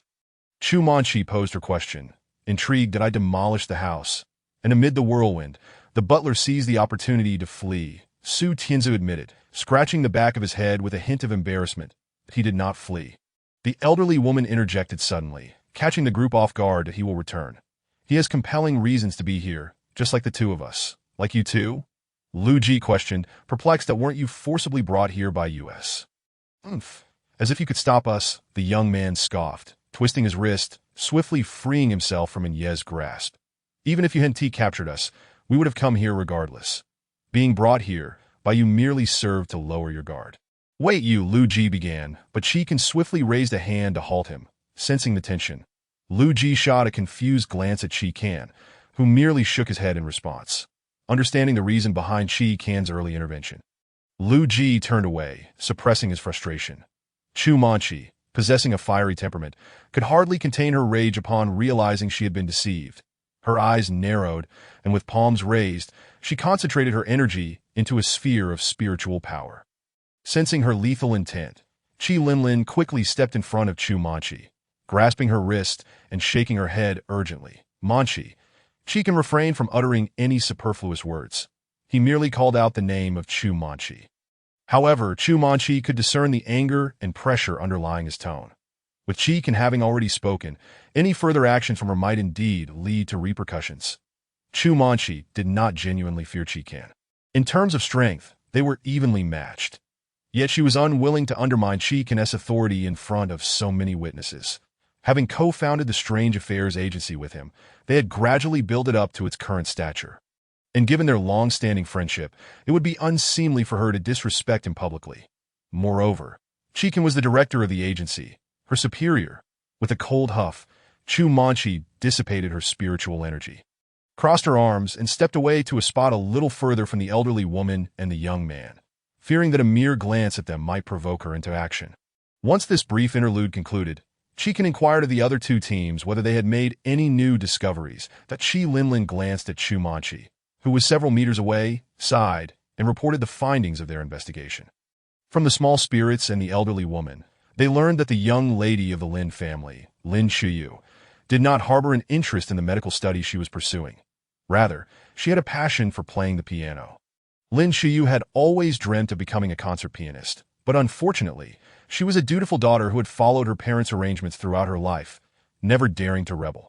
There came a time when Lin Shuyu could no longer endure the shackles imposed by her parents and attempted to resist, only to be confined to her room by old Master Lin for her perceived disobedience, with orders given to the servants to withhold food until she comprehended the consequences of her rebellion. Instead of yielding, this only ignited her rebellious spirit further. Seeing the situation escalate, Lin Madam quickly resorted to a strategy of feigned suffering. Through a combination of stern reprimands and empathetic pleas, they finally managed to quell Lin Shuyu's rebellious inclinations. After that episode, Lin Shuyu ceased to oppose the wishes of her elders, complying with whatever they demanded without uttering a word of dissent. However, it was also from that time onward that the servants began to notice a change in her demeanor. The smiles vanished from her face, and her words became scarce, as if she had become a marionette, subject to the whims of others. Such a fate was truly tragic. After hearing Qi Linlin's account, Yu Yichen was filled with disbelief. How could parents treat their child in such a manner? Qi Yu also nodded in agreement. You wouldn't understand, Zhang Yang said, giving Qi Yu a gentle pat on the back. Shaking his head in exasperation. You were not born in that era, nor did you have parents with such feudalistic mindsets, so you cannot fathom the plight Lin Shuyu endured that I may not fully comprehend. But you seem to understand all too well. After hearing Zhang Yang's words, Qi Yu sensed that something was amiss and pointed a finger at him. Ahem? Really? That must be your imagination, Zhang Yang replied awkwardly. What could he say? He certainly could not bluntly admit to Qi Yu that he himself had been raised in an environment steeped in such feudal ideologies. Qi Yu tilted his head and scrutinized Zhang Yang for a long moment, causing him to appear somewhat flustered. Just as Zhang Yang was about to change the subject, Shang Jinhui's timely intervention broke the awkward silence between them. Upon hearing his captain's voice, Qi Yu chose not to dwell on Zhang Yang's earlier remarks. Deciding to wait until after this incident to inquire further at the police station, Shang Jinhui also shared his discoveries with the group, eliciting various reactions. Most of them astonished, in a way, a corpse that remains uncorrupted for a century. Su Tianzi could no longer contain himself. How many souls must have been consumed to achieve such a feat? Actually, I noticed something earlier. Lu Ji raised her hand, her tone uncertain. This tree, how should I put it?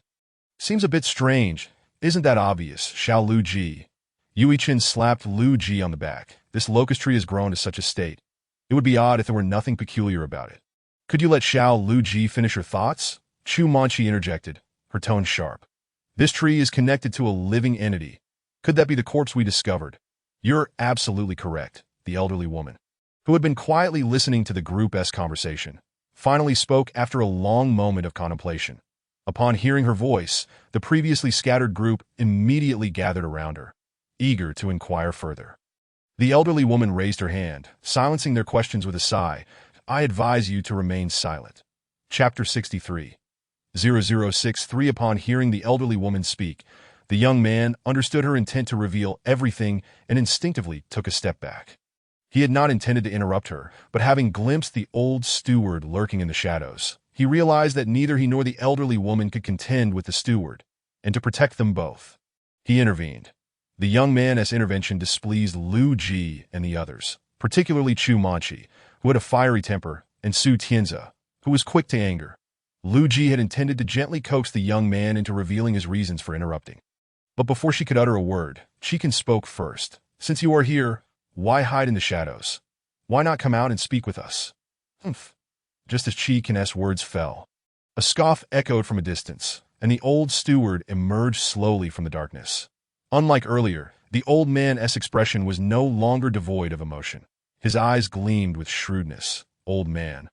Shall we have a candid discussion? Qi observed the old steward stepping into the light, and with a subtle gesture, the crowd surrounding the elderly woman instinctively found their positions, standing aside and keeping a vigilant eye on the old steward. Ah, young man, your demeanor hardly suggests a desire for a conversation. The old steward chuckled darkly, surveying the assembled youth. Very well. Today I shall share a story with you, and no need for a story that a woman's voice resonated through the estate. That voice sounds so familiar. Lu Ji instantly recognized it. But before she could ponder its source, tendrils of vines surged toward her. Qi let out a soft breath and calmly instructed the other members of the agency to protect the 4 members of the investigative team.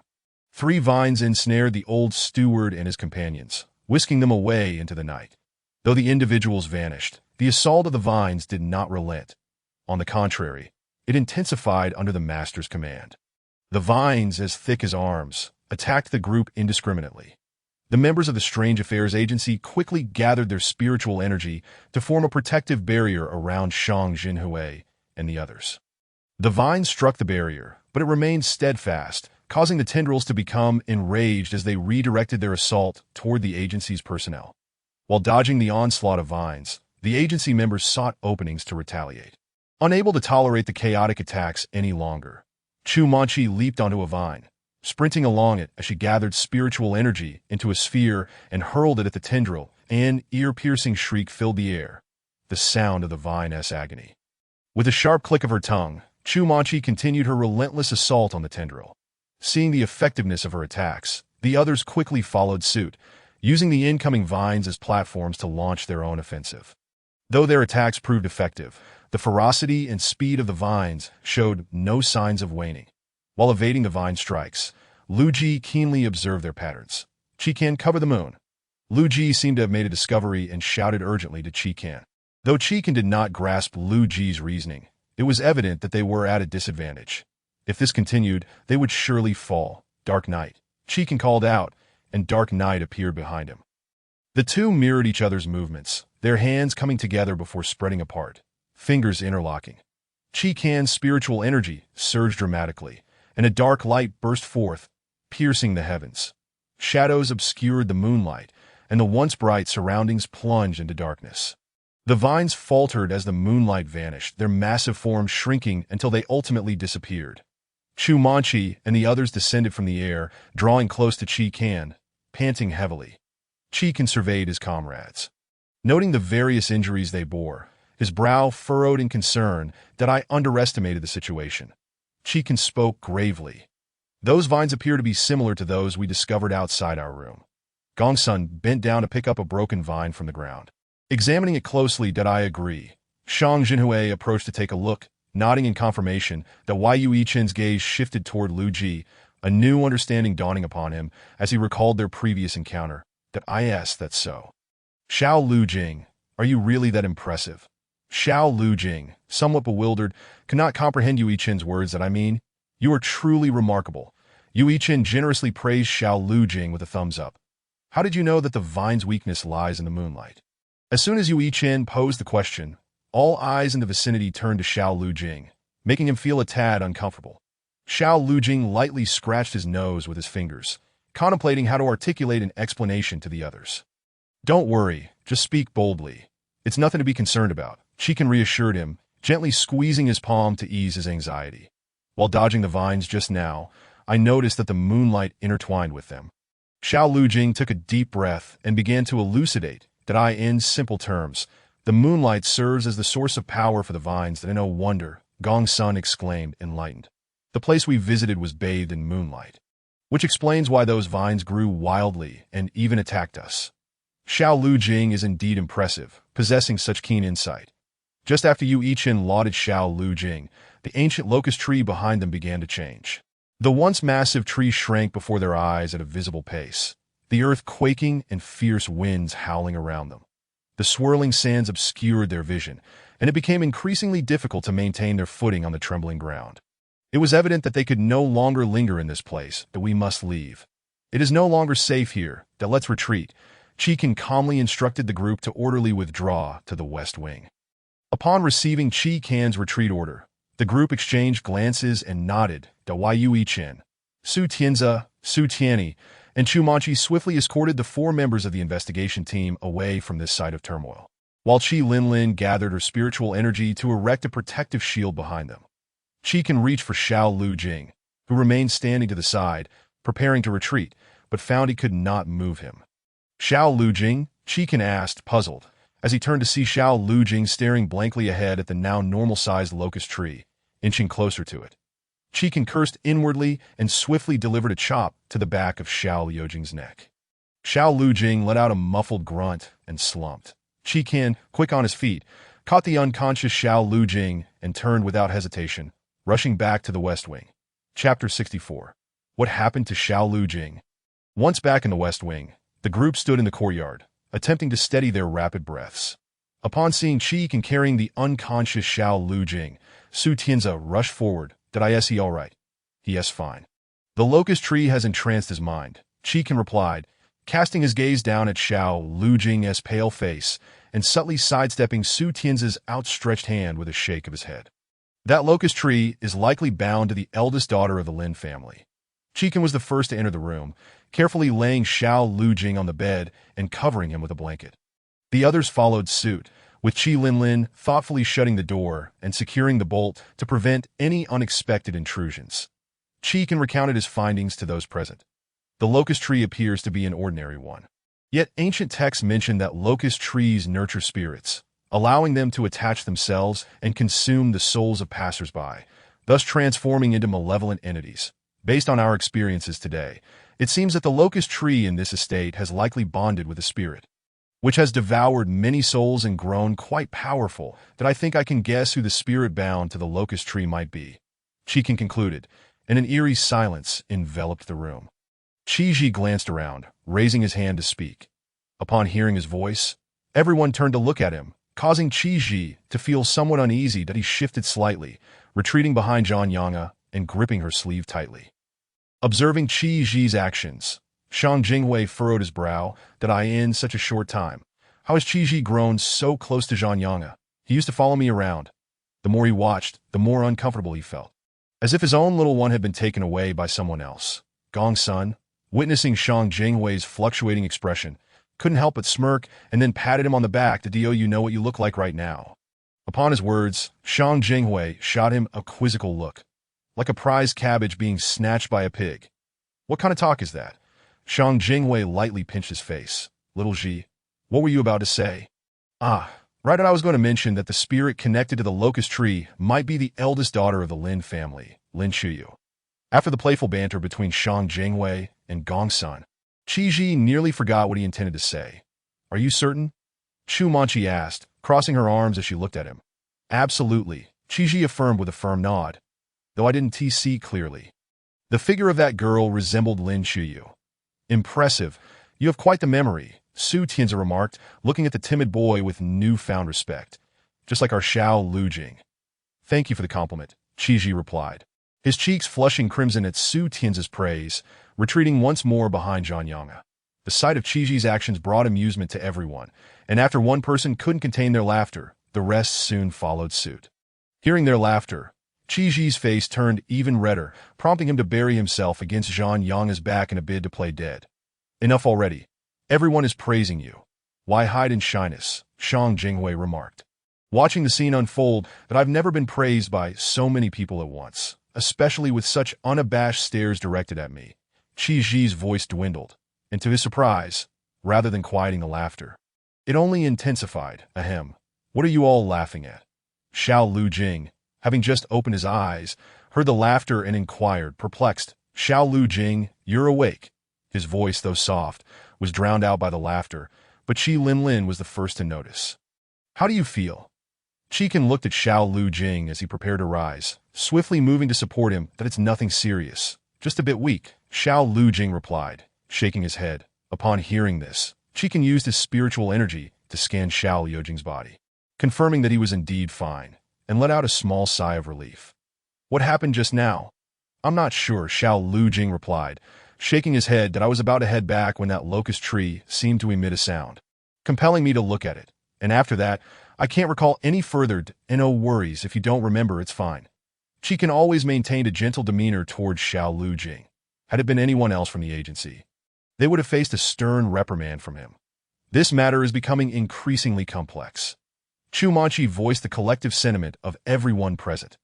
Initially believed to be a straightforward case of malevolent spirits harming people, the investigation had transformed into a perplexing enigma after a night of inquiries. Was the malevolent spirit bound to the locust tree truly the formidable Lin Chuyu? Why did the entire estate remain haunted? What was the source of the power that sustained these spirits? Was it the locust tree? These questions swirled in everyone's minds, instilling a sense of frustration. After their extensive efforts, they had only just begun to scratch the surface of the mystery. "Let us not worry. Tomorrow we will investigate further," Yu Yichen declared, clapping his hands to uplift the atmosphere. "Yichen is right. Let us not be disheartened. Tomorrow we shall visit the secret chamber discovered by Captain Shang and the others." Xiao Lujing added, his voice still somewhat weak. "Indeed, we should check that secret chamber tomorrow. Perhaps we will uncover different clues." Chikin concurred, surveying the room. "Let us all rest in this room tonight. Let us not scatter." as we should be cautious of any unexpected occurrences during the night. This room is spacious enough. We'll just have to make do with sleeping arrangements for our two ladies, he continued. Su Tianyi, do you think we would mind? Chu Manqi raised an eyebrow, leading Qi Linlin to the adjacent room to gather bedding and prepare for sleeping on the floor. How about Qi Jie and Linlin Jie take the bed? And we'll sleep on the floor? Xiao Lujing suggested, feeling a bit guilty seeing the two girls preparing to sleep on the floor, but it's all right. You and the captain can take the bed. You're in such a weak state. Don't sleep on the ground and catch a chill. Qi Linlin shook her head, refusing Xiao Lujing's kind offer. Xiao Lujing wished to persuade the two girls further, but was stopped by Qi Kan.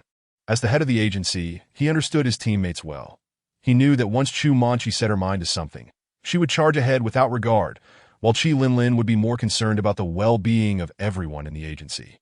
Lu Ji currently finds herself in a state of frailty, and the two young ladies, Chu Manqi and Qi Linlin, resolutely refuse to contest for a bed with an injured person. They disregard Lu Ji entirely, promptly retreating into the neatly arranged bedding on the floor. Observing that the two young women have no objections, the others follow suit, moving to different rooms to gather bedding and prepare their own sleeping arrangements. Chapter 65. A night of peaceful slumber when Lu Ji awakens. The outside world is bathed in bright daylight, yet the others remain in slumber. The events of the previous night were intense, leaving her body utterly exhausted. Thus, indulging in a little more rest to replenish her strength seems a most prudent choice. Awake, at the moment Lu Ji stirs, Qi Kan also rouses from his slumber. Did I wake you? Lu Ji, still imbued with a hint of drowsiness in her voice, offers a soft apology, feeling a twinge of embarrassment. Not at all. Qi Kan gently tousles Lu Ji's soft hair, his eyes heavy with sleep, yet radiating warmth and comfort. Thank you for last night. After a brief silence, Lu Ji breaks the stillness. Qi Kan understands her gratitude pertains to his support in bringing her back from the locust tree grove, as well as his gentle reassurances during her nightmares that plague her rest and no need for thanks. Would you like to sleep a bit longer? Qi Kan expresses his concern for Lu Ji's health in a low voice. I'm fine, really. After a good night's rest, I feel much improved, boss. You're awake. The drowsy voice of Su Tianyi interrupts, evidently disturbed by the conversation between Qi Kan and Lu Ji. Did we wake you? Lu Ji turns, leaning over Qi Kan to peer at the person on the makeshift bed. It's nothing. My biological clock simply woke me. Su Tianyi waves off the concern dismissively. Let us rest a bit longer. We all had quite the ordeal last night. Qi Kan's suggestion, light and airy, wafts into the ears of the two, prompting them to fall silent and return to their positions. What do you think? Aren't they far more entertaining than those we encountered before? The aged voice of the old steward emerges from the shadows. Indeed, you are correct that I am the dimness. A single source of light reveals a young lady clad in a flowing white dress. Her fingers idly twirling the long locks of hair, cascading before her eyes narrowed slightly. This woman is none other than Lin Shuyu, the eldest daughter of the Lin family. Her voice, though not overtly mature, carries an undeniable authority that commands attention. She calls softly, You ought not to appear so weak. That it was my oversight. The young man named C steps forward, kneeling on one knee, his right hand resting lightly over his heart, his head bowed in contrition. Enough of that. Lin Shuyu gestures dismissively, unwilling to linger on the events of the previous night. Each of them is no ordinary individual. The longer we keep them, the more unfavorable it becomes for us. We must act swiftly to eliminate them. They comprise both supernatural beings and ordinary folk. We can approach them from a position of weakness that a C reflects on the previous night's events, analyzing them with objective clarity. Those four are likely police officers, always accompanied by supernatural protectors. That I believe our point of attack lies with that loose surname boy. The old steward partially agrees and partially contests AC's analysis. After the altercation of the previous night, he has gleaned considerable insight into Qi Kan and his companions. That he is aware that at least two supernatural beings are always assigned to protect each of the four under Qi Kan's command. To recklessly engage them would be to confront the supernatural directly. Should fortune favor them, a fair fight could ensue, but should luck be unkind, not only might they fail to engage, but they could also attract the attention of additional supernatural beings, rendering the odds exceedingly slim and the potential losses substantial. Thus, it is far more advantageous to target Lu Ji, who has always remained close to Qi Kan and has never fought back, appearing to be the weakest link in the strongest protector's entourage. However, unbeknownst to them, Lu Ji's current capabilities are far from meager. After a semester of rigorous training, she has mastered nearly all aspects of her abilities, save for summoning her spirit. Qi Kan's insistence on not allowing Lu Ji to engage in combat stems solely from his desire to keep her from harm. Yet, it is precisely this small selfishness of Qi Kan that has successfully misled Lin Shuyu and her cohort into perceiving Lu Ji as a frail, unarmed scholar. Were Qi Kan to overhear their comments, he would undoubtedly be compelled to admire their naivety. One may plant flowers with care, yet they may not bloom. Conversely, one may unwittingly nurture willows that flourish. Convey the message. Preparations must commence immediately. They must be dealt with today. Lin Shuyu's gaze is steely, her intent resolute. She has meticulously orchestrated this plan for over a century, and she allows no room for error. Any unforeseen variable must be eliminated, understood. As Lin Shuyu plots the demise of Qi Kan and his companions, those directly involved remain blissfully unaware of the impending danger, some even engaging in playful banter, radiating an atmosphere of joy. Enough of the ruckus. Qi Kan observes the group's frivolity, shaking his head slightly. Once we resolve the current matters, I shall grant you a holiday, and you may enjoy some leisure. You're giving them time off, but not me. Lu Ji immediately protests, displeased at the notion. Qi Kan scrutinizes Lu Ji thoughtfully before slowly responding. Simply ensure you master what I have taught you. I suspect you are deliberately putting me in a difficult position, and I have evidence to support my claim. Lu Ji turns her head aside, grumbling in discontent. Accept your fate, little Lu Ji. That Su Tianzi suppresses a chuckle, gently patting Lu Ji's shoulder in a gesture of sympathy. However, if he could manage to quell the laughter bubbling beneath the surface, Lu Ji might find some comfort in his support as it stands. His barely contained mirth does little to assuage her feelings, and she perceives it as mockery. Just as Lu Ji intends to retort to Su Tianzi, she suddenly senses something amiss within her own body. Her form stiffening slightly, her lips parting in surprise, unable to utter a single word. Qi Linlin, nearest to Lu Ji, seems to notice her unusual demeanor and approaches, gently patting her shoulder. Lu Ji, what's wrong? Uncertain whether it is Qi Linlin's voice or her touch that brings her back to reality, Lu Ji blinks, momentarily disoriented, before shaking her head in response. Did I everything all right? Qi Linlin's concern is palpable, as Lu Ji's previous demeanor did not suggest all was well. However, Qi Linlin refrains from pressing further, stating, if you feel unwell or something seems off, do not hesitate to speak up. Did I understand, Lin Jie? Please do not worry. Their exchange does not go unnoticed by Qi Kan, who, observing Lu Ji's apparent discomfort, approaches quietly, inquiring softly. Upon receiving her assurance that she is fine, he remains slightly uneasy and utilizes his spiritual energy to check on her health. Under the pretense that they cannot afford to have another ailing patient distracting their focus from the tasks at hand. Chapter 66. Ladies and gentlemen, our esteemed young lady requests your presence. The old steward's voice reverberates through the surroundings, abruptly silencing the laughter and chatter of those who had been discussing potential vacation spots, their expressions shifting to one of vigilance as they scan their surroundings. Do not search for me. I am not among you. The old steward seems to monitor Qi Kan and his companions closely. Fully aware of their recent activities, he conveys his message and then falls silent, leaving them momentarily at a loss as they turn to Qi Kan for direction. Our host has extended an invitation. It would be impolite not to attend. Qi Kan smiles, stepping forward to lead the way. Seeing Qi Kan take the initiative, the others shed their reservations and follow in his wake.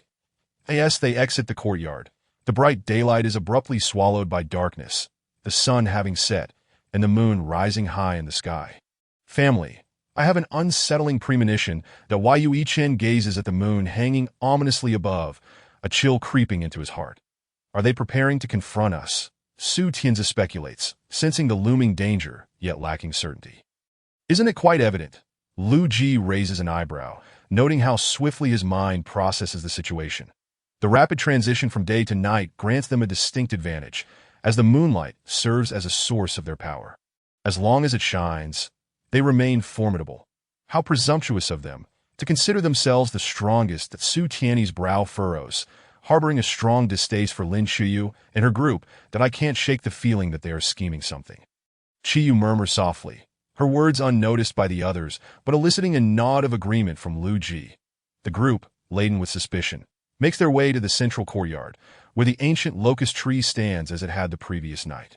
Now, it appears as a typical tree, calmly rooted in the center of the courtyard, with the old steward standing guard beside it.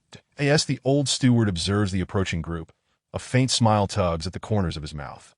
The parched skin of his face combined with that unsettling smile creates an aura of discomfort. The old man's smile is indeed terrifying that as Qiyu stepped into the courtyard. He locked eyes with the old butler. An involuntary shiver racing down his spine that it was surprising. You seem to show a certain courtesy towards these individuals. Zhang Yin noticed Qiyu's address to the butler and teased him lightly, suggesting that now was not the time for jest. But Qiyu shot a glance at Zhang Yin, his expression one of exasperation. Old man, since we are already here, why not simply express your desires? Qi Lin stepped forward, inquiring politely, little girl, have you jumped straight to the point? Aren't you going to reminisce with the old fellow? The butler did not respond to Qi Lin's question, but instead retorted, old man, given the current circumstances, there is no need for such empty pleasantries. Upon hearing the butler's words, Qi Lin felt an inexplicable unease, which she fought to suppress as she continued to confront him. We all have numerous matters to address. Let's skip the nostalgia and commence directly. You know, little girl, I find you rather admirable, but alas, we are simply not of the same ilk. From the moment Qi Lin had approached him for conversation, the butler had appreciated her decorum and sense of propriety. However, it was unfortunate that they were destined to be adversaries. The old butler broke into a grin, striking the locust tree, which seemed to respond to his command. Growing several times larger under the moonlight, its form entwined in dark energy. Upon witnessing the butler's actions, Qi Lin ceased her words, offering a slight bow before stepping back to channel her spiritual energy. Chu Manchi observed this and promptly instructed the Su brothers to protect Shang Zhenhui and the others, then advanced alongside Yu Yichun to stand beside Qi Lin, both ready to unleash their spiritual powers at a moment's notice. That I know you are formidable, the butler chuckled, snapping his fingers as countless black vines erupted from behind the locust tree, lunging towards the group. At the sound of the snap, Lu Ji's body froze, her once clear eyes now devoid of life. The locust tree rustled its leaves, producing a sound that seemed to summon Lu Ji, and at that moment, she unconsciously began to step forward. Xiao Lu Ji? Lu Ji ignored Qi Lin's voice, mechanically approaching the locust tree, turning to face the onlookers. That it was then that they noticed her eyes were entirely black. Her consciousness lost. How do you like this grand gift? The old butler cackled, his mood buoyed by the mixture of astonishment and disbelief reflected in the faces before him. Stop wasting time. Today, we must eliminate them all. Asi's figure suddenly materialized, reminding the butler, who found amusement in the unfolding drama, that I know, my dear will assist me. The butler waved his arm, causing Lu Ji to move involuntarily, her palms gathering spiritual energy as she prepared to unleash a full-force attack on the individuals within the office. Under the butler's control, Lu Ji's power was amplified beyond her usual capacity, and her strikes were merciless. Chu Manchi and her companions could do little but defend and evade, fearing that any reckless move might harm Lu Ji, leaving them in an uncomfortable predicament. The butler seemed to have grasped this point, watching the spectacle with a sea from above. See, is this not a splendid performance? The old butler remarked with a gentle smile, while Asi merely scoffed in silence. The combined onslaught of the vines and Lu Ji's attacks soon rendered Chu Manchi and her companions beleaguered, forcing them to retreat defensively. Chu Manchi, observing the grave expression on Qi Can's face, could no longer contain herself and shouted, Qi Can, stop standing idly. Think of a way. I am thinking. Just hold on a moment, Qi Can replied, his brow furrowed with concern. He was at a loss for how to break Lu Ji's constraints, fearing that any misstep might lead to her suffering, though he wished to harness his spiritual energy to summon clouds and obscure the moonlight. The presence of the butler and the youth named Asi above rendered such an act futile, as they would disperse the clouds regardless. Qi Can was anxious, yet he knew he must not reveal his turmoil, lest the enemy seize the opportunity to launch a full-scale assault, but he had to conquer his own fears. Zhang Yinge had been intently observing Lu Ji for quite some time. He understood that these supernatural beings would not harm their own. But if they did not act swiftly, they could all find themselves in dire straits. Can you really observe the subtle expressions of the controlled individual? Shang Zhenhui drew his firearm, aiming at the encroaching vines with precision. Of course, Zhang Yinge replied, raising an eyebrow with pride. Though I wonder if that lad can manage. Certainly, Qiyu interjected, preempting the Su brother's response that I can sense that he possesses remarkable strength. Young brother, you have an eye for talent.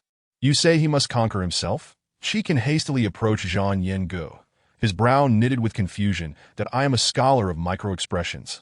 I can discern them clearly. That boy, despite his seemingly frozen and expressionless demeanor, is quite the opposite.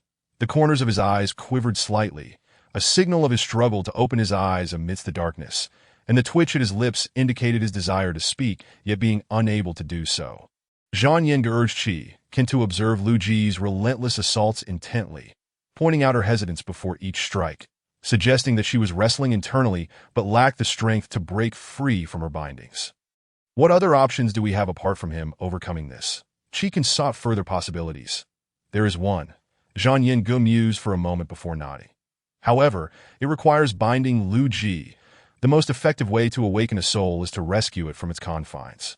You mean to enter the depths of his soul's dreamscape and rescue him? But doing so would reveal his most vulnerable side. Think carefully. There is no need for contemplation. I will handle it. Time is of the essence. And I must act in the most efficient manner possible that in the meantime, you all must hold your ground. Rest assured, I will assist you in binding Xiao Lu Ji. Chu Manchi smirked, her crimson nails elongating as red threads flowed forth. With a flick of her fingers, the threads sprang to life. Dancing in the air before encircling Lu Ji, she tightened her grip and drew her arm back. The threads swiftly pulled Lu Ji closer. She can catch her, but don't let her fall. Chu Manchi touched Lu Ji's shoulder without hesitation, spinning around to push Lu Ji away. Thanks, Chiken reached out to grasp the approaching Lu Ji firmly. 5 minutes. Understood. With Lu Ji no longer a concern, the others finally felt liberated to unleash their full potential, no longer treading cautiously. The 5 members of the Paranormal Affairs Office simultaneously summoned their spiritual powers, launching a counterattack that they are counterattacking. The old butler turned his gaze towards Asi, who remained aloof. That aren't you joining in? What do you think our odds are? Asi replied, arms crossed, watching coldly that as long as the moonlight is unobscured. Our strength will remain inexhaustible, while theirs will inevitably wane. You speak true. The old butler chuckled, continuing to observe the unfolding battle below. Tio evade the assault of the vines and conceal their situation from the butler and Asi. Chiken waved his hand, sending forth a wave of spiritual energy to create a mist for misdirection, forming a barrier to shield the 4 detectives. This allowed the Su brothers to join the fray, diverting some of the attacks aimed at Chu Manchi and her companions. Chiken entrusted Shang Zhenhui and the others to watch over him and Lu Ji, ensuring that the butler and Asi did not catch wind of their plans. Shang Zhenhui nodded in affirmation, vowing to protect him and Lu Ji with all his might, leaving no room for the enemy to exploit any weaknesses. Chiken felt reassured by Shang Zhenhui's commitment. And with his defensive formation in place, he left a shadow outside as a contingency. Should they be discovered, the shadow would serve as their last line of defense. Having conveyed his instructions, Chiken gently touched Lu Ji's forehead, closing his eyes to channel his spiritual energy into the depths of her psyche. Upon entering Lu Ji's inner world, Chiken was taken aback. Lu Ji, who typically radiated warmth and optimism, now revealed a heart shrouded in darkness. Furrowing his brow, he recognized that the state of one's inner world reflects their true condition. The pervasive darkness indicated that Lu Ji had not been as joyful as she appeared, and no wonder she fell under the control of the ancient locust tree. Chiken sighed softly. He wished to uncover the trials Lu Ji had faced, but time was not on his side. His sole focus was to locate her imprisoned soul and rescue it. Moving cautiously, Chiken advanced, fearful that any misstep could shatter Lu Ji's already fragile inner world. That as he advanced, he caught sight of numerous matters concealed deep within Lu Ji's heart. Observing those scenes, Chiken felt a pang of sympathy, yet he could only stand by as Lu Ji found himself ensnared by an inexplicable force. Despite exerting all his strength, he could not break free from this grip. And with a dissatisfied click of his tongue, he realized that he could perceive the external world through the images in his mind. He watched helplessly as he attacked the members of the agency, who treated him like family, his heart filled with anxiety. The more desperate he became to escape, the tighter the invisible ropes bound him. Lu Ji wished to cry out for help, yet no sound escaped his lips. Just when he was at a loss for what to do, a faint light cascaded down from above. Lu Ji looked up to see Qi Kan's approaching figure, resembling a savior. To my goodness, is he really this handsome? Perhaps due to the soft glow, Lu Ji found his voice. What should I say? Qi Kan approached Lu Ji and playfully poked his forehead. You are far too weak. You got influenced so easily. Once this is over, you must intensify your training to no way. Are you exploiting your employees? Lu Ji had initially thought Qi Kan was an angel come to rescue him, only to discover he was a devil. A devil who exploited his staff. If I don't push you a bit, you won't even know how weak you've become. Qi Kan tapped Lu Ji's brow with his fingertip, a golden light flickering. And before Lu Ji could react, he realized he could move. I can move. Lu Ji flexed his body, which had been restrained for too long, and his eyes immediately sparkled. Qi Kan, you are my deity. Time is of the essence. We must leave now. The remaining matters can be addressed later. Without allowing Lu Ji any time to respond, Qi Kan swiftly led him out of his mental realm.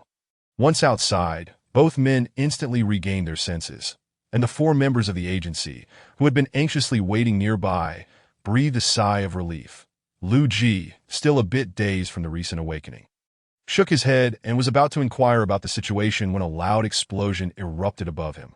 Startled, Lu Ji trembled, and his thoughts returned entirely. Boss, you're back. The 5 members of the agency descended from the air, retreating a few steps before finally stabilizing themselves. That I have returned. Qi Kan stepped forward and patted Yu Yicheng on the shoulder. Now it's time for us to give them a taste of their own medicine. Understood. Chapter 68068 The return of Qi Kan and Lu Ji ignited a fierce determination among the members of the Strange Affairs Agency. The Yu Yicheng clasped his hands together, and stars mirrored his movements behind him. Gathering mist. The Su brothers formed a seal with their hands, using Tong Ming as a medium to summon a tempest. The Qi Linlin's roses and Zhu Manqi's fiery maples concealed themselves within the mist and wind. Qi Kan raised his hand into a fist, and the dark night drifted behind him. With both hands outstretched, palms facing upward, he gathered spiritual energy. Counterattack. With Qi Kan's command, the Strange Affairs Agency commenced their retaliatory battle. Lu Ji stood within the protective circle, his gaze fixed intently on the unfolding situation, attempting to discern any flaws that could assist Qi Kan and the others in securing victory. Do you think we can win? Qi Yu, of similar age to Lu Ji, felt free to express himself openly in Lu Ji's presence. Of course. Lu Ji replied without hesitation, giving Qi Yu a thumbs up. We are incredibly formidable. However, the current situation is not optimistic. Gong Sun sighed. They had been battling for far too long, their stamina waning, while the attacking vines were endless. That if this continues, we may very well lose. Zhang Yang interjected while observing the situation. Indeed. Lu Ji rested his finger on his chin, beginning to analyze the current battlefield. Qi Jie and the others had been fighting from the very start, and aside from the potential exhaustion of their spiritual energy, their physical stamina would also inevitably decline. Moreover, those vines were infused with the power of moonlight, controlled by the ancient locust tree to launch attacks. That as long as the moonlight persisted, the vines would not cease. Additionally, there were 2 individuals who had been observing the entire scene without intervening. Even if the vines were to vanish in the end, their abundant spiritual energy would still pose a threat. In your view, what should we do? Shang Jinhui was aware of Lu Ji's capabilities.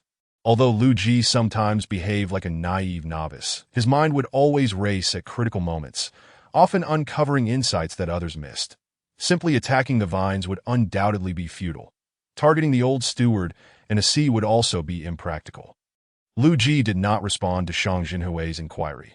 He was entirely immersed in his thoughts. Shang Jinhui, undeterred, patiently awaited Lu Ji's insights. Ancient locust tree, nurturing spirit, autumn rain. Lu Ji felt a crucial thought flash through his mind. Something of great significance. Qi can target the locust tree. That if the locust tree in the courtyard represents the true essence of the situation, then everything should be connected to the ancient locust. Although Lu Ji could not grasp the fleeting thought, they now had a precise target for their assault. The fighters engaged in the battle heard Lu Ji shout, exchanged glances, and began to maneuver around the vines, seeking an opportunity to strike at the ancient locust. The old steward in a sea seemed to recognize Qi Can's strategy and leaped forward to intercept, while the ancient locust became aware of its newfound status as a target. The vines shifted from chaotic assaults to a more organized defensive stance. Seeing the old steward and a sea rushing to block their path, they understood that attacking the locust tree was indeed the correct course of action. Lu Ji narrowed his eyes. Success or failure hinged on this decisive moment, and he could not allow those two to thwart their efforts. His mind raced, recalling all the techniques Qi Can had taught him. And with a flash of inspiration, he formed seals with his hands, channeling spiritual energy into them. Dark clouds surged, and the once clear sky flickered with lightning as a whirlwind formed, sweeping up the dust from the ground and charging toward the old steward and a sea. Sweat beaded on Lu Ji's forehead. He had not fully mastered this technique, relying solely on the fleeting images that had flashed in his mind, uncertain how long he could maintain it. Shang Zhenei stood beside Lu Ji, firing at the encroaching vines. The whirlwind ensnared the old steward in a sea, leaving them unable to reach the locust tree to provide protection. Qi Can, witnessing the situation, immediately commanded Zhu Manqi and the others to unleash their strongest attack on the locust tree. While he turned to restrain the two trapped in the whirlwind, Zhu Manqi received Qi Can's order, understanding the gravity of the moment. This was their only opportunity. She nodded, signaling Qi Can to be cautious before joining the others to gather their most powerful strike against the locust tree. Do not stop, trapped within the whirlwind. With Qi Can and the Dark Knight obstructing their every attempt, the two could only watch helplessly as the locust tree came under attack. You dare! Lin Shuyu's furious shout effortlessly dissolved Zhu Manqi and the others' assault. Dark mists surged, enveloping the courtyard, obscuring their vision to varying degrees, while Qi Yu and the others found it impossible to see through the thick fog. Gathered together, as the darkness rose, Qi Can quickly brought everyone close. Is Miss Lin really that formidable? Yu Yicheng exclaimed in disbelief. Their combined attacks have been easily neutralized by Lin Shuyu's single command. The strength of Lin Shuyu is beyond our imagination. Lu Ji's spell was interrupted, and his body took a moment to recover. Although she had only existed for 100 years, if she had spent that century continuously devouring souls, then her power would be beyond our estimation. If what little Lu Ji says is true, even if Lin Shuyu is merely a century-old spirit, her spiritual energy could already rival that of a 1,000-year-old demon. That Qi Linlin analyzed the pros and cons. We have lost our only chance to strike. Zhu Manqi sighed in discontent. At this point, it seems we may not be able to win. Our spiritual energy has been depleted too much, not to mention Lin Shuyu. We are currently unable to defeat that steward and the young man. That Su Qianni opened his palm, glancing at the energy within, shaking his head in resignation. That I feel as though we have overlooked something. Lu Ji remained convinced that the fleeting thought from earlier was of utmost importance. Qi Can, let us retreat for now. In this fog, we likely have no chance of victory. You are right. We currently possess no chance of success. Qi Can sighed, feeling a sense of frustration. After finally uncovering a breakthrough, they were unexpectedly thwarted at the last moment, reverting to their original state. Lu Ji understood Qi Can's unwillingness to accept defeat. For in all the time they had known each other, this was the first instance where events had spiraled beyond his control. In the darkness, Lu Ji grasped Qi Can's arm firmly, offering a comforting pat on his shoulder.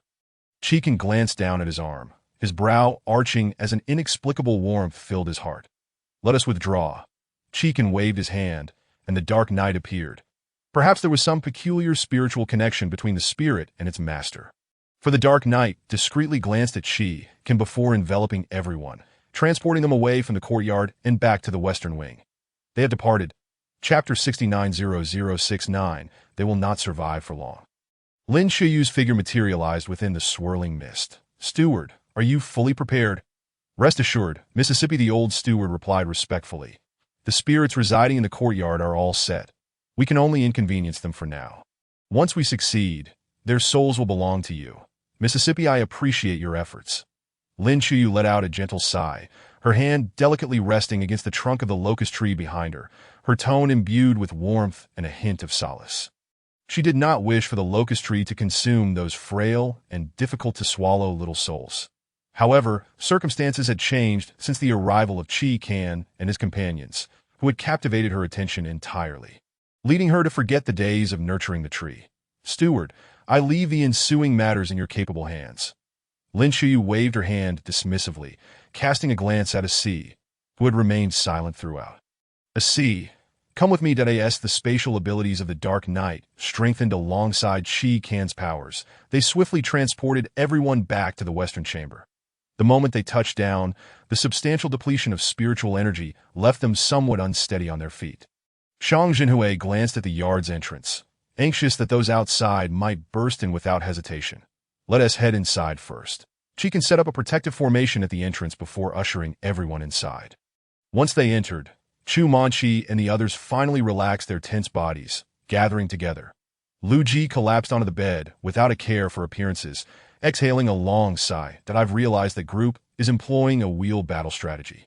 Su Tian's across his arms, slightly displeased. As if that wasn't enough, they're exploiting bugs. Enough already. Be quiet. That Su Tianyi slapped Su Tian's on the head. Focus on regulating your spiritual energy. Be careful with your words. Su Tianyi, you keep hitting my head. No wonder my intelligence is lacking. Clearly, it's all your fault. Su Tianzi rubbed his head, half joking, half complaining.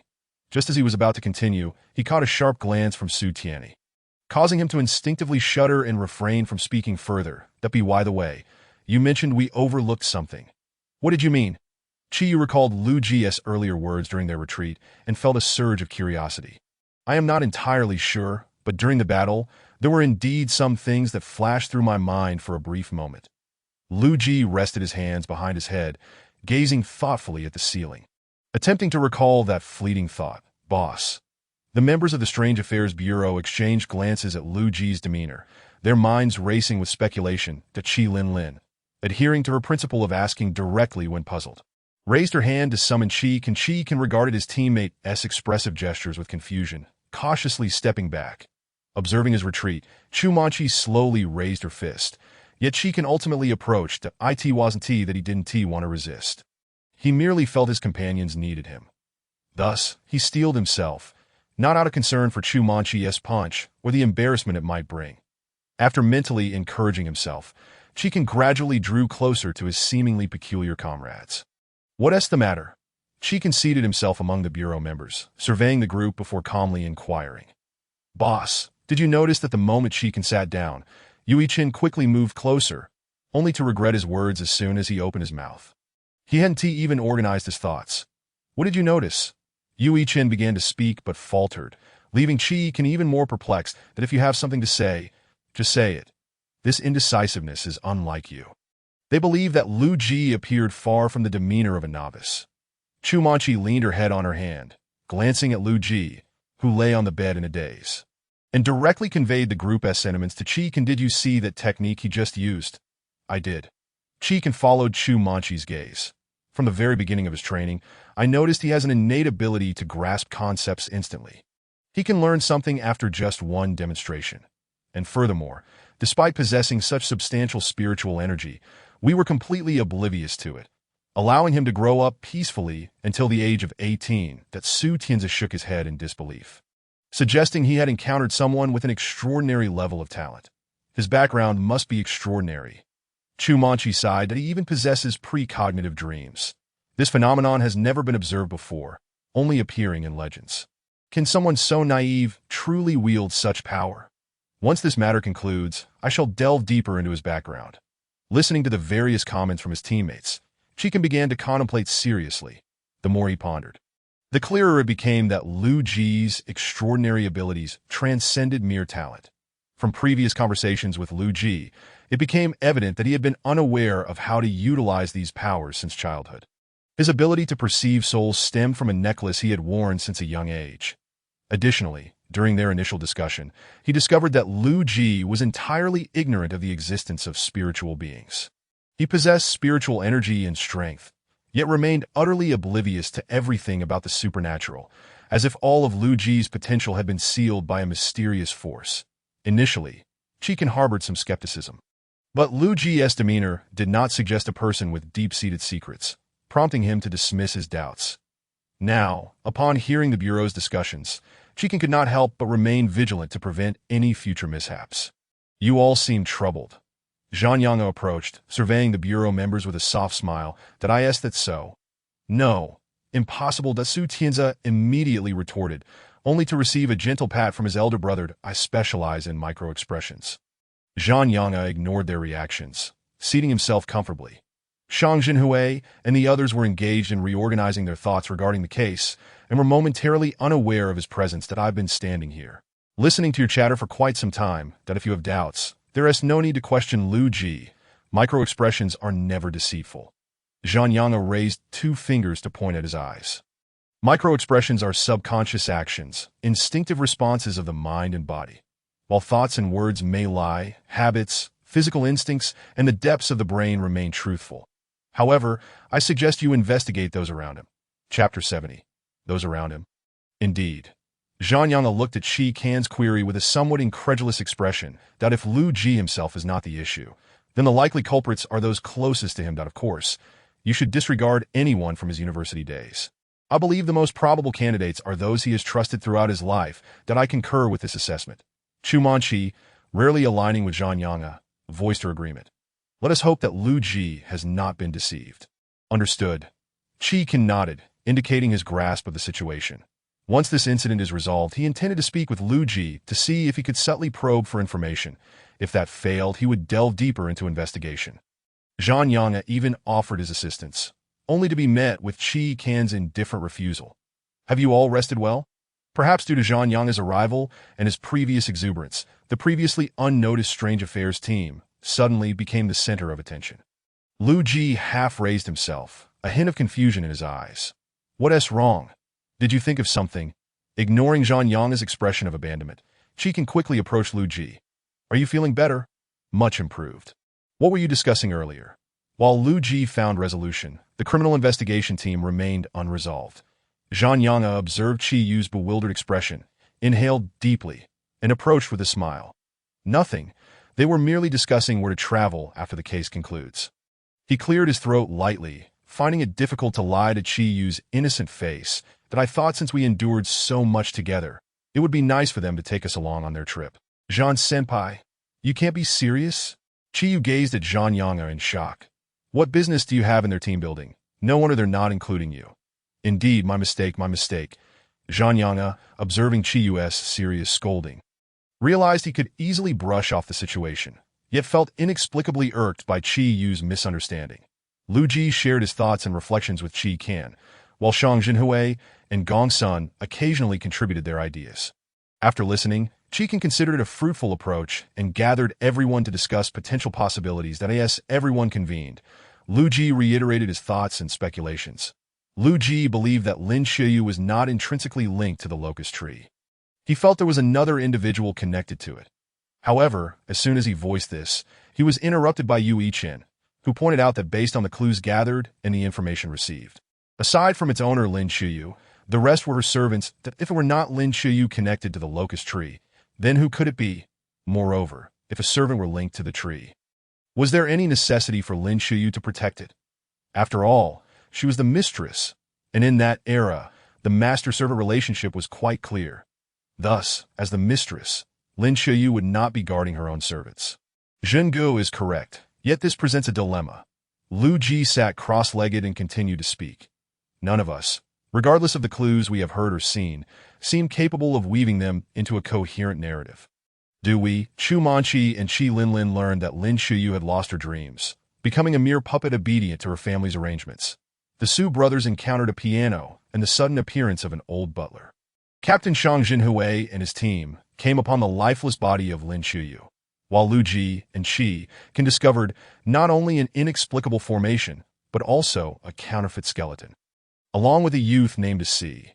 After Lu Ji recounted everyone's clues, he gestured emphatically, his face radiating innocence as he inquired of those present where the connection among these elements lay. At this, the others seemed to awaken to a revelation. They had all the clues, the story, the protagonist, yet the narrative was so scattered that it lacked any semblance of logic. Indeed, it appeared to be so. Zhang Yang absent-mindedly nodded. The entirety of the story revolved around Lin Shuyu, yet her tale flowed too smoothly, causing the pivotal points to vanish. Moreover, the clues from the 4 locations all pointed towards Lin Shuyu, as if someone had deliberately orchestrated it. One place, one story, seemingly complete, yet with the most crucial segment missing. Chiyu also quickly sensed the anomaly in Lu Ji's words. So, do you believe our direction has veered off course? Chu Manchi, upon hearing their raised concerns, found herself in agreement that it is not so much a deviation as it is a sense that too much has been concealed from us. Lu Ji shook his head. I now have a feeling that everything we know has been meticulously curated for our consumption. This sensation is undeniably discomforting that Su Tianzi could not help but sigh dramatically. This predicament unmistakably informed him that just as they were brimming with confidence, believing they were nearing the conclusion of the matter, they were abruptly confronted with the reality that everything was erroneous, and the entire situation had reverted to its inception. It is an exceedingly subtle feeling. It is not entirely erroneous. In fact, the information we currently possess is indeed correct. Lu Ji's voice descended like an angelic presence, reviving Su Tianzi's spirits, that we merely need to uncover the threads that connect these elements. And perhaps this matter can be resolved. Connection points, a notion so simple to articulate.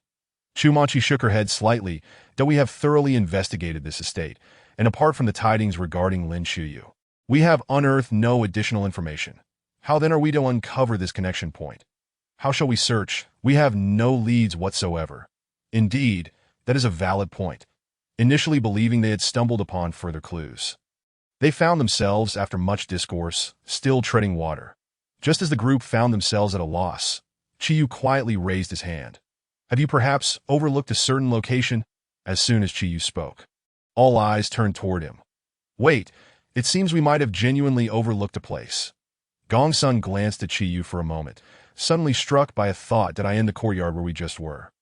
Has anyone gone to investigate? If you were suggesting that. Su Tianyi pondered for a long moment before realizing that they indeed had not ventured into that courtyard, that we lingered in the area of the fight for quite some time. And my mind subconsciously assumed we had visited that place. Moreover, at that time, all our attention was directed towards the locust tree and the old butler, as well as Lu Ji, leading us to inadvertently neglect the courtyard. Zhang Yang nodded thoughtfully as he analyzed the situation. Thus, the most crucial link may very well reside in that courtyard. Shang Jinhui surveyed the room, filtering out the essential information. Instead of speculating and theorizing here, we should directly investigate the courtyard. Chapter 710071. That makes sense. There is no time like the present. Let us go now. That Su Tianzi could hardly contain his eagerness, and upon hearing the consensus, was already poised to leap to his feet and head for the door. You need to settle down. That Su Tianyi, feeling Su Tianzi's restless energy, tightened his grip on his thigh to prevent him from bolting out like a reckless fool. Moreover, we have just emerged from battle and have yet to recuperate. If our earlier assumptions hold true, do you really think such a vital location would be unguarded? Can you be certain that we are capable of overcoming that group? Su Tianzi, upon hearing the barrage of questions from Su Tianyi, instantly wilted. Then what shall we do? Remain calm. The priority now is for us to rest and recover our strength before we probe the courtyard. It is not too late. That Su Tianyi comfortingly patted Su Tianzi on the back. Indeed, our current focus must be on replenishing our abilities so that we can face the next confrontation in optimal condition. Su Tianyi's words resonated with the others, all of whom had found the previous skirmish exceedingly taxing, yielding no advantage while the adversary had not even retaliated. Furthermore, if they were to engage directly on the enemy's most critical ground, embarking without a foolproof strategy would make victory exceedingly challenging. That we must devise a comprehensive plan. Shang Jinhui, recalling the preceding moments, suggested gravely that if we are unimpeded, it would be most advantageous for all of us to seek clues together, as this would significantly enhance our efficiency. However, should we encounter resistance, we must assign individuals to impede the enemy while the remainder seeks out clues. Yet in such a case, time would be of the essence for the group tasked with the search. Captain Shang's words ring true. We must deliberate this matter thoroughly. Chikan exchanged glances with Shang Jinhui and nodded in agreement. Given that our entire strategy encompasses merely 2 possibilities, we ought to incorporate both into our plan. enabling us to react swiftly to varying circumstances that are in light of the different scenarios.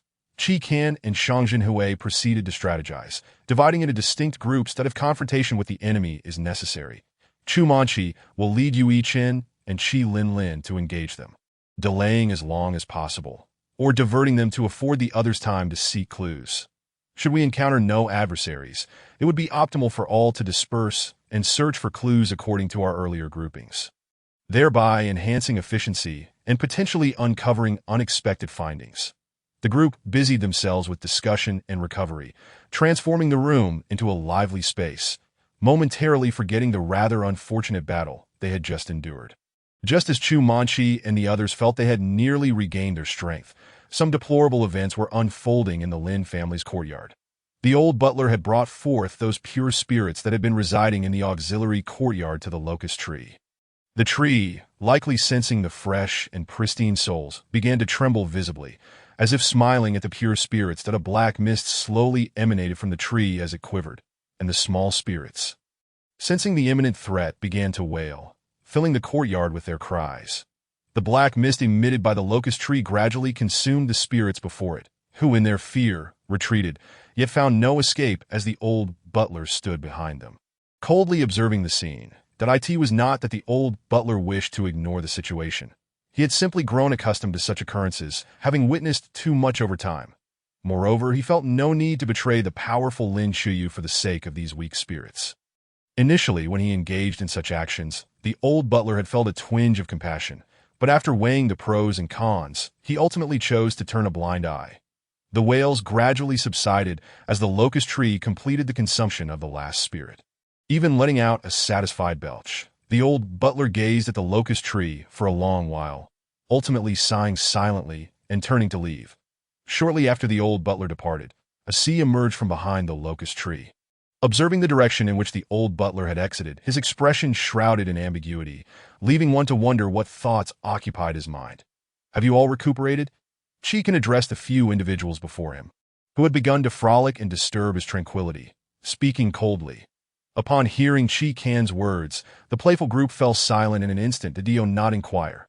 The tone of Qi Kan's voice was laden with displeasure, and they dared not provoke him. "Ahem, boss, we will be quiet. We will be silent right away." Su Tianzi raised his gaze to meet Qi Kan's furious eyes, unable to suppress a gulp. "If everyone is sufficiently rested, why not take advantage of our peak condition to explore the courtyard?" Lu Ji, observing Qi Kan in meditation, glanced around at the others, his tone cautious yet curious. "Or perhaps we could wait a little longer?" Qiyu swiftly darted from beside Zhang Yanga to Lu Ji, gently poking his shoulder with a finger. "That we have only recently engaged in battle. They may still be on high alert, that if we delay a bit, their vigilance might wane." "You make a valid point." Lu Ji pondered Qiyu's suggestion and found merit in it. "Indeed, you are quite impressive. The sentiment is mutual. You are remarkable as well."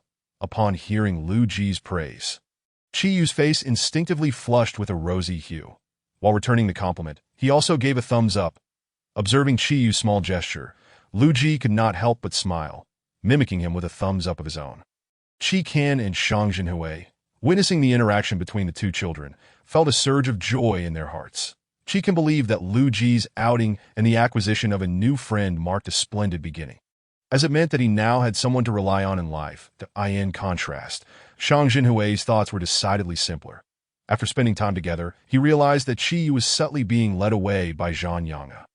To protect his prized friend, he deemed it imperative to keep a vigilant watch over the meddling Zhang. The first step in his defensive strategy was to remove Qiyu, this precious gem, from the proximity of Zhang. Lu Ji was indeed the most crucial element in this endeavor. However, the two individuals in question remained blissfully unaware of the curious gazes directed at them, engrossed in their playful antics. In the brief span of mere minutes, Lu Ji became utterly convinced that he and Qiyu were like brothers, albeit with different parents. Chapter 72, 0072 ASI. "Do you think we can return to the past?" The voice that echoed in the pitch-black room carried a hint of desolation. Were it not for Lin Shuyu being the speaker, it might have evoked a sense of pity in the listener. The dim room featured only a small window at the top of the wall, through which the light from outside could never penetrate, failing to illuminate the darkness or provide even a modicum of warmth to the frigid space. The room was modestly sized, adorned with various trinkets. Some lay neglected in a corner, covered in dust, while others were meticulously cleaned and carefully arranged on a bamboo rack. Against the wall stood a small bamboo bed, neatly made with a tidy coverlet atop the bedboard, accompanied by a writing desk and a bookshelf. The entire atmosphere suggested that the occupant of this room was none other than the young lady of the Lin family. Lin Qiyu. Lin Qiyu stood beneath the small window, gazing up at the moonlight that hung in the sky, softly murmuring to herself, though no one could decipher her words or lend an ear to her confessions. In that moment, Lin Qiyu was not the imposing figure she often portrayed. Instead, she appeared as a pitiable girl, burdened with unspoken sorrows, yearning to share her heart's secrets with the void. Everything will be all right. My lady, do not be sorrowful. Perhaps it was the despondent silhouette of Lin Qiyu that prompted Asi to finally break the silence, offering words of comfort from the shadows. Really? Will everything be all right? Lin Qiyu seemed skeptical of Asi's reassurances, lowering her head in self-deprecation and shaking it gently. This ordeal will soon come to an end. When that time arrives, I long to bask in the warmth of the sun outside and share with you all that has transpired over the years. My lady, Asi was perplexed by Lin Qiyu's statement, thinking she had mistaken him for someone else. Perhaps you should save that for when you see young Master Lan. Lin Qiyu turned, her eyes glistening with unshed tears as she fixed her gaze on Asi for a long moment before letting out a heavy sigh. Very well. You are right that I shall reminisce with him when he awakens. You may leave now. I wish to be alone. Yes, you wish to. Asi offered a slight bow before stepping out of the room that felt overwhelmingly uncomfortable to him. Asi, when will you return to my side? Lin Qiyu gazed at Asi's receding figure, and the tear she had been suppressing finally traced its way down her cheek, falling to the ground below. Hey, are you all hungry? After days spent either searching for clues or engaged in skirmishes, and hardly having a proper meal, Lu Ji's stomach audibly protested as they took a rare moment to relax. I'm hungry too. Lu Ji's admission prompted Qiyu to feel as though his own stomach was no longer his own, grumbling incessantly that if you all keep saying that. Yui Chen rubbed his already flattened belly, sheepishly scratching his head, that I'm also feeling famished. We've been here for several days and Haven Tea had a decent meal, only focusing on finding clues and fighting. Gong Sun also joined in, rubbing his own protesting stomach. But we don't even have food right now, do we? We've upset the owners of this place, and it would be a miracle if they didn't come kicking down the door to harm us.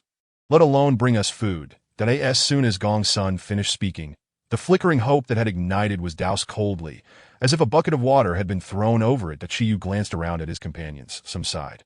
Some hung their heads, and others clutched their stomachs in despair, contemplating whether he should reveal that he had food. What is wrong?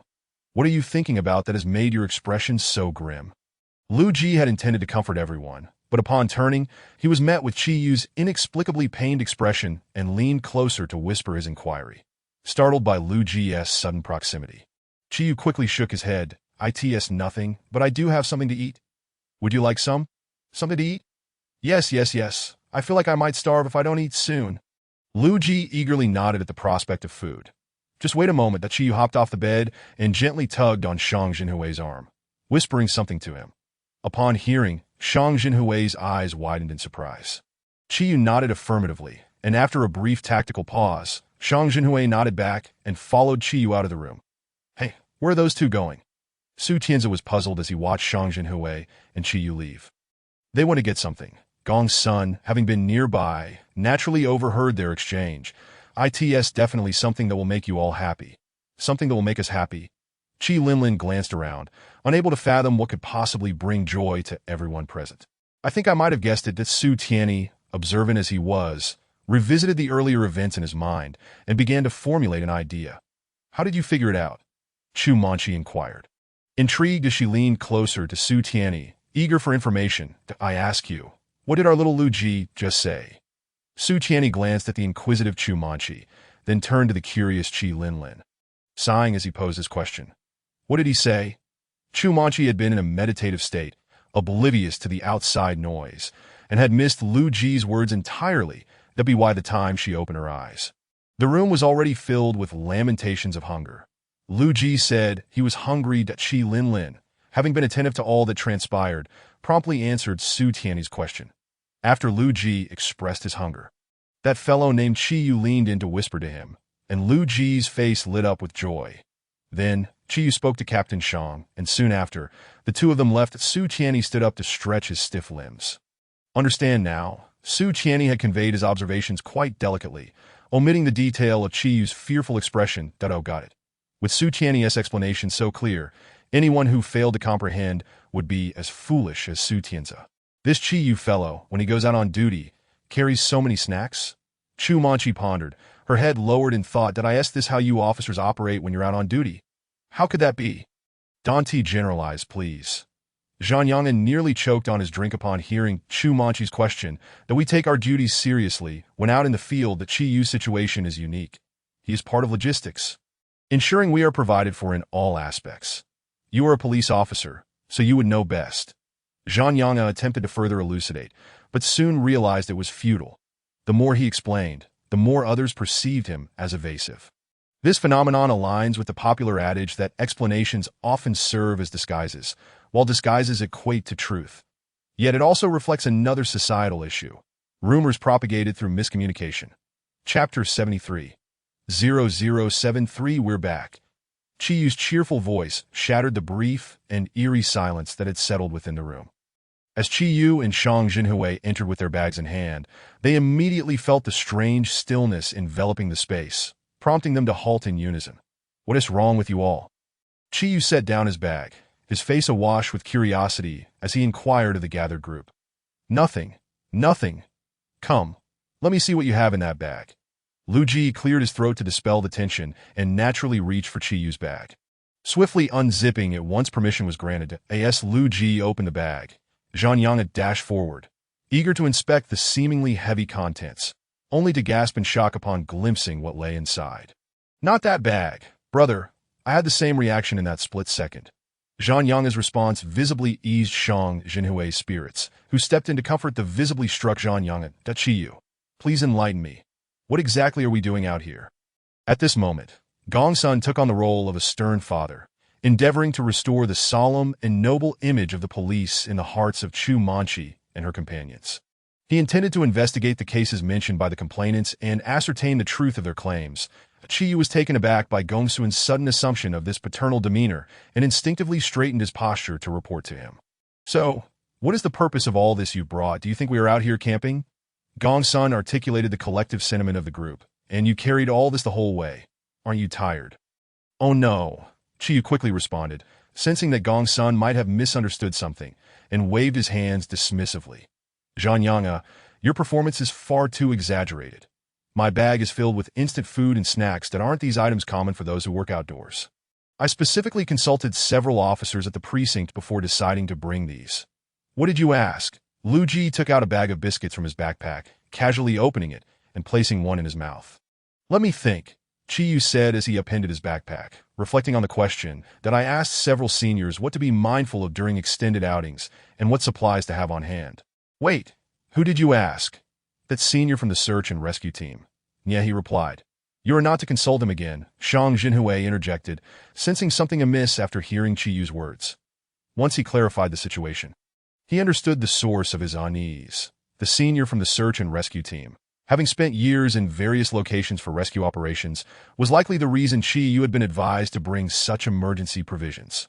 Though Chi Yu did not fully grasp Shang Jinhui's reasoning, he obediently nodded, indicating he had heard and would refrain from asking questions in the future.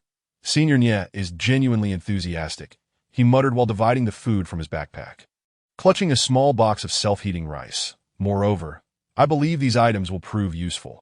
This suggests that the senior's advice was indeed sound and practical. After finishing the last biscuit, Lu Ji gave a thumbs up to the air. Once everyone is well fed and hydrated, we can venture into the courtyard to uncover the final secrets of this estate. Chikan extended the remaining half box of self-heating rice towards Lu Ji, who unceremoniously accepted it and began eating. Absolutely, we are now brimming with energy and will not falter in any confrontation. Su Tianzi flexed his arm muscles, though the appearance was hardly different. Nevertheless, his companions earnestly indulged him. Show us your muscles after a month of consistent workouts when you return, came the teasing retort. Look at yourself now. What do you have? Only Su Tianzi's brother, Su Tianni, could utter such frosty words from a mouth as warm as 37 degrees. Su Tianze attempted to retort, but Su Qianyi stood up, sizing him up with a critical eye, patting his arm with a sigh and a shake of his head. This sequence of actions left Su Tianze speechless, utterly at a loss for how to counter his brother's remarks. All right, Tianze is quite impressive too. Just look at his arm. It's impressive. Lu Ji initially intended to bolster Su Tianze's confidence with a compliment, but faltered mid-sentence, unsure of how to salvage his words, and could only manage an awkward smile. I appreciate your praise. Su Tianze replied weakly, ultimately resigning himself to the ground, embodying a despondent figure lacking ambition. Come now. You unhappy whether praised or not. What do you want them to say? Su Tianyi chuckled, tapping Su Tianze's forehead. Just take a look at Yi Chen's arms, and then compare them to yours. What do you have to be discontent about? Upon hearing his name, Yi Chen, who was wholly focused on his meal, paused to comply, momentarily setting down his fragrant food to illustrate a muscle flex. Su Tianze's gaze fell upon the beautifully defined muscles on Yi Chen's arms, filled with envy. Yi Chen, once we return from here, you must supervise my workouts. I want muscles as magnificent as yours. Su Tianze sprang to his feet and swiftly approached Yi Chen, pinching the flawless muscle, inhaling deeply as he made a momentous decision. All right, but remember, you said it yourself. Don't back out later when you find it exhausting. Yi Chen, well aware of Su Tianze's nature, readily agreed while providing a cautionary note that workouts are quite intense. Brother, rest assured, persistence is my strong suit, that I believe your greatest efficiency is indeed persistence. While these two brothers exchanged jests, two younger members huddled together, whispering secrets, and the subject of their chatter was none other than Su Tianze, who was currently embroiled in friendly banter with his brother. Chikan raised an eyebrow, reflecting on how his team had lost all dignity during this outing, not only tarnishing their own reputations, but also that of the office. He sighed, wishing to retreat home for some peace. This is far better than our criminal investigation team. Shang Jinhui could empathize with Qi Can's sentiments at that moment. Reflecting on his own team, he likened it to a large kindergarten when not engaged in work. Constant noise and chaos made it impossible to write a report in peace. Notably, he could hardly control that group, save for Qi Yu, who was obedient. Thank you for your hard work.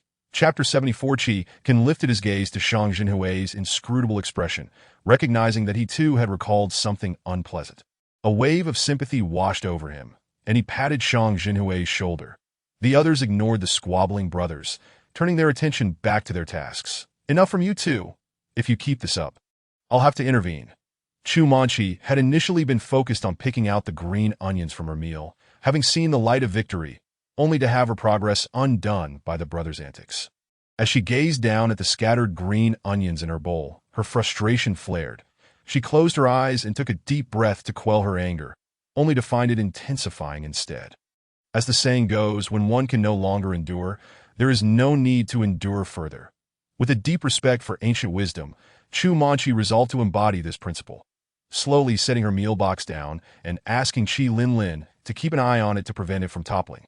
Chu Manchi revealed a cold smile, flexed her fingers, and unexpectedly delivered a punch to each of the Su brothers, issuing a blatant warning that could be deemed life-threatening. Captain Shang, look. Someone is threatening the safety of others. Su Tianze howled, the pain causing him to involuntarily shift his body while still seeking assistance from the nearby officer. Shang Jinhui, having found the spectacle amusing, instantly regretted his decision to watch. That it seems Miss Chu has not done anything life-threatening to you. I suggest you observe a bit longer, and only report when your life is genuinely in danger. Chu Manchi's frosty glare made Shang Jinhui shudder, and he swallowed hard, quietly averting his gaze. He exchanged a brief smile with Su Tianze before shifting his focus elsewhere, determined not to witness the antics of the group any longer. All right, everyone, tidy up, and we are preparing to depart. Having seen enough of the farce and feeling satisfied after a meal, Qi Can decisively brought the commotion to a halt. Yes, following Qi Can's directive, the members of the office promptly shifted from their playful demeanor to orderly check their belongings. Zhang Yanghe observed the group and shook his head, marveling at their ability to switch attitudes as swiftly as a Sichuan face-changing artist. Once everyone was ready, the group exited the West Wing and made their way to the courtyard. Along the journey, aside from the occasional cicada chirp, silence enveloped them. No voices, no people, not even a specter in sight. This eerie tranquility felt reminiscent of the stillness preceding a storm, instilling a sense of unease. Upon reaching the courtyard, the darkness within surpassed that of the outside. As the group entered, a chill wind swept through, causing involuntary shivers. Approaching the locust tree, they paused, having encountered it twice before, yet now they noticed not only the swirling darkness surrounding it, but also a hint of a bloody stench. This tree can hardly still be referred to as a tree, Yu Chen remarked after observing it closely, promptly distancing himself from it. The odor is unbearable. I fear I might retch if I linger here too long. The oppressive aura emanating from the locust tree deterred Su Tianze as well.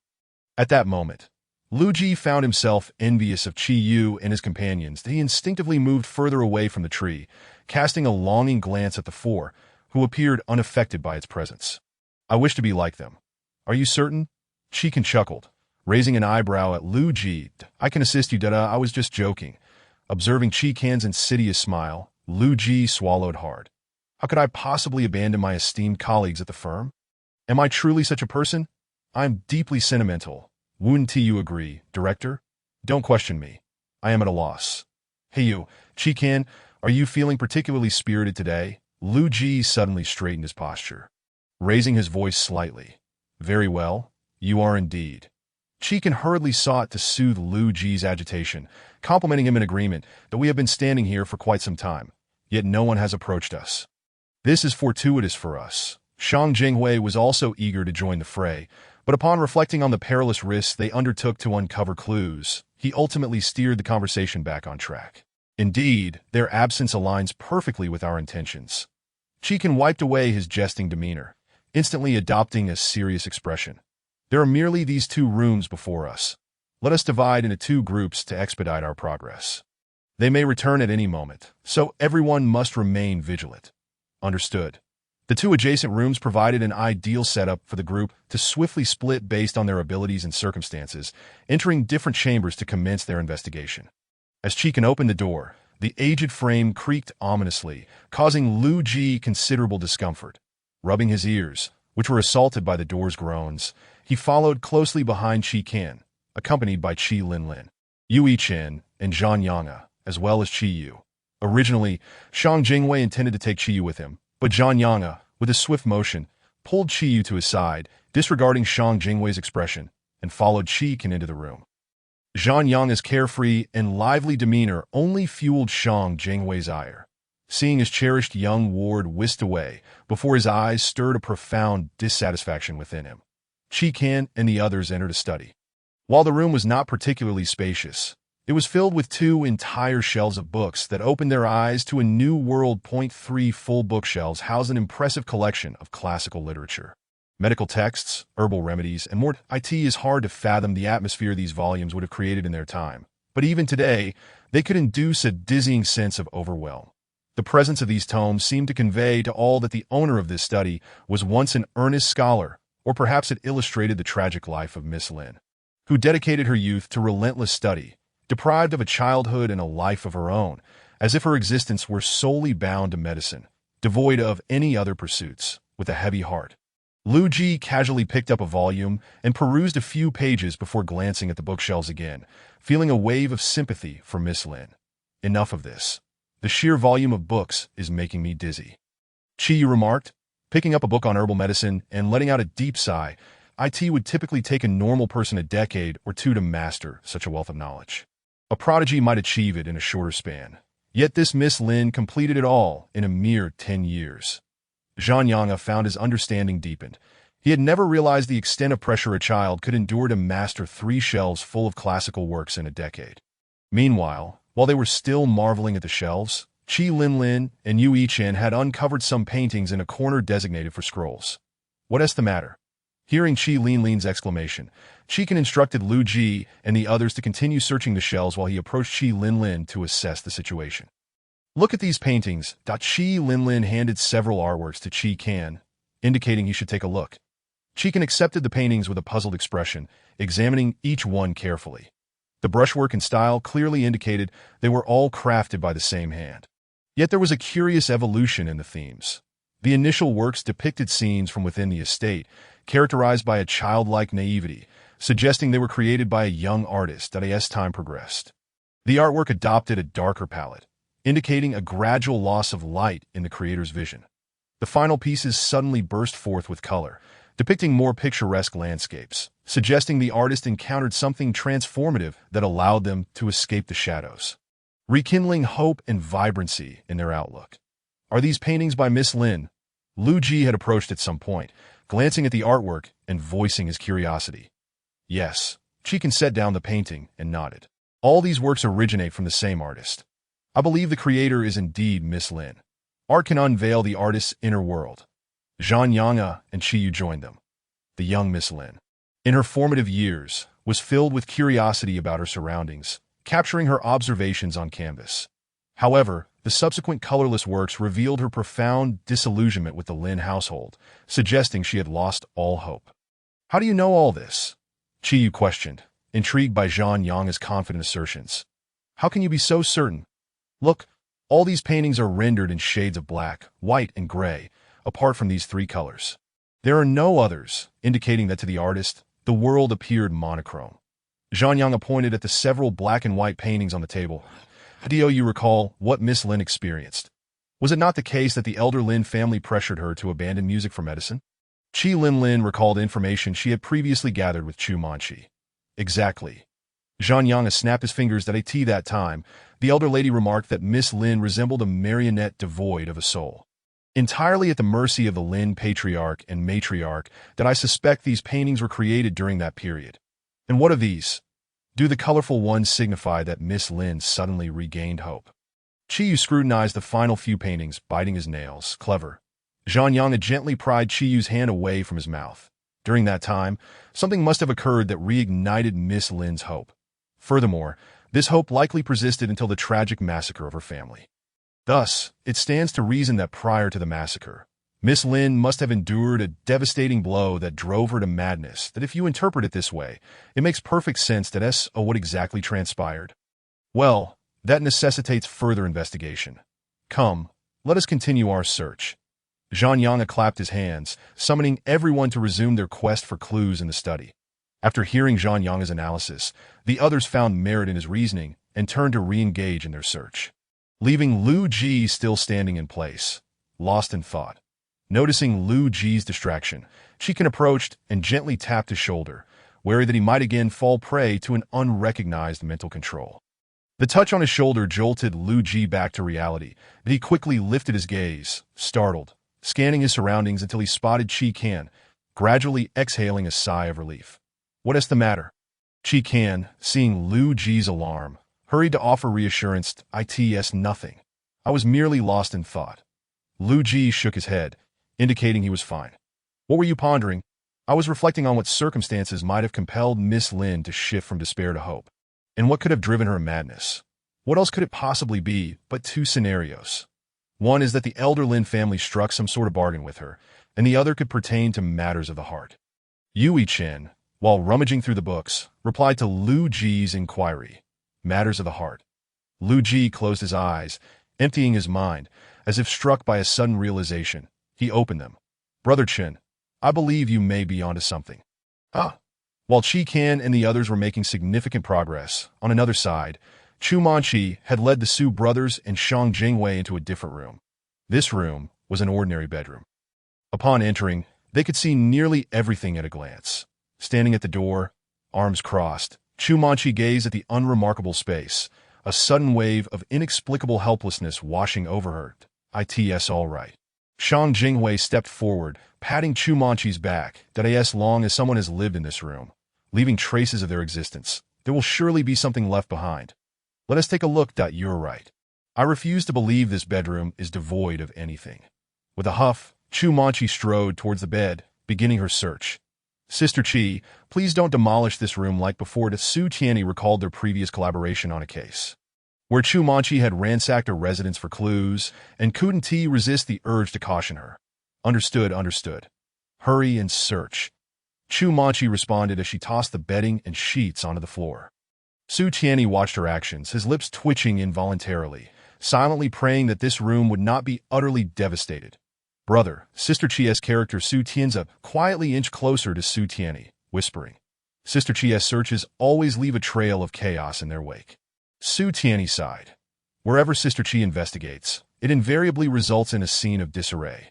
Fortunately, she is not employed at the police station. Otherwise, her colleagues in the forensic department would surely be driven to despair. Shang Jinhui gazed at Chu Manchi, who was diligently pursuing leads, shaking his head as he observed her fervent efforts. The four individuals who had initially clustered together soon dispersed throughout the room, each embarking on their own quest for clues. Through Chu Manchi's relentless endeavors, what was once a pristine and orderly bed had devolved into a scene of disarray. However, there was indeed a singular advantage to this chaos: the potential to uncover deeply concealed clues. Take a look at this. Doesn't it seem familiar? Chu Manchi scrutinized an object on the bedboard, feeling a sense of recognition wash over her. Yet, she could not recall where she had seen it before. So she summoned the others, hoping they might have a clearer memory of its significance. Isn't this the talisman paper that Xiao Liuji discovered plastered on our bedboard? Is it? Qi Jie, startled by the question, turned to Chu Manchi, her surprise evident. No, I find this item quite different from the talisman paper we discovered. Chu Manchi replied, unable to suppress an eye roll at Su Tianzi's astonishment. If you examine it closely, the illustrations differ significantly. Really? Su Tianzi paused for a moment, then leaned in for a closer look at the talisman paper. Clicking his tongue, it does seem quite distinct. Bro, Su Tianzi, adhering to his habit of seeking his elder brother whenever he encountered confusion, called out to Su Tianyi, who had initially intended to avoid the chaos of the cluttered space. However, Su Tianzi's shout nearly compelled him to join. With a resigned sigh, Su Tianyi approached, donning an expression of disinterest as he regarded Su Tianzi, silently urging him to get to the point. Look at this talisman, Su Tianzi exclaimed, tugging at Su Tianyi's sleeve and directing his attention to the item on the bedboard. All right, let me see, Su Tianyi replied, shaking off Su Tianzi's grip that he bent down to examine the talisman closely, tilting his head from side to side, ultimately ascertaining the nature of the symbols. These are exorcism talismans, Su Tianyi declared, tearing off a piece of the paper to inspect it. This appears to be the work of a novice, or perhaps drawn by the owner of this room based on a guide. The illustrations are so abstract that I almost failed to recognize them. Exorcism? Chu Manchi inquired uncertainly. Tianyi, are you sure? Absolutely, Su Tianyi affirmed, nodding as he returned the talisman to its place on the bedboard. Yet it raises a question. This room is supposedly that of Miss Lin, so why are exorcism talismans affixed beneath her bed? Our rooms are typically adorned with soul-calling talismans. Now that you mention it. That is peculiar, Gong Sun interjected, grasping Su Tianyi's point. There must be secrets we are yet unaware of. Let us continue searching for clues, Shang Jinhui suggested after a moment of contemplation, turning away from the talismans to seek other leads. Upon hearing Shang Jinhui's words, the others redirected their focus from the talisman paper and resumed their quest for additional clues, hoping to piece together the entire narrative. Chu Manchi continued her search around the bed for a considerable time, eventually concluding that aside from the talismans, there was nothing else of note. She reluctantly abandoned the bed area and moved on to explore other parts of the room. Gong Sun and Shang Jinhui lingered near the vanity for a while. When Gong Sun's hand brushed against the square object hidden beneath the vanity, puzzled, he crouched to examine it. Directly beneath the table lay a concealed compartment. Gong Sun quickly began pressing around the edges, searching for a mechanism. At last, after an uncertain press, a soft click echoed, and the hidden compartment swung open. Gong Sun eagerly reached into the compartment, his eyes lighting up as he felt paper. He swiftly withdrew an envelope from its depths. Is this a letter? He pondered, examining the envelope in his grasp, momentarily unsure whether to open it. What is the matter? Shang Jinhui inquired, noticing Gong Sun's demeanor as he stepped closer. Look, these envelopes, Gong Sun said, extending the envelope towards Shang Jinhui. Shall we take a look? Let us see, Shang Jinhui replied after a brief moment of contemplation, nodding in agreement to open the letters for further clues that as soon as he gave his assent. He tore open the envelope and began perusing its contents. These are love letters, Gong Sun remarked in disbelief after skimming through the letters he held. No one in our family has ever mentioned that Miss Lin had someone special. How could this be? Shang Jinhui queried, accepting the letters and gazing down at the correspondence in his hands. That in addition to love letters, the collection contained exchanges about daily happenings, such as events from that day and the sender's current state of mind. The correspondence suggested that the sender and Miss Lin had been communicating for quite some time, sharing affections and making lifelong commitments in their letters. The frequency of their exchanges was fairly consistent, with letters being sent approximately every 2 days. Given the stable and prolonged nature of their correspondence, it was puzzling that her parents remained oblivious. Surely the servants who delivered the letters must have been aware of these interactions. Why had none of the servants mentioned this? "Miss Chu, may I ask you something?" Shang Jinhui called out to Chu Manchi, who was rummaging through a nearby cabinet. "Da. What is it?" Chu Manchi replied, her back still turned as she responded loudly. "When you and Miss Qi inquired of the servants in the courtyard, did they mention anything about Miss Lin having a romantic relationship or any ambiguous connections?" "Romantic interest?" Chu Manchi paused in her actions, turning back to Shang Jinhui with a confused expression. "Take a look at this," Shang Jinhui said, approaching her and handing over the stack of letters.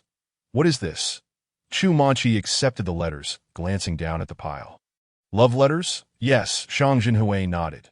"From the content, it appears Miss Lin may have been involved with the person on the other side of these letters, or perhaps it was during a flirtatious phase. Why was no one aware of this?" Chu Manchi pondered for a long while, unable to recall any memory related to such matters. "None of the maids ever mentioned anything to me. Did they have a reason to conceal this?" Gong Sun queried, stepping forward, perplexed as to why such a matter would be hidden. "But don't say it's just you. I find it equally baffling." Chu Manchi sighed deeply, frustrated at the lack of additional leads. She felt a headache coming on from the added mental burden. Perhaps she was discreetly dating someone. Su Tianzi suggested, scratching his head, or could it be what we now refer to as an online romance? They may not have met in person, which is why Lin Qiu didn't disclose this to anyone. Indeed, Tianzi makes a valid point. Su Tianyi concurred, leaning in closer, unusually agreeing with Su Tianzi's notion.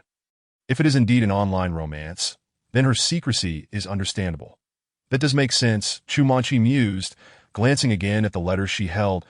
"It's a worthwhile discovery. I should inform the boss. This could very well be a crucial piece of the puzzle." Wait a moment. Just as the group contemplated their next steps, Su Tianyi's voice cut through, startling everyone into an alert stance, their attention snapping to him. "Someone is coming." Su Tianyi's statement abruptly shifted the four from a state of confusion into one of vigilance. Chu Manchi instinctively positioned herself beside Gong Sun and Shang Jinhui, while the Su brothers stood at the forefront, their gaze fixed on the entrance. Although Shang Jinhui lacked the supernatural abilities of those from the Strange Affairs Agency, he was, after all, a former top student at the police academy and currently held the record for the highest physical test scores at the police station. His ability to respond to imminent danger was commendable. Stepping forward, he positioned himself in front of Gong Sun, his right hand instinctively reaching for the grip of his firearm. Should anyone enter, he would ensure he could draw his gun in an instant for both protection and defense. The ominous presence that had been encroaching upon the room suddenly vanished. Su Tianyi was momentarily taken aback. He had not anticipated that anyone could dispel the aura that loomed over them. If it were not for someone inside the room, what could account for the other person's hesitance to enter? Su Tianyi felt a sense of confusion as he believed he must have overlooked something significant. "Brother, stop pondering. At least our immediate danger is past." Su Tianzi exhaled in relief, patting Su Tianyi on the shoulder. "True enough," Su Tianyi replied, glancing at the others behind him and nodding that we need to hasten our search. Chu Manchi declared, turning to investigate other areas yet to be explored. "Our time is limited. Whatever it is may return, just as it did the first time. That Qi Jie is right. We don't have the luxury of time to confront an unknown entity. The sooner we conclude our search, the sooner we can regroup with the boss." The others murmured in agreement, redirecting their efforts to uncover any additional clues. They're all aware that Chu Manchi and Su Tianyi are correct. Once a threat has manifested, it is inevitable that a second and a third will follow. Even if the adversary did not intrude the first time, no one can guarantee that they will not breach our defenses upon their next attempt. After Qi Kan discovered the scroll, he found himself without any further clues to pursue. The six initially planned to cease their search and converge with Chu Manchi and her companions. However, Qiyu stumbled upon some peculiarities. Meanwhile, the group was deliberating whether to seek out Chu Manchi for a rendezvous, and Qiyu waved his hand dismissively. "There is something odd about the books on this shelf," he remarked. "What is peculiar about them?" Lu Ji inquired, intrigued by the mention of something unusual. Without waiting for the others to continue their discussion, he approached Qiyu to investigate. As Lu Ji drew near, Qiyu pointed out certain books on the shelf. Lu Ji took them down, flipping through the pages in rapid succession, yet he found nothing amiss. After returning the books to their place, he wore a puzzled expression. Miss Lin was pressured by her parents to study from a young age. Correct? Qiyu asked, seeking confirmation from Lu Ji. Lu Ji reflected on Lin Chuyu's life, the suffocating sensation making him shudder, and nodded in agreement. That do you think, given the personalities of the Lin family patriarch and matriarch, that they would permit Miss Lin to peruse these tales of the bizarre? Qiyu posited. Lu Ji, upon hearing this, found it rather plausible that he examined a row of books filled with strange anecdotes and urban legends. Incredulous at the thought that if her family forbade her from reading them, it follows that these books must have been brought to her by others, that she then took down another book and opened it, causing a yellowed piece of paper to flutter to the ground. What is this? Lu Ji bent down to retrieve the fallen paper, handing it to Qiyu. It fell from the book. Qiyu accepted the paper, intending to replace it within the book. That it might just be a bookmark, but it seems to have some writing on it. Really? Qiyu held the paper flat in his hand, while Lu Ji leaned in closer to discern the faint inscriptions. The passage of time had rendered the paper yellowed, and the writing was largely illegible. They stared intently at the text, straining their eyes to make sense of it. What are you two up to? Zhang Yang had turned around to find the two of them with their heads nearly touching, eyebrows raised in curiosity. Come here. Zhang Yang, Qiyu called out immediately upon hearing her voice. You must help us decipher what this says. What is it? Have you both lost your ability to read? Zhang Yang, surprised by Qiyu's plea, approached the two.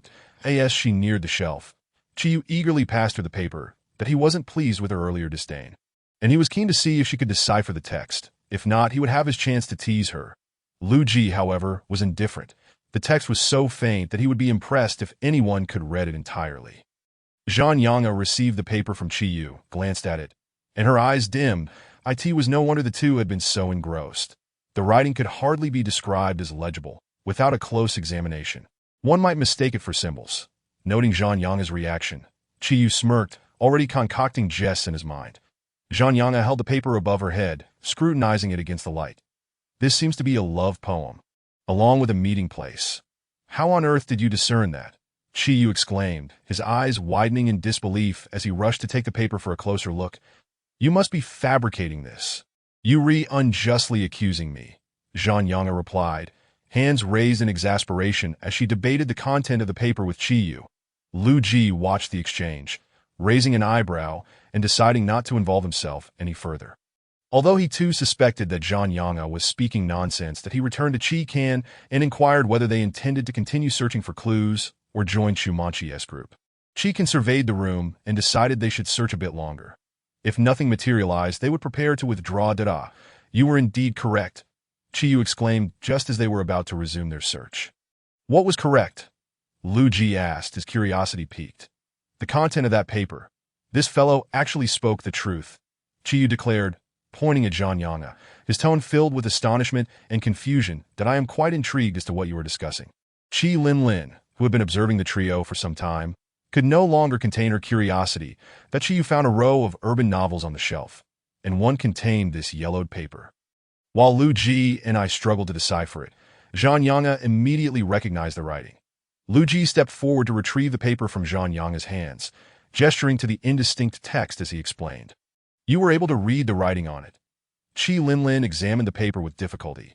She prided herself on her ability to decipher such things, yet the text was beyond merely obscured. It was nearly obliterated, leaving only faint strokes.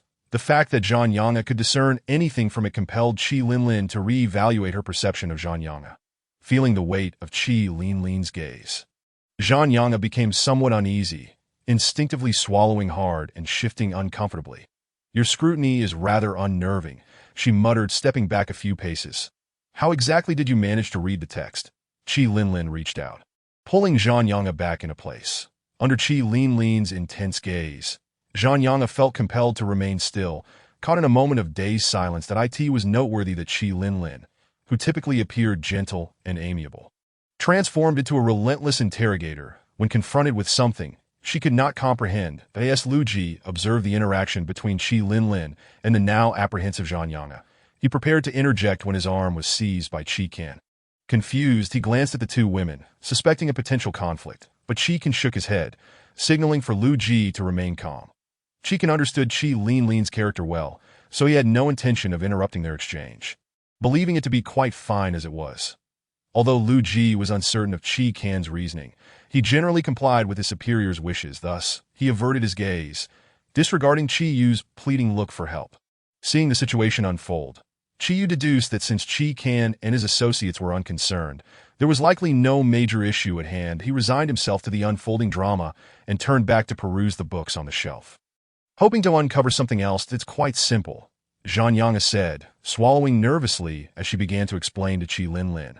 Although the only discernible marks on the paper were lines and strokes, if one held it up to the light, it was possible to make out some of the text. Using that as a basis, it isn't difficult to speculate on the complete content. Why is it like this? Could it be that special ink was used? Qi Linlin's question left both Lu Ji and Qi Yu momentarily speechless. They regarded her with disbelief, while Qi Linlin, feeling their scrutiny, became somewhat flustered, momentarily at a loss for words that don't blame Linlin. Qi Can stifled a laugh, clearing his throat to explain. Ever since I've known Linlin, her investigations have relied solely on electronic devices, which has caused her to forget some of the more fundamental skills. Linlin, sometimes the most basic methods are more effective than technology. Lu Ji finally chimed in after some contemplation. Indeed, Linlin, given our current predicament, we must rely on foundational knowledge without the aid of electronic tools. Qi Yu concurred, nodding in agreement. The duo's harmonious exchange rendered Qi Linlin momentarily speechless. Struggling to formulate a rebuttal in defense of electronic detection, she considered the situation. She found herself at a loss for words. That it was true that in this modern age dominated by electronic devices, most things had been digitized, leading many to forget the original skills that in a world with technology, Qi Linlin might possess the most formidable abilities among them. However, once stripped of electronic aids, she was akin to a novice devoid of knowledge. Linlin, look, Lu Ji said, taking the paper from Zhang Yang and positioning it against the light, pointing out the faint scratches on its surface. Upon hearing Lu Ji's observation, Qi Linlin's face displayed surprise, and she quickly reached for the paper, scrutinizing it under the light as she had done previously. Though the paper may be aged and yellowed, the inscriptions upon it remain discernible under the light. When individuals engage in writing, they often unconsciously apply more pressure, leaving behind a degree of indentation. Upon noticing that Qi Lin's attention had shifted away from her, Zhang Yang secretly breathed a sigh of relief. No wonder. Qi Lin struggled to decipher the content, discovering it mirrored Zhang Yang's words precisely. Yuri quite adept at examining such traces. Not particularly. Why Minter specializes in trace examination, and I studied under him for 2 to 3 years. Although I've only scratched the surface, I do grasp the fundamental concepts. Well, that's still commendable. After hearing Zhang Yang's words, Qi Lin glanced at her with renewed interest. You too, as a young lady from a prominent family, surprisingly delving into trace examination. Zhang Yang felt it prudent to offer some compliments to deter Qi Lin from further inquiries. Sometimes, she had to concede that her instincts were remarkably accurate. Qi Lin was indeed eager to press Zhang Yang for more information regarding trace examination and even hoped to meet her mentor. However, since Zhang Yang had spoken first, Qi Lin refrained from pursuing the matter further for the time being. So, what does it say? Yui Chen, arms crossed, stood by, unable to contain himself any longer as he listened to the conversation among the four. Let us not even mention the love poem. Qi Yu recalled the verse with a sense of distaste. However, the content below is an invitation for Miss Lin to elope. Elope? Yui Chen's eyes widened in disbelief. This Miss Lin appears so delicate, like a marionette, and yet she is so bold. Perhaps it was precisely because she had been treated like a puppet for so long that when she encountered a man who penned love letters and painted a vibrant world for her, she couldn't help but fall for him, willing to muster her utmost courage for this uncertain affection. After listening to the conversation, she formed a rough hypothesis, though he feared the outcome would not be as blissful as depicted in dramas. When he began to suspect something, he hoped he was mistaken, that if his conjecture proved correct, then the Lin family's saga would be a complete tragedy, prompting a silent sigh from Qi Can. The boss makes a valid point, came Chu Manchi's voice from outside the door. The four inside turned in unison to see her and her group emerging from the adjacent room. Chu Manchi waved the letter she had found, stepping closer to hand it to Qi Can. What is this? You'll know once you read it. Chapter 790079. Qi Can took the letter, reading it page by page, while Lu Ji leaned in curiously to share the experience, only to grow increasingly troubled as she continued. Occasionally, she couldn't help but emit strange sounds of disbelief, further piquing the curiosity of Chi Yu and Yu Yichen, who were waiting nearby. Just as Yu Yichen could no longer bear his curiosity and prepared to squeeze between the two, Chi Kan finally lifted his gaze from the letter. He raised the letter to the side, but before he could speak, Yu Yichen swiftly snatched it from Chi Kan's hands, taking his place beside him to read. During this process, Yu Yichen called Chi Yu over to join him. Just moments ago, they had been impatient, and now they were delighted to finally see the letter's contents that Chi Yu's face transformed from sorrow to joy in an instant at Yu Yichen's invitation. This prompted Zhang Yanga, who had been observing Chi Yu, to marvel at how quickly his demeanor could change that Chi Yu received letter after letter from Yu Yichen, who was eager to share, and as Chi Yu finished reading the stack, he returned the assembled letters to Chi Kan, his eyes sparkling. "You read that quickly?" Yu Yichen stared at the already gathered letters, somewhat astonished. "These letters aren't too lengthy. I can read 10 lines at a glance. So, by the time you hand me a new one, I've already finished the last." That Chi Yu returned the collected letters to Chi Kan, his eyes blinking with excitement that don't bother trying to comprehend him.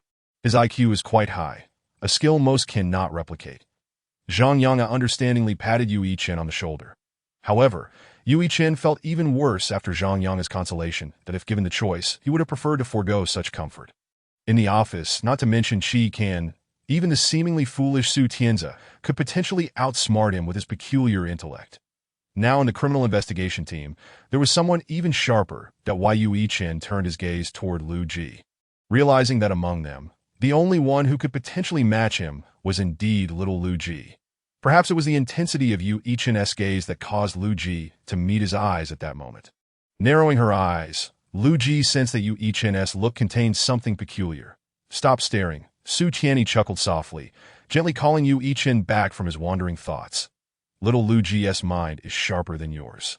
A soft crack echoed, and Su Qianni glanced at Yu Yichen, who appeared frozen and on the verge of shattering, shaking his head in resignation. The why Yu Yichen had initially thought he finally found someone of comparable intellect to share his struggles, only to have his hopes dashed before he could even voice them, as Su Qianni ruthlessly shattered his illusions. The sensation of being rendered immobile and fragmented came upon him unexpectedly. "What makes you think little Lu Ji's intellect is on par with yours?" Chu Manchi, unable to suppress her curiosity, inquired. "I don't know, it's just an intuition telling me that it should be so." Why Yu Yichen cleared his throat, candidly expressing his thoughts. "Has your intuition ever been accurate?" Su Tianzi found it hard to believe. "Hey Su Tianzi, how can you say that?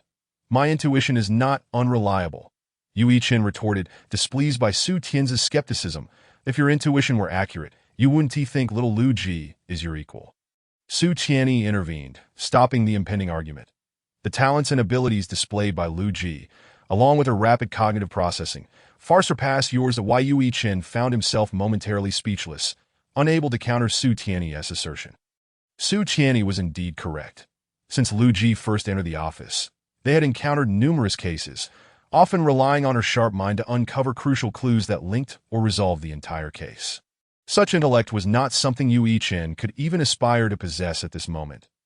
As he reflected on the various cases Lu Ji had been involved in, an overwhelming sense of helplessness enveloped him, ultimately morphing into a sigh. "Don't sigh. You have strengths we lack," Lu Ji said, stepping forward to console the increasingly despondent Yu Yichen. "Look, you're so strong, and the various skills you've learned are unique to you, making you an essential part of our team." "Exactly, Yu Yichen. Don't be so melodramatic." That Su Tianzi bluntly patted Yu Yichen's back. "The Lin family case isn't over yet. Save your despair for after the case concludes. I say, if you can't comfort someone, then perhaps you should refrain from trying." My heart was just mended by little Lu Ji, and now it's shattered again. "All right," Chi Kan decisively interjected. "Everyone in our office possesses unique characteristics and strengths, and together we can complement each other. So, rein in that melodrama." "Understood, boss." Upon hearing Chi Kan's words, the remnants of Yu Yichen's self-pity evaporated, returning him to his original state. "Now let us get back on track." The two sides shared the clues they had discovered, and from their findings, it appeared that Lin Shuyu had likely encountered someone who stirred her heart. The two exchanged letters, gradually providing solace to Lin Shuyu's once numb heart. which sought to break free from her father's control. They expressed their desire to elope and live a beautiful life together. But ultimately, their plans may have faltered due to insurmountable obstacles. Could it be that Miss Lin's plans were discovered by her parents? Qilin speculated that parental interference was the reason for the plan's failure. However, even Lin Chuyu's closest maid, Xiao Dao, was unaware of her affections. Chu Manchi reflected on Xiao Dao with some sentiment, that if even the gossipy servants are in the dark, then Lin Chuyu must have concealed this matter exceptionally well, that if she concealed it so well. Then why did the plan fall through? Chiyu scoffed, unable to make sense of the situation. There is another question. Shang Jinhui's deep voice invariably drew everyone's attention. He cleared his throat awkwardly. The massacre. What was the cause of the Lin family's slaughter? Indeed. Whether living as a mere puppet devoid of will to fulfill her parents' desires, or yearning to elope with a lover only to be thwarted. These events should not suffice to extinguish the Lin family's lineage. Xiang Tianyi clapped his hands together, his eyes brimming with perplexity. No, it is indeed possible. Chapter 80. As Gong Sun spoke, he drew the attention of all present, each person silently inquiring about the meaning behind his recent statement.